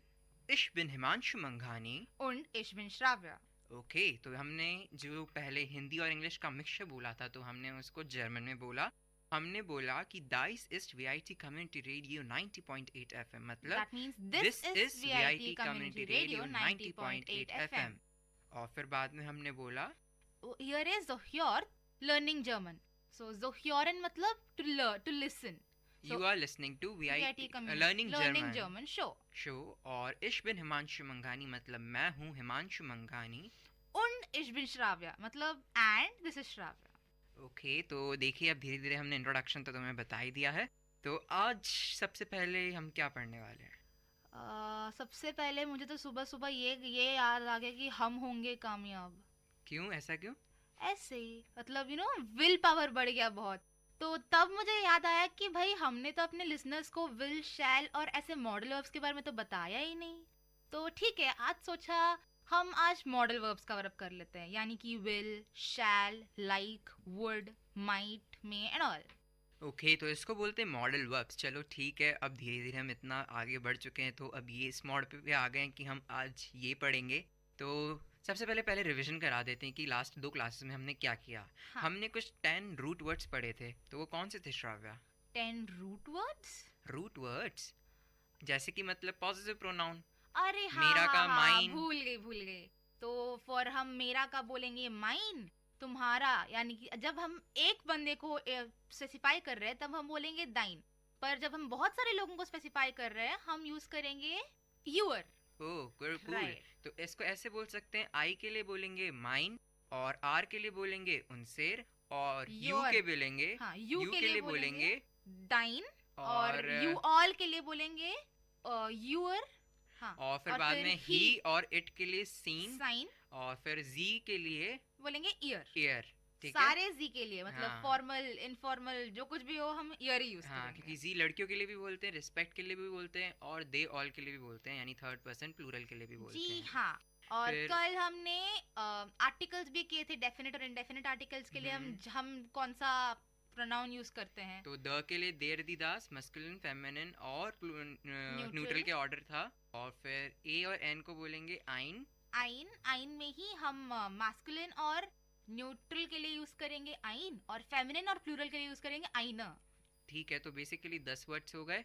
आई के साथ माइन, यू ऑल के साथ यूर, और यू सिर्फ सिंगुलर है उसके लिए डाइन, आर के लिए उनसे, ही और इट के लिए सीन, और जाय के लिए सीन नहीं साइन हिमांशु। Okay sign. तुम्हारा ये आई और ई का चक्कर कब चलेगा मुझे नहीं पता। अब पता नहीं, कभी तो सही होगा ही होगा। देखते सही करा देती हूँ, मैं ही सही कराऊंगी तुम्हें। जरूर। और जी के लिए बोलेंगे आयर। हाँ ठीक है, चलो बहुत बढ़िया। तो अब मॉडल वर्ब्स को बोलते हैं। सबसे पहले बताओ कि वोलन का मतलब क्या होगा। वोलन मतलब विल। तो अच्छा ठीक है, मैं अभी आपको याद होगा कि हमने पिछले थोड़े बहुत क्लासेस के पहले हमने आपको ये बताया कि हम different kinds of verbs use करते हैं और उसमें डिफरेंट केसेस होते हैं, यानी first person singular, first person plural, ऐसे। तो वापस से हम विल यानी कि वोलन एज इन जर्मन हम ऐसे ही करेंगे। तो अभी मैं इश के लिए बोलूंगी विल, डू के लिए बोलूंगी विल्स्ट, यानी कि विल में एस टी डालो, एर जी और एस उसमें भी बोलूंगी विल। वियर के लिए बोलूंगी वॉलन, यू रूट वर्ड को कोई छेड़खानी नहीं करेंगे, याद रख लेना भाइयों। और ईयर के लिए बोलेंगे वॉल्ट, और फिर जी के लिए बोलेंगे विल। ओके, तो मतलब कुछ इसको ऐसे ही याद करें ना, क्योंकि ये ऑर्डर तो हमेशा सेम ही रहने वाला है। हाँ। क्यों ना इनको याद ही कर लें, क्योंकि इसमें थोड़ा सा चेंज है। क्योंकि हमने बोला था कि जो थर्ड पर्सन सिंगुलर है, ही, शी और इट, उसमें टी लगता है, हाँ। ये हटा के। बट इस केस में नहीं है। तो ये वोलन वाला जो वर्ड है, ये मॉडल वर्ब्स को हम आपको एक पैरोडी की तरह याद करा देंगे, क्योंकि आपको ऐसे सोचना नहीं होगा कि फर्स्ट पर्सन सिंगुलर है या सेकंड पर्सन सिंगुलर। अगर आपको अपने आप ये शब्द एक जुगलबंदी में याद हैं, रटे हुए हैं, तो आप आगे चल के भी इन्वेंट कर सकते हैं, कुछ डिस्कवर कर सकते हैं किसी सेंटेंस में, और कुछ समझ सकते हैं उस सेंटेंस के थ्रू। हाँ, और लिसनर्स ने आपको ये भी बता दूं, हमने आपको पहले जब हम आपको वर्ब सिखा रहे थे, हमने आपको ये बोला कि अगर मैं लूंगी गेहन यानी टू गो, तो उसमें से मैं ईएन हटा दूंगी और मेरा गे बन जाएगा मेरा मॉडल, मतलब मेरा रूट वर्ड। सही एकदम। पर यहाँ पे ऐसा नहीं है। मैं यहाँ पे मेरा विल का मतलब है वॉलन, बट मैं वॉल यूज नहीं कर रही हूँ यहाँ पे, मैं विल ही यूज कर रही हूँ यहाँ पे। तो इसलिए इसका मतलब ये हुआ, इन शब्दों को याद ही कर लीजिए, क्योंकि ये बहुत ज़्यादा यूज होते हैं, और इसलिए आप यार हमें कामयाब होना है तो हाँ, हमें ये शब्द सीखने पड़ेंगे। हाँ जरूर, क्यों नहीं, सीखेंगे। तो लो चलिए, आज हम विल को भी सबसे पहले स्टार्ट करते हैं। विल को वांट विल या वांट, इन दोनों के लिए आप बोल सकते हैं वोलन, रूट वर्ड। इश के साथ लगेगा विल, डू के साथ लगेगा विल्स्ट, ईयर एस जी के साथ लगेगा विल, और वेयर जी जाय के साथ लगेगा वोलन, और आयर के साथ लगेगा वोल्ट। तो उस केस में आप आयर के साथ लगेगा यहाँ पे, चलिए ठीक है, वोल्ट। और तो इस केस में यूँ भी देख सकते हैं कि दो चीज़ें अलग है, बाकी वही रूल फॉलो कर रहा है। डू के लिए हम एस टी लगाते हैं तो वो विल्स्ट है ही, और थर्ड पर्सन प्लूरल के लिए जाय होता है, तो इस केस में भी कोई छेड़खानी नहीं है, और ना ही फर्स्ट पर्सन प्लूरल के लिए। और रही बात आयर यू ऑल के लिए, तो टी लगता है, तो इसमें भी टी लगा है। तो दो केस बिल्कुल अलग हैं जो रूल को फॉलो नहीं कर रहे, जैसे कि इश का वोल नहीं है, इश का विल ही है, और एयर एस जी का भी विल ही है। हाँ, यहाँ पे बस चेंज हुआ है इश में और एस जी एस में, बाकी सब में जो हम नॉर्मल कंडीशंस लेते हैं वही है। तो देखिए, एक ये चीज़ भी ऑब्जर्व करी है कि अगर आप इश, एयर, एस और जी के लिए बोलेंगे, तो ये जो 6 मॉडल वर्ब्स हम पढ़ने वाले हैं, उन सब में कोई चेंज नहीं होता, चारों के लिए एक ही है। जैसे कि वोलन के लिए विल है, तो इश विल, एर विल, एस विल, जी विल। और यही अगर आप कोनन बोलेंगे तो उसका कान है, तो इश कान, एर कान, जी कान, एस कान। ठीक है, कॉनन को तो बगल में रखो, अभी पहले विल का तो क्लैरिफाई कर दो। बट ये प्रिंसिपल अच्छा है काफ़ी कि मतलब आप उसी ऑर्डर में तो याद कर सकते हैं जो आपके रूल है, पर मेन बेसिकली याद ये रखिए कि आई यानी कि जो फर्स्ट पर्सन सिंगुलर है और जो थर्ड पर्सन सिंगुलर है उनके लिए एक ही यूज होगा। कहने का मतलब एक बात बोलूं, तुम इतना ग्रामर ना तुम जितना रटोगे उतना ही मुश्किल हो जाएगा, तुम जितना प्रैक्टिस करोगे एग्जाम्पल्स लेके उतना ही तुम्हारे लिए आसान हो जाएगा। हाँ बट ये एक बचपन में तुमने तो याद नहीं किया कि हम ए एप्पल बोलेंगे या एन एप्पल बोलेंगे, वो बस तुम सीखते रहे, मतलब हर रोज तुम दोस्तों से बात करते रहे, तो तुम्हें आया। तो वापस हम अपने जीपी, वो क्या था तुमने क्या बोला था लास्ट क्लास में, हमारा सिग्नेचर, अच्छा हमारे सिग्नेचर, शो का signature, GVP, grammar, vocabulary and practice. तो जीवीपी फॉलो करते रहिए और सीखते रहिए। हाँ बट जिससे जो पर अपन ने वॉवल्स जो पढ़े रहे थे क्योंकि हमको पता था ए ई आई ओ यू, तो उस बेस पे अपन सब लगा देते थे। हाँ, तो अब हमें इस केस में भी मालूम है। हाँ तो इस केस में भी ये बेसिक हो सकता है कि जो इश और एर जी एस है तो उसके लिए कोई चेंजेस, मतलब चारों के लिए एक ही वर्ड है, कोई मतलब चेंज नहीं है। तो इसलिए आपका थोड़ा मतलब याद करने का लोड कम हो जाएगा। आप मतलब देख सकते हैं कि अगर आपको इश पता है विल, तो इसका मतलब आपको एयर जी और एस का भी मतलब पता ही है कि उसके लिए क्या यूज करेंगे, विल ही यूज करेंगे। तो सबसे पहले चलिए इन दोनों केसेस को ही हम कवर करते हैं। अब सबसे पहले 6 वर्ब्स पढ़ा देते हैं और उसके बाद इश, एयर, जी, जी के लिए क्या बोलेंगे वो बता देंगे, फिर उसके बाद हम दूसरे केसेस पे आएंगे। ठीक है? तो हमने वोलन का बता दिया कि इश, एयर, एस और जी यानी कि फर्स्ट पर्सन सिंगुलर और थर्ड पर्सन सिंगुलर के लिए विल लगेगा। तो अब सेकंड वर्ड करते हैं कोनन। कोनन का मतलब बताओ। कोनन का मतलब होता है कैन, आई कैन। सो उसके लिए हम इश, एर, जी, एस के लिए यूज करेंगे कान, KANN, राइट, कान। ओके। और मे और अलाउ को बोलेंगे डुरफन, ड्यूरफन। और उस केस में इश के लिए और एयर, हाँ, और म्योखन का मतलब है वुड लाइक टू। सो उसके लिए हम इश और एरजी एस के लिए यूज करेंगे म्योखे, मॉक्टे, मॉक्टे, मॉक्टे, मॉक्टे, मॉक्टे, मॉक्टे यूज करेंगे। और एक और है कौन सा है जिसको हम बोलते हैं लाइक टू? लाइक टू, हाँ, मॉर्गन। नहीं, यहाँ पे सब यूजुअली कंफ्यूज हो जाते हैं। मॉर्गन का मतलब है लाइक, और जब हम बोलते हैं मॉक्टेन उसका मतलब है लाइक टू। मॉर्गन मतलब MOGEN। सो उसके लिए हम यूज करेंगे लाइक। अगर मैं बोलूंगी आई लाइक द बुक, सो मैं बोलूंगी इश माग दास बुक। और अगर मैं बोलूंगी would you like to have something, so वहां पे वुड यू लाइक टू, उस केस में मैं यूज करूंगी म्योक्टन। हाँ, तो अब वापस से मैं आपको एक और बार मॉडल वर्ब्स रिवाइज करा देती हूँ। तो ठीक है, हमने अब तक क्या सीखा था, मैं आपको ये बोलूंगी कि इश, एर, जी, एस के लिए हम कौन से वर्ब्स यूज करेंगे। तो वॉलन मतलब विल, उसके लिए हम यूज करेंगे विल। कैन के लिए हम यूज करेंगे कान, जिसका रूट वर्ड है कॉनन। और डुरफन मतलब कि मे और अलाउ, और सोलन मतलब शुड, मूसन मतलब मस्ट, मॉक्टन मतलब वुड लाइक टू, और मागन मतलब लाइक टू। तो ठीक है, सबसे पहले 7 वर्ड्स के मीनिंग याद करा देते हैं। तो मैं तुमसे बोलूंगा, तुम उसका इंग्लिश बताना कि क्या बोलते हैं। ठीक है श्राव्या, तैयार हो? 3, 2, 1, 0। वूलन, वॉलन, वॉलन मतलब विल। और कॉनन, कॉनन मतलब कैन। सोलन मतलब शुड। मॉक्टन मतलब वुड लाइक टू। मूसन मतलब मस्ट। और डुरफन मतलब मे। मागन like, like to. Okay, cool. It's not मागन, इट्स मॉर्गन। ओके, तो अब ऐसे कर सकते हैं। वोलन के लिए क्या है जो हमने केसेस पढ़े हैं, विल। सोलन के लिए सोल, मूसन के लिए मूस, मॉक्टन के लिए मॉक्टे, हाँ, और डॉर्फन के लिए डार्फ, और कोनन के लिए कान, कान। ठीक है, कॉनन के लिए कान और सोलन के लिए शुड, सोल। और रही बात अब इस केस में डू पे आ जाते हैं जो कि सेकंड पर्सन सिंगुलर है। तो उस केस में रूल वही लगेगा, en हटा के st लगाना है। बट एक जगह डिफरेंट है जो कि है मोसन वाला केस, उसमें मुस्ट बोलेंगे, मूसन नहीं बोलेंगे। मुस्ट। तो एक ही इसका एक्सेप्शन है, बाकी वही रूल है जो हमने आपको पहले बता चुके हैं कि en हटाकर st लगाना है। तो वोलन का हो जाएगा वोल्स्ट, कोनन का हो जाएगा कोन्स्ट, सोलन का हो जाएगा सोल्स्ट, और डुरफन का हो जाएगा डार्फ्स्ट। और फिर रही बात मॉक्टन की, तो उस केस में जाएगा मॉक्टेस्ट, और मूसन, मूसन के लिए हो जाएगा मूस, मूस्ट, मूस्ट। ओके, कोई इसमें एक्सेप्शन नहीं है, मैं शायद गलत बोल एक्सेप्शन गया। नहीं है क्योंकि यहाँ पे तुम ओके, ओके। एस लगाओ, मूस में ऑलरेडी डबल एस है तो तुम तीसरा एस तो लगाओगे नहीं, तो इसलिए वो बनेगा मोस्ट। ओके, तो काम अपना आसान हो गया। आपने 3 तो केसेस पकड़ लिए सिंगुलर वाले, जिसमें फर्स्ट पर्सन सिंगुलर और थर्ड पर्सन सिंगुलर के लिए एक ही शब्द यूज करना है, जो कि रूल से थोड़ा सा अलग है। और रही बात सेकंड पर्सन सिंगुलर की, मतलब डू की, तो उस केस में हमें एस ऐड कर दो। वही हमारा पुराना रूल। फर्स्ट पर्सन के लिए जो हमने वर्ड यूज किया उसके लिए एस ऐड कर दो, सिंपल। ठीक है, और अब थर्ड केस आ जाते हैं, जो कि है हमारा थर्ड पर्सन प्लूरल और फर्स्ट पर्सन प्लूरल।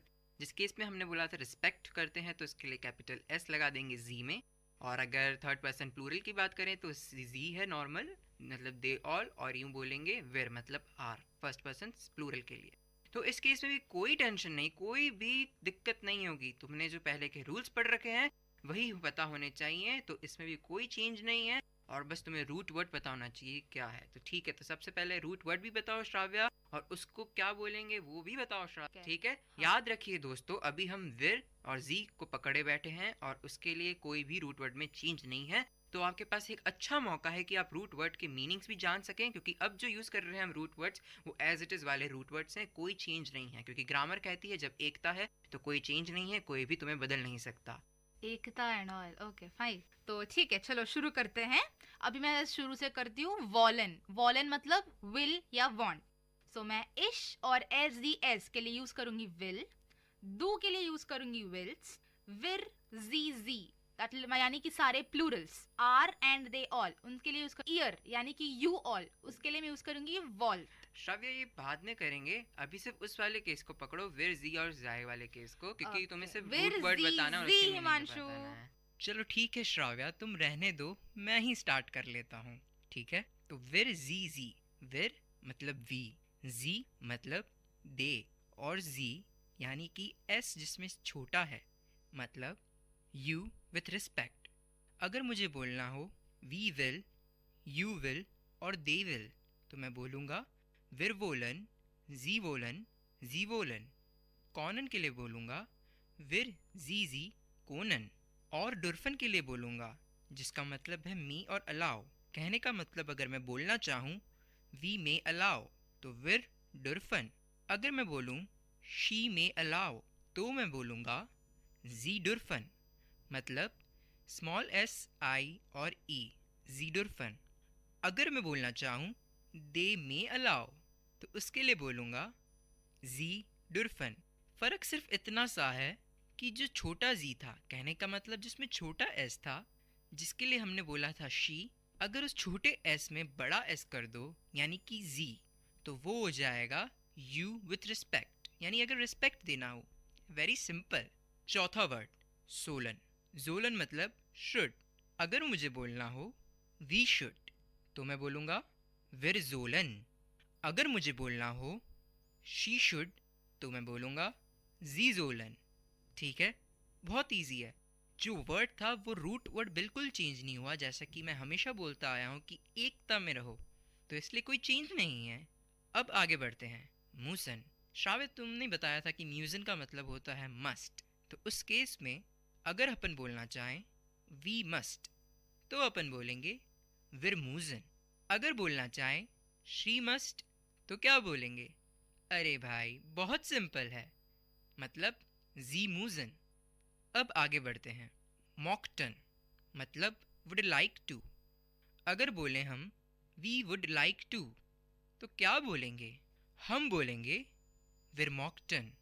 अगर हम बोलना चाहें शी वुड लाइक टू, तो वो भी बहुत इजी है, सिंपल से बोल दो जी मॉकटन। तो अब तुम अच्छी तरह से समझ गई होगी श्राव्या, और मुझे लगता है हमारे लिसनर्स भी अच्छी तरह से समझ गए होंगे कि अगर विर जी वाला केस है, जो कि हम बोलते हैं एकता वाला, रिस्पेक्ट वाला, तो उसमें कोई भी छेड़खानी नहीं है, रूट वर्ड ऐसा का ऐसा ही रहेगा। तो अब मैं वापस से एक क्विक रिकैप दे देता हूँ, जो हमारे लिसनर्स के लिए बहुत बहुत बहुत ही अच्छा होगा। कुछ भी मैं गैप नहीं दूंगा, सीधा वर्ड बोलूँगा, उसका मीनिंग बोलूँगा और कॉन्जुगेशन बता दूंगा, ठीक है? तो स्टार्ट करते हैं। 3, 2, 1 स्टार्ट। वोलन मीन्स विल या वांट। इश विल, डू विल्स्ट, एयर एज जी विल, vir zizi volan ihr volt. Second word, konan. Konan means can. Ich kann, du kannst, as sie kann, wir sie konan, ihr konnt. अब आगे चलते हैं. Third word, dürfen, which means may or allow. Ich darf, du darfst, as sie darf, wir sie dürfen, ihr dürft. अब हम आगे बढ़ते हैं हमारे चौथे शब्द पर, यानी कि फोर्थ वर्ड, जो कि है sollen. Sollen means should. So, ich soll, du sollst, as sie soll, wir sollen, ihr sollt. Wonderful. Fifth word, जो कि है müssen. Müssen का मतलब must. I must, ich muss. You must, du musst. He, she और it must, इसको बोलेंगे sie es muss. We must या फिर she must, उसको बोलेंगे wir sie müssen. You must, उसको बोलेंगे ihr müsst. अब आखिरी वर्ड, जो कि बहुत सिंपल है, mochten, would like to. तो इसका कॉन्जुगेशन है ich mochte, du mochtest, as sie mochte, wir sie mochten, ihr mochtet. तो आशा है कि आपको अब सब समझ आ गया होगा, और श्राव्या तुमको भी अच्छी तरह से समझ आ गया होगा कि मॉडल वर्ब्स क्या होते हैं और इनका यूसेज क्या है और इनका कॉन्जुगेशन किस तरह से होता है.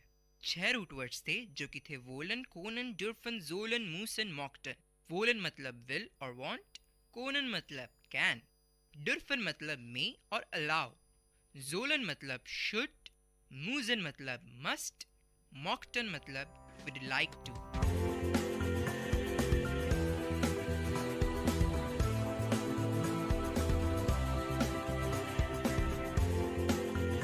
आशा करती हूँ कि हमने आज आप लोगों को बहुत कुछ सिखाया है. तो यहाँ पे हम साइन ऑफ करते हैं. मैं हूँ श्राव्या कर्रा और मैं हूँ हिमांशु मंघानी, और आप सुन रहे हैं अपना फेवरेट शो लर्निंग जर्मन, और ये है VIT community radio 90.8 FM.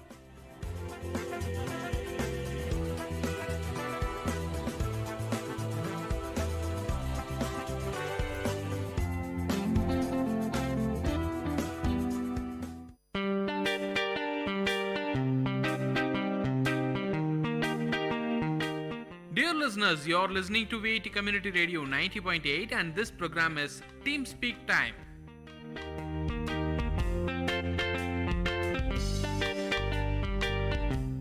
Hi hello VIT, మీరు వింటున్నారు విఐటి కమ్యూనిటీ రేడియో 90.8 FM. నేను మీ వైషు. ఈ చందమామ కథల ద్వారా మంచి మంచి కథలు చెప్పడానికి వచ్చేసానండి. ఈ ఆలస్యం చేయకుండా స్టార్ట్ చేసేద్దాం. కథ నిజాయితీ.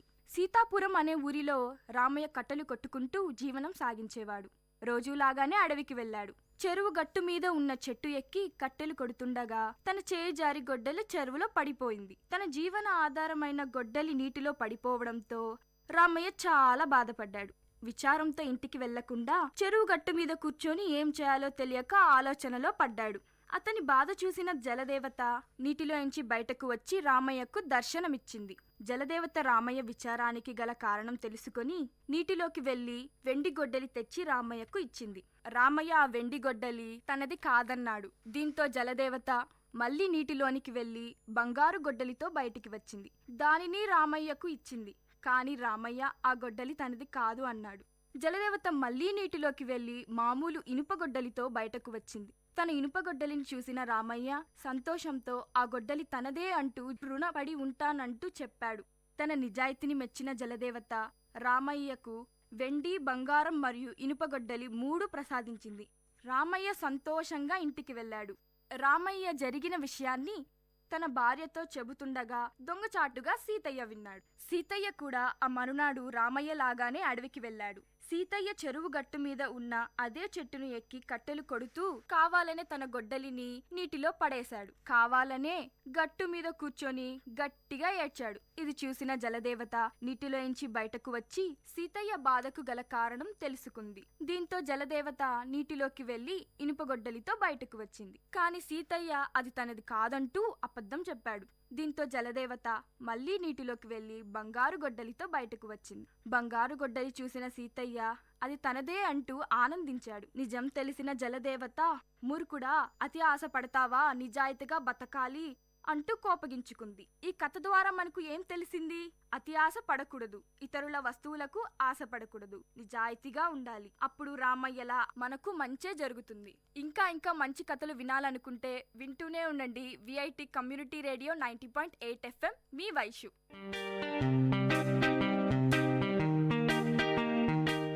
Dear listeners, you had listened to the program Team Speak Time in VIT Community Radio 90.8. Thank you for listening.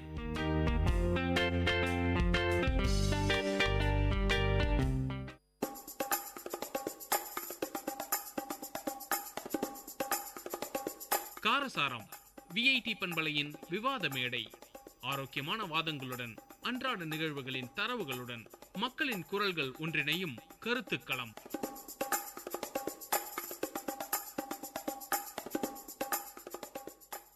வணக்கம் நேயர்களே, இது விஐடி பண்பலை 90.8 விஐடி பல்கலைக்கழகத்தின் சமுதாய வானொலி. இது நிகழ்ச்சி காரசாரம். இன்னைக்கு நம்ம காரசாரம் நிகழ்ச்சியில பார்க்க போற தலைப்பு எக்ஸ்ட்ரா கரிக்குலர் ஆக்டிவிட்டிஸ். இந்த காலத்துல இருக்கிற பசங்களுக்கு படிப்பு எந்த அளவுக்கு முக்கியமோ அதே அளவுக்கு எக்ஸ்ட்ரா கரிக்குலர் ஆக்டிவிட்டிஸும் ரொம்ப முக்கியம். ஒரு மாணவனை படிக்கிறதுல மட்டும் அவனுடைய கவனத்தை செலுத்தாம அதை தவிர்த்து அவனுடைய மனதுல இந்த இடத்துல நான் டேலண்டா இருக்கேன், அவனுக்கு சில விஷயங்களை பிடிச்சிருக்கும், அந்த விஷயங்கள்ல நம்ம அவனை ஈடுபட விடணும். படிப்பை காரணம் காட்டி நம்ம அதை ஒதுக்க கூடாது. இது மாதிரி நிறைய விஷயங்களை பத்தி இன்னைக்கு நம்ம நிகழ்ச்சியில பேச போறோம். அதுக்கு முன்னாடி நம்ம கூட இங்க 4 தோழிகள் இருக்காங்க. வாங்க அவங்களை அறிமுகப்படுத்திக்கலாம். வணக்கம், நான் ஜனனி. வணக்கம், நான் கீர்த்தனா. வணக்கம், நான் சௌபாக்கியா. வணக்கம், நான் சுபஸ்ரீ.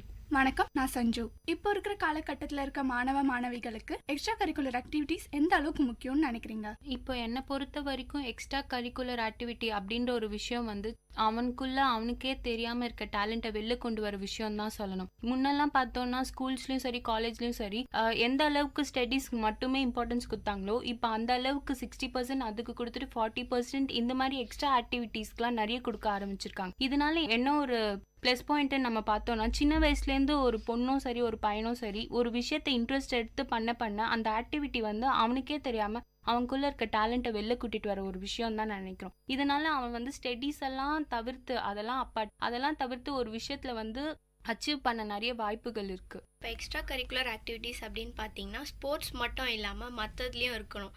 இது மாதிரி குக்கிங், ட்ராயிங் இது மாதிரி கூட இன்க்ளூட் பண்ணிக்கலாம். இப்போலாம் பார்த்தீங்கன்னா காலேஜஸில் கூட இந்த மாதிரி நிறைய கிளப்ஸ் ஓப்பன் பண்ணி இது முடிச்சாதான் டிகிரி சர்டிஃபிகேட் தரும் அப்படின்ற மாதிரி இருக்கு. இப்போ எக்ஸ்ட்ரா கரிக்குலர் ஆக்டிவிட்டீஸ்க்கு ஒரு ஸ்டூடெண்ட்க்கு எந்த அளவுக்கு இம்பார்ட்டன்ட்னா, இப்போ அவனோட டேலண்ட் வெளில தெரிஞ்சாதான் அவனாலேயே ஓ நம்ம படிக்கலனாலும் பரவாயில்ல, நம்ம இதில் நல்லா இருக்கோம் அப்படின்ற ஒரு கான்ஃபிடன்ஸ் அவனுக்குள்ள வளர்த்துக்க முடியும். இப்போ சுபஸ்ரீ சொன்ன மாதிரி ஸ்கூல்ஸ் காலேஜஸ்லாம் அது எக்ஸ்ட்ரா கரிக்குலர் ஆக்டிவிட்டீஸை இப்போ 40% அதுக்கு இம்பார்ட்டன்ஸ் தராங்க. அதுக்கு இப்போ ஸ்கூல்லலாம் பார்த்தீங்கன்னா ஆக்டிவிட்டி அப்படின்ற பேரில் பசங்களை டிராயிங், பெயிண்டிங் அந்த மாதிரிலாம் கொடுத்தாதான் மார்க் போட முடியும் அப்படின்ற மாதிரி ஒரு கம்பல்சரினை கொண்டு வந்துட்டாங்க. இது எந்த அளவுக்கு இம்பார்ட்டன்ட்னா, ஒரு பையன் ஒரு வேலைக்கு போகும்போது டிகிரி சர்டிஃபிகேட் அப்படின்றத செகண்டரியா தான் வச்சிருக்காங்க.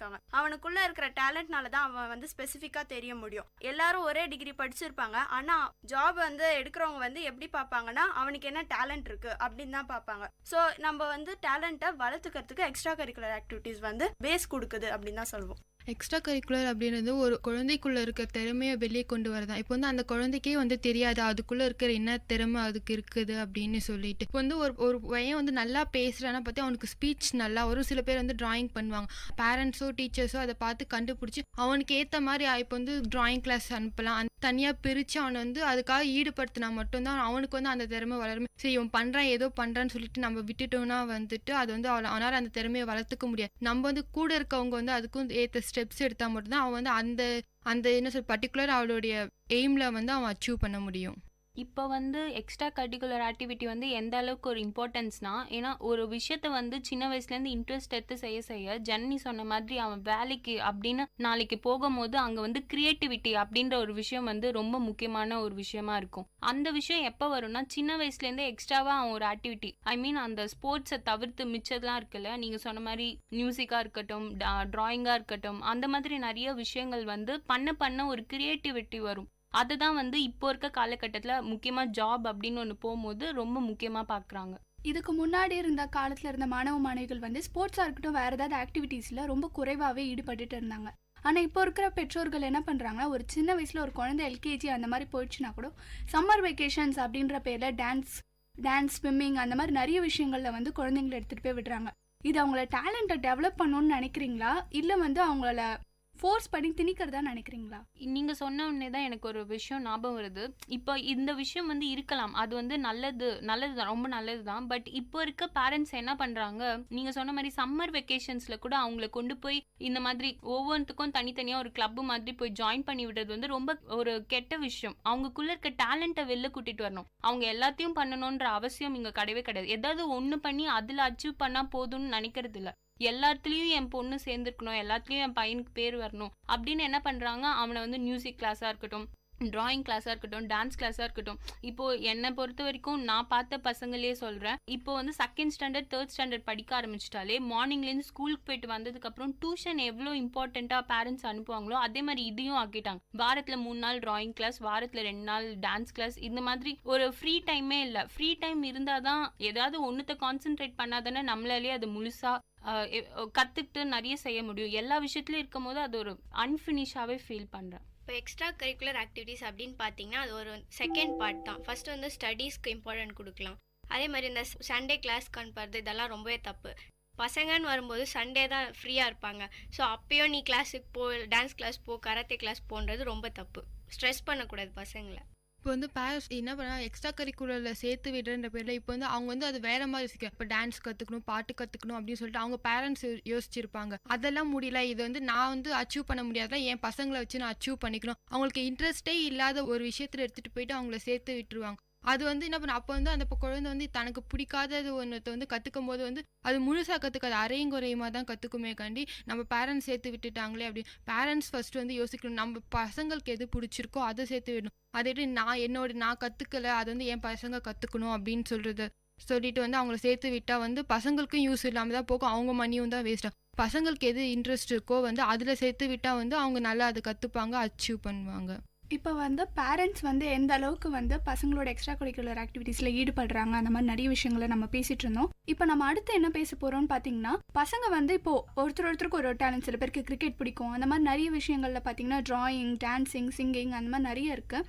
இப்போ இந்த மாதிரி ஒரு விஷயத்தில் நம்ம பார்க்கும்போது பசங்களுக்கு வந்து சில விஷயங்களில் நம்ம இதில் தான் சேரணும் அப்படின்ற மாதிரி டேலண்ட் வைஸ் நான் இதில் பார்ட்டிசிபேட் பண்ணணும் அப்படின்ற மாதிரிலாம் இருக்கும். பேரண்ட்ஸோட ஈடுபாடை விட சில பசங்களுக்கு என்னதான் டேலண்ட் இருந்தாலும் அதை அவங்களால வெளில காட்டிக்க முடியாது. சில பேர் வந்து எதுக்கு இந்த தேவையில்லாத வேலை அப்படின்ற மாதிரிலாம் இருப்பாங்க. இதுக்கு ஸ்கூல்ஸாக இருக்கட்டும், காலேஜஸாக இருக்கட்டும், பேரண்ட்ஸை தவிர்த்து இவங்க எந்த மாதிரி ஸ்டெப்ஸ் எடுக்கலாம் இந்த மாதிரி விஷயங்களை டெவலப் பண்ண? இப்போ வந்து ஸ்கூல்ஸ் அண்ட் காலேஜஸில் எப்படி வந்து ஸ்டெப்ஸ் எடுக்கலான்னு பார்த்தீங்கன்னா, ஃபர்ஸ்ட் வந்து அவங்க டீச்சர்ஸ்லாம் வந்து ஒரு ஸ்டூடெண்ட் வந்து என்கரேஜ் பண்ணலாம். இந்த மாதிரி உனக்கு இதில் ஆர்வம் இருக்குப்பா, நீ போய் அதில் கலந்துக்க அப்படின்ட்டு செய்யலாம். அதே மாதிரி அந்த ஸ்கூலோடைய ஹெட்ஸ்லாம் வந்து பேஸ்கெட் பால் கோர்ட் கட்டலாம். அவங்க விளையாடுறதுக்குன்னு ஏற்ற இன்ஸ்ட்ருமெண்ட்ஸை வந்து அவங்களுக்குன்ட்டு ஒரு பீரியட் ஒதுக்கி அவங்களுக்கு வந்து தந்தோன்னா அவங்க வந்து நல்லா வந்து என்ஜாய் பண்ணுவாங்க. இப்போ பிடி பீரியட் பார்த்தீங்கன்னா மோஸ்ட் ஆஃப் த ஸ்கூல்ஸில் வந்து எப்படி இருக்கும்னு பார்த்தீங்கன்னா, பசங்க கிட்டே ஏதாவது ஒரு இன்ஸ்ட்ருமெண்ட் கொடுத்துட்டு நீங்கள் வாட் போய் விளையாடுங்கப்பா அப்படி சொல்லிடுவாங்க. ஆனால் வந்து ஒரு நல்ல ஒரு கோச் வச்சு நல்லா ட்ரெயின் பண்ணி இந்த மாதிரி உனக்கு இருக்குப்பா அப்படின்னு ட்ரெயின் பண்ணோன்னாலே வந்து அவங்க வந்து நல்ல ஒரு டெவலப் ஆகிறதுக்கு இருக்கு.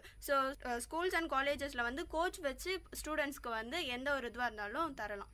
இப்போ வந்து ஸ்டடீஸ்க்கு எப்படி தனித்தனி சப்ஜெக்ட்ஸ்க்கு தனித்தனி ஃபேக்கல்ட்டிஸ் போட்டு ப்ராப்பராக இது பண்ணுறாங்களோ அதே மாதிரி இது மாதிரி ஸ்போர்ட்ஸ்லேயும் சரி இல்லை வேற எந்த ஒரு விஷயமா இருந்தாலும் சரி அதுக்கும் ப்ராப்பராக ஒரு இப்படி கோச் மாதிரி ப்ராப்பராக போட்டு பசங்களுக்கு வந்து அதுக்கும் வந்து இம்பார்ட்டன்ஸ் கொடுக்கணும். இப்போ ஸ்கூல் லெவல்லன்னு பார்த்தீங்கன்னா இப்போ பிடி பீரியட் அப்படின்னு 1 hour ஒதுக்குறாங்க. பசங்க வந்து அதில் தூங்குறாங்க.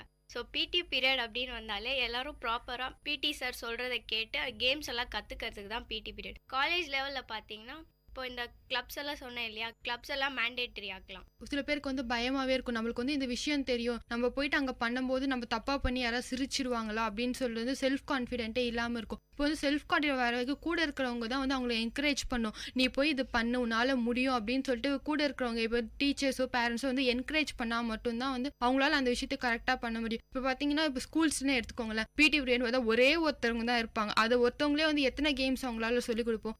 இது வரைக்கும் எனக்கு தெரிஞ்சு எந்த ஸ்கூல்ஸுமே தனித்தனியாக வந்து இப்போ வந்து கிரிக்கெட்டுக்கு ஃபுட்பாலுக்குன்னு சொல்லிட்டு தனித்தனியாக ஒருத்தரையும் வந்து எப்படி எல்லா கேம்ஸும் சொல்லி கொடுக்க முடியுது. இந்த மாதிரி வந்து எல்லாருக்கும் தனித்தனியாக பிரித்து வச்சா மட்டும்தான் அவங்க சொன்ன சுபா சொன்ன மாதிரி வந்து தனித்தனியாக எல்லாத்துக்கும் வந்து கோச்சின்னு ஒருத்தர் இருந்தால் மட்டும் பர்டிகுலராக ஒரு விஷயத்தை கரெக்டாக அவங்களால கற்றுக்க முடியும். இப்போ நீங்களாம் சொன்ன மாதிரி வந்து டேலண்ட் வந்து ரொம்பவே நம்ம லைஃப்க்கு ரொம்ப ஒரு முக்கியமான விஷயம். படிக்கிறதுன்றது என்னை பொறுத்த வரைக்கும் செகண்டரி அப்படின்னு தான். ஏன்னா படிப்பு வந்து அது கொஞ்ச நாளைக்கு வரைக்கும் அப்படின்ற ஒரு விஷயமா தான் இருக்கும். ஆனால் டேலண்ட்ன்றது நம்ம கடைசியில் நம்ம சாகுற வரைக்கும் எப்பவும் நம்ம கூடயே எப்பவுமே இருக்கும்.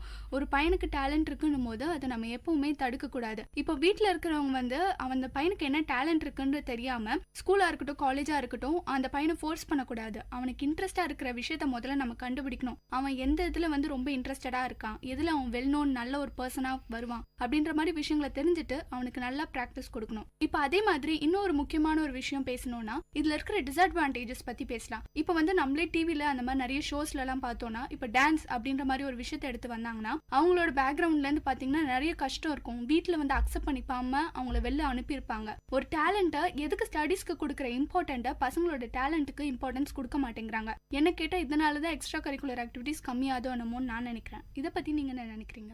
இதுக்கு முக்கியமான ஒரு ரீசன் பார்த்தா டேலண்ட்ல ப்ரெஸ்டேஜ் பார்க்குறாங்க. டேலண்ட் இருந்தாலும் கூட டேலண்ட் அவனுக்கு வந்து கிரிக்கெட்ல டேலண்ட் இருக்கு அப்படின்னு சொல்லும் போது வர பெருமை அவனுக்கு ஒரு கபடி கேம்ல இருக்கும் போது பேரண்ட்ஸ்க்கு வரதில்லை. இதுதான் முக்கியமான டிராபேக்னே நான் சொல்வேன். எந்த ஒரு டேலண்டா இருக்கட்டும், இப்போ பார்த்தோம்னா முன்னாடி காலத்தை விட இப்போ இருக்க ஒரு ஜென்ரேஷன் வந்து எந்த ஒரு ஃபீல்டு எடுத்தாலுமே அதில் அச்சீவ் பண்ணலாம். ஏன்னா அந்த அளவுக்கு அட்வான்ஸா எல்லாத்தையும் அக்செப்ட் பண்ணிக்கக்கூடிய சொசைட்டி வந்துருச்சு. சொல்ல போனா இப்போ நீங்க சொன்ன மாதிரி முன்னாடிலாம் டான்ஸ் அப்படின்னு ஒன்று இருந்தா சினி ஃபீல்டு அப்படின்ற ஒரு தாட் மட்டும்தான் இருந்துச்சு. அதனால மேபி பேரண்ட்ஸ்க்கு வந்து அதுல கொஞ்சம் பயம் அந்த மாதிரி இருந்திருக்கலாம். ஆனா இப்போ இருக்க காலகட்டத்துல அவங்களோட குழந்தைங்க எதை ஆசைப்பட்டாலுமே அதுக்கு வந்து ஒரு மோட்டிவேஷனாக தான் பேரண்ட்ஸ் இருக்கணும்னு நான் நினைக்கிறேன். முக்கியமாக அவங்க டேலண்ட்ல பேரண்ட்ஸ் வந்து ப்ரெஸ்டேஜ் பார்க்கக்கூடாது. எந்த ஒரு ஃபீல்டாக இருக்கட்டும் பசங்க பிடிச்சு அதில் இன்ட்ரெஸ்ட் இருந்துச்சுன்னா அவங்கள அலோவ் பண்ணணும். இப்போ வந்து ஏன் வந்து பேரண்ட்ஸ் வந்து அலோவ் பண்ண மாட்டேன்றாங்கன்னா அவங்களோட பாவர்ட்டினால தான். இப்போ வந்து ஒரு அடிமட்டத்தில் ஒரு ஃபேமிலியில் வந்து அந்த பையன் வந்து ரொம்ப நல்லா விளையாடுறான்னா எதுக்குப்பா நம்மளுக்கு தேவையில்லாத வேலை, நீ போய் படி, முதல்ல படிச்சு நீ வந்து பெரிய ஆளாகி நீ என்ன வேணுமோ செஞ்சுக்க, எங்களால் படிக்க மட்டும்தான் வைக்க முடியும், அதுலலாம் இன்வால்வ் பண்ண முடியாது அப்படின்னு சொல்லுவாங்க. ஆனால் வந்து நிறைய பேர் இன்னைக்கு அச்சீவ் பண்ணியிருக்க நிறைய பேரோட லைஃப் ஹிஸ்டரி எடுத்து பார்த்தோம்னா அடிமட்டத்திலேருந்து வந்தவங்களா தான் இருக்கும்.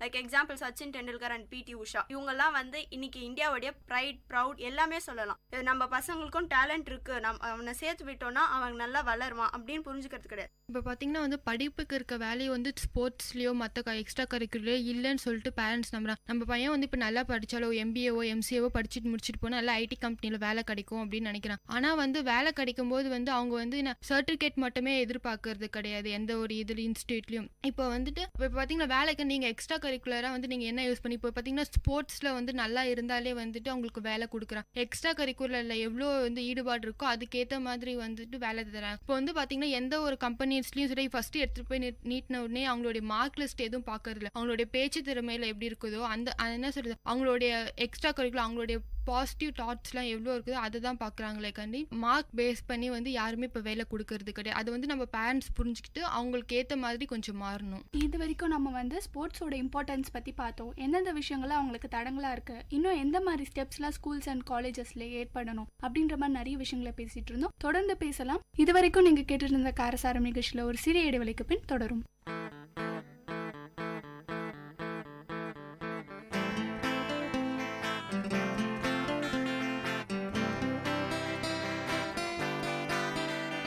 உங்கள் இல்லம் நுழைந்திடும், உங்கள் செவிகளை தீண்டிடும், உங்கள் மனதினை வருடவே பொன்பலையாய் மலருதே.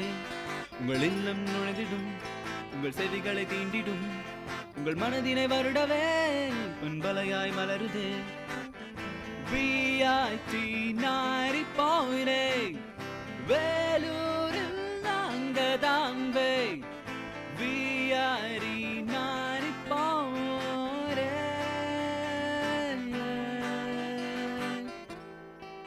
நீங்கள் கேட்டுக்கொண்டிருப்பது VIT பண்பலை 90.8 VIT பல்கலைக்கழகத்தின் சமுதாய வானொலி.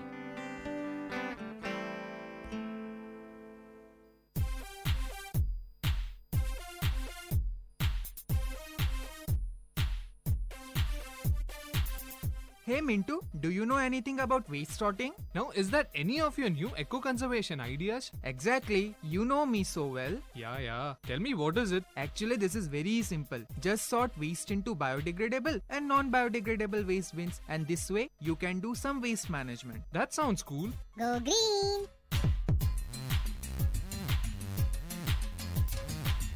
இது வரைக்கும் நம்ம வந்து எக்ஸ்ட்ரா கரிக்குலர் ஆக்டிவிட்டீஸ் பற்றி நிறைய விஷயங்களை பேசிகிட்டு இருந்தோம். இப்போ ஒரு முக்கியமான விஷயத்துக்கு வருவோம். நம்மளுடைய இந்தியன் நேஷனல் ஸ்போர்ட்ஸ்ன்னு பார்த்தீங்கன்னா ஹாக்கி. ஆனால் அதை தவிர்த்து வந்து நம்ம கிரிக்கெட்டுக்கும் ஃபுட்பாலுக்கும் கொடுக்குற இம்பார்ட்டன்ஸ் நம்ம இதுக்கு தரதில்லை. அதுக்கான காரணம் என்னன்னு நினைக்கிறீங்க?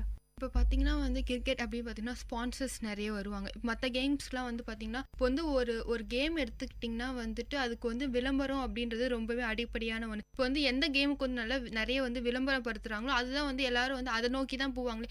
கிரிக்கெட், வாலிபால் இந்த மாதிரிலாம் விளையாடுவாங்களே. வேறு ஏதாவது கேம் விளையாடி வரைக்கும் நீங்கள் யாராச்சும் பார்த்துருப்பீங்க? கிடையவே கிடையாது. ஏன்னா வந்து பார்த்தீங்கன்னா இப்போ ஒரு ஐபிஎல்னாலும் சரி, வேர்ல்ட் கப்னாலும் சரி, வந்து அதுக்கு எவ்வளோ வந்துட்டு அட்வர்டைஸ்மெண்ட் போட்டு விளம்பரம் படுத்துகிறாங்களோ அதுக்கேற்ற மாதிரி தான் நம்ம குழந்தைங்களோட மைண்ட் செட் இருக்கும். இந்த கேம் விளையாடினா வந்து நம்மளுக்கு அவங்க வந்து வேற மாதிரி கூட போவாங்க. இந்த கேம்ஸ்ல வின் பண்ணா வந்து நம்மளுக்கு வந்து நிறைய மணி கிடைக்கும், அந்த மாதிரி தாட்டில் தான் போறாங்களே கண்டி யாருமே வந்து நம்மளுக்கு இது கத்துக்கணும் அப்படின்னு சொல்லிட்டு தான் போறாங்க. இதுக்கு முக்கியமான வந்து ஏன் வந்துட்டு இந்த மாதிரி மற்ற கேம்ஸ் இன்ட்ரெஸ்ட் தர மாட்டாங்க பார்த்தீங்கன்னா வந்து சொல்றவங்க தான், ஸ்பான்சர்ஸ் கிட்ட தான் வந்துட்டு இதில் இப்போ இது அதே கேம்ஸ் வந்து வேற எதுக்கா ஸ்பான்சர் பண்ணி பாருங்க, அது வந்து எல்லாரும் வந்து பரபரப்பாக பார்க்க ஆரம்பிப்பாங்க. வந்து கூட இருக்கிற குழந்தைங்களும் வந்து அதுல வந்து இன்ட்ரெஸ்ட் காமிக்க ஆரம்பிப்பாங்க. இப்போ என்னை பொறுத்த வரைக்கும் ஹாக்கி அப்படிங்கிற ஒரு விஷயம் அழிஞ்சிருச்சு அப்படின்னு சொல்ல முடியாது. ஆனால் இப்போ ஒரு கிரிக்கெட்னா 10 பேரும் வருவாங்க, இதுக்கு வந்து ஒரு 2 பேர் தான் போவாங்க. அதுக்கு காரணம் என்னன்னா அவங்களுக்கு அதை பற்றி நாலேஜே கிடையாது. இப்போ கீர்த்தனா சொன்ன மாதிரி நிறைய இடத்துல வந்து நம்ம பார்க்குற விஷயம் ஃபுட்பால், கிரிக்கெட், இது 2 தான். இது 2 தவிர்த்து நம்ம வீட்லயே கூட நம்ம எந்த ஒரு கேமையும் வந்து இன்ட்ரெஸ்ட் எடுத்து விளையாட மாட்டோம். நார்மலா வீடியோ கேம்லயே கூட நம்ம வந்து இன்ட்ரெஸ்ட் எடுத்து கிரிக்கெட் விளையாடுவோம், ஃபுட்பால் விளையாடுவோம். மிச்சம் இருக்க கேம்லாம் வந்து நம்மளுக்கு அவ்வளோவா அதை பற்றி தெரியாது, அதோட ரூல்ஸ் தெரியாது, அது என்னென்ன ஸ்டெப்ஸ் அதில் எப்படி விளையாடணும் அந்த மாதிரி ஒரு விஷயம் தெரியாது. ஸோ நாலேஜ் அதில் இல்லாதது தான் வந்து அது மேலே வந்து நம்மளுக்கு வந்து ஒரு ஈர்ப்பு வரலன்றதுக்கு காரணமாக இருக்கும். இப்போ வந்து சுபஸ்ரீ சொன்ன மாதிரி வந்து நாலேஜ் இல்லாதது ஒரு சைடில் இருந்தாலும் கீர்த்தனா சொன்ன மாதிரி ஸ்பான்சர்ஸ் இல்லாதது ஒரு சைடு தான். நம்ம ஹாக்கி அந்த மாதிரி விஷயங்களை தவிர்த்து ஸ்போர்ட்ஸை நம்ம தள்ளி வச்சுட்டு நம்ம வந்து மற்ற ஆக்டிவிட்டீஸ் பற்றி பார்த்தோம்னா இப்போ வந்து டான்ஸ் ஓரளவுக்கு நிறைய பேர் பார்ட்டிசிபேட் பண்ணுறாங்க, சிங்கிங் அந்த மாதிரி நமக்கு பேசிக்காக சில விஷயங்கள் மட்டும்தான் தெரியும். ஆனால் இன்னும் நிறைய விஷயங்கள், நிறைய கலைகள் எனக்கிட்ட இப்போ அழிஞ்சிடுச்சு, சில கலைகள் இல்லவே இல்லை. அது மாதிரி எனக்கு தெரிஞ்சது பார்த்தீங்கன்னா லிட்ரேச்சர் இப்போ எடுத்து யாரும் சரியாக பண்ணுறதில்ல. நம்ம வந்து கொடுக்குற இன்ட்ரெஸ்ட்டை வந்து நிறைய பேருக்கு அந்த ஃபீல்டில் வந்து பார்த்தீங்கன்னா இப்போ எக்ஸாம் டைம்ஸ்லலாம் இந்த 10th பப்ளிக்லலாம் பார்த்தீங்கன்னா கவிதை எழுதுறது அது மாதிரி விஷயங்கள்ல தான் அவங்களோட டேலண்ட்டை நம்ம பார்க்க முடியுது, ஏதோ ஒரு விஷயத்து காரணத்தினால. இல்லைன்னா வந்து அவங்களுக்குள்ள அந்த டேலண்டே இருந்தாலும் அதை நம்மளால வெளில பார்க்கறது முடியதில்ல.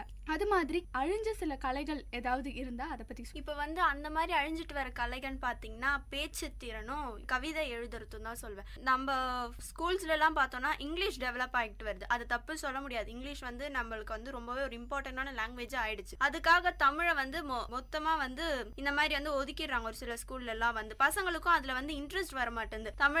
தமிழ்ல எழுதுறதே, எக்ஸாம் எழுதுறதே பெருசு இல்லை, நான் எங்க இருந்து கவிதை எழுதுவேன், அதுல தமிழ்ல நான் எங்க இருந்து பேச்சு வளர்க்குவேன் அப்படின்ற மாதிரி வந்து சொல்றாங்க. இப்போ பார்த்தீங்கன்னா டெய்லரிங் அப்படின்ற விஷயம் இப்போதான் ஃபேமஸ் ஆயிருக்கு. நடுவில் வந்து ஒரு 10 to 15 இயர்ஸ் வந்து கட் ஆகி போச்சு. டெய்லரிங்கிறது ரொம்ப முக்கியமான விஷயம். முக்கியமாக பெண்கள் ஆகட்டும் ஆண்கள் ஆகட்டும், பெண்கள் வந்து இதில் நிறைய ஏர்ன் பண்ணலாம். இப்போ முன்னாடி இருக்க காலத்தை கம்பேர் பண்ணால் இப்போ வந்து அது உடம்புக்கும் வந்து ரொம்ப நல்லதுன்னு ஒரு விஷயம் தான் அது. ஃபிசிக்கல் ஃபிட்னஸ் முன்னாடிலாம் வந்து ஜிம் அப்படின்ற ஒரு விஷயம் வந்து அழிஞ்சிட்டே வந்துருச்சுன்னு சொல்லலாம். அந்த காலத்தில் தினமும் வீட்லேயே வந்து நம்ம தாத்தா இல்லைன்னா தாத்தாவோட தாத்தா வந்து வீட்லேயே வந்து தினமும் காலையில் எழுந்தா சில இன்ஸ்ட்ருமெண்ட்ஸ்லாம் வச்சுருப்பாங்க. அதெல்லாம் நம்ம ஆன் தான் பார்ப்போம், ஏன்னா அது பேர்லாம் கூட நமக்கு தெரியாது. அந்த மாதிரி நிறைய இன்ஸ்ட்ருமெண்ட்ஸ் பார்ப்போம். இப்போ ஜென்ரேஷன்ஸ் வந்து ஜிம்மை நிறைய அடாப்ட் பண்ணுறாங்க. ஏன்னா இப்போ வந்து பசங்களுக்கு வந்து அது ஒரு ஸ்டேட்டஸாக ஆயிடுச்சு, கோயிங் டு ஜிம் அப்படின்னு வந்து ஸ்டேட்டஸ் போடுறதுக்காகவே தினமும் மாசம் அதுக்கு ஃபீ பே பண்ணி அந்த பிசிக்கல் ஃபிட்னஸ் அந்த ஆக்டிவிட்டிஸ் வந்து இப்ப நிறைய வளர்ந்துட்டே வந்திருக்கு. அதே மாதிரியும் அழிஞ்சிட்டு வர ஆக்டிவிட்டின்னு பார்த்தோம்னா நீங்க சொல்ற மாதிரி எழுத்தாளர்கள் முன்னாடி அதே மாதிரி எழுத்தாளர்கள் கூட தமிழ் லாங்குவேஜ் தான் வந்து ரொம்ப அடிமட்டத்துல போயிடுச்சு. அதுக்கு காரணம் என்னன்னா நம்ம வந்து அதை ரசிக்கிறத வந்து நிறுத்திட்டோம். நம்மளே வந்து இப்போ ஒரு இங்கிலீஷ் போயமா ஆர்வமா படிக்கிற மாதிரி ஒரு தமிழ் கவிதையை வந்து நின்று படிக்கிறது இல்லை. ஆனா தமிழ் கவிதையில வரக்கூடிய மெசேஜ் வந்து அதுல இங்கிலீஷ் போயம்ல அவ்வளவா இருக்க மாதிரி எனக்கு தெரியல. நம்ம ரசிக்கிற தன்மை குறைஞ்சது தான் இதுக்கு ஒரு முக்கியமான காரணம். இப்போ இவங்கெல்லாம் சொன்னதை வச்சு பார்க்கும்போது வந்து டேலண்ட்டுன்றதை நம்ம செய்ய முடியாததான் இன்னொருத்தவங்க செய்கிறாங்க, அது இன்னும் நல்லாவே செய்கிறாங்கன்னா என்ன கேட்டால் அதுதான் உண்மையான டேலண்ட். இப்போ இவங்க சொன்ன மாதிரி வெயிட் லிஃப்ட், இப்போ நிறைய பேர் வந்து ஜிம்க்கு போயிட்டு ஃபிசிக்கல் ஃபிட்னஸ், மிஸ்டர் தமிழ்நாடு ஒரு யூனிவர்ஸ் எது வேணா இருக்கட்டும், இப்போ நிறைய பேர் வந்து அதில் நிறையவே பார்ட்டிசிபேட் பண்ண ஆரம்பிச்சிருக்காங்க. ஆனால் இன்னும் நிறைய சில கலைகள் பார்த்தீங்கன்னா அழிஞ்சிட்டே வருது. எனக்கு கேட்டால் இன்னும் கொஞ்ச நாள் போக போக அது பேர் கூட நமக்கு தெரியுமான்னு தெரியல. கபடின்ற ஒரு விஷயம் நம்ம நாட்டில் இல்லாமல் போச்சு. ஆனால் இப்போ ரீசெண்டாக நடந்த ஒரு அதையும் வந்து ஒரு ஸ்போர்ட்ஸாக கன்சிடர் பண்ணி இப்போ நம்ம வந்து விளையாடிட்டு வரோம். வரும். அதனால அது நமக்கு கொஞ்சமாவது அதை நம்மளால காப்பாற்ற முடிஞ்சிருக்கு. ஆனால் அதே அளவுக்கு ஃபுட்பால், கிரிக்கெட் வந்து அது இன்னும் டாப் லெவல். அது மாதிரி நம்மளோட எல்லா கலைகளையும் வந்து அந்த லெவலுக்கு நம்ம கொண்டு வரணும் அப்படின்றது தான். இன்னும் வந்து பார்த்தீங்கன்னா ஸ்போர்ட்ஸுக்கு வந்து நிறைய இம்பார்ட்டன்ஸ் யாரும் தரதில்லைன்றனாலே வந்து கவர்மெண்ட் வந்து நிறைய வந்து ஆஃபர் பண்ணுறாங்க. இப்போ எப்படின்னா வந்து ஸ்போர்ட்ஸ் ப்ளே பண்ணி அந்த மாதிரி இருக்கிறவங்களுக்கு வந்து ஸ்போர்ட்ஸ் கோட்டாவில் சீட் தர்றது, அதுக்கப்புறம் வந்து அவங்களுக்கு ஸ்காலர்ஷிப்ஸ் அது மாதிரி நிறைய ப்ரொவைட் பண்ணுறாங்க. அதை தவிர்த்து நம்ம ஸ்போர்ட்ஸை விட்டுட்டு இன்னும் மற்ற கலைகள், டான்ஸ், சிங்கிங் அந்த மாதிரி இருக்கிற சில கலைகளுக்கு வந்து எந்தெந்த மாதிரி இன்னும் ஸ்டெப்ஸ் எடுத்து கவர்மெண்ட் இது பண்ணால் அதெல்லாம் நம்ம இன்னும் நிறையவே ஆக்கலாம். இப்போ வந்து நீங்கள் சொல்கிற மாதிரி ஸ்போர்ட்ஸுக்குன்னு தனியாக ஒரு 10 சீட் எடுத்து வச்சு காலேஜில் தர மாதிரி வேறு எதுக்கும் தரதில்லை எனக்கு தெரிஞ்சு. இன்னும் சொல்ல போனால் மியூசிக், டான்ஸ் அப்படின்ற 2 விஷயம் இப்போ மேலே வரதுக்கு காரணம் கூட டிவி ஷோஸ் தான். ஏன்னா முன்னாடிலாம் அதை வந்து யாரும் தனியாக எடுத்து பண்ணல. இப்போ பார்த்தோன்னா அதுக்குன்னு ஒரு காம்படிஷன் வச்சு அதுக்கு எங்கெங்கேருந்தோ வந்து அந்த மாதிரி வரும்போது தான் நிறைய பசங்க இவ்வளோ அழகாக பாடுறாங்கன்னே நிறைய பேருக்கு தெரியும். ஸோ இதை வந்து கவர்மெண்ட் வந்து இதுக்கும் தனியாக ஏதாவது ஸ்டெப் எடுத்து மியூசிக்காக இருக்கட்டும், டான்ஸாக இருக்கட்டும், எந்த டேலண்ட்டாக வேணா இருக்கட்டும், ஒவ்வொரு டேலண்ட்டுக்கும் ஒவ்வொரு இது மாதிரி தனியா ஏதாவது ஸ்பெசிஃபிக்கா பண்ணோம்னா அப்பயாவது வந்து இப்ப அடித்தட்டு மக்கள் அப்படின்னு இருக்கிறனால தான் அவங்களால வந்து டேலண்ட்டை வச்சுட்டு நீ என்ன பண்ண முடியும் அப்படின்னு நிறைய குழந்தைங்க வந்து பின்னாடி தள்ளிட்டு போயிட்டாங்க. அந்த மாதிரி கவர்மெண்ட் ஏதாவது ஸ்டெப் எடுத்து இந்த மாதிரி ஸ்பெசிஃபிக்கா ஏதாவது இது பண்ணீங்கன்னா இவ்வளோ பெருசா உங்களுக்கு வந்து ப்ராஃபிட் இருக்கு அப்படின்ற மாதிரி ஏதாவது ஒரு விஷயம் கொண்டு வந்து வச்சாங்கன்னா அப்ப டேலண்ட் இருக்க எல்லா பசங்களையும் எல்லா வீட்லயும் அனுப்புவாங்க இல்லையா? எந்த டேலண்டா வேணா இருக்கட்டும், நீ போய் பண்ணு அப்படின்ற ஒரு விஷயம் வரும். அதுக்கு வந்து கொஞ்சம் ஏதாவது பண்ணலாம். இப்போ கிரிக்கெட், ஸ்போர்ட்ஸுக்கு பண்ற மாதிரி அதே மாதிரி வேற ஒரு ஆக்டிவிட்டீஸ்க்கும் பண்ணலாம். இந்த ஸ்போர்ட்ஸ் தவிர்த்து வந்து பார்த்தீங்கன்னா சிங்கிங், டான்ஸ், அதை தவிர்த்து வந்து இப்போ குக்கிங்ஸ் பார்த்தீங்கன்னா வந்து அதுலேயும் வந்து சில பசங்களுக்கு வந்து ஒரு ஈடுபாடு அதிகமாக இருக்கும். இப்போ வந்து டிவியில் பண்ணுறதெல்லாம் பார்த்துட்டு வீட்லேயே செய்ய வந்து ட்ரை பண்ணுவாங்க. அவங்களே பார்த்தீங்கன்னா அதை பார்த்து நீ என்ன பண்ண போகிற, நீ வந்து வீட்டில் செஞ்சு வீட்டில் இருக்கிறவங்களெல்லாம் வந்து கஷ்டப்படுத்தாத அப்படின்னு சொல்லுவாங்க. அந்த மாதிரி பண்ணுறதை விட்டுட்டு அவங்க வந்து பண்ணுறாங்களா அதே வந்து எப்படி பண்ணாலும் பரவாயில்ல அப்படின்னு சொல்லிட்டு நம்ம வீட்டில் இருக்கவங்க ஏற்றுக்கிட்டா மட்டும்தான். இப்போ வந்து அவங்க பார்த்து சமைக்கிறத வந்து நீ பார்த்து இதே மாதிரி உன்னை பார்த்து ஒரு 10 பேர் சமைக்கணும் அப்படின்ட்டு வந்து என்கரேஜ் பண்ணாலே வந்து போதும், வந்து அந்த குழந்தை வந்து நல்லாவே வளரும். இப்போ பார்த்தீங்கன்னா வந்து கவர்மெண்ட் எப்படி ஸ்டெப்ஸ் எடுக்கலாம்னா அது எந்த ஒரு ஸ்போர்ட்ஸ் தவிர்த்து மற்ற ஆக்டிவிட்டீஸ்லாம் வளர்க்குறதுக்கு ஃப்ரீயாக வந்து ஏதாவது அனௌன்ஸ் பண்ணலாம். இந்த மாதிரி நீங்கள் வந்து கடைசியாக வந்து ஒரு ப்ரைஸ் ஆஃபரிங் மட்டும் வச்சுட்டு மற்றதெல்லாம் வந்து ஃப்ரீயாக ஆஃபர் பண்ணலாம். இந்த மாதிரி வந்து ட்ரைனிங் சென்டர் மாதிரி எதுனா வச்சு அந்த ட்ரைனிங் சென்டர்ஸில் வந்து ஃப்ரீயாக நீங்கள் கோச்சிங் எடுத்துக்கலாம்ப்பா அப்படின்ற மாதிரி ஆஃபர் பண்ணாங்கன்னே வந்து ஏழை பசங்கள்லாம் கூட வந்து டேலண்ட்ஸை வளர்த்துக்க முடியும் அப்படின்னு நான் சொல்கிறேன். இது வரைக்கும் வந்து நம்ம இந்த மாதிரி நிறைய ஸ்போர்ட்ஸ் விஷயங்கள் அது மாதிரி நிறைய பார்த்துட்டு இருந்தோம். மியூசிக்காக இருக்கட்டும், டான்ஸாக இருக்கட்டும், ஸ்விம்மிங், இன்னும் மியூசிக்கல்லேயே நிறைய டேலண்ட்ஸ்லாம் இருக்கு. அதிலெல்லாம் வந்து பசங்களை இப்போ நிறைய பேர் வந்து ஈடுபடுறாங்க. அதுக்கு ஒரு முக்கியமான காரணமும் ஸ்கூல்ஸ் அண்ட் காலேஜஸ் தான் நான் சொல்வேன். இதுக்கு முன்னாடி இருந்ததை விட இப்போ என்னன்னா நம்ம வந்து எல்லா டேலண்ட் இருக்கிற பசங்களையும் நம்மளால திரும்ப கொண்டு வர முடியும். நம்மளாலையும் வந்து இன்னும் நிறைய ஸ்போர்ட்ஸா அண்ட் அதர் டேலண்ட்ஸை வந்து நம்மளால டெவலப் பண்ண முடியும். முக்கியமாக வந்து நம்ம ஸ்டடீஸ்க்கு எந்த அளவுக்கு இம்பார்ட்டன்ஸ் கொடுக்குறோமோ அதே அளவுக்கு இந்த மாதிரி விஷயங்களுக்கும் நம்ம இம்பார்ட்டன்ஸ் கொடுக்கணும். ஸ்டடீஸ்ன்றது எப்போ பார்த்தாலும் நமக்கு அது ஒரு கொஞ்ச நாள் மட்டும்தான். பசங்க வந்து விரும்பி படிக்கிற பசங்க அப்படின்ற பார்த்தீங்கன்னா கூட நமக்கு வந்து இதை நம்ம படிக்கணும் அப்படின்னு வெறியோடு இருக்கிற பசங்க ரொம்ப இன்ட்ரெஸ்டடா எடுத்து படிப்பாங்க. ஆனா சில பேருக்கு பார்த்தீங்கன்னா டேலண்ட் தான் முக்கியமா இருக்கும். ஆனா வீட்டில் ஃபோர்ஸ் பண்றதுனால அந்த விஷயங்களை கூட அவங்க தவிர்த்துட்டு இதை படிக்கணும், படிச்சா நம்ம இந்த வேலைக்கு போகணும் அப்படின்னு இப்போ கேட்டால் மணி பேஸ்டா தான் எல்லாரும் ஓடிட்டு இருக்காங்க. அதனாலதான் டேலண்ட்ஸ் வந்து ரொம்ப கம்மியா இருக்கும் என்னமோ நம்ம நாட்டில். இப்போ நம்ம வந்து இந்த மாதிரி நிறைய விஷயங்களை நம்ம அதோட இம்பார்ட்டன்ஸ் பத்தி பேசிட்டு இருந்தோம். அதுல இருக்கிற டிஸ்அட்வான்டேஜஸ், பேரண்ட்ஸ் எந்த அளவுக்கு வந்து இந்த மாதிரி விஷயங்களுக்கு இம்பார்ட்டன்ஸ் கொடுக்கணும், கவர்மெண்ட் ஸ்டெப்ஸ் எடுக்கிறது, அந்த மாதிரி நிறைய விஷயங்களை பேசிட்டு இருந்தோம். கண்டிப்பா இது உங்களுக்கு ரொம்பவே யூஸ்ஃபுல்லா இருக்கும்னு நம்புறோம். மீண்டும் ஒரு நல்ல தலைப்புடன் நாளை உங்களை சந்திக்கிறோம். இது விஐடி பண்பலை 90.8 விஐடி பல்கலைக்கழகத்தின் சமுதாய வானொலி. இத்துடன் காரசாரம் நிகழ்ச்சி நிறைவடைகிறது. நன்றி. நேயர்கள் இதுவரை கேட்டது விஐடி பண்பலை 90.8 காரசாரம், மக்களின் குரல்கள் ஒன்றிணைந்த கருத்துக்களம்.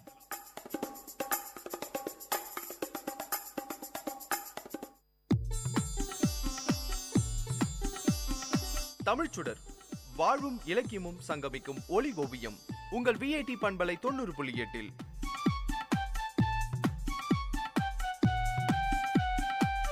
இன்றைய தமிழ் ஓவியம் தீட்டுபவர் ஜெயஸ்ருதி.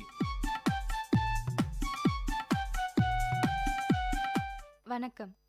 அகழ்வாரை தாங்கும் நிலம் போல தம்மை இகழ்வார் பொறுத்தல் தலை. பொறுத்தார் பூமி ஆழ்வார், பொங்கினவர் கடல் ஆழ்வார் என்னும் பழமொழியை நாம் அறிந்திருப்போம்.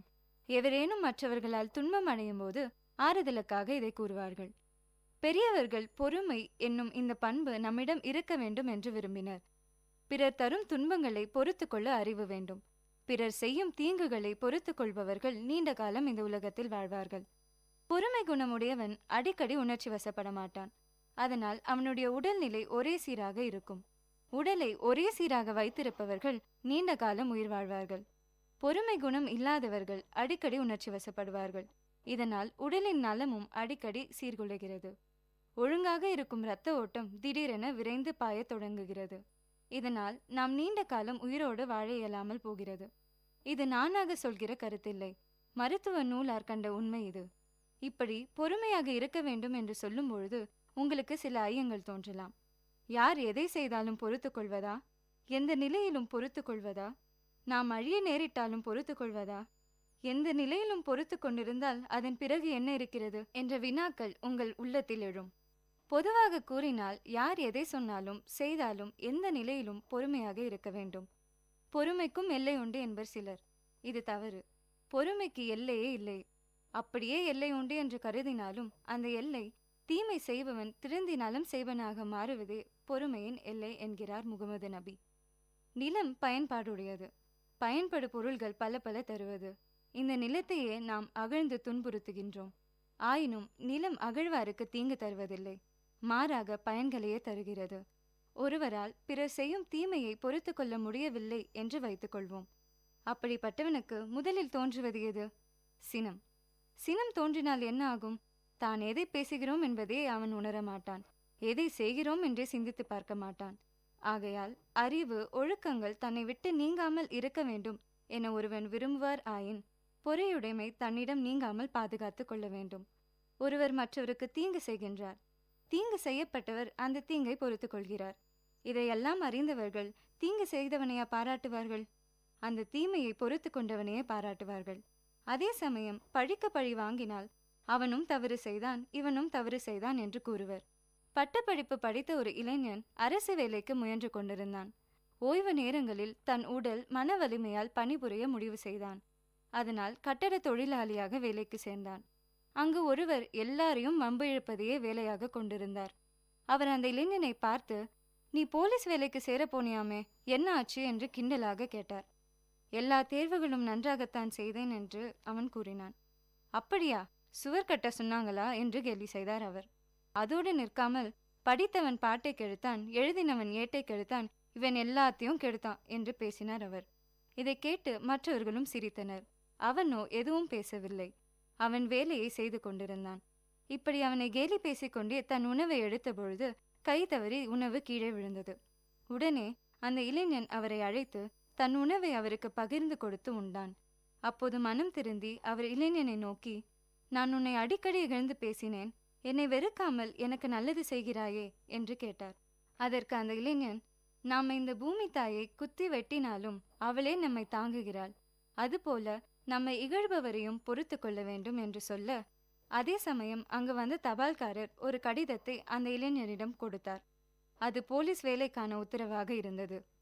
இதையே வள்ளுவர் அகழ்வாரை தாங்கும் நிலம் போல தம்மை இகழ்வார் பொறுத்தல் தலை என்று கூறுகிறார். நாம் நம்மை இகழ்வார் மேல் கோபம் கொள்ளக்கூடாது. முடிந்தால் குற்றங்களை திருத்த வேண்டும் அல்லது பொறுத்து கொள்ள வேண்டும். பொறுத்தாளும் பண்பு ஒரு வலிமை, வெற்றிகளை தருவது, இன்பத்தையும் தருவது. பொறுத்தாற்றல் பண்புகள் அனைத்திற்கும் மேற்பட்ட பண்பாகும். பொறுத்தாளும் பண்பை வளர்த்து உறுதிப்படுத்துவது நல்லது. நம்மை வளர்த்து கொள்வதே ஆகும். தூய்மையை வளர்த்து கொள்ள வேண்டும். தகுதிகள் பலவற்றையும் முயன்று அடையுங்கள். சிந்தியுங்கள், செயல்படுங்கள். நன்றி.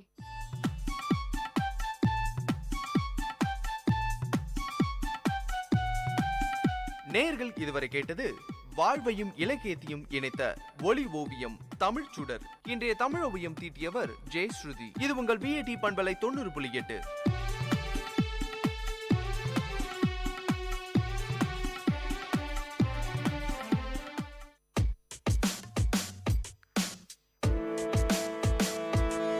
Dear listeners, welcome to the Silver Lining Show in VIT Community Radio 90.8.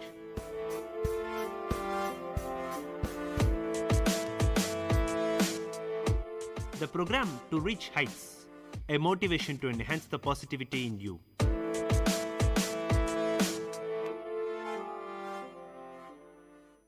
Hello friends, this is Silver Lining Show and I'm your host Venkatesh from VIT Community Radio 90.8. Today, let us discuss about teamwork and team building. This is a very important thing when you work in the society because you always work in teams. This necessity of team building. Firstly, what is teamwork and how does it affect you? What is speech that may impact on speech? What are the strategies and how do you assess them? Let me tell you what teamwork is.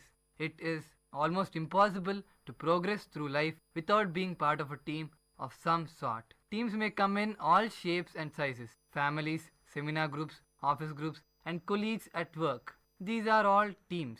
Teams need a basic understanding of who is responsible for what. They need cooperation and sharing, and they need direction and leadership. Teamwork is also characterized by communication, coordination of activities, balance of contribution, mutual support, effort, and cohesion. It is a mixture of all of these. Teamwork is nothing single. It is a mixture of many components which is responsible for the society or your company to work good in the given constraints. What is speech? How does your speech affect the team? Speech refers to the process associated with the production and preparation of sounds used in spoken language. Many skills are required for speech and language to develop effectively, and there are many ways in which speech development can go wrong.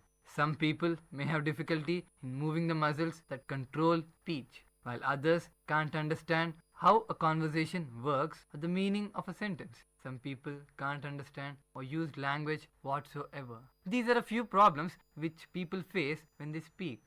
Speech and language are terms that are sometimes used interchangeably. Speech involves articulation, how sounds are made, voice, the use of vocal folds and breathing to produce sound, and of course fluency, the rhythm of speech. Language is a set of rules shared by the individual who are communicating each other, allows them to exchange thoughts, ideas, or emotions. So language and speech are different but almost used interchangeably, but there is considerable difference between both of them. Each language, spoken, written, or even signed, includes its own set of rules for phonology, phonemes or speech sounds, or in the case of sign language, hand shapes, morphology, word formation, syntax, sentence formation, syntax, word and sentence meaning, prosody, intonation and rhythm of speech, pragmatics, effective use of language. Limited ability with speech may cause difficulties with many, like effective communication, which is very important in a team. If you are not able to communicate effectively, the team will not listen to you. You are almost virtually not a part of the team if you are not able to communicate properly. You need to establish a rapport with people to develop discussions and argument. Argument doesn't mean fighting with the person, but making your point correct. That is very important. You need to state a particular point and make sure that that point has some meaning and make people understand that you make sense. And also, you need to work collaboratively. You need to work with people in sync. You cannot be a person sitting all alone and doing work without the team. This doesn't make you a good person. This is not good for you and also for the team and the company as a whole. This doesn't help progress anything but only wrecks your own life. So speech is very important. Use your voice, your speech and your syntax which you developed on your own to impress people and work collaboratively. There may be impairments that may impact on speech language. There are speech and language impairments and unfortunately deaf people with no speech, dysphagia, verbal dyspraxia. Although most people depend on speech for effective teamwork, this does not mean that people who have difficulty with speech cannot possess this skill. This is a big myth. Rather, they may need reasonable adjustments to practice to enable them to develop or evidence this great skill of speaking. Inclusive strategies are the experience characteristics of different impairments conditions are highly variable between individuals. For this reason, it is really important that you never make assumptions about what a person can or cannot do. Though someone may have significant difficulties, they may also have devised sophisticated means of compensating for these. So talk to the person concerned and make judgment only on an individual basis. Do not think of them as someone who cannot speak, who does not understand what you think, or who cannot make a point. Every person in the team is important. Teamwork will mean everyone. Each and every person is a member of the team. You need to motivate them. You need to listen to them and also take input from them. On most occasions, hearing is critical. Hear the person. Let him complete what he wants to say. Then make a judgment. Hearing is critical to the successful operation of teams. Exceptions include, for example, group work conducted within the deaf community or group work conducted at a distance where communication through email, Skype or blogging, for example. Where a team includes someone with speech difficulties, they should agree the method by which they will share information and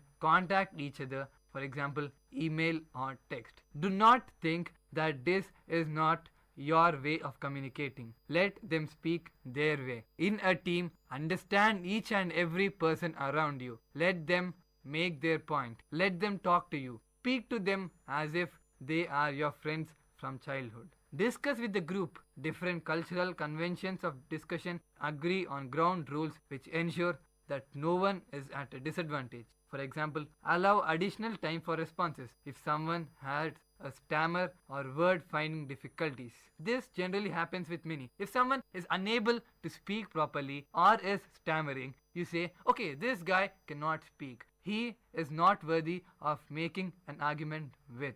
This is a very negative point in teamwork. Make the people talk. Listen to them. Listen to each and every person in the team. Understand what he or she is trying to say. Some people who were born deaf may have no speech at all. When working with interpreters, ensure that all group members address the deaf person directly and not the interpreter. This is very important as eye contact should be maintained with the people who is making the statement. Also, allow time for the interpreter to translate speech. Do not interrupt the person who is translating because the person who made the point isn't complete if you interpret them. Discuss with the individual how far they feel able to participate in discussions. Encourage participation but respect an individual's right to stay silent or to opt out for discussion. Let it be his choice. Do not bring him in for an argument which he is not interested. Same people may have fluctuating conditions which might mean they feel able to partake sometimes but not at others. Ensure that the discussion is well chaired so that only one person is speaking at once. There should be a proper moderator who speaks. Make sure that everyone has the opportunity to participate, that each change of speaker is clearly indicated and that people have enough time to absorb what has been said by the previous person. Make a list of what each person says. Ensure that there is good light and good acoustics and that participants are seated in a circle or horseshoe formation so that learners can see each other clearly. This is important. As I already said, eye contact is very necessary. Eye contact is one of the most important things as facial expressions make sure that you understand half of what they intend to say. Consider restructuring the environment so that quieter, shyer individuals can take part. Don't think that shy individuals cannot talk. They may have very valid points, maybe better than you, but are not given a chance because they are shy. Some of the best discussions can take place in less formal surroundings, like sitting in a garden, sitting in an open area, or in a canteen maybe, and discussing out very important topics, maybe like changing even the CEO of the company, such as cafeteria or even the corridor. Some people with speech disorders may prefer to contribute when the group is smaller. This is a defect in the person who actually likes the small groups, but you as a team worker must understand his problem and firstly sit in the small group. Let him get through his problem of this and let him come out to bigger groups. But initially encourage him to participate in a discussion even if it is not in the conference hall. Some people who are deaf and have no speech will need to lip read, and if this is the case, then the speaker's face needs to be visible at all times. The team will need to make sure they have adequate lighting, avoid eating or chewing gum when speaking, establish a protocol of always speaking to the deaf person while facing them, and ensure their discussions are very well organized, not just free for all. Those who are using radio hearing aid might also prefer to see the speaker's face and mouth, and would certainly benefit from working in quiet area without too much background noise, as hearing aids amplify all sounds. So this is very important. As a team, you need to understand each person's problem clearly, each person's point of view very clearly. Only then will you be able to gel with the team properly, to gel with your co-workers properly and completely. Assess them. Assessment is a very important part.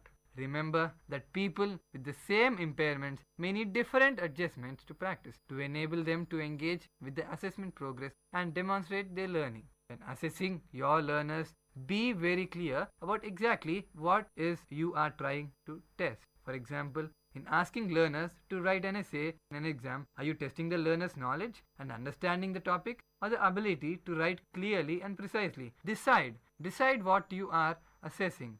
How many marks are obtained for each element, knowledge or good writing, memory or understanding, and ensure that the student clearly understands the criteria. Consider why you are assessing the particular person in the group and whether or not any method may be more inclusive. Select a proper method so that your teammate can properly be evaluated by you. In some cases, the exact format of assessment is critical to demonstrate of the intended learning outcome. For example, a course in hairdressing would require a practical demonstration of competence, but aim to allow your learners to have a choice about how they want to demonstrate their knowledge and skills whenever possible.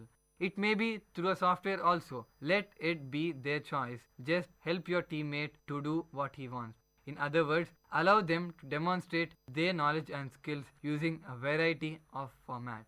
There may be occasions when you have provided the disabled learner with an alternative assessment. For example, a blind learner may need to give their answers orally rather than in writing. Accept it. Encourage it. In such cases, you should ensure the integrity of the alternative assessment and make sure that the disabled learner is judged on their ability to meet the criteria, providing neither a disadvantage nor an advantage over the learners.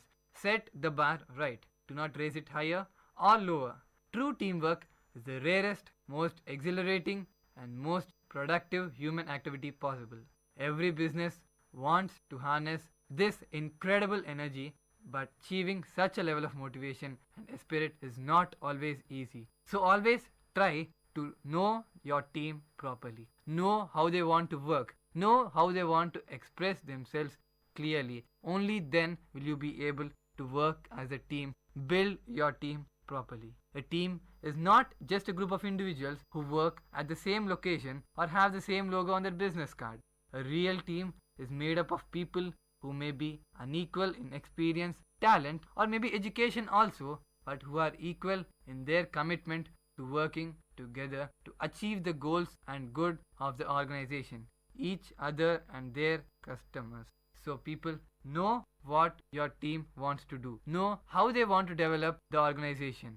Accept it, sit with them, understand, argue with their point of view in your mind. Do not try to drive your point home, but also listen to what the person says. This is one very important thing which people tend to ignore. This makes the other person get frustrated and leave the group, and maybe you are losing a very good idea. That is very much possible because you are so much bound to listen your own idea that you tend to forget and also put a deaf ear to his idea. If we are going to be successful, we can no longer look at our organizations as departments, divisions, or branch offices. We must look at the bigger picture and resolve to work together in ways we may never ever have done before. So do it in a different way as a whole. We may even need to cooperate with the competition. Think of all the mergers and acquisitions in the past few years. How have they happened if there is no teamwork, if there is no building of the team, if there is no idea sharing or no proper contact between two people, your number one competitor today could be your partner tomorrow. So it is very important to gel with people, understand people, and be with them. Spend time with your co-workers as much as possible, which will help your organization prosper much. Futurist Bob Treadway, CSP from Littleton, Colorado, often gives a MENA IQ test to participants in his seminars. He has found that many average people, when working as a team, test at genius level or higher. Participants contribute in different ways, because when it is a team, you tend to work together. Many people sit together on a single idea and find a very good final answer. This is very much necessary because as a team you get to exchange ideas. Exchange the idea which you have initially proposed and then make alterations, changes and better the idea, and then get a proper output for your organization. Participants contribute in different ways. Each one has his own, but it is a very important one, as that is helping your organization, your team to develop. Some brainstorm, some work alone and then report back to the group. Treadway finds that team becomes a genius when everyone works together. So working together is very important. Treadway also noticed that when a team is working at optimal performance, it is hard to know who the leader is. In other words, the team runs the team. A leader is not selected, he is elected. So the teammates decide among themselves, learn, and the team is run as a team. There is no separate individual who presides over the team, who makes the team run. The team runs the team. Such teamwork doesn't happen by accident. It happens only when everyone understands each other, when everyone gel up with each other properly. It requires commitment and effort, a willingness to accept the uniqueness of others, and an appreciation of diversity. We build teams in our companies the same way we build relationships with our friends and maybe co-workers. High functioning team establish us and our companies as reliable internally and externally. We then project this image to our customers, vendors, competitors, and communities. With downsizing and restructuring, many managers today are responsible for as many as 250 people. So imagine a single manager responsible for 250 people. Will he be able to manage everyone if there is no teamwork? If a person works individually, there are 250 individual people who he has to understand and manage. So for the team or organization to prosper, everyone needs to understand. The teamwork has to be there. Without proper understanding, assessment and gelling, as talked previously, the team cannot prosper, and it is on the manager, and definitely he cannot manage 250 people, as that is the estimate of the number of people a manager is assigned to. More than ever, these managers need to build responsible and committed team members if they want the best performance from them. But let us see how they go about it. A very dynamic, productive example was the team led by Mike Powell when a senior scientist at Genentech, a prestigious organization, because of its past successes, his 10-person team was given the most important assignments. A person asked Mike how he managed to keep his people highly motivated in an environment with long hours and a great deal of frustration. He said, "I keep them happy. That's it." Now every manager wants to do this. So I pressed Mike for details. 10 years ago, he continued, I told the team members only what I thought each needed to know. Now I tell everything. It may slow them down a bit, but when they are filtering through all the information, they get a big picture. Then they can do what they want to, they can decide and know what to do. So this is very important. Give the team the input. Give the team everything they need to know about. Don't just constrain them that this is the work you need to do and this is the work some other person needs to do. This divides the team. When they try to gel up, when they try to get some questions, it so happens that a teammate rejects the other saying, "That isn't my work. Why should I help you?" This happens regularly in the team. So everyone needs to know the whole picture. Everyone needs to know what is happening. If at all some mishap happens, then falls on the team that this person did not work properly and has not helped the team. If everyone was given the same amount of work and the team worked as a complete unit, then it would happen that the leftover work would be done by maybe someone else who is quicker in working. So this is very important. The whole team knows the whole process, the whole idea, the broad image of what exactly is happening. And the elected team leader must know how to achieve this, how to divide the work, and how to give them the work they need to do. He also added, I also give them lots of positive feedback via email and voicemail. One group at Genetech lost their leader, but they stayed incredibly productive. I left a voicemail message for one of them saying, everyone in the company is talking about how well you're doing. They were really effective as a team and appreciated knowing it. So in this way, he gave a broader picture, a good encouraging answer that they were very good, that they were doing very well in spite of the team leader. Words like this encourage them to do something good. This kind of encouragement is very much required for a team. Without a positive feedback, no one knows what they are doing. No one knows what others are feeling. No one knows what the manager or the organization as a whole thinks of them. So the positive feedback, the way you think about them, should be expressed very clearly to them. This gives them a very positive impetus to work in a positive direction and succeed. So building a real team gets real results. But it can't be done with slogans and directives. Ed Satter, a senior vice president at Gap, talks about Gap heroes. Everyone who uses innovation to find ideas to save money or improve productivity. Start by respecting each person's individual contribution, showing appreciation, exciting them about their possibilities for achievement, and sharing with them their group effort has the potential for real genius. So that is how teamwork must be done. Know everyone.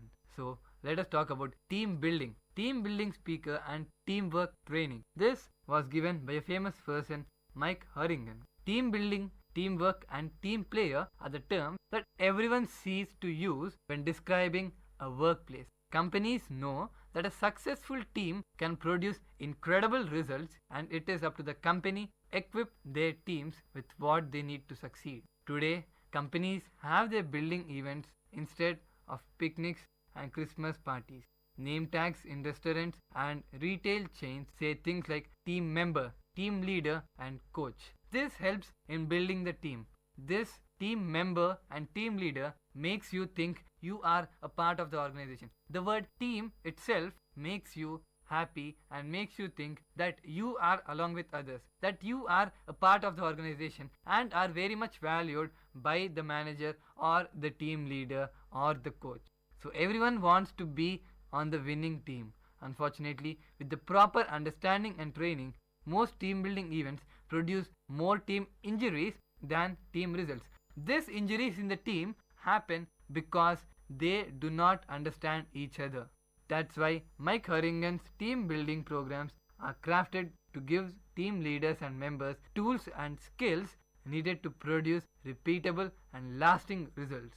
Sure, your team will laugh and have fun learning the rules of the game, but more importantly, they will leave wanting to play again and with the same team members. This is very important because if a team gels up properly, they will want to be a team again. They will want to perform well again with the same people they worked with previously.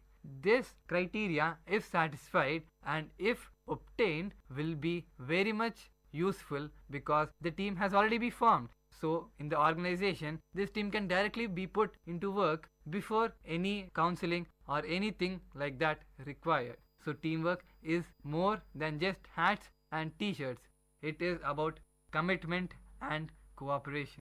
Simply giving out the team hats and t-shirts with the same logos printed on them does not make a team gel, but having the right management and communication skills do. All too often, people think throwing a bunch of people together and calling them a team will benefit results. No, usually what happens is the dedicated hard workers end up doing more work and the slackers get to do less work. This happens in a team and this frustrates the people who are working well. Mike Horrigan's program will look at the real issues of developing a winning team. Issues addressed include what to do with people and who do not want to be team players, finding individual strengths and maximizing them for best results, understanding why it seems impossible to get along certain people and how to communicate with them. This is very important as you need to know what the problem is with the teammate who isn't working. Why is he not working? What is the problem? This needs to be rectified by one person or the another. Someone has to take an initiative to know what the team is thinking about, what exactly is happening in the team. This makes the team leader elected but not selected. So, how to deal with the know-it-all backstabbers and dealing with another time waster meetings. You will learn problem solving methods to optimize team effectiveness and get the tools you need to achieve superior results with your team. Here are some things you will take away if you think teamwork is important and team building is necessary. Getting incredible team results in half the time.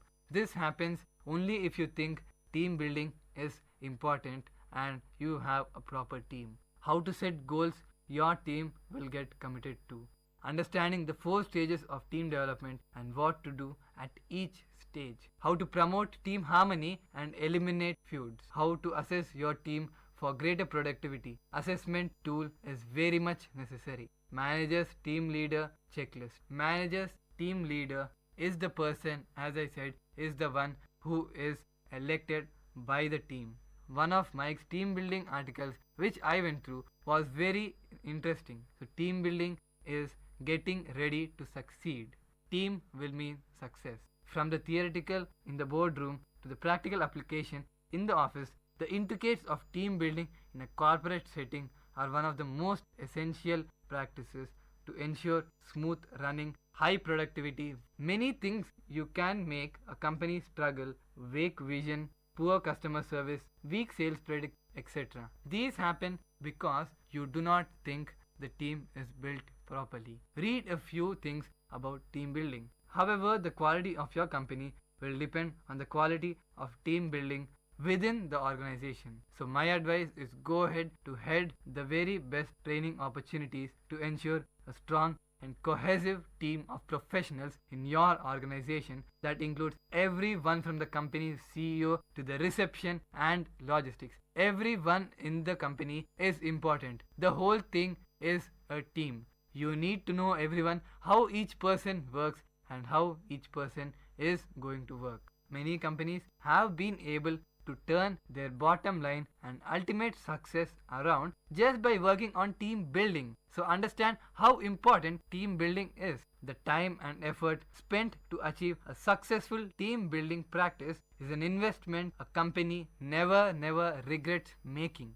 The method of achieving, choosing where and with whom to invest your team building effort will make an impact on the way your organization performs and thrives. Planning a team building practice with the employees begins by reviewing all the good things that are already happening in the organization and all the good things that are likely to happen as a result of greater team communication and cohesiveness. There's no magic bullet in the building of a great team. It is only understanding every person you have in the team. Know about the person, know the weaknesses, strengths, what he is able to do. If he is an introvert, go to him and talk to him and make him one of the team. Make him a team member.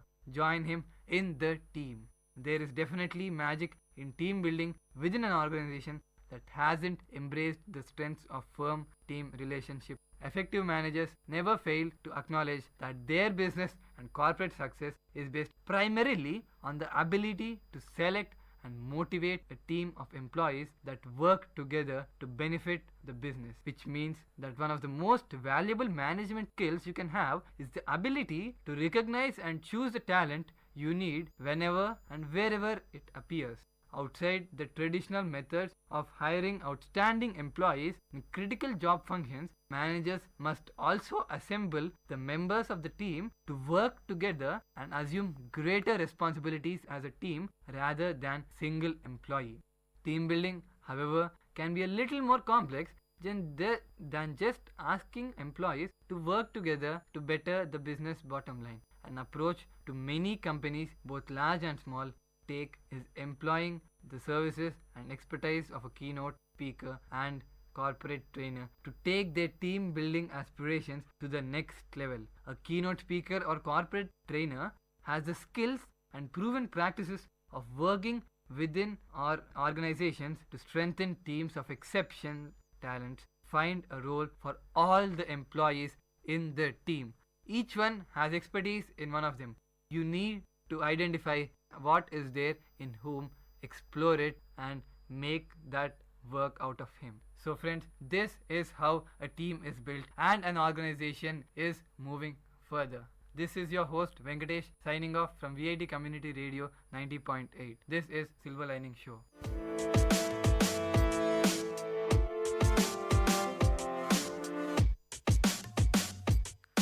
Dear listeners, you had listened to the program Silver Lining Show. We will meet you with another interesting positive topic in our next show. Till then, tune in to VIT Community Radio 90.8.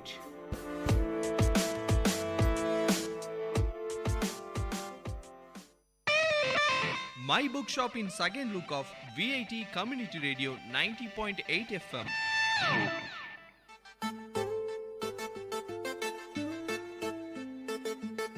Hello VIT, you are listening to VIT Community Radio 90.8.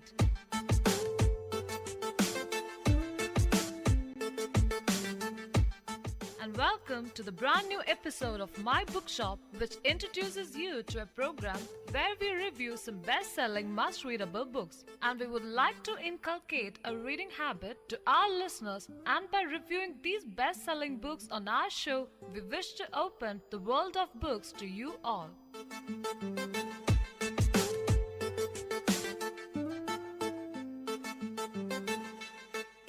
This is Anne. And this is Sanjana. Today we have the books Lord of the Flies by William Golding and To the Lighthouse by Virginia Woolf. Talking more about A Lord of the Flies. Lord of the Flies tells the story of a group of English schoolboys marooned on a tropical island after their plane is shot down during a war. In the midst of a raging war, a plane evacuating a group of schoolboys from Britain is shot down over a deserted tropical island. Two of the boys, Ralph and Piggy, discover a conch shell on the beach, and Piggy realizes it could be used as a horn to summon the other boys. Once assembled, the boys set about electing a leader and devising a way to be rescued. They choose Ralph as their leader, and Ralph appoints another boy, Jack, to be in charge of the boys who will hunt food for the entire group. Ralph, Jack, and another boy, Simon, set off an expedition to explore the island. When they return, Ralph declares that they must light a signal fire to attract the attention of passing ships. The boys succeed in igniting some dead wood by focusing sunlight through the lenses of Piggy's eyeglasses. However, the boys pay more attention to playing than to monitoring the fire, and the flames quickly engulf the forest. A large swath of dead wood burns out of control, and one of the youngest boys in the group disappears, presumably having burned to death. At first, the boys enjoy their life without grown-ups and spend much of their time splashing in the water and playing games. Ralph, however, complains that they should be maintaining the signal fire and building huts for shelter. The hunters fail in their attempt to catch a wild pig, but their leader Jack becomes increasingly preoccupied with the act of hunting. When a ship passes by on the horizon one day, Ralph and Piggy notice, to their horror, that the signal fire which had been the hunter's responsibility to maintain has burnt out. Furious, Ralph accosts Jack. But the hunter has just returned with his first kill, and all the hunters seem gripped with a strange frenzy, reenacting the chase in a kind of wild dance. Piggy criticizes Jack, who hits Piggy across the face. Ralph blows the conch shell and reprimands the boys in a speech intended to restore order. At the meeting, it quickly becomes clear that some of the boys have started to become afraid. The littlest boys, known as little uns, have been troubled by nightmares from the beginning, and more boys now believe that there is some sort of beast or monster lurking on the island. The older boys try to convince the others at the meeting to think rationally, asking where such a monster could possibly hide during the daytime. One of the little uns suggests that it hides in the sea, a proposition that terrifies the entire group. Not long after the meeting, some military planes engage in a battle high above the island.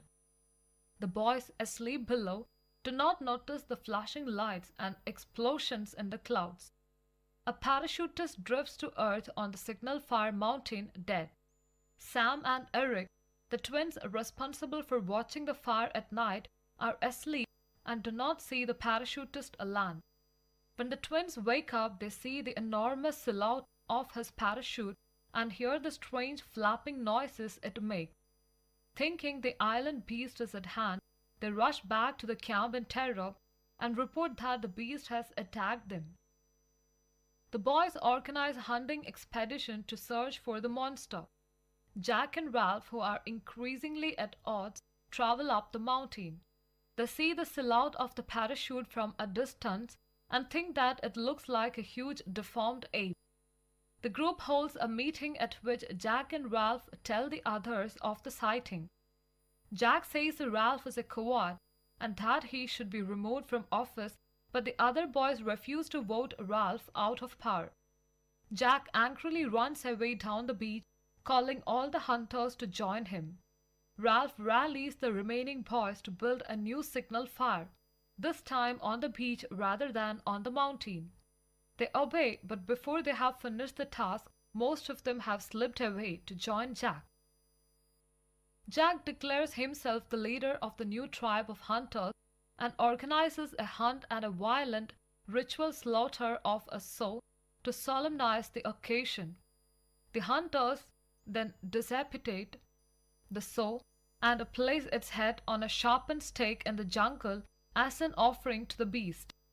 Later, encountering the bloody fly-covered head, Simon has a terrible vision, during which it seems to him that the head is speaking. The voice, which he imagines as belonging to the Lord of the Flies, says that Simon will never escape him, for he exists with all men. Simon faints. When he wakes up, he goes to the mountain, where he sees the dead parachutist. Understanding then that the beast does not exist externally, but rather within each individual boy, Simon travels to the beach to tell the others what he has seen. But the others are in the midst of aquatic revelry. Even Ralph and Piggy have joined Jack's feast, and when they see Simon's shadowy figure emerge from the jungle, they fall upon him and kill him with their bare hands and teeth. The following morning, Ralph and Piggy discuss what they have done. Jack's hunters attack them and their few followers and steal Piggy's glasses in the process.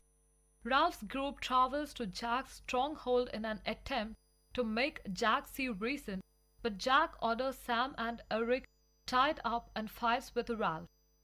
In the ensuing battle, one boy, Roger, rolls a boulder down the mountain, killing Piggy and shattering the conch shell. Ralph barely manages to escape a torrent of spears. Ralph hides for the rest of the night and the following day, while the others hunt him like an animal. Jack has the other boys ignite the forest in order to smoke Ralph out of his hiding place. Ralph stays in the forest, where he discards and destroys the sow's head, but eventually he is forced out onto the beach, where he knows the other boys will soon arrive to kill him. Ralph collapses in exhaustion, but when he looks up, he sees a British naval officer standing over him. The officer's ship noticed the fire raging in the jungle. The other boys reach the beach and stop in their tracks at the sight of the officer. Amazed at the spectacle of this group of bloodthirsty, savage children, the officer asks Ralph to explain. Ralph is overwhelmed by the knowledge that he is safe, but thinking about what has happened on the island, he begins to weep. The other boys begin to sob as well. The officer turns his back so that the boys may regain their composure. So, Anne, can you tell us something about the author of The Lord of the Flies?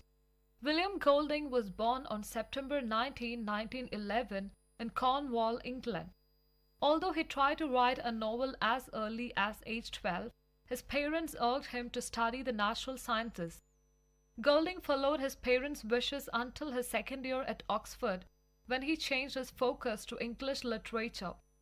After graduating from Oxford, he worked briefly as a theatre actor and director, wrote poetry, and then became a school teacher. In 1940, a year after England entered World War II, Golding joined the Royal Navy, where he served in command of a rocket launcher and participated in the invasion of Normandy. Golding's experience in World War II had a profound effect on his view of humanity and the evils of which it was capable. After the war, Golding resumed teaching and started to write novels. His first and greatest success came with A Lord of the Flies in 1954, which ultimately became a bestseller in both Britain and the United States after more than 20 publishers rejected it. The novel sales enabled Golding to retire from teaching and devote himself fully to writing. Golding wrote several more novels, notably Pincher Martin and a play, The Brass Butterfly. Although he never matched the popular and critical success he enjoyed with A Lord of the Flies, he remained a respected and distinguished author for the rest of his life and was awarded the Nobel Prize for Literature in 1983. Golding died in 1993, one of the most acclaimed writers of the second half of the 20th century. So, why did you find the theme of this novel interesting? Golding employs a relatively straightforward writing style in The Lord of the Flies, one that avoids highly poetic language, lengthy description, and philosophical interludes.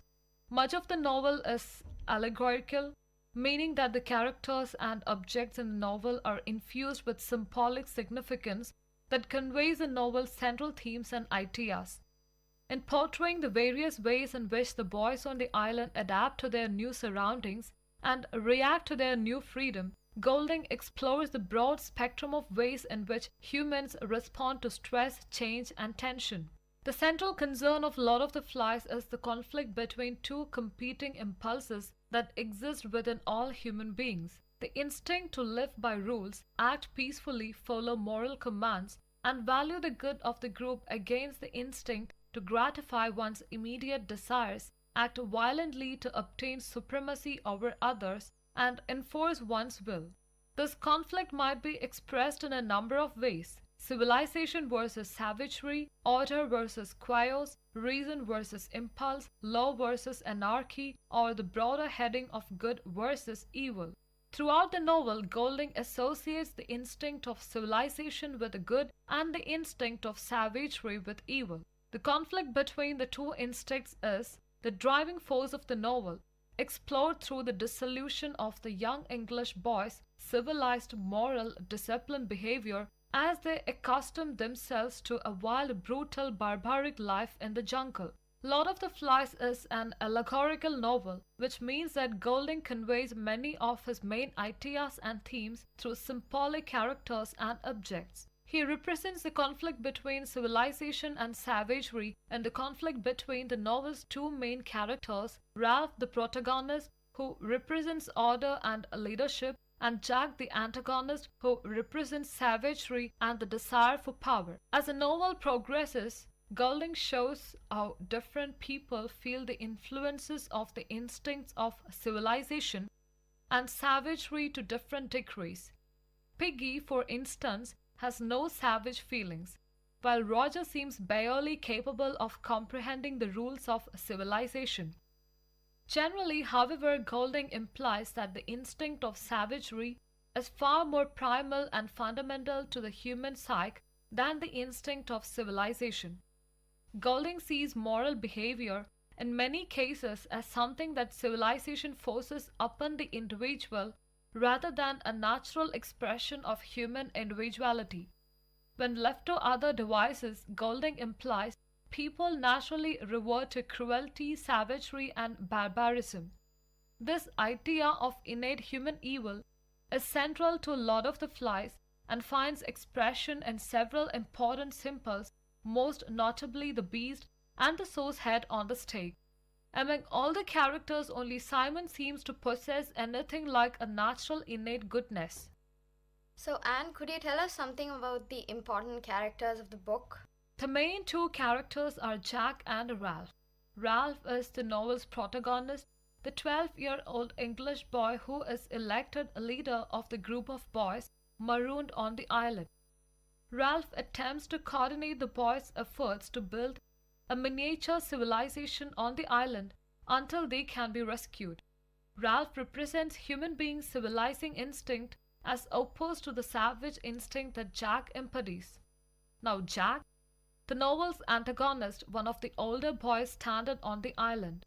Jack becomes the leader of the hunters but longs for total power and becomes increasingly wild, barbaric, and cruel as the novel progresses.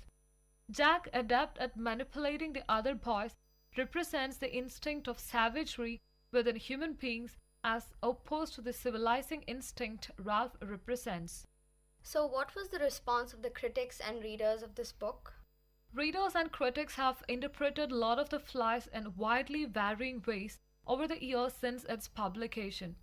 During the 1950s and 1960s, many readings of the novel claimed that A Lord of the Flies dramatizes the history of civilization. Some believe that the novel explores fundamental religious issues such as original sin and the nature of good and evil. Others approach Lord of the Flies through the theories of the psychoanalyst Sigmund Freud, who taught that the human mind was the site of a constant battle among different impulses, the ego and the superego. Still others maintain that Golding wrote the novel as a criticism of the political and social institutions of the West. Ultimately, there is some validity to each of these different readings and interpretations of Lord of the Flies. Although Golding's story is confined to the microcosm of a group of boys, it resounds with implications far beyond the bounds of the small island and explores problems and questions universal to the human experience. Alright, so I will now move on to the review of the book To the Lighthouse by Virginia Woolf. To the Lighthouse is a 1927 novel by Virginia Woolf. In 1998, the Modern Library named To the Lighthouse number 15 on its list of the 100 best English language novels of the 20th century. In 2005, the novel was chosen by Time magazine as one of the 100 best English language novels from 1923 to the present. A landmark of high modernism, the novel centers on the Ramsays and their visits to the Isle of Skye in Scotland between 1910 and 1920. To the Lighthouse is divided into 3 sections: the window, time passes, and the lighthouse. Each section is fragmented into stream of consciousness contributions from various narrators. The window opens just before the start of World War I. Mr. Ramsay and Mrs. Ramsay bring their 8 children to their summer home in the Hebrides, a group of islands west of Scotland. Across the bay from their house stands a large lighthouse. 6-year-old James Ramsay wants desperately to go to the lighthouse, and Mrs. Ramsay tells him that they will go the next day if the weather permits. James reacts gleefully, but Mr. Ramsay tells him coldly that the weather looks to be foul. James resents his father and believes that he enjoys being cruel to James and his siblings. The Ramsays host a number of guests, including the doer Charles Tansley, who admires Mr. Ramsay's work as a metaphysical philosopher. Also at the house is Lily Briscoe, a young painter who begins a portrait of Mrs. Ramsay. Mrs. Ramsay wants Lily to marry William Banks, an old friend of the Ramsays, but Lily resolves to remain single. Mrs. Ramsay does manage to arrange another marriage, however, between Paul Rayleigh and Minta Doyle, 2 of their acquaintances. During the course of the afternoon, Paul proposes to Minta. Lily begins her painting, and Mrs. Ramsay soothes the resentful James and Mr. Ramsay frets over his shortcomings as a philosopher, periodically turning to Mrs. Ramsay for comfort. That evening, the Ramsays host a seemingly ill-fated dinner party. Paul and Minta are late, returning from their walk on the beach with two of the Ramsays' children. Lily bristles at outspoken comments made by Charles Tansley, who suggests that women can neither paint nor write. Mr. Ramsay reacts rudely when Augustus Carmichael, a poet, asks for a second plate of soup. As the night draws on, however, these missteps right themselves and the guests come together to make a memorable evening. The joy, however, like the party itself, cannot last, and as Mrs. Ramsay leaves her guests in the dining room, she reflects that the event has already slipped into the past. Later, she joins her husband in the parlor. The couple sits quietly together until Mr. Ramsay's characteristic insecurities interrupt their peace. He wants his wife to tell him that she loves him. Mrs. Ramsay is not one to make such pronouncements, but she concedes to his point made earlier in the day that the weather will be too rough for a trip to the lighthouse the next day. Mr. Ramsay thus knows that Mrs. Ramsay loves him. Night falls, and one night quickly becomes another. Time passes more quickly as the novel enters the time passes segment. War breaks out across Europe. Mrs. Ramsay dies suddenly one night. Andrew Ramsay, her oldest son, is killed in battle, and his sister Prue dies from an illness related to childbirth. The family no longer vacations at its summer house, which falls into a state of disrepair. Weeds take over the garden, and spiders nest in the house. 10 years pass before the family returns. Mrs. McNabb, the housekeeper, employs a few other women to help set the house in order. They rescue the house from oblivion and decay, and everything is in order when Lily Briscoe returns. In the lighthouse section, time returns to the slow detail of shifting points of view, similar in style to the window. Mr. Ramsay declares that he and James and Cam, one of his daughters, will journey to the lighthouse. On the morning of the voyage, delays throw him into a fit of temper. He appeals to Lily for sympathy, but unlike Mrs. Ramsay, she is unable to provide him with what he needs.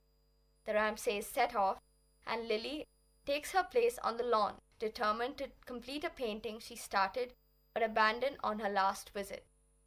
James and Cam bristle at their father's blustery behavior and are embarrassed by his constant self-pity. Still, as the boat reaches its destination, the children feel a fondness for him. Even James, whose skill as a sailor Mr. Ramsay praises, experiences a moment of connection with his father, though James so willfully resents him. Across the bay, Lily puts the finishing touch on her painting. She makes a definitive stroke on the canvas and puts her brush down, finally having achieved her vision. So, Sanjana, can you tell us something about the author of this book? Adeline Virginia Woolf was an English writer and one of the foremost modernists of the 20th century. During the interwar period, Woolf was a significant figure in London literary society and a central figure in the influential Bloomsbury group of intellectuals. Her most famous works include the novels Mrs. Dalloway, To the Lighthouse, and Orlando, and the book-length essay A Room of One's Own, with its famous dictum, "A woman must have money and a room of her own if she is to write fiction." Woolf suffered from severe bouts of mental illness throughout her life, thought to have been the result of what is now termed bipolar disorder, and committed suicide by drowning in 1941 at the age of 59. And what did you like more about this book? The major themes of the novel are complexity in human relationships and the complexity of experience. In this novel, the plot unfolds through shifting perspectives of each character's stream of consciousness. Shifts can occur even mid-sentence, and in some sense, they resemble the rotating beam of the lighthouse itself. Unlike James Joyce, however, Woolf does not tend to use abrupt fragments to represent characters' thought processes. Her method is more one of lyrical paraphrase.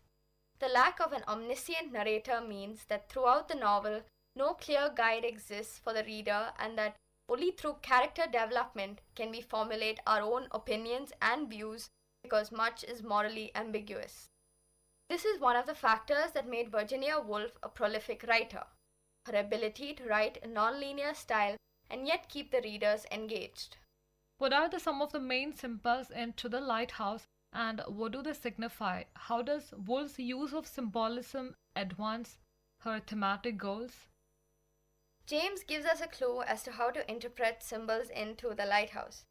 As he finally draws the Ramsay's boat up the lighthouse, he considers two competing and seemingly contradictory meanings of the lighthouse. The first depends upon the lighthouse as it appeared to him as a child. Then it was a silvery, mist-colored tower and seemed to suggest the vague, romantic quality of the past. The second meaning stands in opposition, for as James nears the lighthouse and sees its barred windows and laundry drying on the rocks, there is nothing romantic about it. He resolves, however, to honor the truth of both the images, deciding that nothing is simply one thing. Like James' interpretation of the lighthouse, the dominant symbols in the novel demand open readings.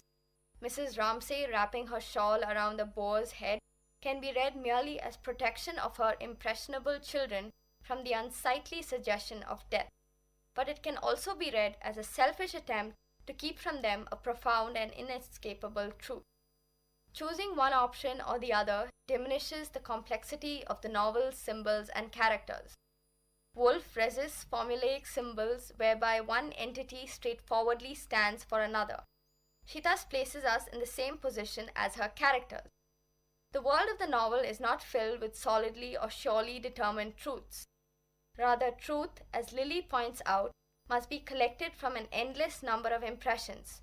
She wishes that she had more than 50 pairs of eyes with which to view Mrs. Ramsay and understand her.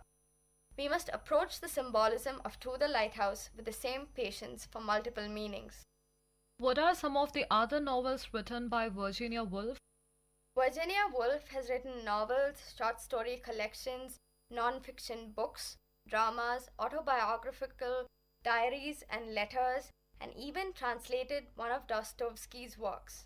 Some of her famous works are The Voyage Out, Mrs. Dalloway, Orlando, The Years, A Haunted House and Other Stories, A Room of One's Own, and Moments of Being.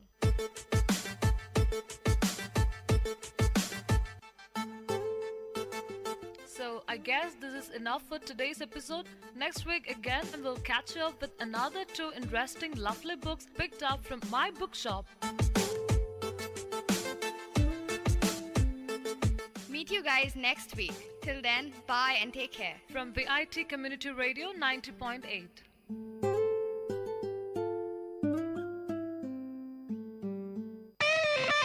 My bookshop in second look of VIT Community Radio 90.8 FM.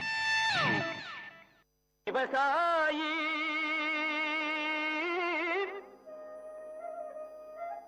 விவசாயி கடவுள் என்னும் முதலாளி கண்டெடுத்த VIT வேளாண் துறை மற்றும் VIT சமுதாய வானொலி இணைந்து வழங்கும் தினம் ஒரு வேளாண் செய்தி. வணக்கம் நேயர்களே, இது உங்கள் விஐடி பண்பலை 90.8 விஐடியின் சமுதாய வானொலி. தினம் ஒரு வேளாண் செய்தியில நான் உங்கள் திவ்யநேகா, மதுமித்ரா, காயத்ரி, மாலினி, சஷாந்த், விஐடி வேளாண் துறை மாணவர்கள். இன்னைக்கு நாம விஐடி வேளாண் துறையில இருக்கும் புதிய திட்டத்தை பற்றிய சுவாரஸ்யமான கலந்துரையாடலை கேட்போம். இடம்: உள்ளூர் சந்தையில் 2 இயற்கை விவசாயிகளுக்கு நடக்கும் உரையாடல். என்ன கலா இந்த பக்கம் பார்த்தே ரொம்ப நாள் ஆச்சு. அது ஒன்றும் இல்லை சீதாக்கா, எங்கள் தோட்டத்து மாம்பழத்தை வெளி மார்க்கெட்டுக்கு வண்டி ஏற்றி விட்டு காய்கறி வாங்கலாமேன்னு சந்தைக்கு வந்தேன். ஆமாம், நீங்கள் ஏன் உங்கள் மாம்பழத்தை எடுத்துட்டு இங்கே வந்திருக்கீங்க? நானே உன்கிட்ட சொல்லான்னு தான் இருந்தேன். மகசூல் அதிகமாக வர ஆசைப்பட்டு உயிர் உரத்தை நிறைய வாங்கி போட்டேன். ஆனால் கடைசியில் பூவெல்லாம் கருகி மகசூலே வராமல் போயிடுச்சு. ஏதோ மிச்சம் இருக்க இந்த மாம்பழத்தை எடுத்துட்டு வந்த விலைக்கே வித்துட்டு போகலான்னு வந்திருக்கேன்.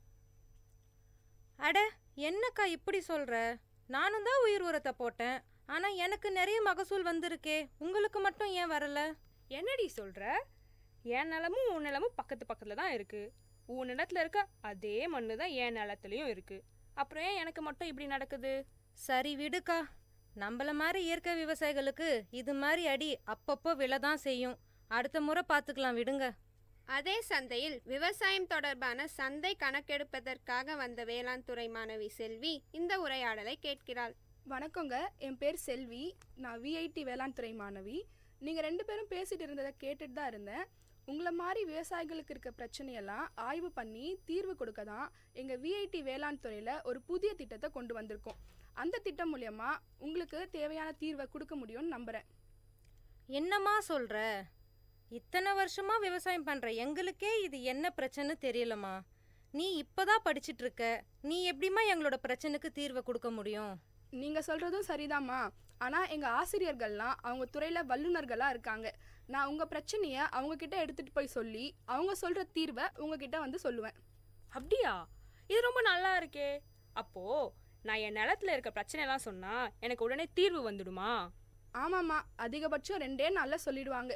அப்படி அவங்களுக்கு தெரியலன்னா அவங்களுக்கு தெரிஞ்ச மற்ற விவசாய விஞ்ஞானிகள் கிட்ட கேட்டு அவங்க தீர்வை சொல்லுவாங்க. சரி சரி, அப்போது என் நிலத்துல நான் என்னெல்லாம் பண்ணுறேன், என்ன பிரச்சனைலாம் இருக்குன்னு சொல்கிறேன், எழுதிக்கோமா. பல்கலைக்கழகத்தில் மாணவி செல்விக்கும் அவளுடைய ஆசிரியருக்கும் இடையே நடக்கும் உரையாடல். வணக்கம் சார். சொல்லுங்க செல்வி, நான் உங்களை விவசாயிகளை சந்திச்சு அவங்களோட பிரச்சனைகளை கேட்க சொல்லியிருந்தேனே, கேட்டிங்களா? அதை பற்றி தான் சார் பேச வந்தேன். நான் நேற்று சந்தைக்கு போயிருந்தப்போ 2 இயற்கை விவசாயிகளை சந்தித்தேன். அவங்க 2 பேருமே இயற்கை முறையில் மாந்தோப்பு பராமரிக்கிறாங்க. அதில் ஒருத்தருக்கு மகசூல் அதிகமாக வந்திருக்கு, இன்னொருத்தருக்கு கம்மியாக வந்திருக்கு. அப்படியா செல்வி? அவங்க நிலத்துல என்ன பயன்படுத்துகிறாங்கன்னு கேட்டிங்களா?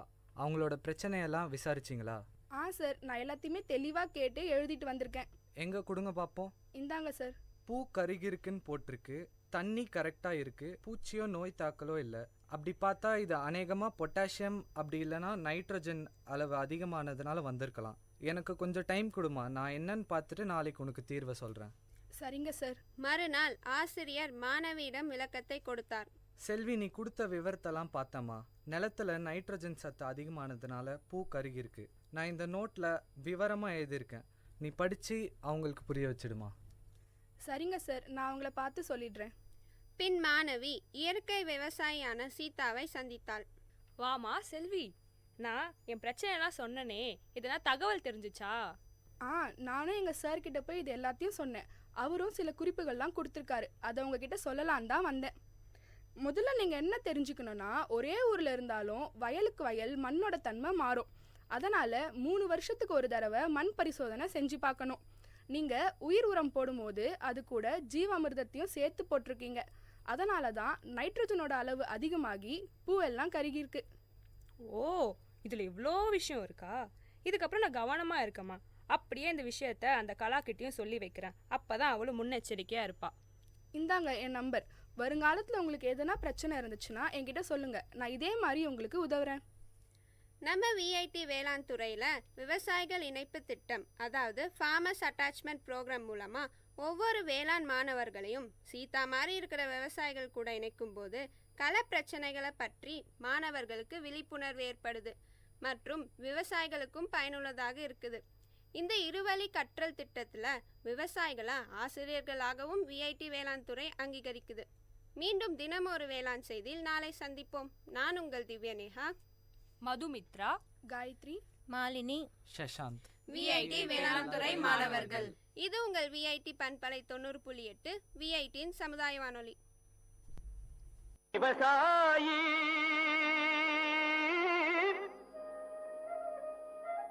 விவசாயி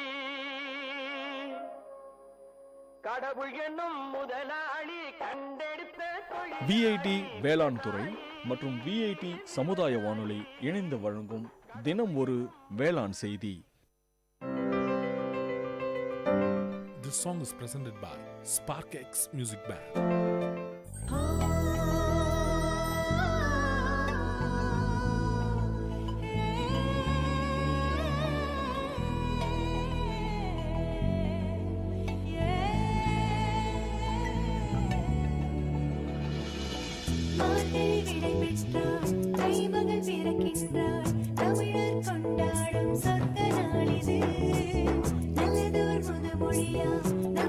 பொழுதினிலே தமிழர் கொண்டாடும் சொர்க்க நாளிது.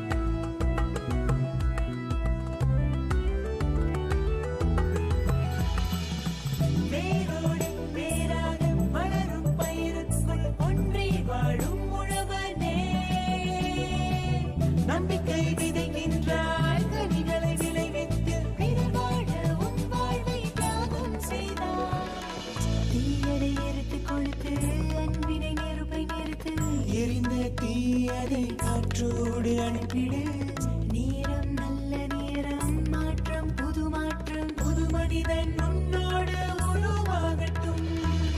மார்கழி விளை பெற்றால் தெய்வங்கள் பிறக்கின்றாள். தமிழர் கொண்டாடும் சொர்க்க நாளிது. நல்லதோர் முதுமொழியாம் நற்காலை பொழுதினிலே தமிழர் கொண்டாடும் சொர்க்க நாளிது. உள்ளமும் உடலும் வாழ்க்கையில் மலர்ந்திட தைமகள் பிறந்து விட்டாளே. கவலை கஷ்டங்கள் வாழ்க்கையில் வரைந்திட தைமகள் பிறந்து விட்டாளே.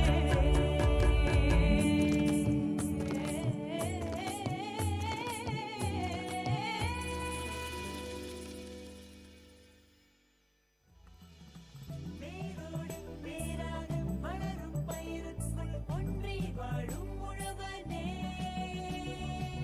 நம்பிக்கை விதைக்கின்றாய் கனிகளை விளைவித்து பிறர் வாழ உன் வாழ்வை தியாகம் செய்தாய்.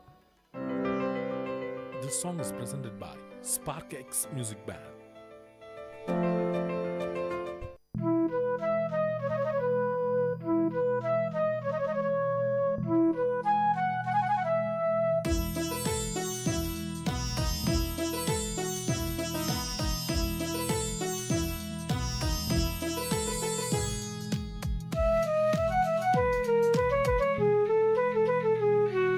மேகம் மேகம் என்மேல் நீயும் பூவை பொழிந்தாய். அதிலே என்னை கொஞ்சம் நனைய விட்டு மோகம் கொண்டாய். மேகம் மேகம் என்மேல் நீயும் பூவை பொழிந்தாய். அதிலே என்னை கொஞ்சம் நனைய விட்டே மோகம் கொண்டாய். காலை கதிரே உன் பனித்துளி நான் தினம் என்னை கிள்ளியே நீ எழுப்பி விட்டாய். மேகம் மேகம் என்மேல் நீயும் பூவை பொழிந்தாய். அதிலே என்னை கொஞ்சம் நனைய விட்டே மோகம் கொண்டாய்.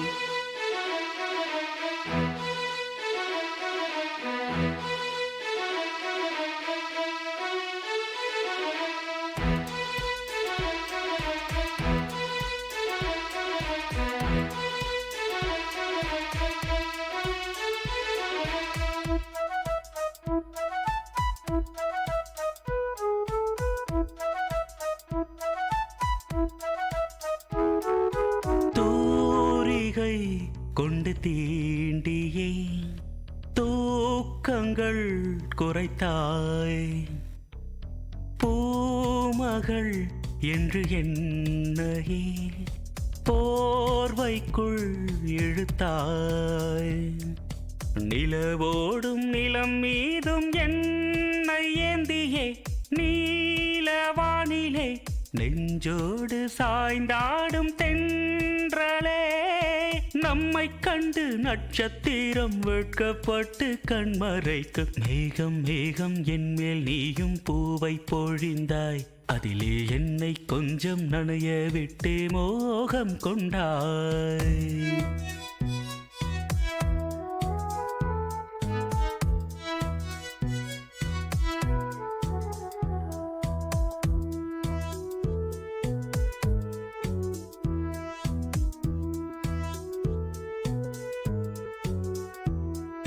வானவில் வண்ணம் கூட்டியே வார்த்தைகள் வரைந்தாய். தேன் துளி என்று என்னையே நாக்கினுள் ஒலித்தாய். விழியோரம் நடை போடும் ஆசை மேகமே எந்தன் ஜீவனே. கரம் சேர்த்து நடமாடும் சொந்தமே. உன்னை போல மின்னல் கூட மின்னி மின்னி முத்தம் போடும். மேகம் மேகம் என்மேல் நீயும் பூவை பொழிந்தாய். அதிலே என்னை கொஞ்சம் நனைய விட்டே மோகம் கொண்டாய். மேகம் மேகம் என்மேல் நீயும் பூவை பொழிந்தாய். அதிலே என்னை கொஞ்சம் நனைய விட்டே மோகம் கொண்டாய். காலை கதிரே உன் பனித்துளி நான் தினம் என்னை கிள்ளியே நீ எழுப்பி விட்டாய். மேகம் மேகம் என்மேல் நீயும் பூவை பொழிந்தாய். அதிலே என்னை கொஞ்சம் நனைய விட்டு மோகம் கொண்டாய். கேட்ட பாடலை இசையமைத்து பாடியவர் முருகானந்தம். பாடல் வரிகள் பவித்ரா. தயாரிப்பு விஐடி பண்பலை 90.8. விவசாயி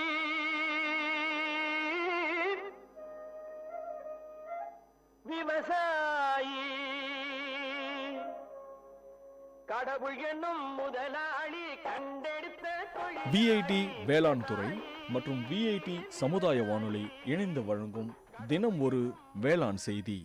வணக்கம் நேயர்களே, இது உங்கள் விஐடி பண்பலை 90.8 விஐடியின் சமுதாய வானொலி.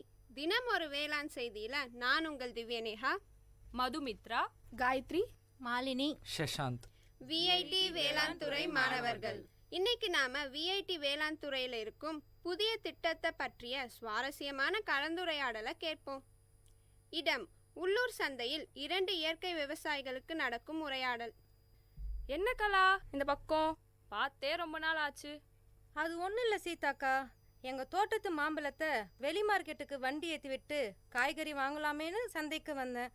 ஆமாம், நீங்கள் ஏன் உங்கள் மாம்பழத்தை எடுத்துட்டு இங்கே வந்திருக்கீங்க? நானே உன்கிட்ட சொல்லான்னு தான் இருந்தேன். மகசூல் அதிகமாக வர ஆசைப்பட்டு உயிர் உரத்தை நிறைய வாங்கி போட்டேன். ஆனால் கடைசியில் பூவெல்லாம் கருகி மகசூலே வராமல் போயிடுச்சு. ஏதோ மிச்சம் இருக்க இந்த மாம்பழத்தை எடுத்துட்டு வந்த விலைக்கே வித்துட்டு போலான்னு வந்திருக்கேன். அட, என்னக்கா இப்படி சொல்கிற? நானும் தான் உயிர் உரத்தை போட்டேன், ஆனால் எனக்கு நிறைய மகசூல் வந்திருக்கே, உங்களுக்கு மட்டும் ஏன் வரல? என்னடி சொல்கிற?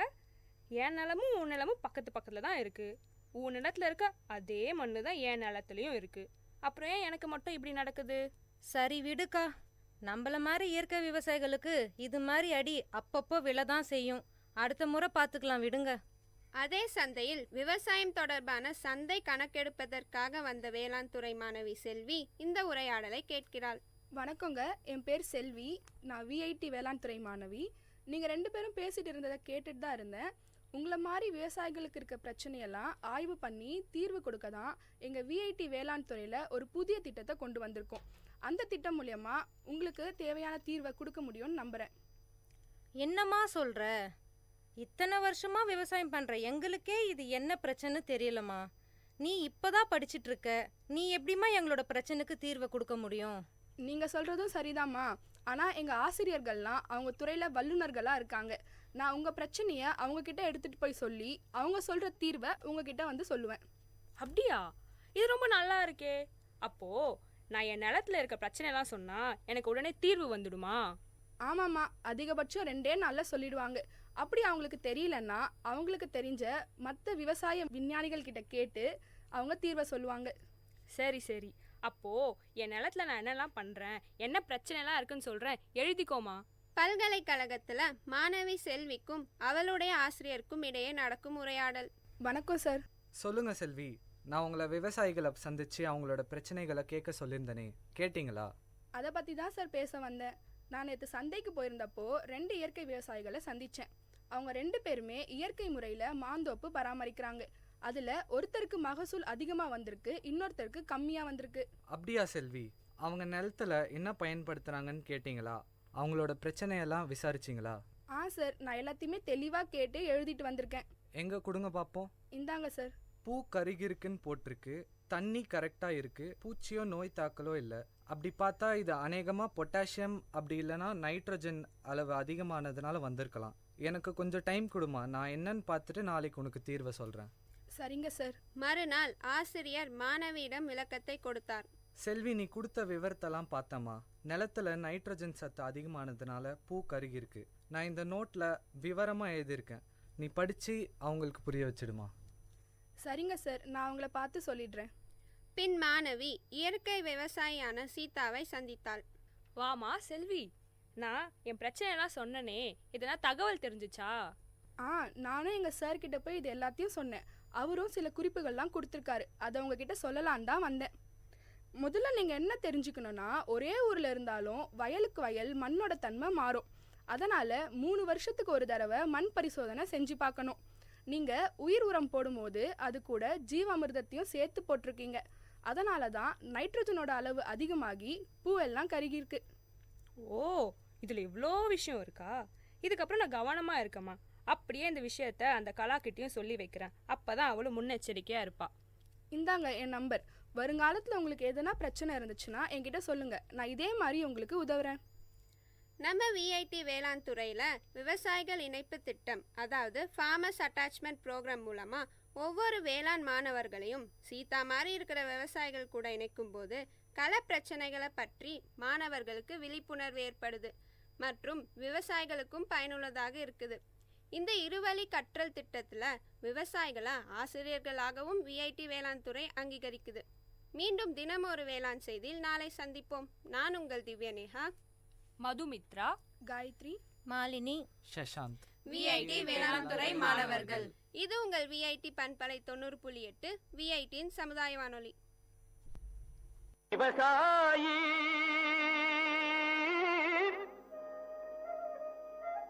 விவசாயி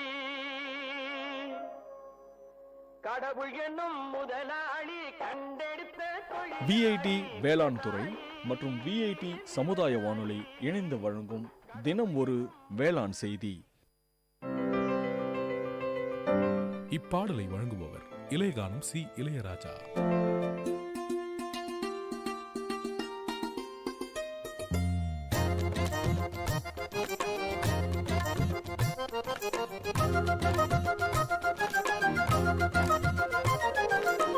கண்ணே ஒன்ன காணாம நான் கவி பாடுறேன், நெஞ்சுக்குள்ள ஒன்ன வச்சு தினவாடுறேன்.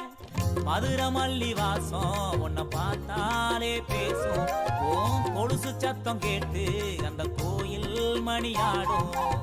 கண்ணே ஒன்ன காணாம நான் கவி பாடுறேன், நெஞ்சுக்குள்ள ஒன்ன வச்சு தினவாடுறேன்.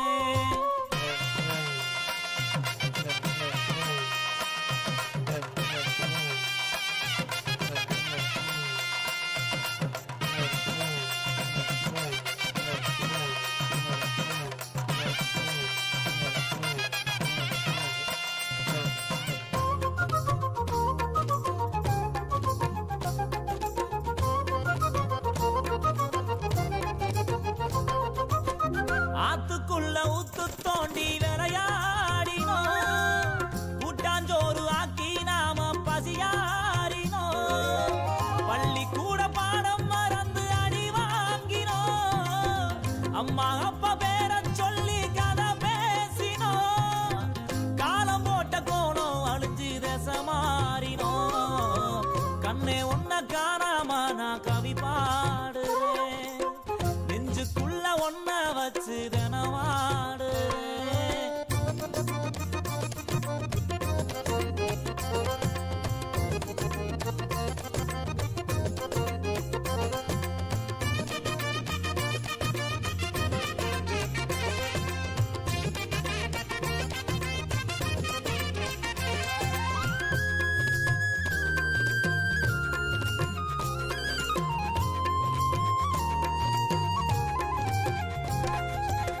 நொங்குரோத வண்டி ஓட்டி நான் ஓடினோம், மண்குதிரை மேல நின்று சதிராடினோம். அந்த நாலு நெஞ்சுக்குள்ள அலப்பாயுதே, நஞ்சு போன ஞாபகங்கள் மனமாளுதே. பாதையெல்லாம் பார்த்து பார்த்து விழிவாடுதே. கண்ணே ஒன்ன காணாம நான் கவி பாடுறேன், நெஞ்சுக்குள்ள ஒன்ன வச்சு தினவாடுறேன்.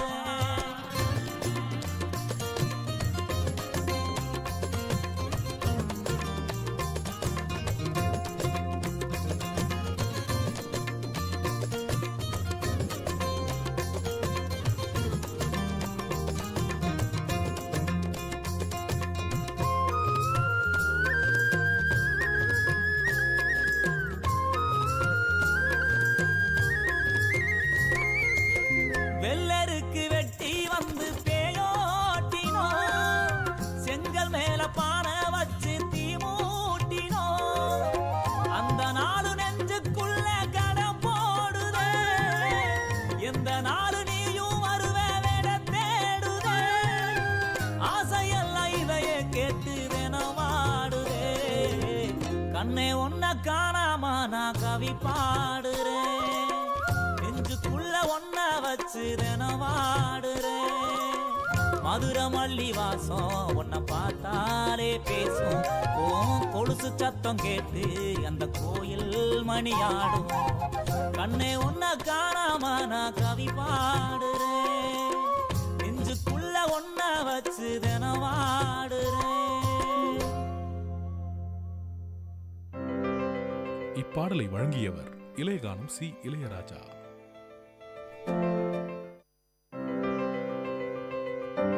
This song is presented by SparkX Music Band.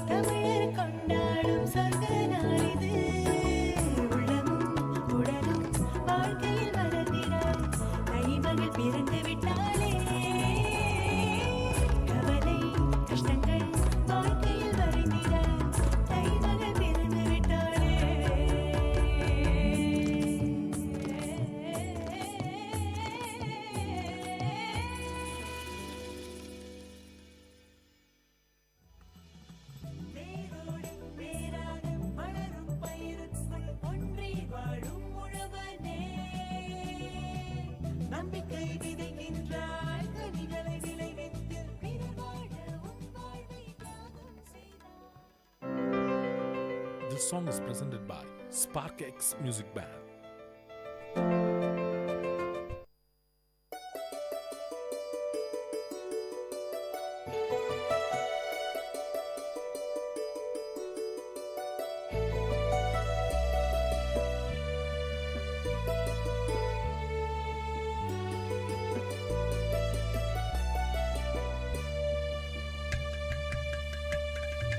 வண்ணமய குதூகலம் வானதிரும் கொண்டாட்டம் கலைகளின் சங்கமம் கவிஞர்களின் கைவண்ணம். வண்ணமய குதூகலம் வானதிரும் கொண்டாட்டம் கலைகளின் சங்கமம் கவிஞர்களின் கைவண்ணம்.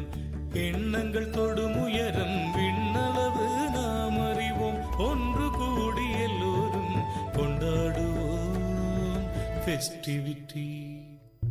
Festivity, இதுவே விஐடியின் festivity, festivity, oh festivity.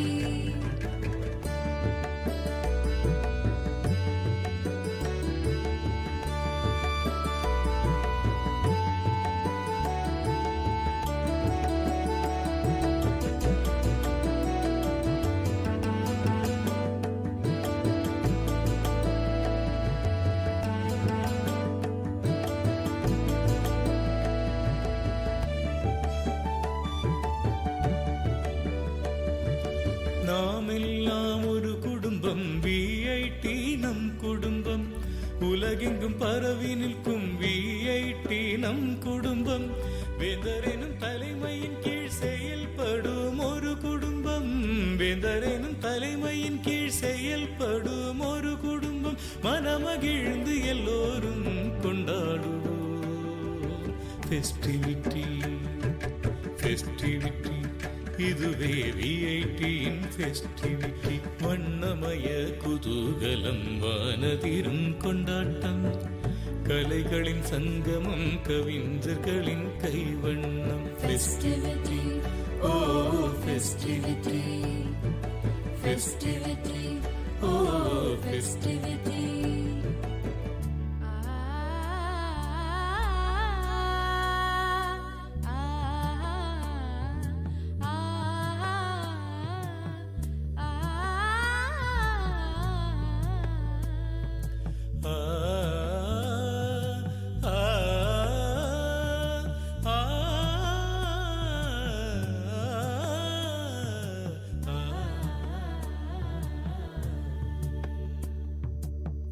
பல வண்ண பாடல்கள் மயிலாடும் மாட்டங்கள்.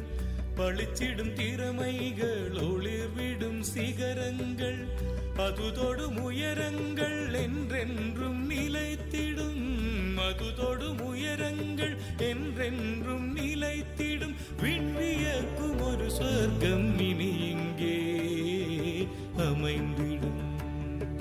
ஃபெஸ்டிவிட்டி இதுவே விஐடியின் ஃபெஸ்டிவிட்டி. வண்ணமய குதூகலம் வானதிரும் கொண்டாட்டம்.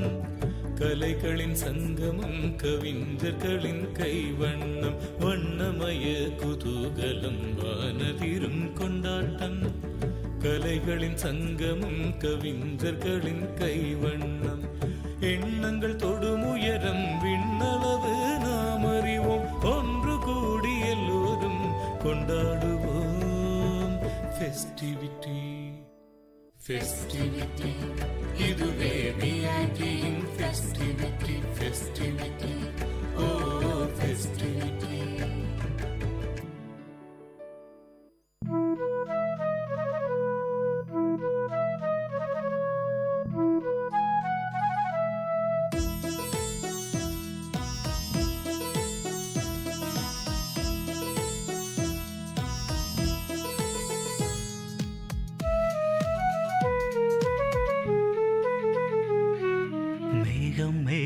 என்மேல் நீயும் பூவை பொழிந்தாய்.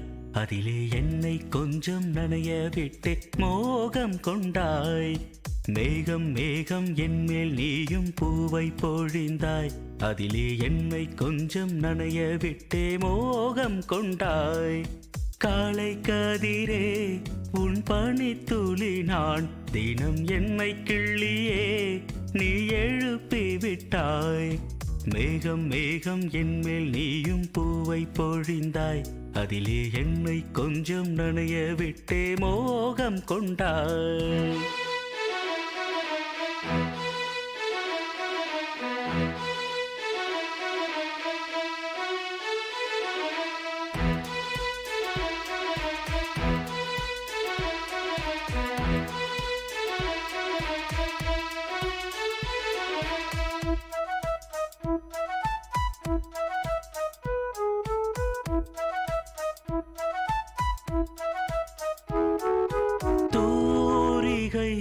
கொண்டு தீண்டியே தூக்கங்கள் குறைத்தாய்.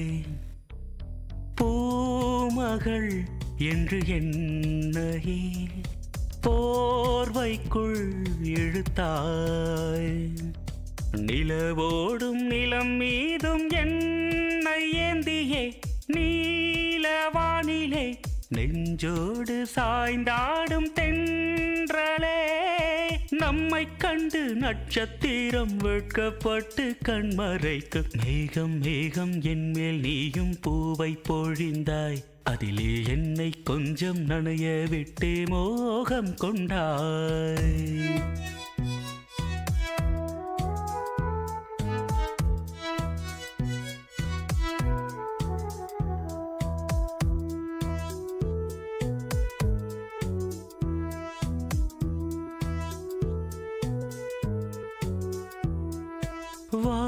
வானவில் வண்ணம் கூட்டியே வார்த்தைகள் வரைந்தாய்.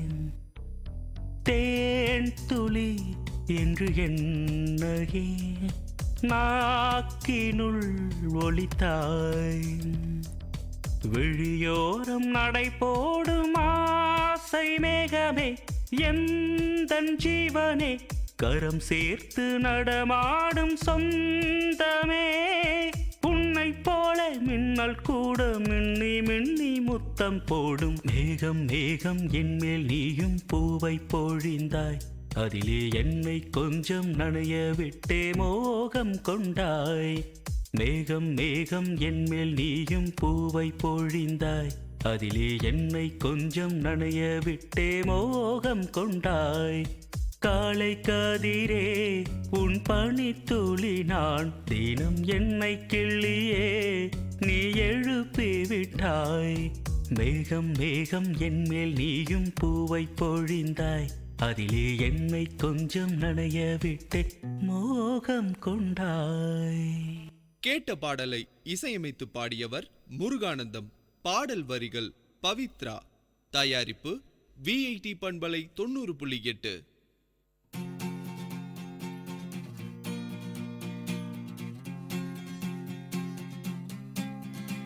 थोड़ी आवारगी हल्की सी बंदगी, चुटकी भर बेखुदी जरा सी गफलती. थोड़ी आवारगी हल्की सी बंदगी, चुटकी भर बेखुदी जरा सी गफलती. यारों का जो साथ हो, यारों का जो साथ हो,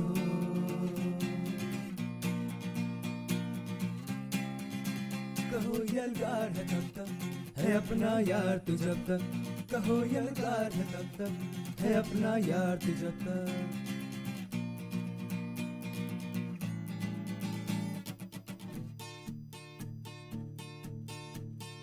शहरों की गलियों में चने की फलियों में, लहरों में झाग है जैसे सिगरी में आग है जैसे. बुलंद है अपनी यारी हो गम चाहे दुश्वारी, पड़ी जब किस्मत भारी बांट ली हिस्सेदारी. चाहे शहर का हाला पिया बन के हम प्याला, है रूठी प्रीतम जब जब मना लाया है तू तब तब. वो फटफटी की सवारी सड़कों पे लहरी मारी, जीने का मरकज यारी है मौजों की फुलवारी.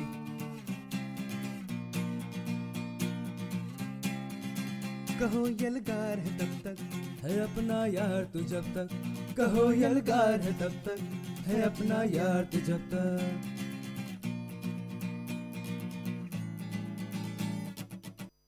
மானங்கருக்குதடி மின்னிருட்டு கம்முதடி, மானங்கருக்குதடி மின்னிருட்டு கம்முதடி.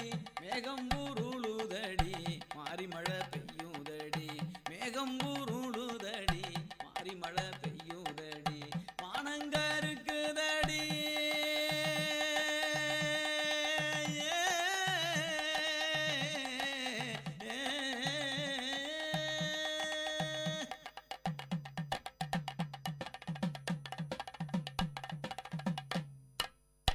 காடு காலனி எங்கும் களையெடுக்க போற புள்ள, காடு காலனி எங்கும் களையெடுக்க போற புள்ள. என் மனச பறி கொடுத்து உனக்காக காத்திருந்தேன், என் மனச பறி கொடுத்து உனக்காக காத்திருந்தேன். காலங்கடத்தாதடி காலங்கடத்தாதடி என் கண்ணே என் கண்மணியே, நான் உனக்காக காத்திருக்கேன் பொன்னே என் பூங்கொடியே. காலங்கடத்தாதடி என் கண்ணே என் கண்மணியே, நான் உனக்காக காத்திருப்பேன் பொன்னே என் பூங்கொடியே. மானங்கருக்குதடி மானங்கருக்குதடி மின்னிருட்டு கம்முதடி, மானங்கருக்குதடி.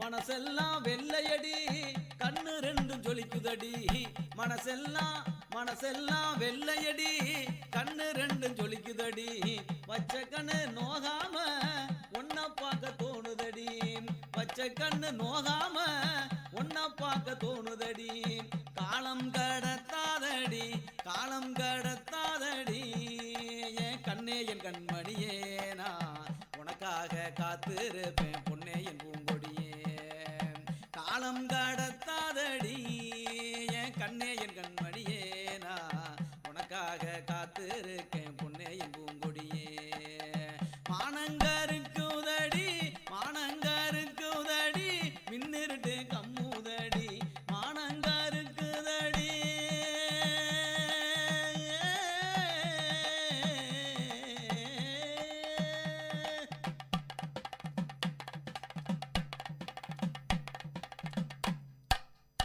மானாமதுரச்சந்த மறிக்கொழுந்து வாங்கி வாரே மானாமதுரச்சந்த மறிக்கொழுந்து வாங்கி வாரே தஞ்சாவூர் மேளம் வச்சு கல்யாணம் பண்ணிக்கிறேன் தஞ்சாவூர் மேளம் வச்சு கல்யாணம் பண்ணிக்கிறேன் மானாமதுரச்சந்த மறிக்கொழுந்து வாங்கி வாரே தஞ்சாவூர் மேளம் வச்சு கல்யாணம் பண்ணிக்கிறேன் காலம் கடத்தாதடி காலம் கடத்தாதடி என் கண்ணே என் கண்மணியே நான் உனக்காக காத்திருக்கேன் பொன்னே என் பூங்கொடியே காலம் கடத்தாதடி என் கண்ணே என் கண்மணியே நான் உனக்காக காத்திருப்பேன் பொன்னே என் பூங்கொடியே மானங்கருக்குதடி மானங்கருக்குதடி மின்னிருட்டு கம்முதடி மேகம் ஊருளுதடி மாறி மழை பெய்யுதடி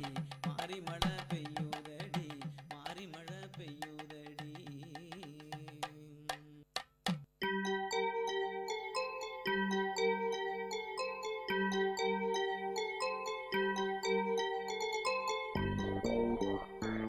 வணக்கம், நமஸ்தே, நமஸ்கார், சலாம் அண்ட் வந்தனம். நீங்கள் கேட்டுக்கொண்டிருப்பது விஐடி பண்பலை 90.8. இது விஐடி பல்கலைக்கழகத்தின் சமுதாய வானொலி. உங்க எல்லோரையும் புதுமை பெண்கள் நிகழ்ச்சிக்கு வரவேற்கிறேன். நான் உங்க அட்டானா. இந்த நிகழ்ச்சியில எவ்வளோ கடினமான சூழ்நிலையும் தனக்குன்னு ஒரு பாதையை அமைச்சுக்கிட்டு அதுல அவங்க பயணத்தை தொடர்ந்து அதுல வெற்றியும் அடைந்த பெண்களை பத்தி தான் நான் உங்களுக்கு சொல்ல போறேன்.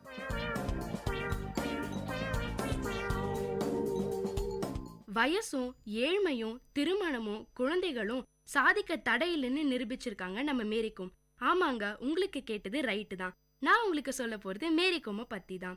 1983ஆம் ஆண்டு மார்ச் மாசம் முதல் நாள் மணிப்பூர் மாநிலத்துல இருக்க ஒரு சின்ன கங்காத்தே கிராமத்துல விளையாட்டுல அதிகமா ஆர்வம் உள்ள ஒரு குழந்தையோட அழுக சத்தம் கேட்டது. நிலத்துல விவசாயம் செஞ்சுக்கிட்டு இருந்த தொன்பாக்கும் இந்த அழுக சத்தத்தை கேட்டதும் அவர் எல்லா வேலையும் உடனே நிறுத்திட்டு வீட்டுக்கு ஓடி போய் வந்தாரு. வீட்டுக்கு வந்து பார்த்ததுக்கு அப்புறம் தான் தெரிஞ்சது அவங்க அம்மா ஒரு சந்தோஷமான விஷயத்த சொன்னாங்க. உன்னோட கஷ்டத்தை எல்லாம் போக்கி செல்வத்தை அள்ளி கொடுக்க போற மகாலட்சுமியை பாருடா, அவ கையையும் காலையும் உதைக்கிற வேகத்தை பாரு, இதே மாதிரி அவ உன்னோட பிரச்சனைகளையும் கஷ்டங்களையும் எட்டி தூர வீச போறான்னு சொன்னாங்க. அதனால இவளுக்கு சுங்னே சாங்னு பேரு வைக்கணும்னு சொன்னாங்க. நம்ம மேரிகோமோட உண்மையான பேரு சுங்னே சாங் தாங்க. சுங்னே சாங்னா செல்வம் செழிக்க போகுதுன்னு அர்த்தமா. ஆனா அப்படி பேரு வச்சுட்டா மட்டும் என்ன, வீட்டோட ஏழ்மையில மாறப்போகுதா என்ன? இல்லவே இல்லைங்க, மாறவே இல்லையாம். அவளுக்கு அடுத்தது இன்னும் 2 பெண் குழந்தைகளும் ஒரு ஆண் குழந்தைனும் வீட்டோட மக்கள் எண்ணிக்கை தான் அதிகமாச்சே தவிர வீட்டோட கஷ்டமும் பிரச்சனையும் போகவே இல்லை. சுங்னே சாங் அப்போ பள்ளிக்கூடத்துக்கு போயிட்டு இருந்தாங்க. என்னதான் பள்ளிக்கு ஒழுங்கா போனாலும் அவளுக்கு படிப்பே வரல. ஆனா குடும்பத்தோட ஏழ்நிலையை மாத்தணும்னு அவன் நினைச்சா. அதுக்கு அவளுக்கு வேலை ரொம்ப அவசியம்னு புரிஞ்சுது. சுங்னே சாங்க்கு படிப்பை விட விளையாட்டுல அதிக ஆர்வமா இருந்தா. அதனால பள்ளியில வைக்கிற எல்லா விளையாட்டு போட்டியிலயும் கலந்துக்க ஆரம்பிச்சான். ஹாக்கி, கால்பந்து, ஓட்டப்பந்தயம்னு ஒன்னுத்தையும் விட்டு வைக்கலனா பாத்துக்கோங்களேன். ஏதாவது ஒரு விளையாட்டுல ஒழுங்கா பயிற்சி எடுத்து சிறப்பா விளையாடினா மாநில அளவுல சாம்பியன் ஆகி ஸ்போர்ட்ஸ் கோட்டால அரசாங்க வேலையில சேர்ந்துடலாம்னு ஒரு குறிக்கோளை வச்சா. விளையாட்டுலயே கவனம் இருந்ததாலேயும் என்னமோ 10ஆம் வகுப்பு பாஸே ஆக முடியல. அதனால பள்ளியில இருந்து நின்னுட்டா. வீட்டுல இருந்தபடியே தபால் வழியா படிச்சு பள்ளி படிப்பை முடிச்சா. அப்படியே அதே வேகத்தோட படிச்சு ஒரு டிகிரியும் வாங்கிட்டாங்க. 1998ஆம் ஆண்டு நடந்த ஆசிய விளையாட்டு போட்டியில மணிப்பூரை சேர்ந்த டிங்னோ சிங் தங்க பதக்கம் ஜெயிச்சாங்க. அத பார்த்த சுங்னேசாங்க்கு ஒரே உற்சாகம். நம்மளும் ஏன் இந்த மாதிரி ஒரு குத்துச்சண்டை வீராங்கனையா ஆகக்கூடாதுன்னு தோணிருச்சு. அதுக்கப்புறம் ஒரு நிமிஷம் கூட அவங்க வீணாக்கல. உடனே அவ கிராமத்துல இருந்தா எதையும் சாதிக்க முடியாதுன்னு தெரிஞ்சுக்கிட்டு இம்பால் நகரத்துக்கு போயிட்டாங்க. இம்பால் நகரத்துல தான் ஸ்போர்ட்ஸ் அத்தாரிட்டி ஆஃப் இந்தியாவோட ஆபீஸ் இருக்கு. சரி, நானே இத்தனை நாள் எப்படி என் குடும்பத்தை பத்தி நினைச்சுக்கிட்டே இருந்தா மட்டும் என் குடும்பத்தோட நிலை மாறுமா என்ன? நம்மளோட ஆசைய அங்க இருக்க யாரா ஒருத்தர்கிட்ட சொல்லி அவங்க கிட்ட உதவி கேட்போம்னு நினைச்சாங்க. அதனால ஸ்போர்ட்ஸ் அத்தாரிட்டி ஆஃப் இந்தியா ஆபீஸ்ல இருந்த கோச் கோசனா பெத்தாய பார்த்தாங்க. அவங்களும் இவங்களுக்கு ஒரு வாய்ப்பு வழங்கி தரேன்னு சொன்னாங்க. கோசனா மெத்தாயும் அவங்க அணிஞ்சிருந்த கிழந்தை ஆடைய பொருட்படுத்தாம அவ கண்ணுல தெரிஞ்ச சாதிக்கணுங்கிற வெறிய பார்த்து அவளுக்காக மேல் அதிகாரிகளிடம் பேசி வாய்ப்பும் வாங்கி கொடுத்தாங்க. அந்த ஸ்போர்ட்ஸ் அத்தாரிட்டி ஆஃப் இந்தியால இருந்த எல்லாரும் வியக்கிற அளவுக்கு கடினமா உழைச்சாங்க நம்ம சுங்னேசாங். மேரிக்கும் குத்துச்சண்டை பயிற்சியில ஈடுபட்டிருந்தத அவங்க அப்பா அம்மா கிட்ட கூட சொல்லலையாம். சொன்னா இது பெண்களுக்கான விளையாட்டு இல்லைன்னு சொல்லி அவங்க கனவுகளை அழிச்சிடுவாங்களோன்னு அவ சொல்லவே இல்லையாம். 2 வருஷம் கடினமா உழைச்சதுக்கு அப்புறம் அவங்க முதல்ல மாநில அளவுல நடக்கும் சப் ஜூனியர் குத்துச்சண்டை போட்டியில வெற்றி பெற்றாங்களாம். இதுக்கு அப்புறம் தான் மேரிகோம் என்ன விளையாட்டு விளையாடுறாங்கன்னு அவங்க அப்பா அம்மாக்கு தெரிய வந்துச்சான். அவங்க அப்பாவுக்கு செம்ம கோவம் வந்துருச்சான் இது தெரிஞ்சதும். எப்படியோ தனக்கு இந்த விளையாட்டு கடவுள் கொடுத்த வரம்னு சொல்லி அவங்க அப்பா அம்மாவோட சம்மதத்தோட பயிற்சியை தொடர்ந்தாங்களாம். சிறிய உடல் அமைப்போட 45 கிலோ எடையுடன் இருந்தாலும் மேரிகோம் அதிக எடையுள்ள ஆண்களோட கூட மோதி வெற்றி பெறும் ஆற்றல் கொண்டவங்களாம். 2001ஆம் ஆண்டு பஞ்சாப்ல நடந்த தேசிய விளையாட்டு போட்டியில கலந்துக்க போகும்போதுதான் ஆன்லேர் கரோங் கோம்ன்றவங்கள சந்திச்சிருக்காங்க. இவங்க 2 பேரும் ஒரே மாநிலத்தில இருந்து வந்ததால இவங்க 2 பேருக்கிடையே ஒரு நல்ல புரிதல் உருவாகிச்சாம். அதுவே ஒரு நல்ல காதலாகவும் மாறிச்சாம். ஆனா மேரியோடைய அப்பா இவங்க காதலுக்கு உடனே ஒத்துக்கலையாம். 4 வருஷம் கழிச்சு மேரி அவங்க அப்பா அம்மாவ சம்மதத்தோட ஆன்லேரை திருமணம் செஞ்சுக்கிட்டாங்க. வருடத்துல 250 நாள் மேரிக்கும் பயிற்சியில ஈடுபட வேண்டியதாம். இதெல்லாம் பெரிய விஷயமா பொருட்படுத்தாம நம்ம ஆன்லேர் மேரிக்கு எப்பவுமே மிகப்பெரிய ஆதரவா இருந்துட்டே வராரு. இவங்களுக்கு குட்டியா அழகா 2 ஆண் குழந்தைகள் ரெசுங்வார் குப்னிவார்னு பிறந்திருக்காங்க. 16 மாதத்துக்கு அப்புறம் திரும்பி பயிற்சி ஆரம்பிக்கும் போது உடல் முழுக்க வலியும் ரணமும் இதோட குழந்தைகளை விட்டுட்டு வந்துட்டோமேன்ற ஏக்கம் வேற. ஆனா இதையெல்லாம் பொருட்படுத்தாம தீவிரமா விளையாடி 2012ஆம் ஆண்டுல நடந்த ஒலிம்பிக் போட்டியில வெண்கல பதக்கம் வென்று நம் நாட்டையே அவங்கள திரும்பி பார்க்க வச்சாங்க மேரிகோம். அது வரைக்கும் எவ்வளோ தேசிய போட்டியில ஜெயிச்சிருந்தாலும் பெரிய அளவுல பணமோ பெயரோ கிடைக்கல. ஒலிம்பிக்ல பதக்கம் பெற்றதுக்கு பிறகுதான் பத்மபூஷன் விருது கிடைச்சிருக்கு. இது மட்டும் இல்லைங்க, பத்மஸ்ரீ பட்டம், அர்ஜுனா விருது, ராஜீவ்காந்தி கேல் ரத்னா விருதுன்னு பல விருதுகள் வாங்கியிருக்காங்க நம்ம மேரிகோம். இவங்க வாழ்க்கைய படமாவே பிடிச்சு இந்தியில மேரிகோம்னு படமே வந்துச்சுன்னா பாத்துக்கோங்களேன். இதுல நம்ம பிரியங்கா சோப்ரா தான் மேரிகோமா நடிச்சிருக்காங்க. சமீபத்துல நடந்த 2014ஆம் ஆண்டு ஆசிய விளையாட்டுலயும் தங்க பதக்கம் பெற்று இந்திய நாட்டுக்கே மிகப்பெரிய புகழ வாங்கி கொடுத்திருக்காங்க நம்ம மேரிகோம். எங்கேயோ ஒரு சின்ன கிராமத்துல பிறந்திருந்தாலும் தன்னுடைய பெயரை இந்தியாவோட மிகப்பெரிய சரித்திரத்துக்குள்ள இடம் பெற வச்சுட்டாங்க. மெக்னிஃபிஷியன்ட் மேரின்னு இவங்கள செல்லமா கூப்பிட்டா தப்பே இல்லைங்க. இன்னும் இவங்க பல சாதனைகளை பெற்று நம்ம இந்தியாவுக்கு பேரு வாங்கி தரணும்னு வாழ்த்துவோம்.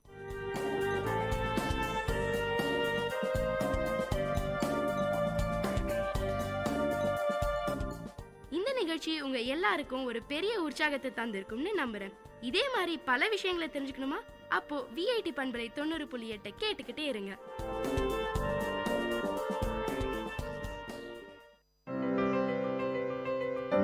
இப்பாடலை வழங்குபவர் இளையகானம் சி இளையராஜா.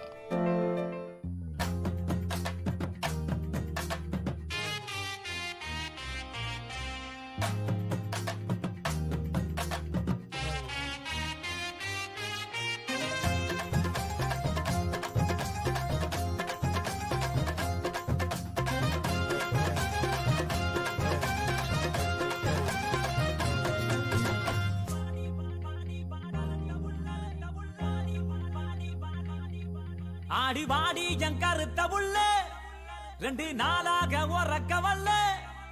ஆடி வாடி என் கருத்த உள்ள 2 நாளாக உறக்க வல்ல. அடி அள்ளி போல தள்ளி நான் வந்த போற தள்ளி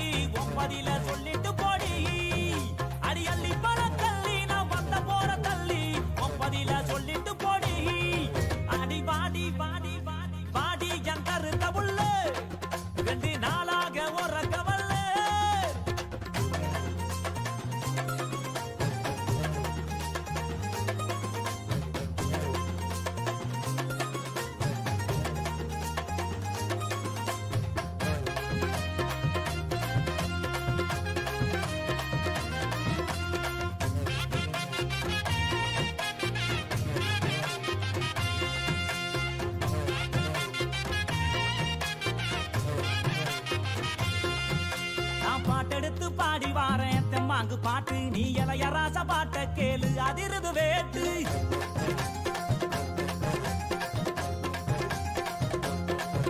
நான் பாட்டெடுத்து பாடி பாறேன் தெம்மாங்கு பாட்டு நீ இளையராச பாட்ட கேளு அதிருது வேட்டு யாரு துணையும் இல்ல எனக்கு நிகர் யாரும் அல்ல உடம்பு உடம்பு புள்ள என்னைய ஜெயிக்க எவனும் இல்ல மோதி பாரு அடி பாடு நீ போட்ட போட்டி போடு எனக்கான ஒரு கூட்டம் அடமேலம் கொட்டி ஆட்டம் போடு வாடி அடி வாடி அடி வாடி என் கருத்த உள்ள 2 நாளாக உறக்கவல்ல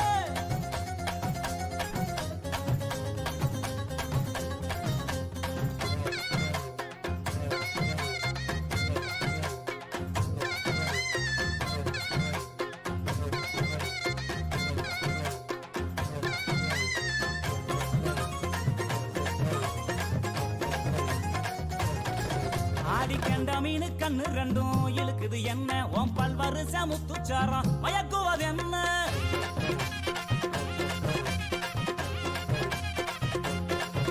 ஆடி கண்ட மீனு கண்ணு ரெண்டும் இழுக்குது என்ன உன் பல்வருச முத்துச்சாரம் மயக்குவது என்ன உறிஞ்சு ஓதட்டுறைய என்னைய இதுக்கே முடிஞ்சு புட்டு சங்கு கழுத்துறதா என்னையும் வதச்சு வாட்டி புட்டு அடிச்சிட்ட தங்க பட்ட என் பக்கம் இல்லடி ஒன்னு தார உதட்டால நீ வெக்க விட்டு கட்டி கூடி வாடி அடி வாடி அடி வாடி என் கருத்த உள்ள 2 நாளாக உறக்கவல்ல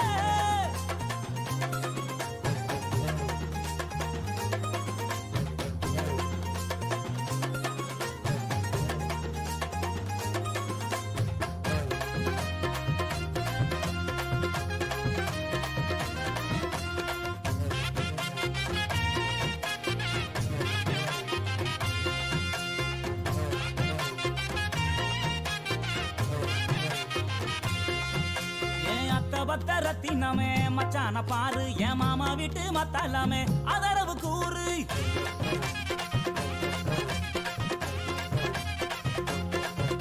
என் அத்த பத்த ரத்தினமே மச்சான பாரு என் மாமா வீட்டு மத்தாலாமே அதரவு கூறு உன்னை விட்ட யாரும் இல்ல எனக்கு ஒட்டிக்கிற வாடி உள்ள கண்ணசைக்கும் நேரத்துல எனக்கு காதல் தீ மூட்டு உள்ள இதை தெரிஞ்சு கொஞ்சம் புரிஞ்சு இந்த மச்சா சொல்ல கேளு இந்த உலகம் உள்ள வரைக்கும் நீ என்னோட தான் ஒட்டி வாழ வாடி என் கருத்த உள்ள 2 நாளாக உறக்கவல்ல அடி வாடி என் கருத்த உள்ள 2 நாளாக உறக்கவல்ல அடி அள்ளி போல தள்ளி நான் வந்த போற தள்ளி ஒன்பதில சொல்லிட்டு போடி அடி அள்ளி போல தள்ளி நான் வந்த போற தள்ளி ஒன்பதில சொல்லிட்டு போடி அடி வாடி வாடி வாடி வாடி என் கருத்த உள்ள இப்பாடலை வழங்கியவர் இளையகானம் C Ilaiyaraaja.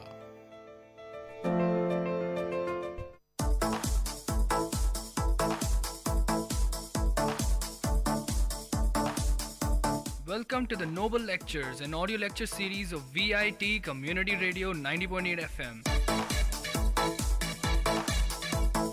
Interesting innovations, technological inventions, technical presentations, inspiring impressions, philosophical thoughts, lingual leaps, artistic amusements, and lecture formats delivered by eminent professors, researchers, and innovators from various fields.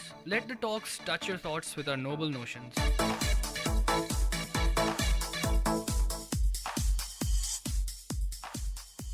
Dear listeners, in today's Noble Lecture, we are going to listen to the lecture on Higgs boson by Dr. S. Balakrishnan, postdoctoral fellow of VIT University. Hope this lecture will provide the basic understanding of Higgs boson.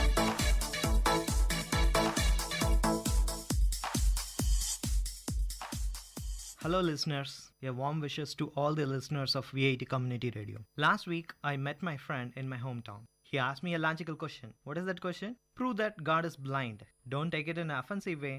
Rather, try to use your logic, prove that God is blind. If you are so curious to know the answer, continue to hear this lecture. By the way, why we got into talk about God? Because I and my friend were discussing about the church of Higgs particle, which is also known as God's particle. You are listening to the Noble Lectures, an audio lecture series of VIT Community Radio, innovative talks from intellectuals.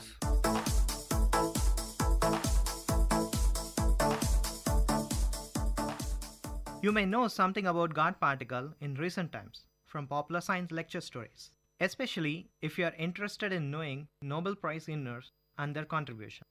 Yes, you are correct. The Nobel Prize in Physics for the year 2013 is awarded to Peter Higgs from Great Britain and Francis Eglert from Belgium for their contribution towards the discovery of Higgs boson. In fact, the concept of Higgs boson is theorized by 6 gentlemen in the year 1964. Who are they? Can you name some of them? It is difficult. Don't worry, I can tell the name. They are Brout, Eglert, Higgs, Grolnick, Hagen, and Cable. You might have this question in your mind that concept of Higgs boson was proposed in the year 1964, but the Nobel Prize was given nearly after 40 years. Why it is so? This is because the existence of Higgs boson was tentatively confirmed only in the month of March 2013. Do you know where the experiment was performed? If you are a regular reader of newspapers, then you must know the answer for this question. Indeed, the experiment was performed at Large Hadron Collider, shortly known as LHS. This is the another buzzing word in the recent times. You must hear about LHC and media. They are going on talk about scientists' work in LHC for the origin of universe and so on. So fascinating scientific stuff, is it not? Okay, I am getting you listeners. You don't find connection between various whimsical terms, God particle, Higgs boson, Large Hadron Collider, origin of universe, and so on. Let me put things together so that you will come to know the painstaking efforts of more than 1,000 scientists across the globe for the last 30 years with the financial support of $3,000 billion from different countries. Hope you will continue to hear this lecture to know more about Higgs boson and its consequences. You are listening to the Noble Lectures, an audio lecture series of VIT Community Radio, innovative talks from intellectuals.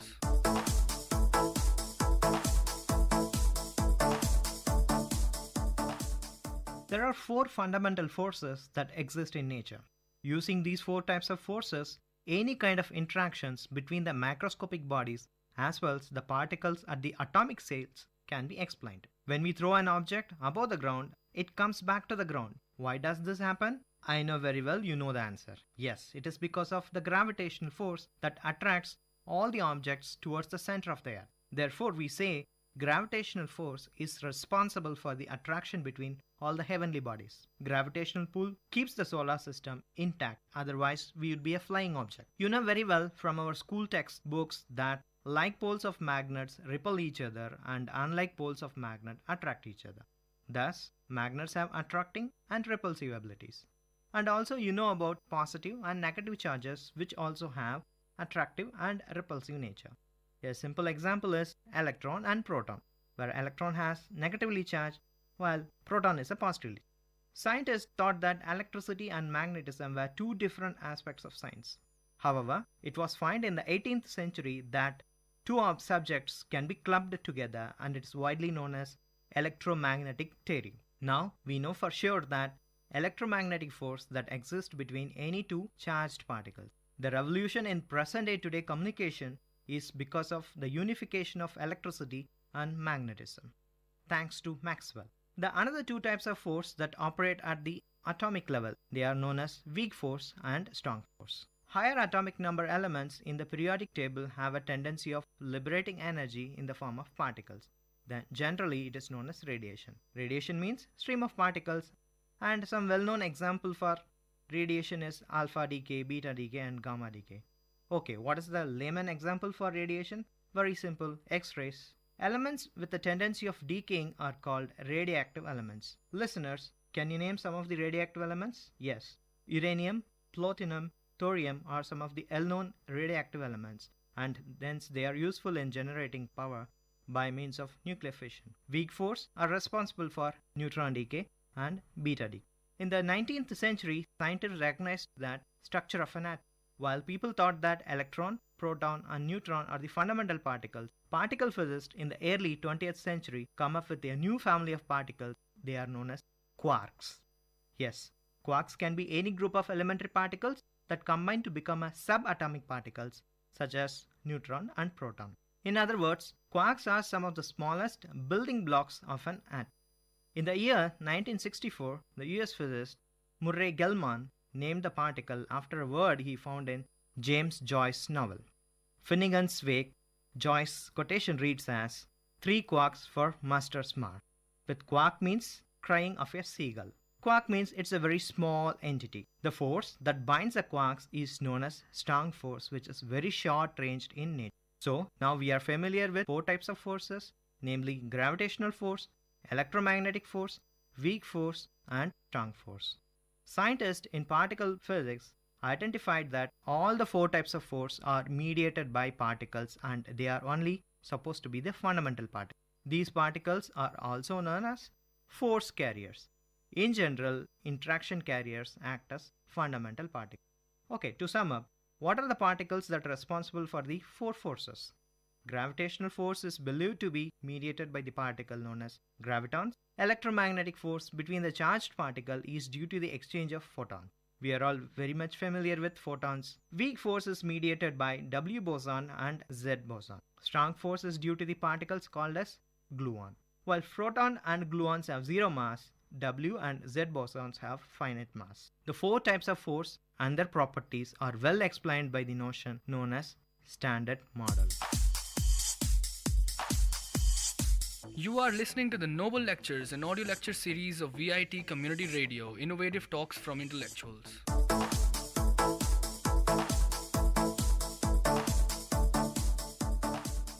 Right, what is so special about Higgs boson? Higgs boson is the last missing piece of Standard Model and the 5th member of the boson family, but not a force carrier. It is so interesting, no? Higgs boson is a hypothetical particle that gives mass to all other particles that normally have mass. Higgs particle creates Higgs fields that spreads throughout the space and time. The particle and its corresponding field are critical to the understanding and validation of Standard Model. Since Higgs is believed to be the responsible factor for giving mass to all other force carriers, it is necessary to identify the existence of Higgs. The elusive Higgs, so central to the Standard Model and the theory on which the whole understanding of matter is based, if Higgs does not exist, we will not be able to explain the origin of mass of all the fundamental particles. So, it is necessary to identify the existence of Higgs so that we will come to know the existence and the origin of our own motherland. By the way, what is the concept of Higgs mechanism and how does it work? I can give you a simple analogy so that you can understand the complicated science in a much simpler fashion. Assume that numerous physicists chat quietly in a fairly crowded room. Suddenly, our friend Einstein enters the room so that there is a disturbance in the crowd. The followers of Einstein clustered him as a group of people and this forms a massive object. The Higgs mechanism operates in a very similar way to the case of Einstein in a crowded room. The particles that normally would have mass move through the Higgs field interacting with the Higgs particle. Through this interaction or the disturbance, particles may acquire more mass. Heavier particles interact more with the Higgs field, taking on more mass. Those particles that normally don't have mass do not interact with Higgs field and therefore do not acquire any mass. In order for the Standard Model to retain its symmetry, all particles would have to be massless. This is not possible since, from our experiment, we know that weak forces have masses. Hideaki Ukawa, the first Japanese Nobel laureate, conceived a concept about elementary particles. According to Ukawa's formula, mass of a force carrier is inversely proportional to force range. In this way, we can also deduce that weak force carriers have mass. The Higgs mechanism was originally introduced to allow the W and Z bosons to have mass. Physicists found to their delight that this was the way to give mass to all other particles as well. Current Standard Model provides no explanation of how some particles come to have mass. By the way, what we are really talking about? What is the need to study about spontaneous symmetry breaking? The Standard Model must be symmetric under a specific kind of transformation, technically known as gauge transformation. Without the Higgs mechanism, the Standard Model remains symmetry only if mediator remains massless. and produce nonsense results if weak force mediators have mass. Developers of Higgs mechanism used spontaneous symmetry breaking concept to introduce mass while retaining standard model's overall symmetry. The standard model symmetry is broken only at a single. By the way, what is meant by symmetry breaking? It is quite simple, but I like to give you an analogy which is popularly known as dinner table analogy. Let us assume that there is a party. Glass of water are placed between each plate at a circular table. The arrangement is considered as a symmetrical one. That is very clear. The first person chooses a glass to take on their left or right according to his wish. When that glass is chosen spontaneously, either from right or from left, then the symmetry is broken. That is, everyone else at the table is forced to choose that side alone. This is the simplest way of explaining symmetry break. Indeed, the symmetry assumed in the standard model is believed to be broken at the time of Big Bang. Let me explain clearly so that you will get the complete picture. At the instant of Big Bang, the universe was comprised of particles of pure energy. Milliseconds after the event, the universe cooled and Higgs field developed. Particles begin to acquire mass as they cool, slow down, move through slowly in the Higgs field. Particles lost kinetic energy and gained mass according to well-known Einstein's mass-energy relation E is equal to mc square. Elementary particles develop and Higgs field continue to provide space and time. In unification theory, physicists look to Big Bang for evidence of single superforce. Each of the four fundamental forces is thought of a manifestation of a single force at low energy. Particle accelerators attempt to create such a situation of Big Bang. Physical Higgs boson can be found when enough energy is given. That's why we require sophisticated particle collider like Large Hadron Collider. However, Higgs bosons are so fragile so that they decay very instantly. That's why we require particle detector. So we are forced to construct a $1 million spent Large Hadron Collider. You are listening to the Noble Lectures, an audio lecture series of VIT Community Radio, innovative talks from intellectuals.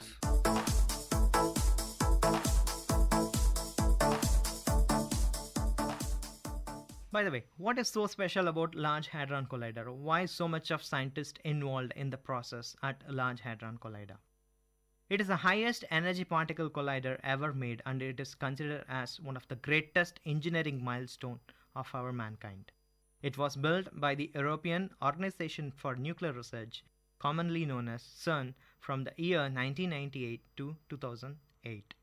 LHC allows physicists to test the predictions of different theories of particle physics and high energy physics, and particularly prove or disprove the existence of theorized Higgs particles. The Higgs particle was confirmed by the date from LHC in the year 2013.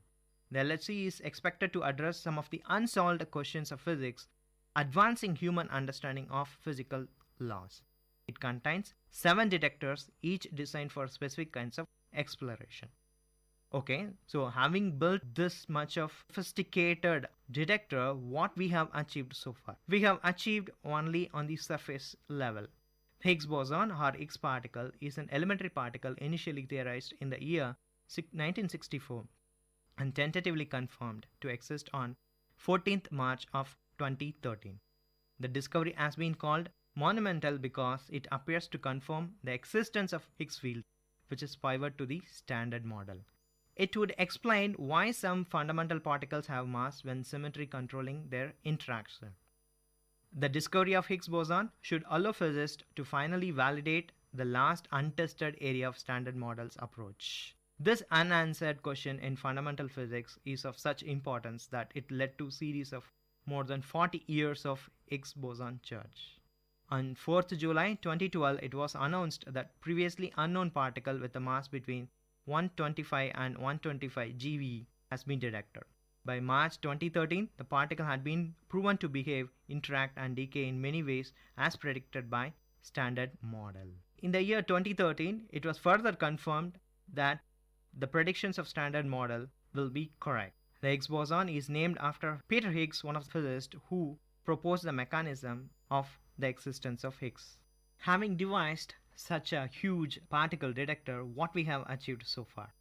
Yes, the Higgs boson or Higgs particle has been identified from the experiment conducted at LHC. The discovery has been called monumental because it appears to confirm the existence of Higgs field, which is pivotal to the Standard Model and other theory.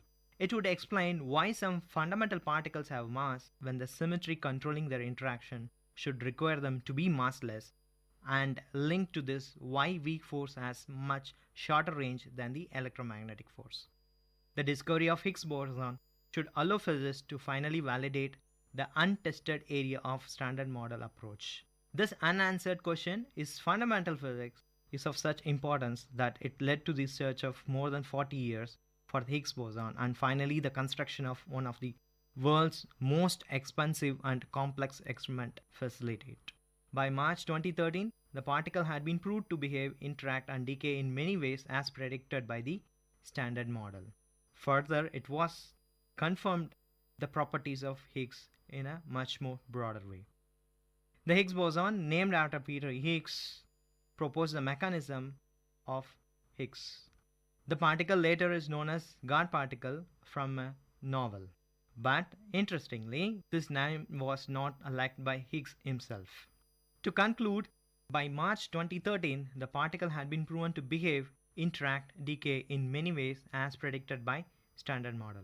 Further, in the year 2013, it was confirmed that further properties of Higgs will be tested at LHC. In the year 1964, the mechanism was proposed by Peter Higgs, but who does not like to call the particle as God particle. And finally, he was awarded Nobel Prize in the year 2013 for his monumental contribution. Long way to go in the identification of Higgs boson and so the origin of our own universe. Scientists are so obsessive in finding the unified force which is believed to be present soon after the Big Bang. If we find the existence of Higgs boson one day, it is certain that our knowledge on the origin of universe is absolutely correct, and that would be the greatest achievement in the pursuit of exploring our mother universe. Before I close my talk, I must answer this question I asked in the beginning. Prove that God is blind. It is very simple, my dear friends. God is love. Love is blind, so God is blind. That's all.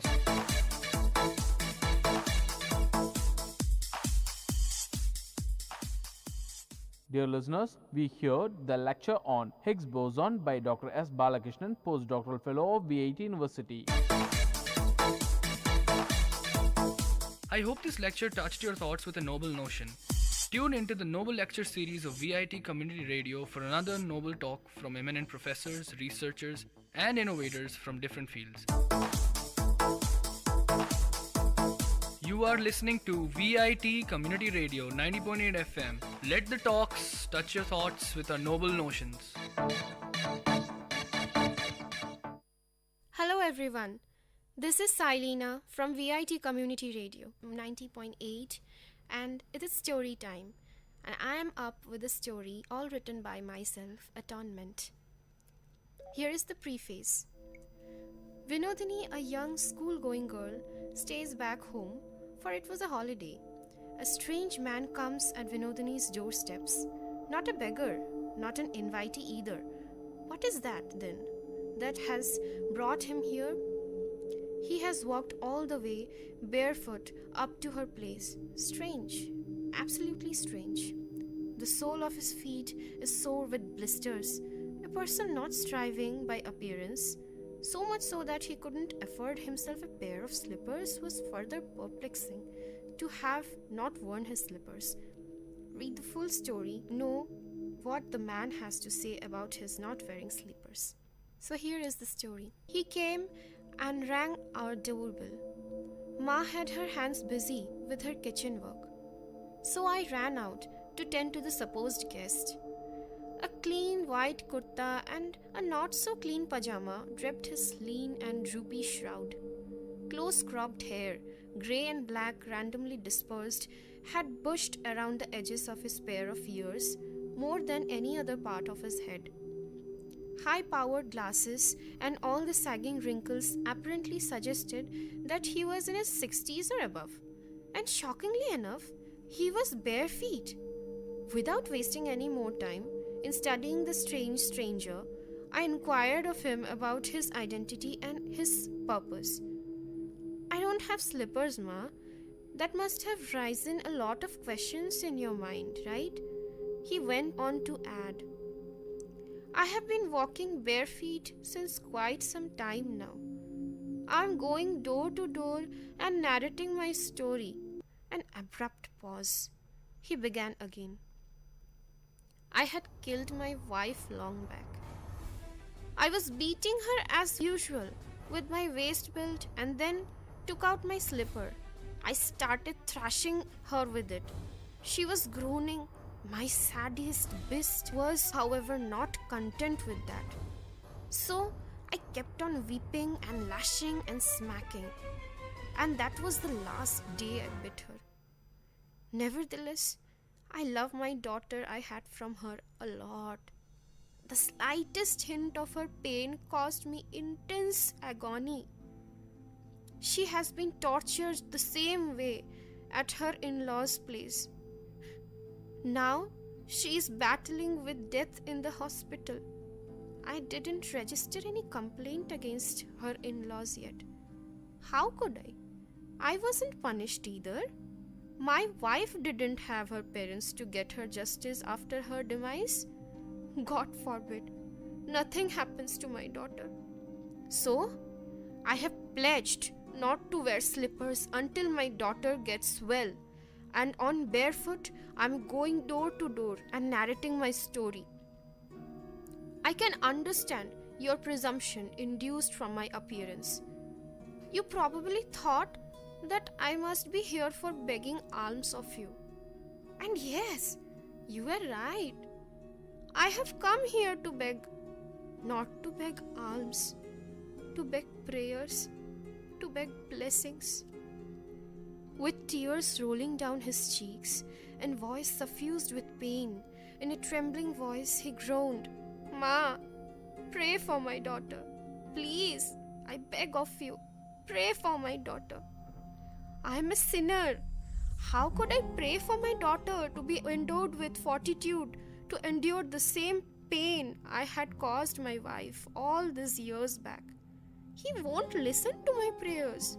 God won't listen. God won't. He won't. I stared blank. I still couldn't comprehend the scenario, and eliciting a reaction was not nearly possible. Ma came out running, all startled by the cry. Having no clue about what was going on, she got impatient and started inquiring me of what all had happened. I couldn't reply. I asked the man, who was on his knees at our doorsteps, to get up and leave. His face turned pale. Hopelessness had clouded it densely. I said, Your daughter will be all right. I shall definitely pray for her. My mom will also pray. Why, Ma? Won't you? Ma, with no preface to the story, ended it by nodding in affirmation. The man stretched his lips into a feeble smile, gestured a namaskar, and walked away. At the door, while Ma kept on inquiring me, I stared vacantly to see the man disappear from my sight. Thank you. தமிழ்ச்சுடர் வாழ்வும் இலக்கியமும் சங்கமிக்கும் ஒளி ஓவியம் உங்கள் VIT பண்பலை 90.8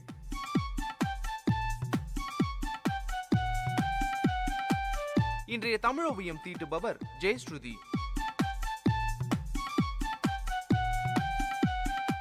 வணக்கம். மருந்தாகி தப்பா மரத்தற்றால் செல்வம் பெருந்தகையான் கற்பனின். மனிதர்கள் வாழ்வதற்கே பிறந்தனர். ஆனால் வாழ்ந்தால் மட்டும் போதுமா? வாழ்க்கையின் குறிக்கோளை அடைய வேண்டாமா? அதாவது பயனடைய வேண்டாமா? இன்றைய மனிதன் தனியே உழைத்து வாழ்ந்திடவில்லை. இன்றைய மனிதன் சமூக உழைப்பில் வாழ்கிறான். இன்று சமுதாயம் அடைந்துள்ள பெரியதொரு வளர்ச்சி அறிவார்ந்த மனிதர்களுடைய உழைப்பு சமூக உழைப்பாக, அதாவது சமூகத்திற்கு பயன்படக்கூடிய உழைப்பாக வளர்ந்துவிட்டது. இந்த வளர்ச்சி அறிவு நிலையில் வளர்ந்ததா, இல்லை பொருளாதார வளர்ச்சியில் ஏற்பட்ட மாற்றங்களின் வழியில் ஏற்பட்டதா? நம் நாட்டை பொறுத்தவரை வரலாற்று போக்கில் அடைந்த வளர்ச்சிதான் இவை. இந்த சூழ்நிலையில் தனி மனிதர்கள், அல்லது வாயுள்ள சிலர் கூடி தங்களுடைய பிரச்சனைகளை தாங்களே தீர்த்து கொள்ள நினைப்பது, தங்களுக்கு மட்டும் தீர்வு காணும் வகையில் சிந்திப்பது இன்று நடைபெற்று வரும் தீய பழக்கங்கள். மனிதர்களில் பல பேர் வாழக்கூட ஆசைப்படவில்லை, பிழைப்பு நடத்ததான் ஆசைப்படுகிறார்கள். பிழைப்புக்கும் வாழ்வதற்கும் என்ன வித்தியாசம் என்று கேட்கிறீர்களா? சொல்கிறேன். அறிவு வளர்ச்சியில் ஆர்வம் காட்டுவதில்லை, அன்பு நெறியில் வாழ தலைப்படுவதில்லை. சமூக ஆர்வம், சமூக சிந்தனை, சமூக உழைப்பு ஆகியன அறவே இல்லை. மற்றவர்களை பற்றி ஒரு துளி கூட கவலைப்படுவதில்லை. படித்தவர்களிடம் கூட இந்த எண்ணம் தலை தூக்கிதான் நிற்கிறது. விருந்தினர் அறையில் பல ஓவியங்களை மாட்டி வைத்திருந்தார் ஒரு பெண்மணி. அவரது தோழி விருந்தாளியாக வந்திருந்தார். அவரது தோழிக்கோ அதில் அவ்வளவு ஆர்வமில்லை. ஏண்டி, உனக்கு அறிவு இருக்கா? யாராவது பணத்தை கொடுத்து இந்த ஓவியங்களை வாங்குவாங்களா? இது எவ்வளவு காலம்தான் நிலைக்கும்னு கூறினார். வெறும் வண்ணத்துக்கும் திரை சிலைக்குமா இவ்வளவு 1000 ரூபாய்களை கொடுக்குறீங்க? என்ன பாரு, நீங்க வாங்கி வைத்துள்ள ஓவியங்களுக்கு நிகரான தொகைக்கு நெக்லஸ் வாங்கி கழுத்தில் அணிந்திருக்கிறேன் என்றார் கர்வம் பொங்க. அப்பெண்மணியோ, நீ கரிக்கட்டையாய் கிடந்து சற்று பளபளப்பை பெற்றுள்ள ஒரு பொருளுக்கு மதிப்பு தருகிறாய். நானோ இதை வரைந்த மாற்றுத்திறனாளிகள் மனதால் வலிமை பெறும் வகையில் அவர்களுடைய திறமைக்கு மதிப்பளிக்கிறேன். எனக்கு பகட்டுக்கு செலவழிப்பதை விட மனிதனுக்குள் ஒளிந்து கிடக்கும் திறமையை வெளிக்கொண்டு வர செலவழிப்பதே எனது கொள்கை என்றார். இதேபோன்று மனிதரை 3 பிரிவுகளாக பிரிக்கிறார் திருவள்ளுவர். முதல் வகையினர் சுயநலத்திலே நாட்டமுடையவர்கள். முதல் வகையினரை ஊருணி நீர் நிறைந்தற்றே உலகலாம் பேரறிவாளன் திரு என்கிறார். அதாவது சிலர் சுயநலத்திலேயே நாட்டமுடையவர்கள். அவர்கள் தமது பிழைப்பை பற்றியே கவலைப்படுபவர்கள். இவர்களை ஊருணி போன்றவர்கள் என்கிறார் வள்ளுவர். ஊருணி தனது நிலையை காப்பாற்றிக் கொள்ளும் சுயநலத்துடன் கொடுக்கிறது. இல்லை இல்லை, கொடுக்கவில்லை, மனிதர்களை எடுத்துக்கொள்கிறார்கள். அதனால் ஊருணி நிலை தற்காப்புதான். அடுத்து பயன்மரம் உள்ளூர் பழுதற்றால் செல்வம் நயனுடையான் கட்படின். அடுத்த வகையினருக்கு தற்காப்பு உணர்வு உண்டு. ஆனாலும் விருப்பு வெறுப்பின்றி எல்லோருக்கும் பயன்படுவர். முதலாளித்துவ சமுதாயத்தின் நன்றியை விரும்பாத இவர்கள் பயன்மரம் போல் வாழ்வார்கள், வளர்வார்கள். ஆயினும் முழுமையில்லை. அடுத்தது மருந்தாகி தப்பா மரத்தற்றால் செல்வம் பெருந்தகையான் கட்படின். மூன்றாவது அணியினர் பிறருக்காகவே வாழ்வார்கள். ஈட்டிய பொருளை மற்றவருக்கு வழங்குவார்கள். மருந்த மரம் சமுதாயத்திலிருந்து மிக மிக குறைவாக பெற்றுக்கொண்டு தாம் பெற்றுக்கொண்டதை விட பல மடங்கு நமக்கு திருப்பி தருகிறது. ஏன், தன்னையை கூட அழித்துக் கொள்கிறது. இன்றைய மனிதரோ சமுதாயத்தின் ஒருங்கிணைந்த ஆக்கத்தை விரும்புவதில்லை, அதற்காக உழைப்பதில்லை. சமுதாயத்தின் நன்மையை நாடாமல் சமுதாயத்திற்கு மாறாக எதிரான ஒன்றையே நாடுகின்றனர். தங்களுடைய ஆதாயத்திற்காகவே சமுதாயம் என்ற அமைப்பு இருப்பதாக கருதுகின்றனர். எனவே நேயர்களே, மருந்து மரமாக இருந்து மற்றவருக்கு பயன்படுவோம்.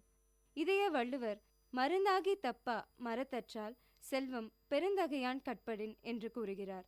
சிந்தியுங்கள், செயல்படுங்கள். நன்றி.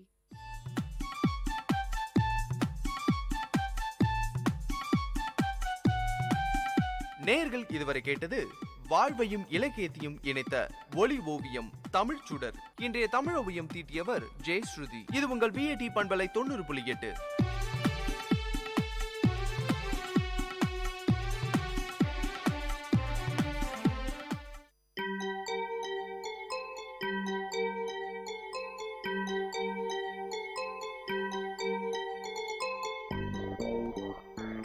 வணக்கம், நமஸ்தே, நமஸ்கார், சலாம் அண்ட் வந்தனம். நீங்கள் கேட்டுக்கொண்டிருப்பது VAT பண்பலை 90.8. இது VAT பல்கலைக்கழகத்தின் சமுதாய வானொலி. உங்க எல்லோரையும் புதுமை பெண்கள் நிகழ்ச்சிக்கு வரவேற்கிறேன். நான் உங்க அட்டானா. இந்த நிகழ்ச்சியில எவ்வளோ கடினமான சூழ்நிலையும் தனக்குன்னு ஒரு பாதையை அமைச்சுக்கிட்டு அதுல அவங்க பயணத்தை தொடர்ந்து அதுல வெற்றியும் அடைந்த பெண்களை பத்தி தான் நான் உங்களுக்கு சொல்ல போறேன்.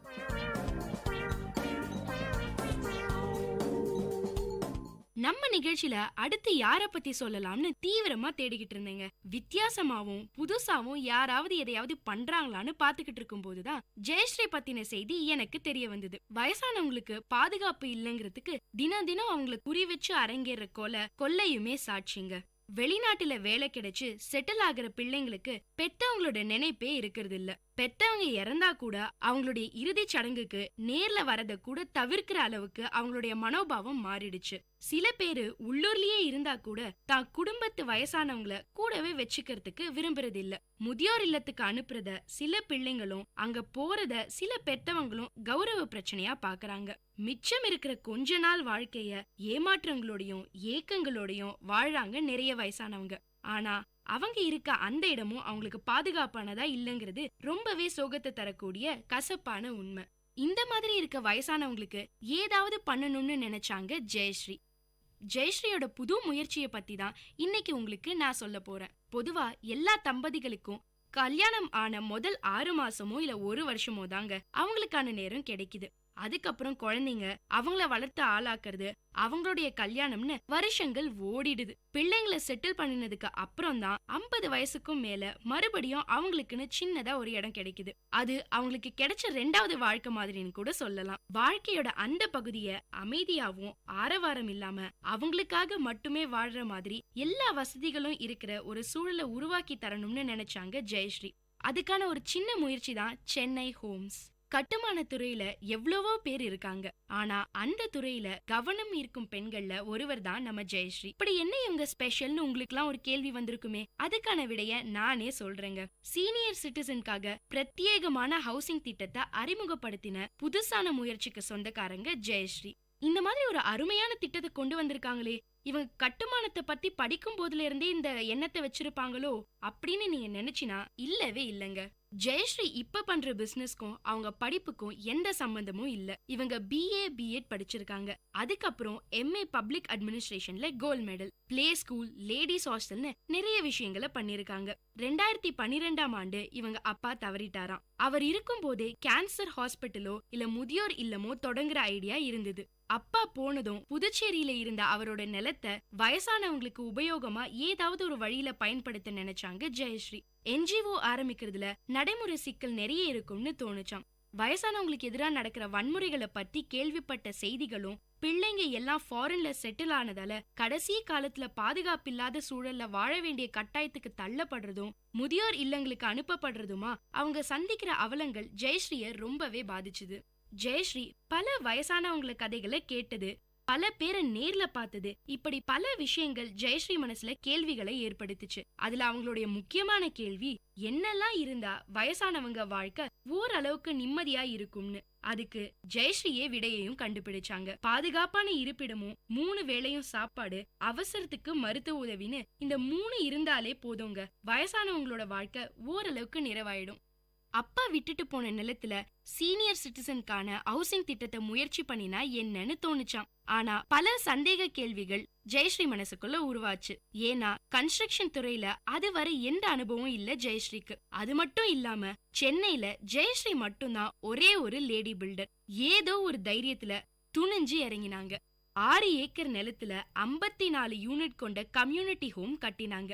எல்லாமே ஒரே ஒரு பெட்ரூம் கொண்ட வீடுகள் தான். வயசான காலத்துல கணவனும் மனைவியும் மட்டும் சேர்ந்து வாழ சிங்கிள் பெட்ரூம் போதுமானது. தேவையில்லாத இடம் இருந்தா அவங்களுக்கு வீடை மெயின்டைன் பண்றது ரொம்பவே கஷ்டமாயிடும். இன்னொரு காரணம், அவங்க அடிக்கடி விழறதுக்கு நிறைய வாய்ப்புகள் இருக்குன்னு ஜெயஸ்ரீ இந்த மாதிரி திட்டத்தை போட்டாங்க. அவங்களுக்கு தேவையான பெட், ஃப்ரிட்ஜ், டிவின்னு எல்லாம் கொண்ட பினிஷ்டு ஹவுஸா பிளான் பண்ணாங்க ஜெயஸ்ரீ. ஒரே ஒரு பெட்டியை மட்டும் எடுத்துக்கிட்டு இங்க வந்து குடியேறலாம். 16 லட்சத்திலிருந்து 40 லட்சம் வர பட்ஜெட். ஆனா சில வயசானவங்களால உடனே அவ்வளவு பெரிய தொகையை கொடுக்க முடியாம இருக்கலாம். அந்த மாதிரி இருக்கவங்க 3 வருஷம் வீட லீஸுக்கு எடுக்கலாமா. லீஸுக்கான பணத்தை மொத்தமா கொடுக்கற அளவுக்கு வசதி இல்லாதவங்க மாச வாடகைக்கும் வரலாங்க. 10,000 ரூபாய் வாடகையில 3 வேளை சாப்பாடும் அடக்கம். ஆனா எல்லாமே சைவ சாப்பாடு மட்டும்தாங்க. அதுவும் வயசானவங்களுக்கு ஏத்த மாதிரி அதிக உப்பு, காரம், மசாலா இல்லாத சாப்பாடு கிடைக்குது. பாத்ரூம்ல வழுக்கி விழாம இருக்க ஆன்டி கிரிட் தர, டாய்லெட்ல விழுந்துடாம இருக்க பிடிச்சிட்டு எழுந்துக்கிற வசதி, இன்டர்நெட் வசதி, மாசம் ஒரு முறை கோயில், சினிமா, டின்னர்னு வெளியில கூட்டிட்டு போறது, மசாஜ், பியூட்டி பார்லர்னு வயசான காலத்துல ஒருத்தருக்கு என்னெல்லாம் அவசியமா இருக்குமோ அத்தனை வசதிகளையும் பார்த்து பார்த்து பண்ணிருக்காங்க ஜெயஸ்ரீ. துணை இல்லாம வரவங்களும் இருக்காங்களாம். அவங்களுக்கு திடீர்னு ஏதாவது ஒரு அசம்பாவிதம் நடந்தா யாருக்கு தெரியப்படுத்தணும், என்ன செய்யணுங்கிற தகவலை லெட்டர் மூலியமா முன்னாடியே வாங்கிடுவாங்களாம். அதுல குறிப்பிட்டபடிதான் இறுதிச் சடங்குகள் நடத்துறாங்க. பெத்த பிள்ளைங்க கூட கண்டுக்காம இருக்கிற இந்த காலத்துல எவ்வளவோ வயசானவங்களுக்கு சொந்த பொண்ணு மாதிரி இவ்ளோ வசதிகளை செஞ்சு தராங்க ஜெயஸ்ரீ. அனுபவம் இல்லாத ஒரு துறை, அதுவும் ரிஸ்க் நிறைஞ்ச ஒரு துறை. ஒரு பொண்ணா உனக்கு இதெல்லாம் சரியா வருமானு நிறைய கேள்விகள் ஆரம்பத்துல இருந்துதான். அதை உண்மையாக்கிற விதத்துல ஜெயஸ்ரீயும் நிறைய சவால்களை சந்திச்சிருக்காங்க. வெறும் பணத்தை மட்டுமே குறி வச்சிருந்தா ஜெயஸ்ரீயும் வழக்கமான கன்ஸ்ட்ரக்ஷன்ல பிஸியாகி கோடிகளை பார்த்திருப்பாங்க. ஆனா பிசினஸ் தொடங்கறதுக்கு முன்னாடியே சீனியர் சிட்டிசனுக்கான ப்ராஜெக்ட்ங்கிறதுல தெளிவா இருந்ததால பெரிய போட்டிகள் இல்ல. ஏன்னா ஜெயஸ்ரீ மாதிரி வயசானவங்களுக்காக உழைக்கிறவங்களோட எண்ணிக்கை இன்னைக்கு இருக்கிற உலகத்துல ரொம்பவே கம்மிங்க. இவங்க இந்த திட்டத்தை ஆரம்பிச்ச கொஞ்ச வருஷத்திலேயே பல வயசானவங்க பயனடைஞ்சிருக்காங்க. பல பேர் அவங்களுடைய வாழ்க்கையில கிடைச்ச ஆனந்தமும் நிம்மதியும் தான் ஜெயஸ்ரீயோட டானிக். இன்னும் பல வயசானவங்களுக்கு நிம்மதியான சந்தோஷமான வாழ்க்கையை கொடுக்கணும்னு ஆசைப்படுறாங்க. அதனால இந்தியா முழுக்க இவங்க திட்டத்தை விரிவுபடுத்தணுங்கிறது தான் ஜெயஸ்ரீயோட ஒரே ஒரு லட்சியம். நல்ல மனசுள்ள ஜெயஸ்ரீ மனசுக்காகவே வீடு கட்டுறாங்க. இந்த மாதிரி இன்னும் பல புதுசான திட்டங்கள் நீங்க கொண்டு வருவீங்க நான் நம்புறேன் ஜெயஸ்ரீ. வயசானவங்களை பத்தி யோசிக்க இன்னும் சில பேர் இந்த உலகத்துல இருக்காங்கிறதுக்கு ஜெயஸ்ரீ தாங்க சாட்சி. இதே மாதிரி இன்னொரு புதுமை பெண்ணோட உங்களை அடுத்த நிகழ்ச்சியில சந்திக்கிற வரைக்கும் டாடா பை பை சொல்லி விடைபெறுவது உங்க அட்டானா.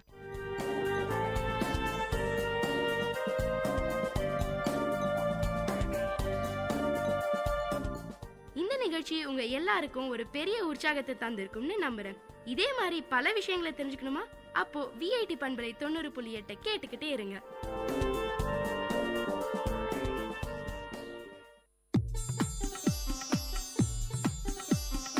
தமிழ்ச்சுடர், வாழ்வும் இலக்கியமும் சங்கமிக்கும் ஒளி ஓவியம் உங்கள் விஐடி பண்பலை 90.8.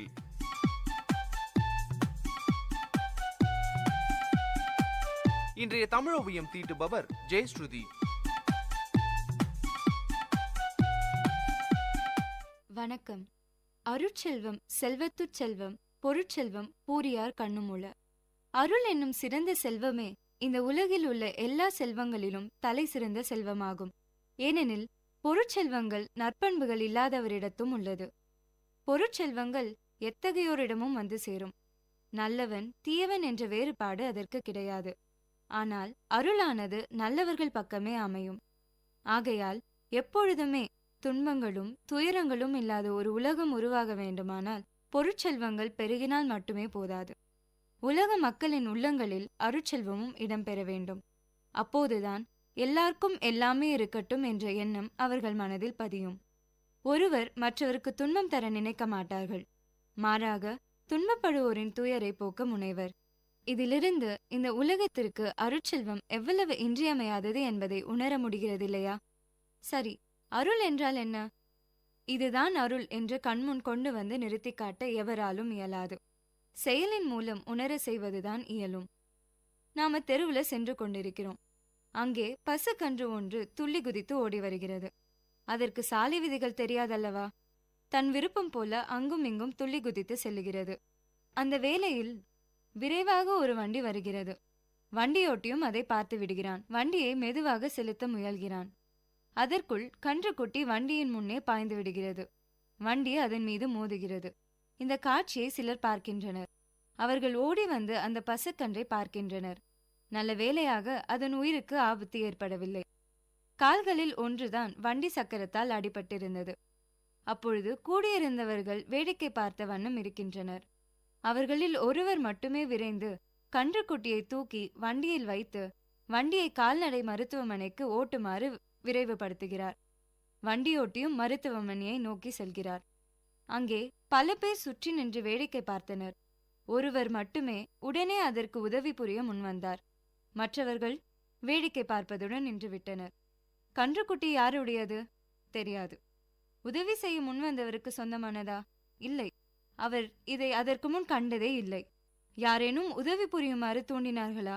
ஒருவரும் தூண்டவில்லை. பிறகு ஏன் அவருக்கு அந்த எண்ணம் தோன்றியது? இதுதான் அருளுணர்வு. தமக்கு முன்பின் தொடர்பு இல்லாத ஒருவரிடமோ ஒரு உயிரிடமோ காட்டுகின்ற பரிவே அருள் என்பதாகும்.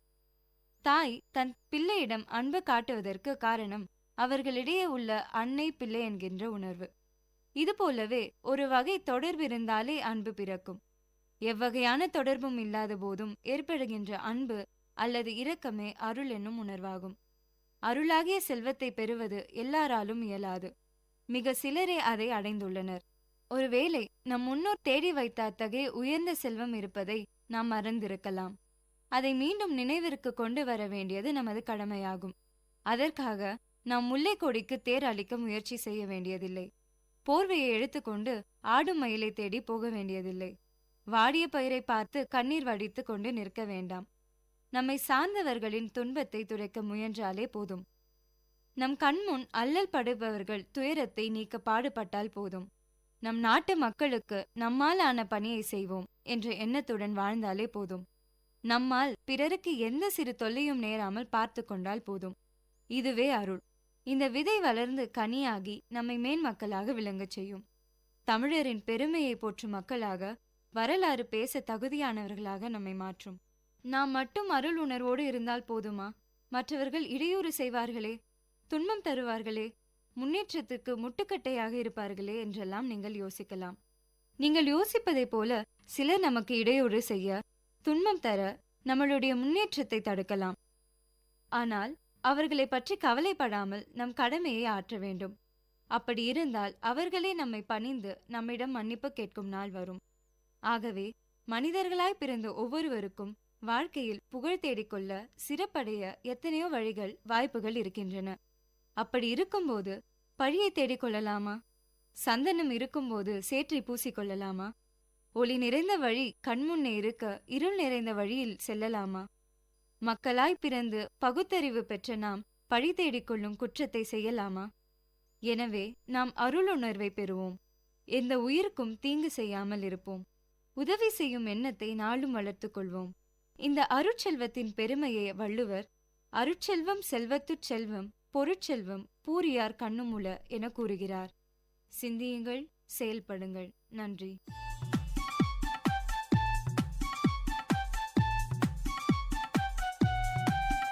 நேயர்கள் இதுவரை கேட்டது வாழ்வையும் இலக்கியத்தையும் இணைத்த ஒலி ஓவியம் தமிழ் சுடர். இன்றைய தமிழ் ஓவியம் தீட்டியவர் ஜெயஸ்ருதி. இது உங்கள் விஐடி பண்பலை 90.8.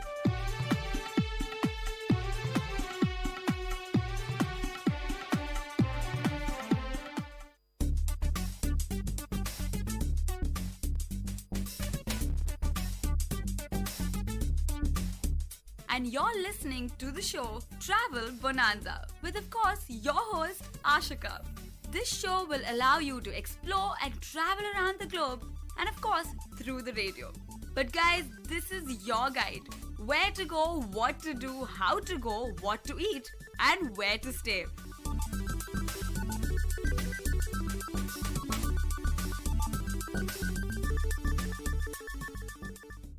Hello VIT, you're listening to VIT Community Radio 90.8 and this is your show Travel Bonanza with your host Ashika and Anjali. So today we have a very interesting destination for you guys. It's of course Goa. I know the first thing you think about when you say Goa are beaches, but of course Anjali has something else in mind. Well, Ashika, did you know that Goa is actually considered to be the middle class honeymoon destination spot for a lot of people? Okay, wow, that is well said. I did not know about that. But today we're going to talk about a very interesting aspect of Goa. Goa has a very rich cultural diversity that has been an outcome of very rich history. So before we begin, I thought I'd give a glimpse of why Goa is so exotic. We won't jump into ancient history, don't worry. So Goa, being a port, was invaded or rather conquered by various empires, including the Ottoman Empire, the Muslim Empire. This was of course overtaken by, you guys must be knowing, by the Portuguese in the late 15th century, when Vasco da Gama, as we know, discovered the route to India through Calicut. The Portuguese also took shelter in Goa, so they conquered and spread Christianity. Thus commenced the Christian world with the influence of Portuguese language, culture, and of course wealth due to the spice trade. Goa thus became home to more than 300 churches. It became the vice imperial seat for the Portuguese Empire of the East. Now, interestingly, something really interesting that I'd like to share with all of you is that even post-independence, the Portuguese were unwilling to just leave India.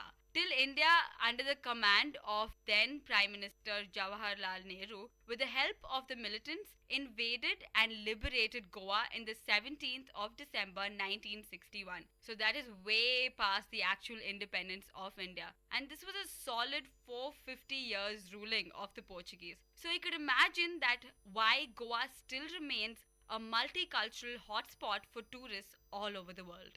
Goa is a well-connected state and it's got an international airport. And honestly speaking, it does require an international airport considering all the tourists that keep visiting Goa all the time. That explains the millions of foreigners in Goa that you see all the time. And of course, you have other connections to Goa. And for probably in a lower budget, you could probably take a train or probably take a long drive from the various destinations. And of course, for the honeymoon couples, you have, I'm not sure if it would be very apt for you guys, but probably in the future, you could probably take a cruise from Bombay. There are cruises which go every other week from Bombay to Goa. So you don't have to worry about how to get to Goa because believe me, you are very well connected and it's the hotspots of India. So you will get there and you will have a brilliant time. So let's move on to the next segment, which is tourism and what to do in Goa, basically. So we're going to tell you what to actually do or where to go in Goa. So Ashika was speaking about history. Now I'm going to just turn over to the tourism because as we all know, Goa is one of the most sought after tourist destinations in India. Now, over 450 years of Portuguese rule and influence of Portuguese culture presents to visitors to Goa a different environment than anywhere else in India. Goa, as Ashika said, is famous mainly for its beaches, churches, and cruises and food, obviously. Now, Goa has two World Heritage sites. The Basilica of Bom Jesus is a 3-story church with a fusion of architectural styles with marble floors inlaid with precious stones. The relics of Saint Francis Xavier, a Catholic missionary, are kept in a silver casket, adorned in a crystal urn. Saint Francis Xavier was regarded by many Catholics as the patron saint of Goa. But it sounds incredible, doesn't it? So when you actually go to Goa, you just have to visit this church, considering it's one of the World Heritage Sites in India. Also famous is the Church of St. Francis of Assisi in Old Goa and the Chapel of St. Catherine, which is dating from 1510, which is also incidentally in Old Goa. A couple of other churches that you have to visit are the St. Kajitoa Church and St. Augustine Church. Goa also has the sanctuary of St. Joseph Vaz, the Pilar Monastery, and a number of other beautiful structures. Also famous is the statue of the Bleeding Jesus on the crucifix at the Santa Monica Convent in Velha, Goa. In many parts of Goa, mansions that had been constructed in the Indo-Portuguese style are still standing strong. Have you heard of these old Latin quarters that are present in Goa, Ashika? Okay, I heard that there's some township type of... Yeah, so there's this old Latin quarter called the Fontanhas in Panji that has been declared as a cultural quarter, in fact. It showcases the life, the architecture, and the culture of Goa. Now, if you take a stroll through this neighborhood, you will definitely feel like you're not in India, with narrow streets and colorful villas. And with a number of statues of famous Christian historical figures, you would just be overwhelmed by the beauty of this place. Some influences from the Portuguese era are also visible in Goa's temples as well. Shanta Durga Temple, the Mangueshi Temple, and the Mahalasa Temple.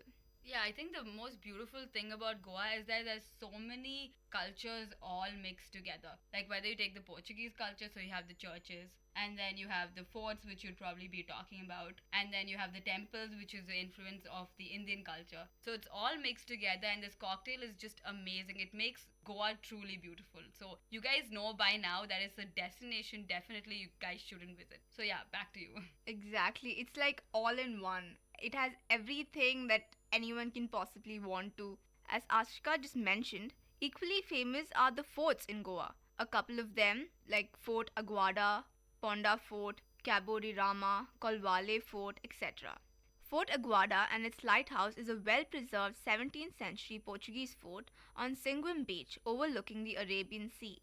Interesting fact, the fort got its name Aguada, which means water, owing to the freshwater spring within the fort that provided water supply to the ships that used to stop by. Did you know about this? So wait, this is where the river meets the sea. Yes, exactly. It must be definitely some destination to see. And also famous is the Ponda Fort, which is located in Ponda and was initially built by the Muslim forces of Adil Shah and then destroyed by the Portuguese. Now currently it has a statue in honor of Shivaji inside it. So you're trying to tell me that like the churches are mostly like built by the Portuguese, the temples by the Indian influence, and the forts by the Muslims. More like a combination of everyone, especially the Ponda Fort. It was initially built by the Muslim forces and then destroyed by the Portuguese and then taken over by the Shivaji Empire. Wow, that is quite diverse.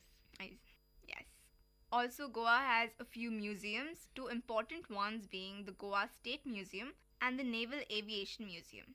In fact, the National Institute of Oceanography is also located at Dona Paula in Goa.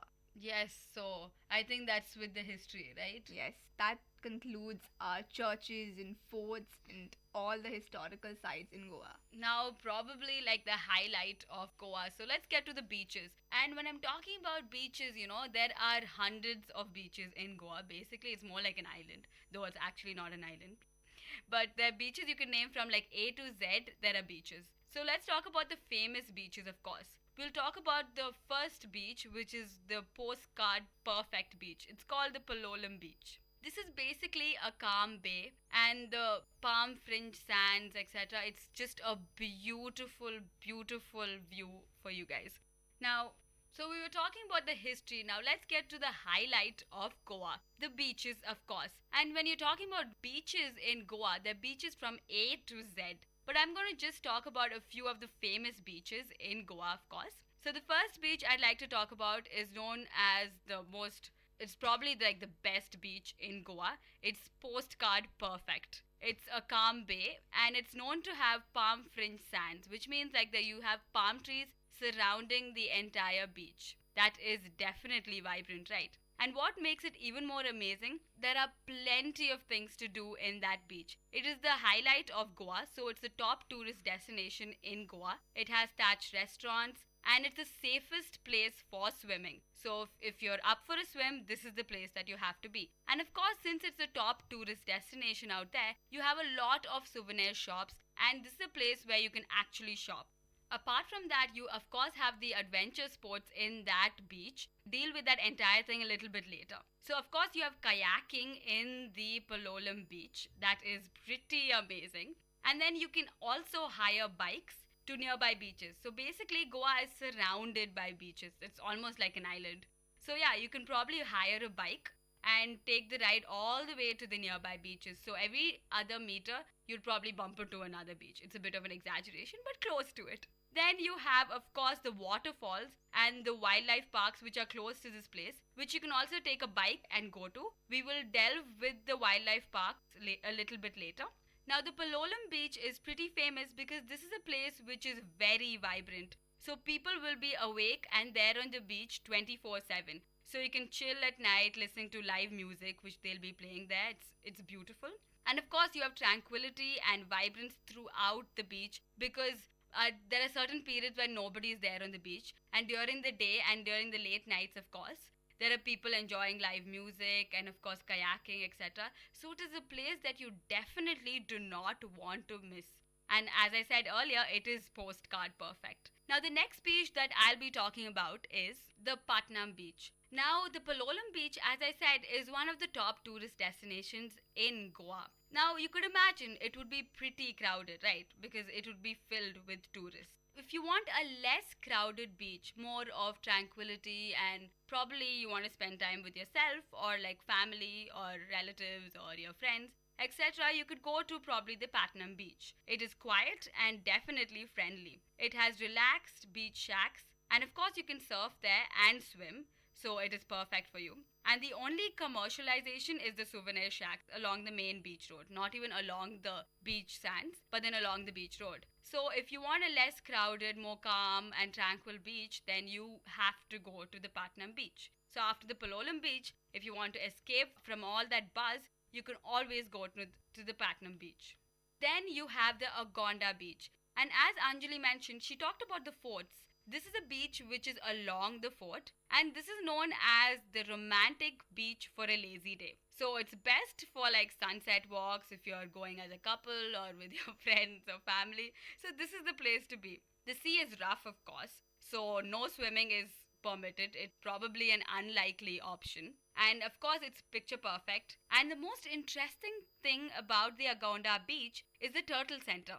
Now you're wondering, what is the Turtle Center? Of course, this is a brilliant showcase for the tourists, something that you definitely do not want to miss. So probably when you visit the forts, you could probably step into the Agonda beach, which has the turtle center, which contains eggs, the turtle eggs. So you actually can watch the turtles walk along the sands and then nestle into their area. So it's a beautiful scene, it's a beautiful showcase. So if you're going to all the beaches, do not miss the Agonda beach. Now we're talking about beaches. I just want to mention about Donna Paula Jetty. I think Anjali had mentioned it before. It is a secluded bay, so it's filled with vibrance. And of course you get like cruises from there, which we'll be talking about later. And then you have the Marmugao Harbor. I hope that is the way you pronounce it. Now this place is really special because we have two rivers, the Mandovi River and the Zuwari River meet the Arabian Sea. So this is something that you really don't want to miss. So there are two rivers meeting the Arabian Sea. So the estuary has particular endangered species which are present in that area. So it is a place also for like wildlife growth. So this endemic species is also something that you don't want to miss when you go to Marmugao Harbor. It is not exactly a tourist destination and not many people know about it. So it will be a good place to go. Like, I hope you get the information through this. Now, so we talked about the beaches. Now, directly after the beaches, let's go to the adventures. So we're talking about the adventure sports. I know it's something that all of you have been waiting for. So we'll talk like for going towards the area where the adventure sports actually take place. You have to probably take a cruise. And the cruise will start from Fort Aguada, like I stated, the Sinkoram or the Panjim Jetty. So the Fort Aguada, as I mentioned, was a former Portuguese military fort and a prison, which already Anjali had mentioned. So basically in this place, as you take the cruise, you can of course, before taking the cruise in the shore, you can swim along the shore.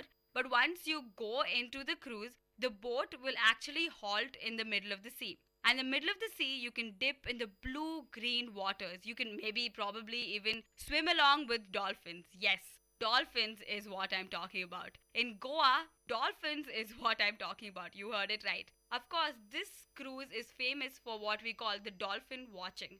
So probably you can see the dolphins dancing around the waters. Probably you get lucky, you can swim along with the dolphins. And of course, you can witness the famous kingfisher of Goa. So you'll be swimming along with like probably kingfishers on one side and dolphins on one side while they'll be dancing over the water. So it's something that you definitely do not want to miss. So we talked about dolphin spotting. Dolphin spotting is also possible in the Grand Island. Yes, definitely. And the word definitely goes up to what it is. Thing that is famous about Grand Island is the snorkeling. Snorkeling, I'm sure all of you have heard about. This where it's somewhat like scuba diving. So probably you go underwater and then you get to witness the colorful fauna and flora of the deep marine. And not to mention, so obviously you're not going to miss the snorkeling if you go to Grand Island. And after the snorkeling, you'd probably get on a boat for a cruise, and that will allow you to fish if they halt in a particular destination. So all this often comes in a package in Goa. As a tourist, you'll be offered packages to go through dolphin watching or dolphin spotting and snorkeling all together, and fishing all as a package. So they'll come in packages, probably reduce the cost based on that. So you could choose the package and you don't have to worry about how to get the access through it because you have guides all around Goa and they'll just be hunting around you all the time and forcing you to come up with join any package as such. So if you talk about adventure sports, you definitely do not miss dolphin spotting. snorkeling, and fishing. Fishing is not so adventurous, but I guess it's pretty exciting. Now, another thing that I wanted to talk about was the wildlife. But then before I get into the wildlife, Anjali will tell you about the cruises, which I've been continuously mentioning on and off. Yes, so as Ashika just mentioned, Goa is very well known for its cruises. Goa offers river cruises as well as sea cruises. Now, a couple of the cruises take you up to Mandovi River into the Zuari Bay or to Aldona. It's a trip full of fun and entertainment, while different varieties of Goan cuisine is provided. Professional troops perform the Dekni temple dance, the Fugdi dance, and the Kornedinho dance. I honestly hope I've been pronouncing them properly. So if you go to Goa, make sure you get on a cruise as well and watch the beautiful view along with a dash of traditional Goa dancing and a dollop of their amazing cuisine. We'll talk about the cuisine, of course, in the next segment. I know you guys are waiting for that. So as I mentioned, I had informed you earlier that we'll talk about the wildlife of Goa. I'm sure you guys must have not come across this because, Goa means beaches or maximum the historical architecture. But the wildlife is pretty exotic in Goa. Goa is home to a number of wildlife sanctuaries.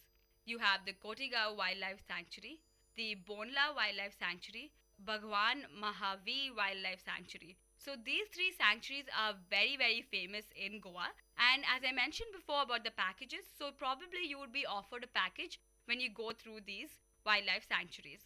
Before I go into the other interesting wildlife tourist destinations, one thing that you need to know is Goa is home to the Western Ghats, of course. So you have the endemic species of the estuaries and the seas, of course, and the rivers and the estuary areas.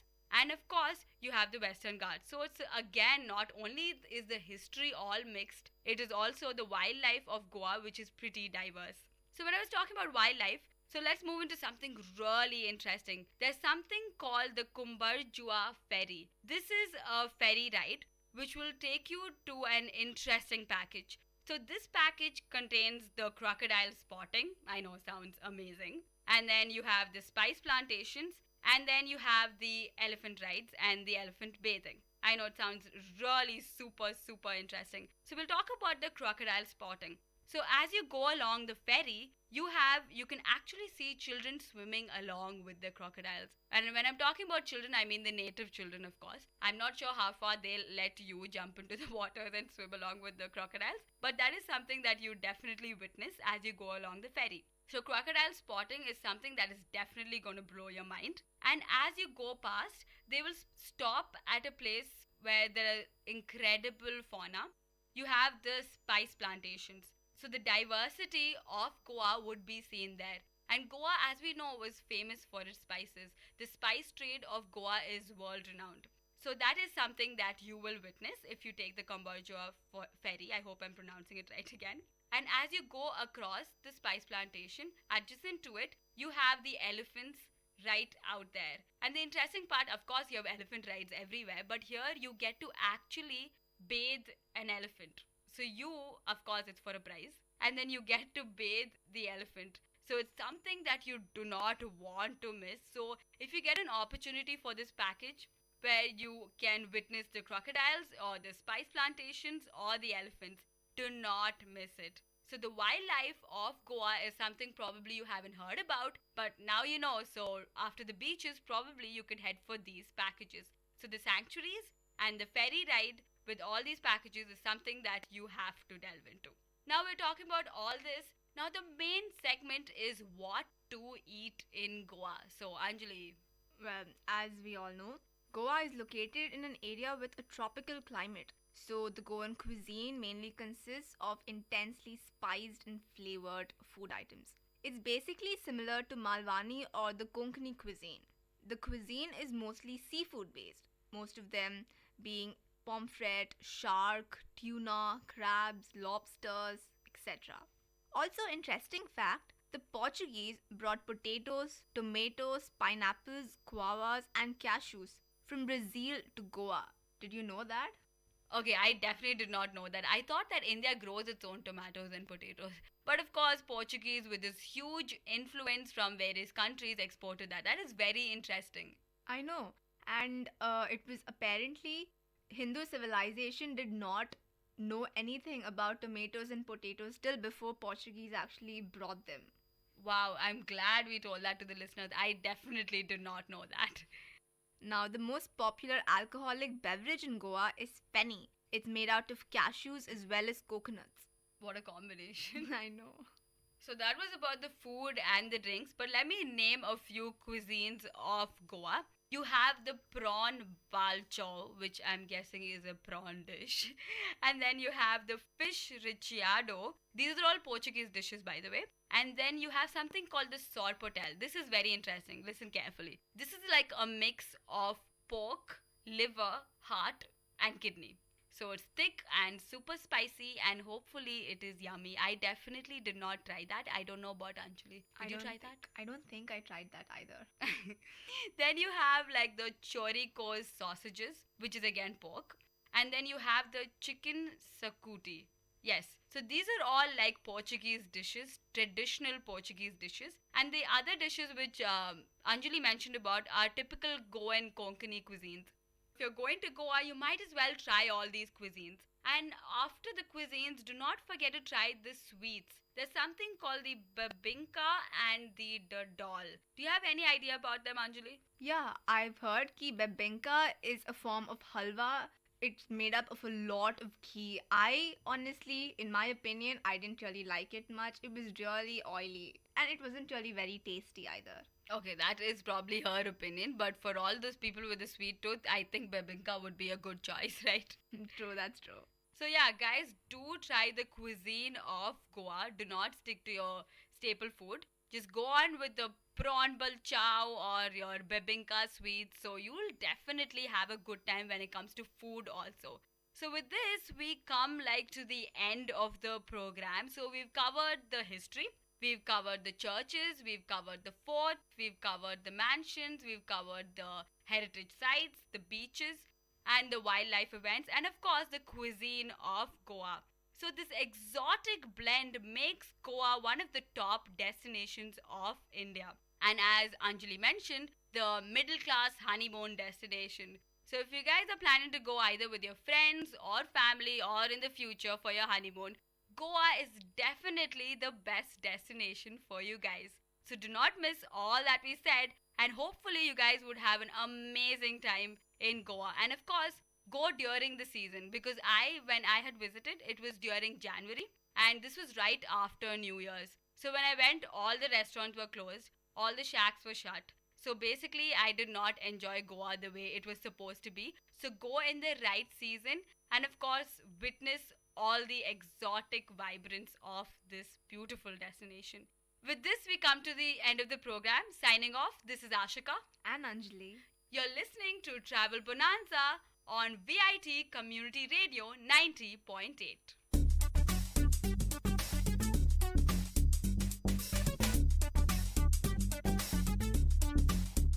This was Travel Bonanza with your host Ashika. So stay tuned to VIT Community Radio 90.8.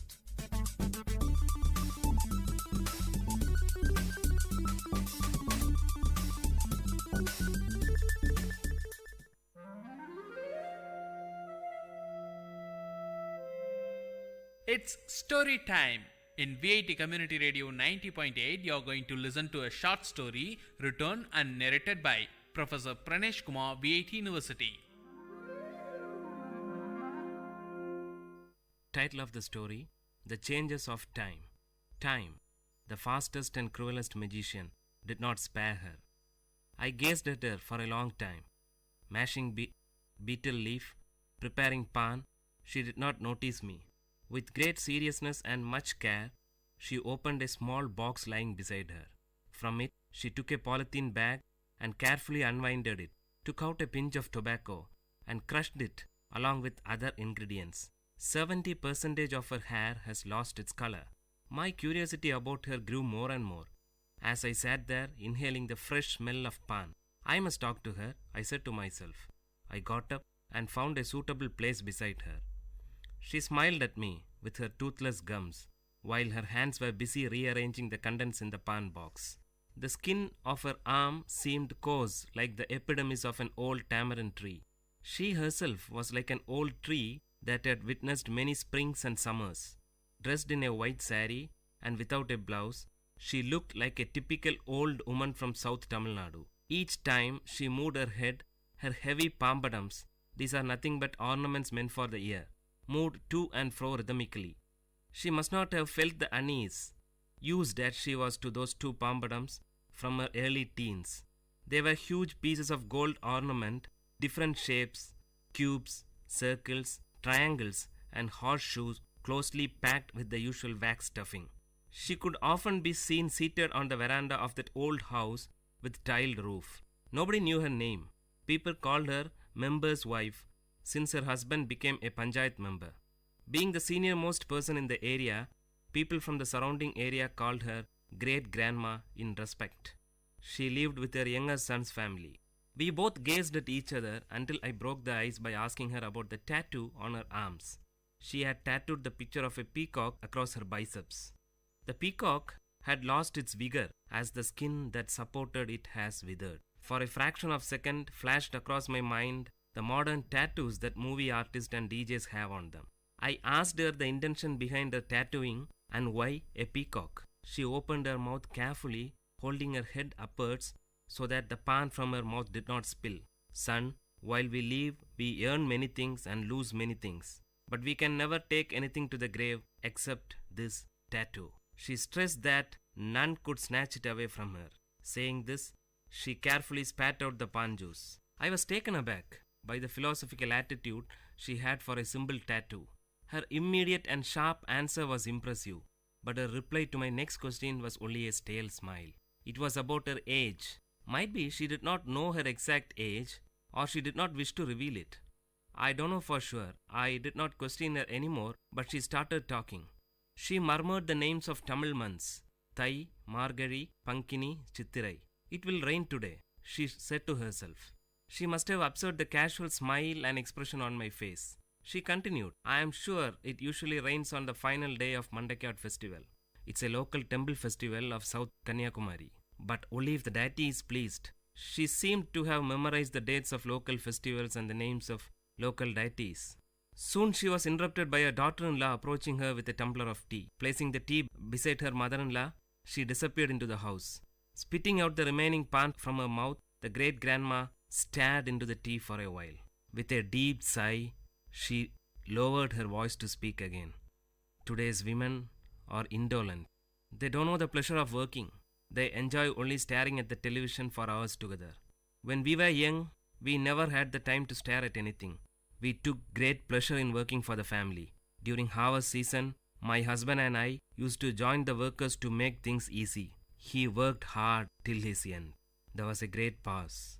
We used to work in full swing throughout the season. During the tamarind season, I buried myself in hectic work. Shelling the tamarind was my prime job then. My daughter and younger brother shared the work with me. We used to divide the heap of tamarind among ourselves and were confined to labor even till after midnight until our share of work was totally completed. Piercing out the seed from the ripe tamarind was the next task. Our happiness knew no bounds since the work was completed in the midst of the heaps of mangoes and jackfruit and other festive eatings. Hearing this from her, I said to myself that she is not aware of the multi-dimensional task that today's women handle. So much for the joys of an uncluttered childhood, she continued. Apart from all this, I had the regular task of preparing palm jaggery from palm juice. Early in the morning before dawn, palm tree climbers would collect palm juice from the small pots tied to the treetop. Those climbers would howl and shriek from the treetop to convey the message that their work was done. As soon as he received the signal, my younger brother would run to collect the juice and bring it home. It would be brought ice cold. I boiled it using dried leaves and finally prepared palm jaggery. During the peak season, we might even get 30 cakes a day. That was our prime source of income. Now all those things have become a matter of past. She sighed nostalgically. When great-grandma narrated these mundane events, I could visualize them in my mind. I said to myself, she is grieving over a lost culture. This culture must have been prevailed some 75 to 80 years back, roughly in the 1930s. Today, her granddaughter is working for a leading multinational IT company in Chennai. The sharp contrast from palm jaggery to an IT company shouts out loud that change is inevitable. Before she could continue, someone called out to me from behind. It was my friend for whom I had been waiting. We usually played cricket with a few others in a large ground behind the great grandma's house. The match must have begun and I had to join them. I shook my head to her, telling that I had to leave. Her eyes wore a pathetic expression to convey, "Wait, I have more to say." But her lips remained silent. I left her to join my friends, and from a far distance, I turned back to get a glimpse of her. I could hardly see her. She sat there sipping her tea. By that time, it must have gone cold. Currents of thought about the giant running wheel called time, and the disability and helplessness of man, or any other mighty power to stop or alter it, flashed over my inner mind.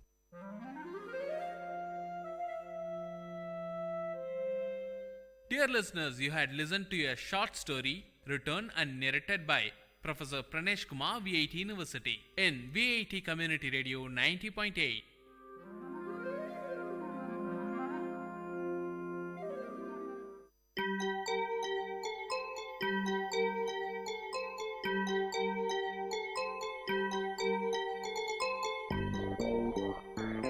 வணக்கம், நமஸ்தே, நமஸ்கார், சலாம் and வந்தனம். நீங்கள் கேட்டுக்கொண்டிருப்பது VIT பண்பலை 90.8. இது VIT பல்கலைக்கழகத்தின் சமுதாய வானொலி. உங்க எல்லோரையும் புதுமை பெண்கள் நிகழ்ச்சிக்கு வரவேற்கிறேன். நான் உங்க அட்டானா. இந்த நிகழ்ச்சியில எவ்வளோ கடினமான சூழ்நிலையும் தனக்குன்னு ஒரு பாதையை அமைச்சுக்கிட்டு அதுல அவங்க பயணத்தை தொடர்ந்து அதுல வெற்றியும் அடைந்த பெண்களை பத்தி தான் நான் உங்களுக்கு சொல்ல போறேன்.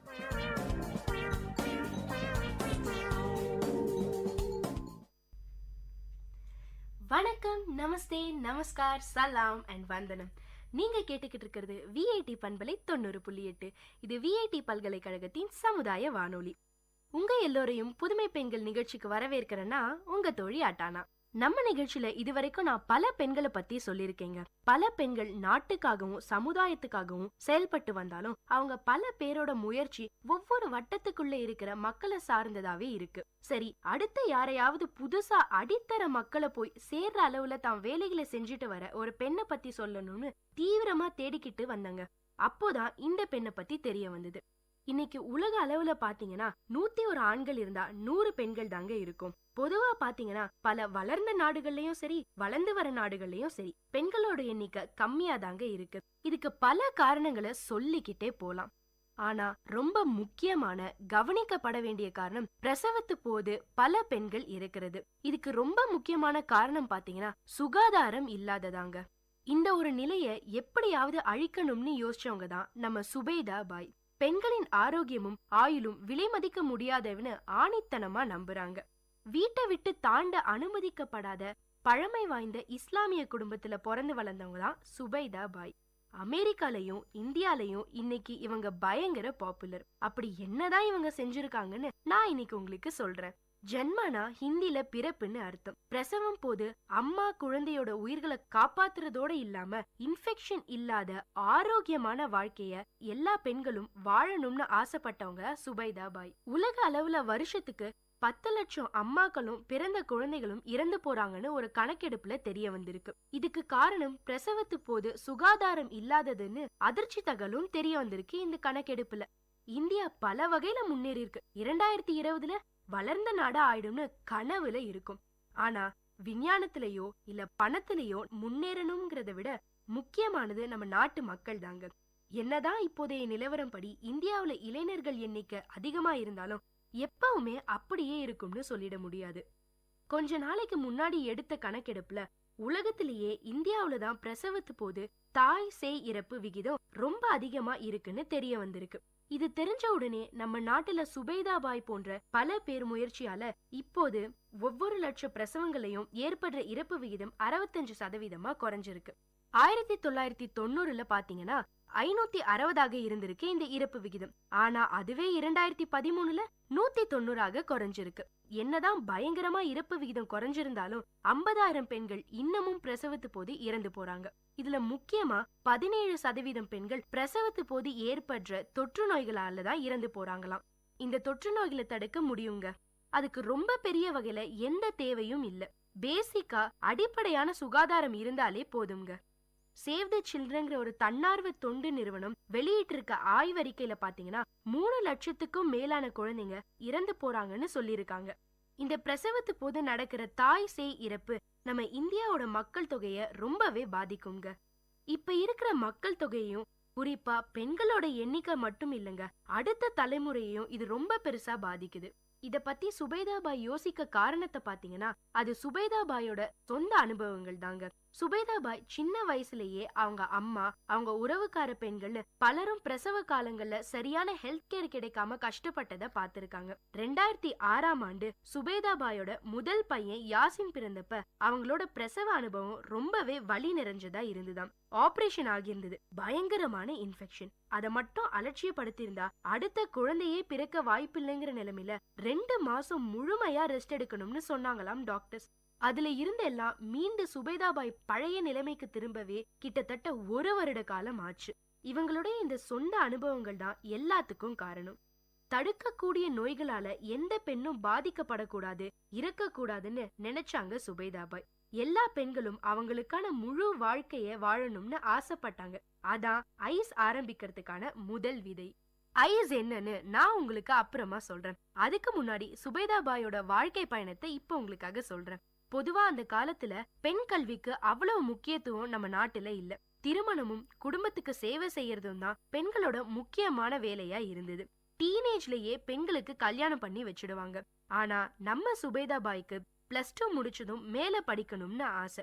அவங்க குடும்பத்துல அதுக்கு முன்னாடி ஆணோ இல்ல பெண்ணோ யாருமே காலேஜ் பக்கமே போனது இல்லையா. இன்ஜினியர் ஆக போறேன்னு சுபைதாபாய் சொன்னதும் இவங்க ஏதோ ஜோக் அடிக்கிறாங்கன்னு நினைச்சு அவங்க அப்பா பயங்கரமா சிரிச்சாராம். படிக்க வைக்கிற அளவுக்கு அவருக்கு வசதியும் இல்ல. அப்புறம் எப்படியோ ஒரு வழியா அப்பாவை சம்மதிக்க வச்சு மெக்கானிக்கல் இன்ஜினியரிங்ல சேர்ந்தாங்க சுபைதா. இவ்வளவு இன்ஜினியரிங் காலேஜஸ் வந்தோம் பெண் கல்வி பத்தின புரிதலும் அவசியமும் தெரிஞ்சும் கூட எந்த ஒரு பெண் குழந்தையும் மெக்கானிக்கல் இன்ஜினியரிங்கோ இல்ல ஆட்டோமொபைல் இன்ஜினியரிங்கோ படிக்கணும்னு நினைச்சா வித்தியாசமா தான் பாக்குறாங்க. இந்த மாதிரி பெண் கல்வி முக்கியம்னு தெரிஞ்ச இந்த காலத்திலேயே மெக்கானிக்கல் இன்ஜினியரிங் படிக்க கொஞ்சம் அடம் பிடிச்சாதான் சேர்த்து விடுறாங்க. அந்த காலத்துல யோசிச்சு பாருங்க, ரொம்ப பெரிய போராட்டத்துக்கும் இடைஞ்சலுக்கும் நடுவுல தான் சுபைதாபாய் மெக்கானிக்கல் இன்ஜினியரிங் படிச்சாங்க. அவங்களுக்கு விருப்பமான படிப்பை தேர்ந்தெடுத்ததால அவங்க ரொம்ப நல்லா படிச்சு அவங்க குடும்பத்தோட முதல் பட்டதாரியா ஆனாங்க சுபைதாபாய். ஆனா அதோட அவங்க கனவுகள் முடியல. அதுக்கு மேல படிக்கணும்னு ஆசைப்பட்டாங்க. ஆனா பட்டதாரியா ஆனதே அவங்க குடும்பத்துல ரொம்ப பெரிய விஷயமா இருந்தது. உடனே தான் ஆசைய சொன்னா அதுக்கு தடை வரும்னு தெரிஞ்சுக்கிட்டு முதல்ல இன்டர்நெட் மூலமா மேல படிக்கிறது தொடர்பா தேடி நிறைய யூனிவர்சிட்டிஸ்க்கு ரகசியமா அப்ளை பண்ணிக்கிட்டு இருந்தாங்க. கடைசியா ஸ்வீடன் தலர்னா யூனிவர்சிட்டியில முழு ஸ்காலர்ஷிப்ல எம்டெக் படிக்கிறதுக்கான அட்மிஷன் லெட்டர் வந்தது. ஒப்புதல் லெட்டர் வந்ததும் தான் அம்மா அப்பா கிட்டயே சொன்னாங்களாம், இதெல்லாம் ஏமாத்து வேலை, நம்பாதன்னு மறுபடியும் அவங்க அப்பா மறுத்தாரு. ஆனா அதுக்கும் கஷ்டப்பட்டு சம்மதம் வாங்கி ஸ்வீடனுக்கு போய் வெற்றிகரமா படிச்சுட்டு வந்தாங்க சுபைதாபாய். அதுக்கப்புறம் மெல்ல மெல்ல கல்யாண பேச்சு வந்தது. கல்யாணத்துக்கு அப்புறம் தான் வாழ்க்கை என்னாகுமோன்னு ஒரே பயம் சுபைதாபாய்க்கு. பல குழப்பங்களும் கேள்விகளும் சுபைதாபாய் மனசுல. ஆனா அந்த கேள்விகள் எல்லாத்துக்கும் விடையாவே வந்தாரு ஹபீப் அன்வர். இவர் தான் நம்ம சுபைதாபாய்க்கு கிடைச்ச பொக்கிஷம்ங்க. ஹபீப், நானும் படிச்ச பொண்ணதான் கல்யாணம் பண்ணணும்னு நினைச்சேன். கல்யாணத்துக்கு அப்புறம் வீட்டுக்குள்ளேயே முடங்கி உன் வாழ்க்கை வீணாக்க வேண்டாம், உன் விருப்பப்படி படிக்கலாம், பிசினஸ் பண்ணலாம்னு முதலையே நம்பிக்கையா பேசியிருக்காரு. இன்னைக்கு ஐஸ் நிறுவனத்தோட இணை நிறுவனராகவும் ஆபரேஷன்ஸ் மற்றும் பினான்ஸ் துறையோட துணைத் தலைவராகவும் இருக்காரு. இவங்க 2 பேரும் கல்யாணத்துக்கு அப்புறம் தான் MBA படிச்சு முடிச்சாங்க. வெளிநாட்டுல MBA படிச்சுட்டு இருந்தப்ப ஒரு ரிசர்ச்காக இந்தியா வந்திருந்தாங்க. சென்னையை சேர்ந்த ஒரு NGOட இணைஞ்சு சுபைதாபாய் அவங்களோட ஆய்வை தொடர்ந்துட்டு இருந்தாங்க. அப்போதான் ராஜஸ்தான்ல ஒரு மருந்து வச்சு புல் வெட்டுற அரிவாளை வச்சு பிரசவம் பாக்குறத பார்த்தாங்க. அத பார்த்த சுபைதாபாய்க்கு மிக பெரிய அதிர்ச்சி. பிரசவத்து போது பெண்களோட ஆரோக்கியம் பத்தின கேள்விகள் சுபைதாபாய்க்குள்ள அதிகமாச்சு.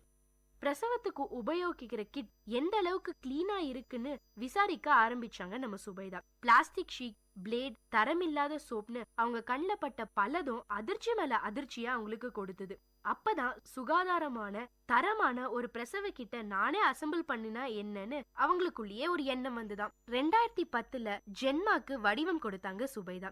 ஜென்மாங்கிறது பிரசவத்து போது தேவையான அத்தியாவசிய பொருட்கள் அடங்கிய பர்த்திங் கிட். இதுல ஒரு ஆப்ரான், ஒரு ஷீட், ஒரு ஹேண்ட் சானிடைசர், ஒரு ஆன்டிசெப்டிக் சோப், ஒரு கார்ட் கிளிப், ஒரு சர்ஜிக்கல் பிளேட்னு 6 பொருட்கள் இருக்கு. இத சுபைதாபாயோட மகப்பேறு மருத்துவர் மூலமாவே பெங்களூர்ல டெஸ்ட் பண்ணினாங்க. குளோபல் சோஷியல் வெஞ்சர் போட்டியில இந்த புதுமையான ஐடியா ஜெயிச்சுது. அடுத்த வருஷமே அசோகான்னு ஒரு சமூக அமைப்போட ஃபெலோஷிப்பும் கிடைச்சது சுபைதாபாய்க்கு. பிரசவத்து போது இன்ஃபெக்ஷனை தவிர்க்கிறதுல சுகாதாரமான பர்த்திங் கிட்களுக்கு எந்த அளவுக்கு பங்கு இருக்குன்னு உலக அளவுல ஆராய்ச்சி பண்ணிட்டு இருக்க வென்டி கிரஹம் சுபைதாபாயோட இந்த ஜென்மாவோட தரத்தை பார்த்து பாராட்டி இருக்காங்க. இன்னைக்கு இந்தியாவிலையும் அமெரிக்காலையும் பிரபலமா இருக்கிற ஐஸ் நிறுவனத்தோட CEO சுபைதாபாய் தாங்க. பெண்களுடைய உடல் நலம் சார்ந்த மலிவு விலை தயாரிப்புகளுக்கான நிறுவனமான இந்த வெற்றி கோட்டையை கட்டியதுல சுபைதாபாயோட உழைப்பு நம்ம எல்லாரையுமே ஆச்சரியத்துல ஆழ்த்துதுங்க. இந்த ஜென்மா பர்திங் கிட்ட ஹெல்த் கேர் நிறுவனங்கள் மூலமாவும் NGOக்கள் மூலமாவும் விற்கவும் செய்யறாங்க, விநியோகமும் செய்யறாங்க. உலக சுகாதார நிறுவனத்தோட 6 முக்கிய சுகாதார விதிகளையும் பூர்த்தி செய்கிற தயாரிப்புங்கிற பெருமையும் வாங்கியிருக்கு இந்த ஜென்மா பர்திங் கிட். இத்தோட நம்ம சுபைதாபாயோட எண்ணங்களும் ஆசைகளும் முடியலைங்க. பிரசவம், குடும்ப கட்டுப்பாடுன்னு குடும்ப கட்டுப்பாடு தொடர்பான இன்னும் நிறைய சுகாதார புதுமை கண்டுபிடிகளை அறிமுகப்படுத்துற திட்டமும் இருக்காம். பெண்களோட ஆரோக்கியமும் ஆயுளும் விலை மதிக்க முடியாததுங்க. அதை காப்பாத்துற சுபைதாபாயோட பயணத்துல பல நாடுகளுக்கு கொண்டு போகணும்ன்ற திட்டமும் இருக்காம். ஒரு தனி மனுஷியா சுபைதாவால இது எல்லாத்தையும் சாதிச்சிருக்க முடியாது. சுபைதாவுக்கு யாசின், அஷான், ஆயமான்னு 3 குழந்தைங்க. குழந்தை வளர்ப்பு ஒவ்வொரு பெண்ணுக்கும் மிகப்பெரிய சவால்ங்க. குறிப்பா பெண் தொழில் முனைவோர் பலருக்கு குழந்தை பிறப்பு, அதை தொடர்ந்த வாழ்க்கைங்கிறது போராட்டம் நிறைஞ்ச சவாலாவே இருக்கு. சுபைதாபாயோட பிசினஸ் குழந்தைங்களை வளர்க்கறதுன்னு எல்லாத்துலயுமே இவங்களுக்கு மிகப்பெரிய சப்போர்ட்டா இருக்கிறது அவங்க கணவர் தாங்க. வீட்டையும் வேலையும் பேலன்ஸ் பண்ண நினைக்கிற பெண்களுக்கு பொறுமை ரொம்ப முக்கியம். வேகமாவும் விவேகமாவும் முடிவுகளை எடுக்கணும். உங்களோட கனவுகள் என்ன, அதுக்கு உங்க கணவரால எந்த அளவுக்கு உதவ முடியும்னு அவரோட உட்கார்ந்து பேசி முடிவெடுத்தா அடைய ஆசைப்படுறத ரொம்ப சுலபமாவும் சீக்கிரமாவும் சாதிக்க முடியும்னு சொல்லியிருக்காங்க. முடியும்னு நினைச்சா எதையுமே இந்த உலகத்துல ஒரு பெண்ணால சாதிக்க முடியும்னு நம்பிக்கை வார்த்தைகளை சொல்லியிருக்காங்க. இந்த அகண்ட உலகத்துல வாய்ப்புகள் ரொம்பவே அதிகம். நம்ம ஆசைகளையும் லட்சியங்களையும் தேடி என்ன கஷ்டங்கள் வந்தாலும் ஓடிக்கிட்டே இருந்தோம்னா வெற்றி நிச்சயம். உங்கள பல பேர் சாதனையாளர்களா வருவீங்கன்னு நான் நம்புறேன். இதே மாதிரி இன்னொரு புதுமை பெண்ணோட அடுத்த நிகழ்ச்சியில உங்களை சந்திக்கும் வரை உங்களிடமிருந்து டாடா பை பை சொல்லி விடைபெறுவது உங்க அட்டானா. இது VIT பண்பலை 90.8. கேளுங்க கேளுங்க கேட்டுக்கிட்டே இருங்க.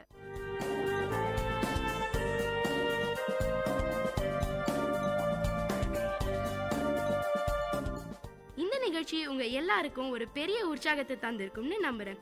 இதே மாதிரி பல விஷயங்களை தெரிஞ்சுக்கணுமா? அப்போ VIT பண்பலை 90.8 கேட்டுக்கிட்டே இருங்க.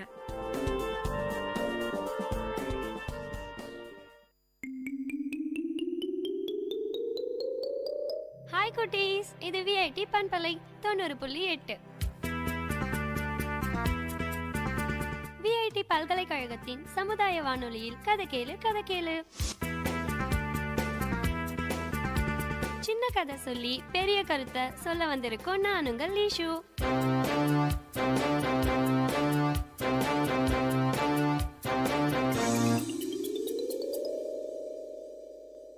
ஒரு ரயில் ரொம்ப வேகமா போயிட்டு இருந்தது. அப்போ ரயில் ஜன்னல் வழியா காத்து குபு குபுன்னு வீசிட்டு இருந்தது. அந்த ரயில் பெட்டிக்குள்ள இருந்த எல்லாரும் ஜில்லுன்னு வர காத்த நல்லா அனுபவிச்சுட்டு இருந்தாங்க. அந்த நேரத்துல அந்த பெட்டில ஜன்னல் ஓரமா உட்கார்ந்துட்டு இருந்த ஒருத்தர் சந்தோஷத்துல தன்னோட கைய ஜன்னலுக்கு வெளியே நீட்டி அசைச்சு அசைச்சு விளையாடிட்டு இருந்தாரு. அப்போ அவர் கையில இருந்த விலை அதிகம் உள்ள கை கடிகாரம் சட்டுன்னு கீழே விழுந்துடுச்சு. உடனே பதறி போய் அந்த ஆளு என்னோட கை கடிகாரம் கீழே விழுந்துடுச்சேன்னு சத்தமா கத்தினாரு. அவர் கத்தினத கேட்டு எல்லாரும் பதற்றத்தோட என்ன செய்யறதுன்னு தெரியாம இருந்தாங்க. சிலர் ஜன்னல் வழியா கை கடிகாரம் தெரியுதான்னு பார்த்தாங்க. சிலர் எமர்ஜென்சி செயினை பிடிச்சு இழுத்து ரயில நிறுத்த சொன்னாங்க. இதே மாதிரி அந்த பெட்டியில இருந்த எல்லாரும் டென்ஷனா இருக்கும்போது ஒருத்தர் மட்டும் எதை பத்தியும் கவலைப்படாம கூலா ஜன்னல் வழியா வேடிக்கை பார்த்துட்டு இருந்தாரு. இத பார்த்த மத்தவங்க, நம்ம எல்லாரும் இவ்ளோ பதற்றத்தோட இருக்கோம், ஆனா இவர் மட்டும் கொஞ்சம் கூட கவலை இல்லாம இப்படி இருக்காரேன்னு அவரை பார்த்து கடுப்பா இருந்தாங்க. இதுக்குள்ள அடுத்த ரயில் நிலையம் வந்தது. எல்லாரும் இறங்கி போய் அதிகாரி கிட்ட டென்ஷனா நடந்தத சொன்னாங்க. ஏதாவது உதவி செய்யுங்கன்னு கெஞ்சி கேட்டுக்கிட்டாங்க. அந்த நேரத்துல கூலா இருந்தவரு அந்த அதிகாரி கிட்ட போய், இங்க இருந்து 20 கம்பங்கள் பின்னாடிதான் இவரோட கை கடிகாரம் விழுந்தது, அதை கண்டுபிடிச்சு இவர்கிட்ட கொடுங்கன்னு சொல்லிட்டு அவர் போயிட்டாரு. அந்த கூலா இருந்தவரு தான் ராஜாஜி. இதுல நம்ம என்ன தெரிஞ்சுக்கிட்டோம்? ஏதாவது பிரச்சனைனா டென்ஷன்ல யோசிக்காம பொறுமையா யோசிச்சு செயல்படணும்.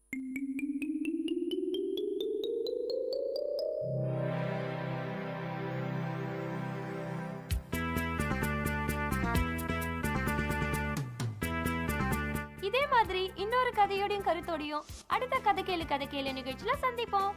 அது வரைக்கும் உங்களிடமிருந்து விடை பெறுவது உங்கள் லேஷோ. பாய் குட்டீஸ்.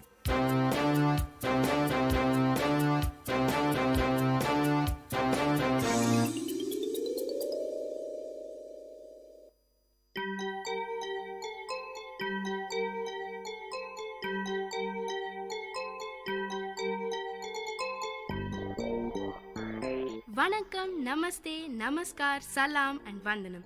நீங்கள் கேட்டுக்கொண்டிருப்பது விஐடி பண்பலை 90.8. இது விஐடி பல்கலைக்கழகத்தின் சமுதாய வானொலி. உங்க எல்லோரையும் புதுமை பெண்கள் நிகழ்ச்சிக்கு வரவேற்கிறேன். நான் உங்க அட்டானா. இந்த நிகழ்ச்சியில எவ்வளோ கடினமான சூழ்நிலையும் தனக்குன்னு ஒரு பாதையை அமைச்சுக்கிட்டு அதுல அவங்க பயணத்தை தொடர்ந்து அதுல வெற்றியும் அடைந்த பெண்களை பத்தி தான் நான் உங்களுக்கு சொல்ல போறேன்.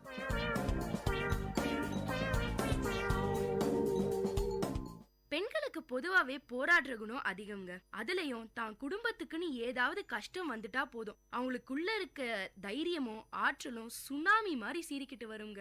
இன்னைக்கு நான் சொல்ல போற பெண்மணியும் அப்படிதாங்க. தனக்குன்னு ஒரு அடையாளத்தை அமைச்சுக்க அவங்க போராடாத நாளே இல்லையாம். ஒவ்வொரு பெண்ணுக்குள்ளேயும் ஒரு சாதனையாளர் இருக்காங்கன்னு நம்புறவங்க தான் நம்ம தீபா ஆத்ரேயா. தீபா ஆத்ரேயா உரிமையாளர், ஸ்கூல் ஆஃப் சக்சஸ்னு அடையாளம் சொல்லுது இவங்க விசிட்டிங் கார்டு. அந்த அடையாளத்தை பிடிக்க தீபா ஆத்ரேயா கடந்து வந்த கரடு முரடான பாதையை பத்தி தான் நான் இன்னைக்கு உங்களுக்கு சொல்ல போறேன். இவங்க கடந்து வந்த பாதையை கேட்டீங்கன்னா ஏதோ ஒரு முழு நீள குடும்ப படம் கேட்ட மாதிரி உணர்வீங்க. நம்ம தீபா ஆத்ரேயாவோட அப்பா வக்கீல், அம்மாவோ ஃபேஷன் டிசைனர். இவங்க கூட பிறந்தவங்க 2 அண்ணன்களாம். இவங்க ரொம்ப ஆச்சாரமான குடும்பமாம். அண்ணங்க 2 பேரும் அப்படி படிப்பாங்களாம், சரியான படிப்பாளிங்களாம். ஆனா நம்ம தீபாவோ ஏதோ சுமாரா தான் படிப்பாங்களாம். சொல்லிக்கிற அளவுக்கு பெருசா மார்க்ஸும் வாங்க மாட்டாங்களாம். அண்ணங்க 2 பேரை கம்பேர் பண்ணா நம்ம தீபாவை ஸ்கூல்ல யாருக்குமே தெரியாதாம். பிறந்ததுல இருந்தே தீபா பயங்கர குண்டாம். அதனால இவங்களை எல்லாரும் குட்டியானன்னு தான் கிண்டலா கூப்பிடுவாங்களாம். இதனாலேயே கொஞ்சம் கொஞ்சமா தாழ்வு மனப்பான்மை அதிகமாச்சாம் நம்ம தீபாவுக்கு. பள்ளி பருவம் எல்லாருடைய வாழ்க்கையிலும் பெரிய மாற்றங்களை உருவாக்கும். இந்த உலகத்துடைய கொடூரத்தையும் கூடவே அழகையும் காட்டுங்க. அழகான தருணங்கள் நினைவுகளாகவும் கொடுமையான தருணங்கள் படிக்கல்லாவும் எடுத்துக்கிட்டோம்னா பள்ளி பருவத்தை விட ஆசான் வேற எதுவுமே இருக்க முடியாதுங்க. நம்ம தீபா 8வது படிக்கும் போது ஸ்கூல்ல நடந்த ஒரு மோட்டிவேஷனல் ப்ரோக்ராம் அவங்க வாழ்க்கையவே புரட்டி போட்டுருச்சு. அது வரைக்கும் எல்லாரோட கிண்டலுக்கும் கேலிக்கும் ஆளாகிக்கிட்டு இருந்த நம்ம தீபா அதுக்கப்புறம் எல்லாத்துலயும் முன்னிலை வகிக்க ஆரம்பிச்சாங்க. தன்னுடைய சொந்த முயற்சியில தன்னம்பிக்கையும் தைரியத்தையும் லீடர்ஷிப் குவாலிட்டிஸையும் வளர்த்துக்கிட்டாங்க. அதுக்கப்புறம் ஸ்கூல்ல மட்டும் இல்லைங்க, காலேஜ்லயும் லீடராவும் பிரசிடென்டாவும் இருந்திருக்காங்க நம்ம தீபா ஆத்ரேயா. BA எக்கனாமிக்ஸ் முடிச்சுட்டு MBA சேர்ந்தப்பதான் அரவிந்த சந்திச்சிருக்காங்க.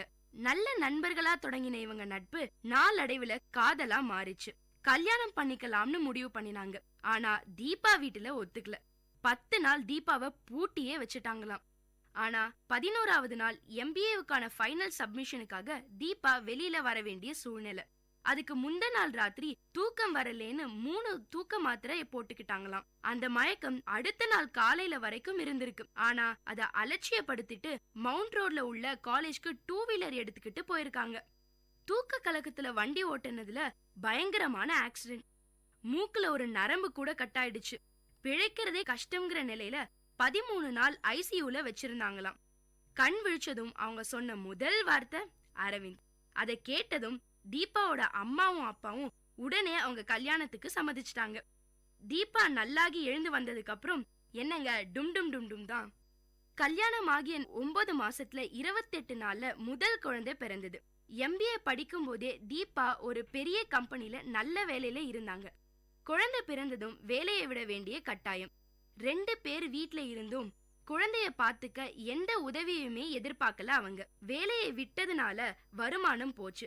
குடும்பத்தையும் சமாளிக்கணும், குழந்தையையும் பக்கத்துல இருந்து பாத்துக்கணும். என்ன பண்ணலாம்னு யோசிச்சப்போ பர்த்டே பார்ட்டி அரேஞ்ச் பண்ற வேலையை செய்யலாம்னு தோணுச்சாம். 13 வருஷத்துக்கு முன்னாடியே தீபா கோ கிரீன்னு ஒரு கான்செப்ட அறிமுகப்படுத்தினாங்களாம். செடிகளையும் மரக்கன்றுகளையும் கொடுக்கிறது தாங்க இந்த கோ கிரீன் கான்செப்ட். அதுக்கு ரொம்ப நல்ல வரவேற்பு கிடைச்சுதாம். அதோட தொடர்ச்சியா குழந்தைகளுக்கான சம்மர் கேம்பும் பண்ணினாங்களாம். அதுல ஒரு பகுதியா அவங்களுக்கான ஷார்ட் பிலிம் தயாரிப்பு பத்தின வகுப்புகளையும் எடுக்கிற ஐடியா வந்துதாம். ஆசைகளும் ஐடியாக்களும் இருந்ததே தவிர அதுக்கான இடவசதியோ பொருளாதாரமோ இல்ல. ஏதோ ஒரு நம்பிக்கையில சேவரா ஹோட்டல் அதிபர் நீனா ரெட்டி கிட்ட போய் அவங்க ஐடியாவை சொல்லி இலவசமா இடம் தர முடியுமான்னு கேட்டாங்களாம். அவங்களும் உன் கண்ணுல ஏதோ ஒரு வெறி தெரியுதுன்னு சொல்லி இடம் கொடுத்து உதவினாங்களாம். வேற ஒரு நிறுவனம் கேமரா உள்ளிட்ட கருவிகளை வாடகை இல்லாம கொடுத்தாங்களாம். ஸ்கூல் ஆஃப் சக்சஸ் ஆரம்பிச்சாங்க தீபா. கொஞ்சம் கொஞ்சமா அவங்க வாழ்க்கை மாற ஆரம்பிச்சுது. ஒரு நல்ல நிலைமையில வாழ்க்கை சந்தோஷமா போயிட்டு இருந்தப்பதான் அந்த சோதனை காலம் அவங்க வாழ்க்கையில அடி எடுத்து வச்சுது. உயிருக்கும் மேலா நம்பின அவங்க கணவர் அரவிந்தோட நண்பர் பிசினஸ்ல அவரை ஏமாத்திட்டாராம். கிட்டத்தட்ட 25 லட்சம் ரூபாய் நஷ்டம். அத்தனை நாள் பார்த்து கட்டின அவங்க சாம்ராஜ்யமே சரிஞ்ச மாதிரி இருந்துதாம். நினைச்சு பார்க்க முடியாத அளவுல நஷ்டம் ஏற்பட்ட அதிர்ச்சியில தீபாவாலையும் அவங்க பிசினஸ்ல கவனம் செலுத்த முடியல. வேற ஏதாவது வேலை பார்க்கலாம்னா எல்லாமே நைட் ஷிஃப்ட் வேலையாதான் கிடைச்சுதாம். ஆனா அரவிந்துக்கு விருப்பம் இல்லையாம். இந்த நிலைமையில 2வதா பெண் குழந்தை பிறந்தது நம்ம தீபாவுக்கு. குழந்தைங்களுக்கு நல்ல எதிர்காலத்தை கொடுத்தே ஆகணும்னு தீவிரமா இருந்தாங்க. அதனால பாரிஸ் கார்னர்ல இருந்து ஹோல்சேல்ல பலூன் வாங்கி வந்து அதுல பாசிட்டிவான மெசேஜ பிரிண்ட் பண்ணி பெசன் நகர் பீச் ஓரமா தீபாவே வித்தாங்களாம். ஒரு பலூன் 10 ரூபாய்னு வித்ததுல ஒரு நாளைக்கு 800 ரூபாய் சம்பாதிக்க முடிஞ்சுது. கடகடன்னு மறுபடியும் பிசினஸ்ல எழுந்து நின்னாங்க நம்ம தீபா. கையில கொஞ்சம் காசு சேர்ந்ததும் பழைய பிசினஸையே திரும்ப தொடர ஆரம்பிச்சாங்க. 2011ஆம் ஆண்டு ஜூன் மாசம் அவங்களோட எல்லா கடனையும் முழுக்க அடைச்சிட்டு நிம்மதியான வாழ்க்கைக்கு திரும்பினாங்க. இனி எந்த கஷ்டமும் இல்லைன்னு நிம்மதியா மூச்சு விட்ட டைம்ங்க அது. மறுபடியும் ஒரே வாரத்துல நடந்த அந்த பயங்கரம் அவங்க வாழ்க்கையவே கசக்கி போட்டுருச்சு. குழந்தைங்க 2 பேரையும் வீட்டுல விட்டுட்டு தீபாவும் கணவர் அரவிந்தும் ஒரு பிசினஸ் ட்ரிப்புக்காக வெளியூர் போயிட்டு சென்னை திரும்பிட்டு இருந்தாங்க. அதிகாலை ஒரு 5 மணி இருக்குமாம். வேலூர் பக்கம் நாட்ராம்பள்ளியில கிராஸ் பண்றப்போ எதிர்ல வந்த லாரி மோதினதுல பயங்கரமான ஆக்சிடென்ட். லாரியோட டீசல் டேங்க்ல இருந்து டீசல் வழிஞ்சு தீபா மேல ஊத்த ஆரம்பிச்சிருச்சாம். கடவுளே, தயவு செஞ்சு வீட்டுக்கு போகிற வரைக்கும் என்ன உயிரோட வை, என் குழந்தைங்களை பார்க்கணும்னு வேண்டிக்கிட்டாங்களாம். கேட்டீங்களா நேர்களே? தனக்கு என்னதான் கஷ்டம் வந்தாலும் தாய் தன் பிள்ளைங்களை பத்தி மட்டும்தான் யோசிப்பான்னு சொல்லுவோமே, அது உண்மைதாங்க. நல்ல வேளை அவங்க கணவர் அரவிந்துக்கு எந்த அடியும் படல. அவர் தான் நம்ம தீபாவை CMC மருத்துவமனையில சேர்த்து சிகிச்சைக்கு அப்புறம் ஸ்ட்ரக்சர்ல வச்சு வீட்டுக்கு கூட்டிட்டு போனாங்களாம். அப்போ அவங்க பையன் ஆர்யூனுக்கு 9 வயசாம். படுத்த படுக்கையில இருந்தபடியே அவங்க பையனை கிச்சனுக்கு அனுப்பி சமைக்க கத்து கொடுத்தாங்களாம். அவங்க வேலைகளை அவங்களாவே பண்ணிக்கிற மாதிரி பழக்கி விட்டுட்டாங்களாம். அவங்க கணவர் அரவிந்தும் ரொம்ப சப்போர்ட்டா இருந்தாராம். அவங்க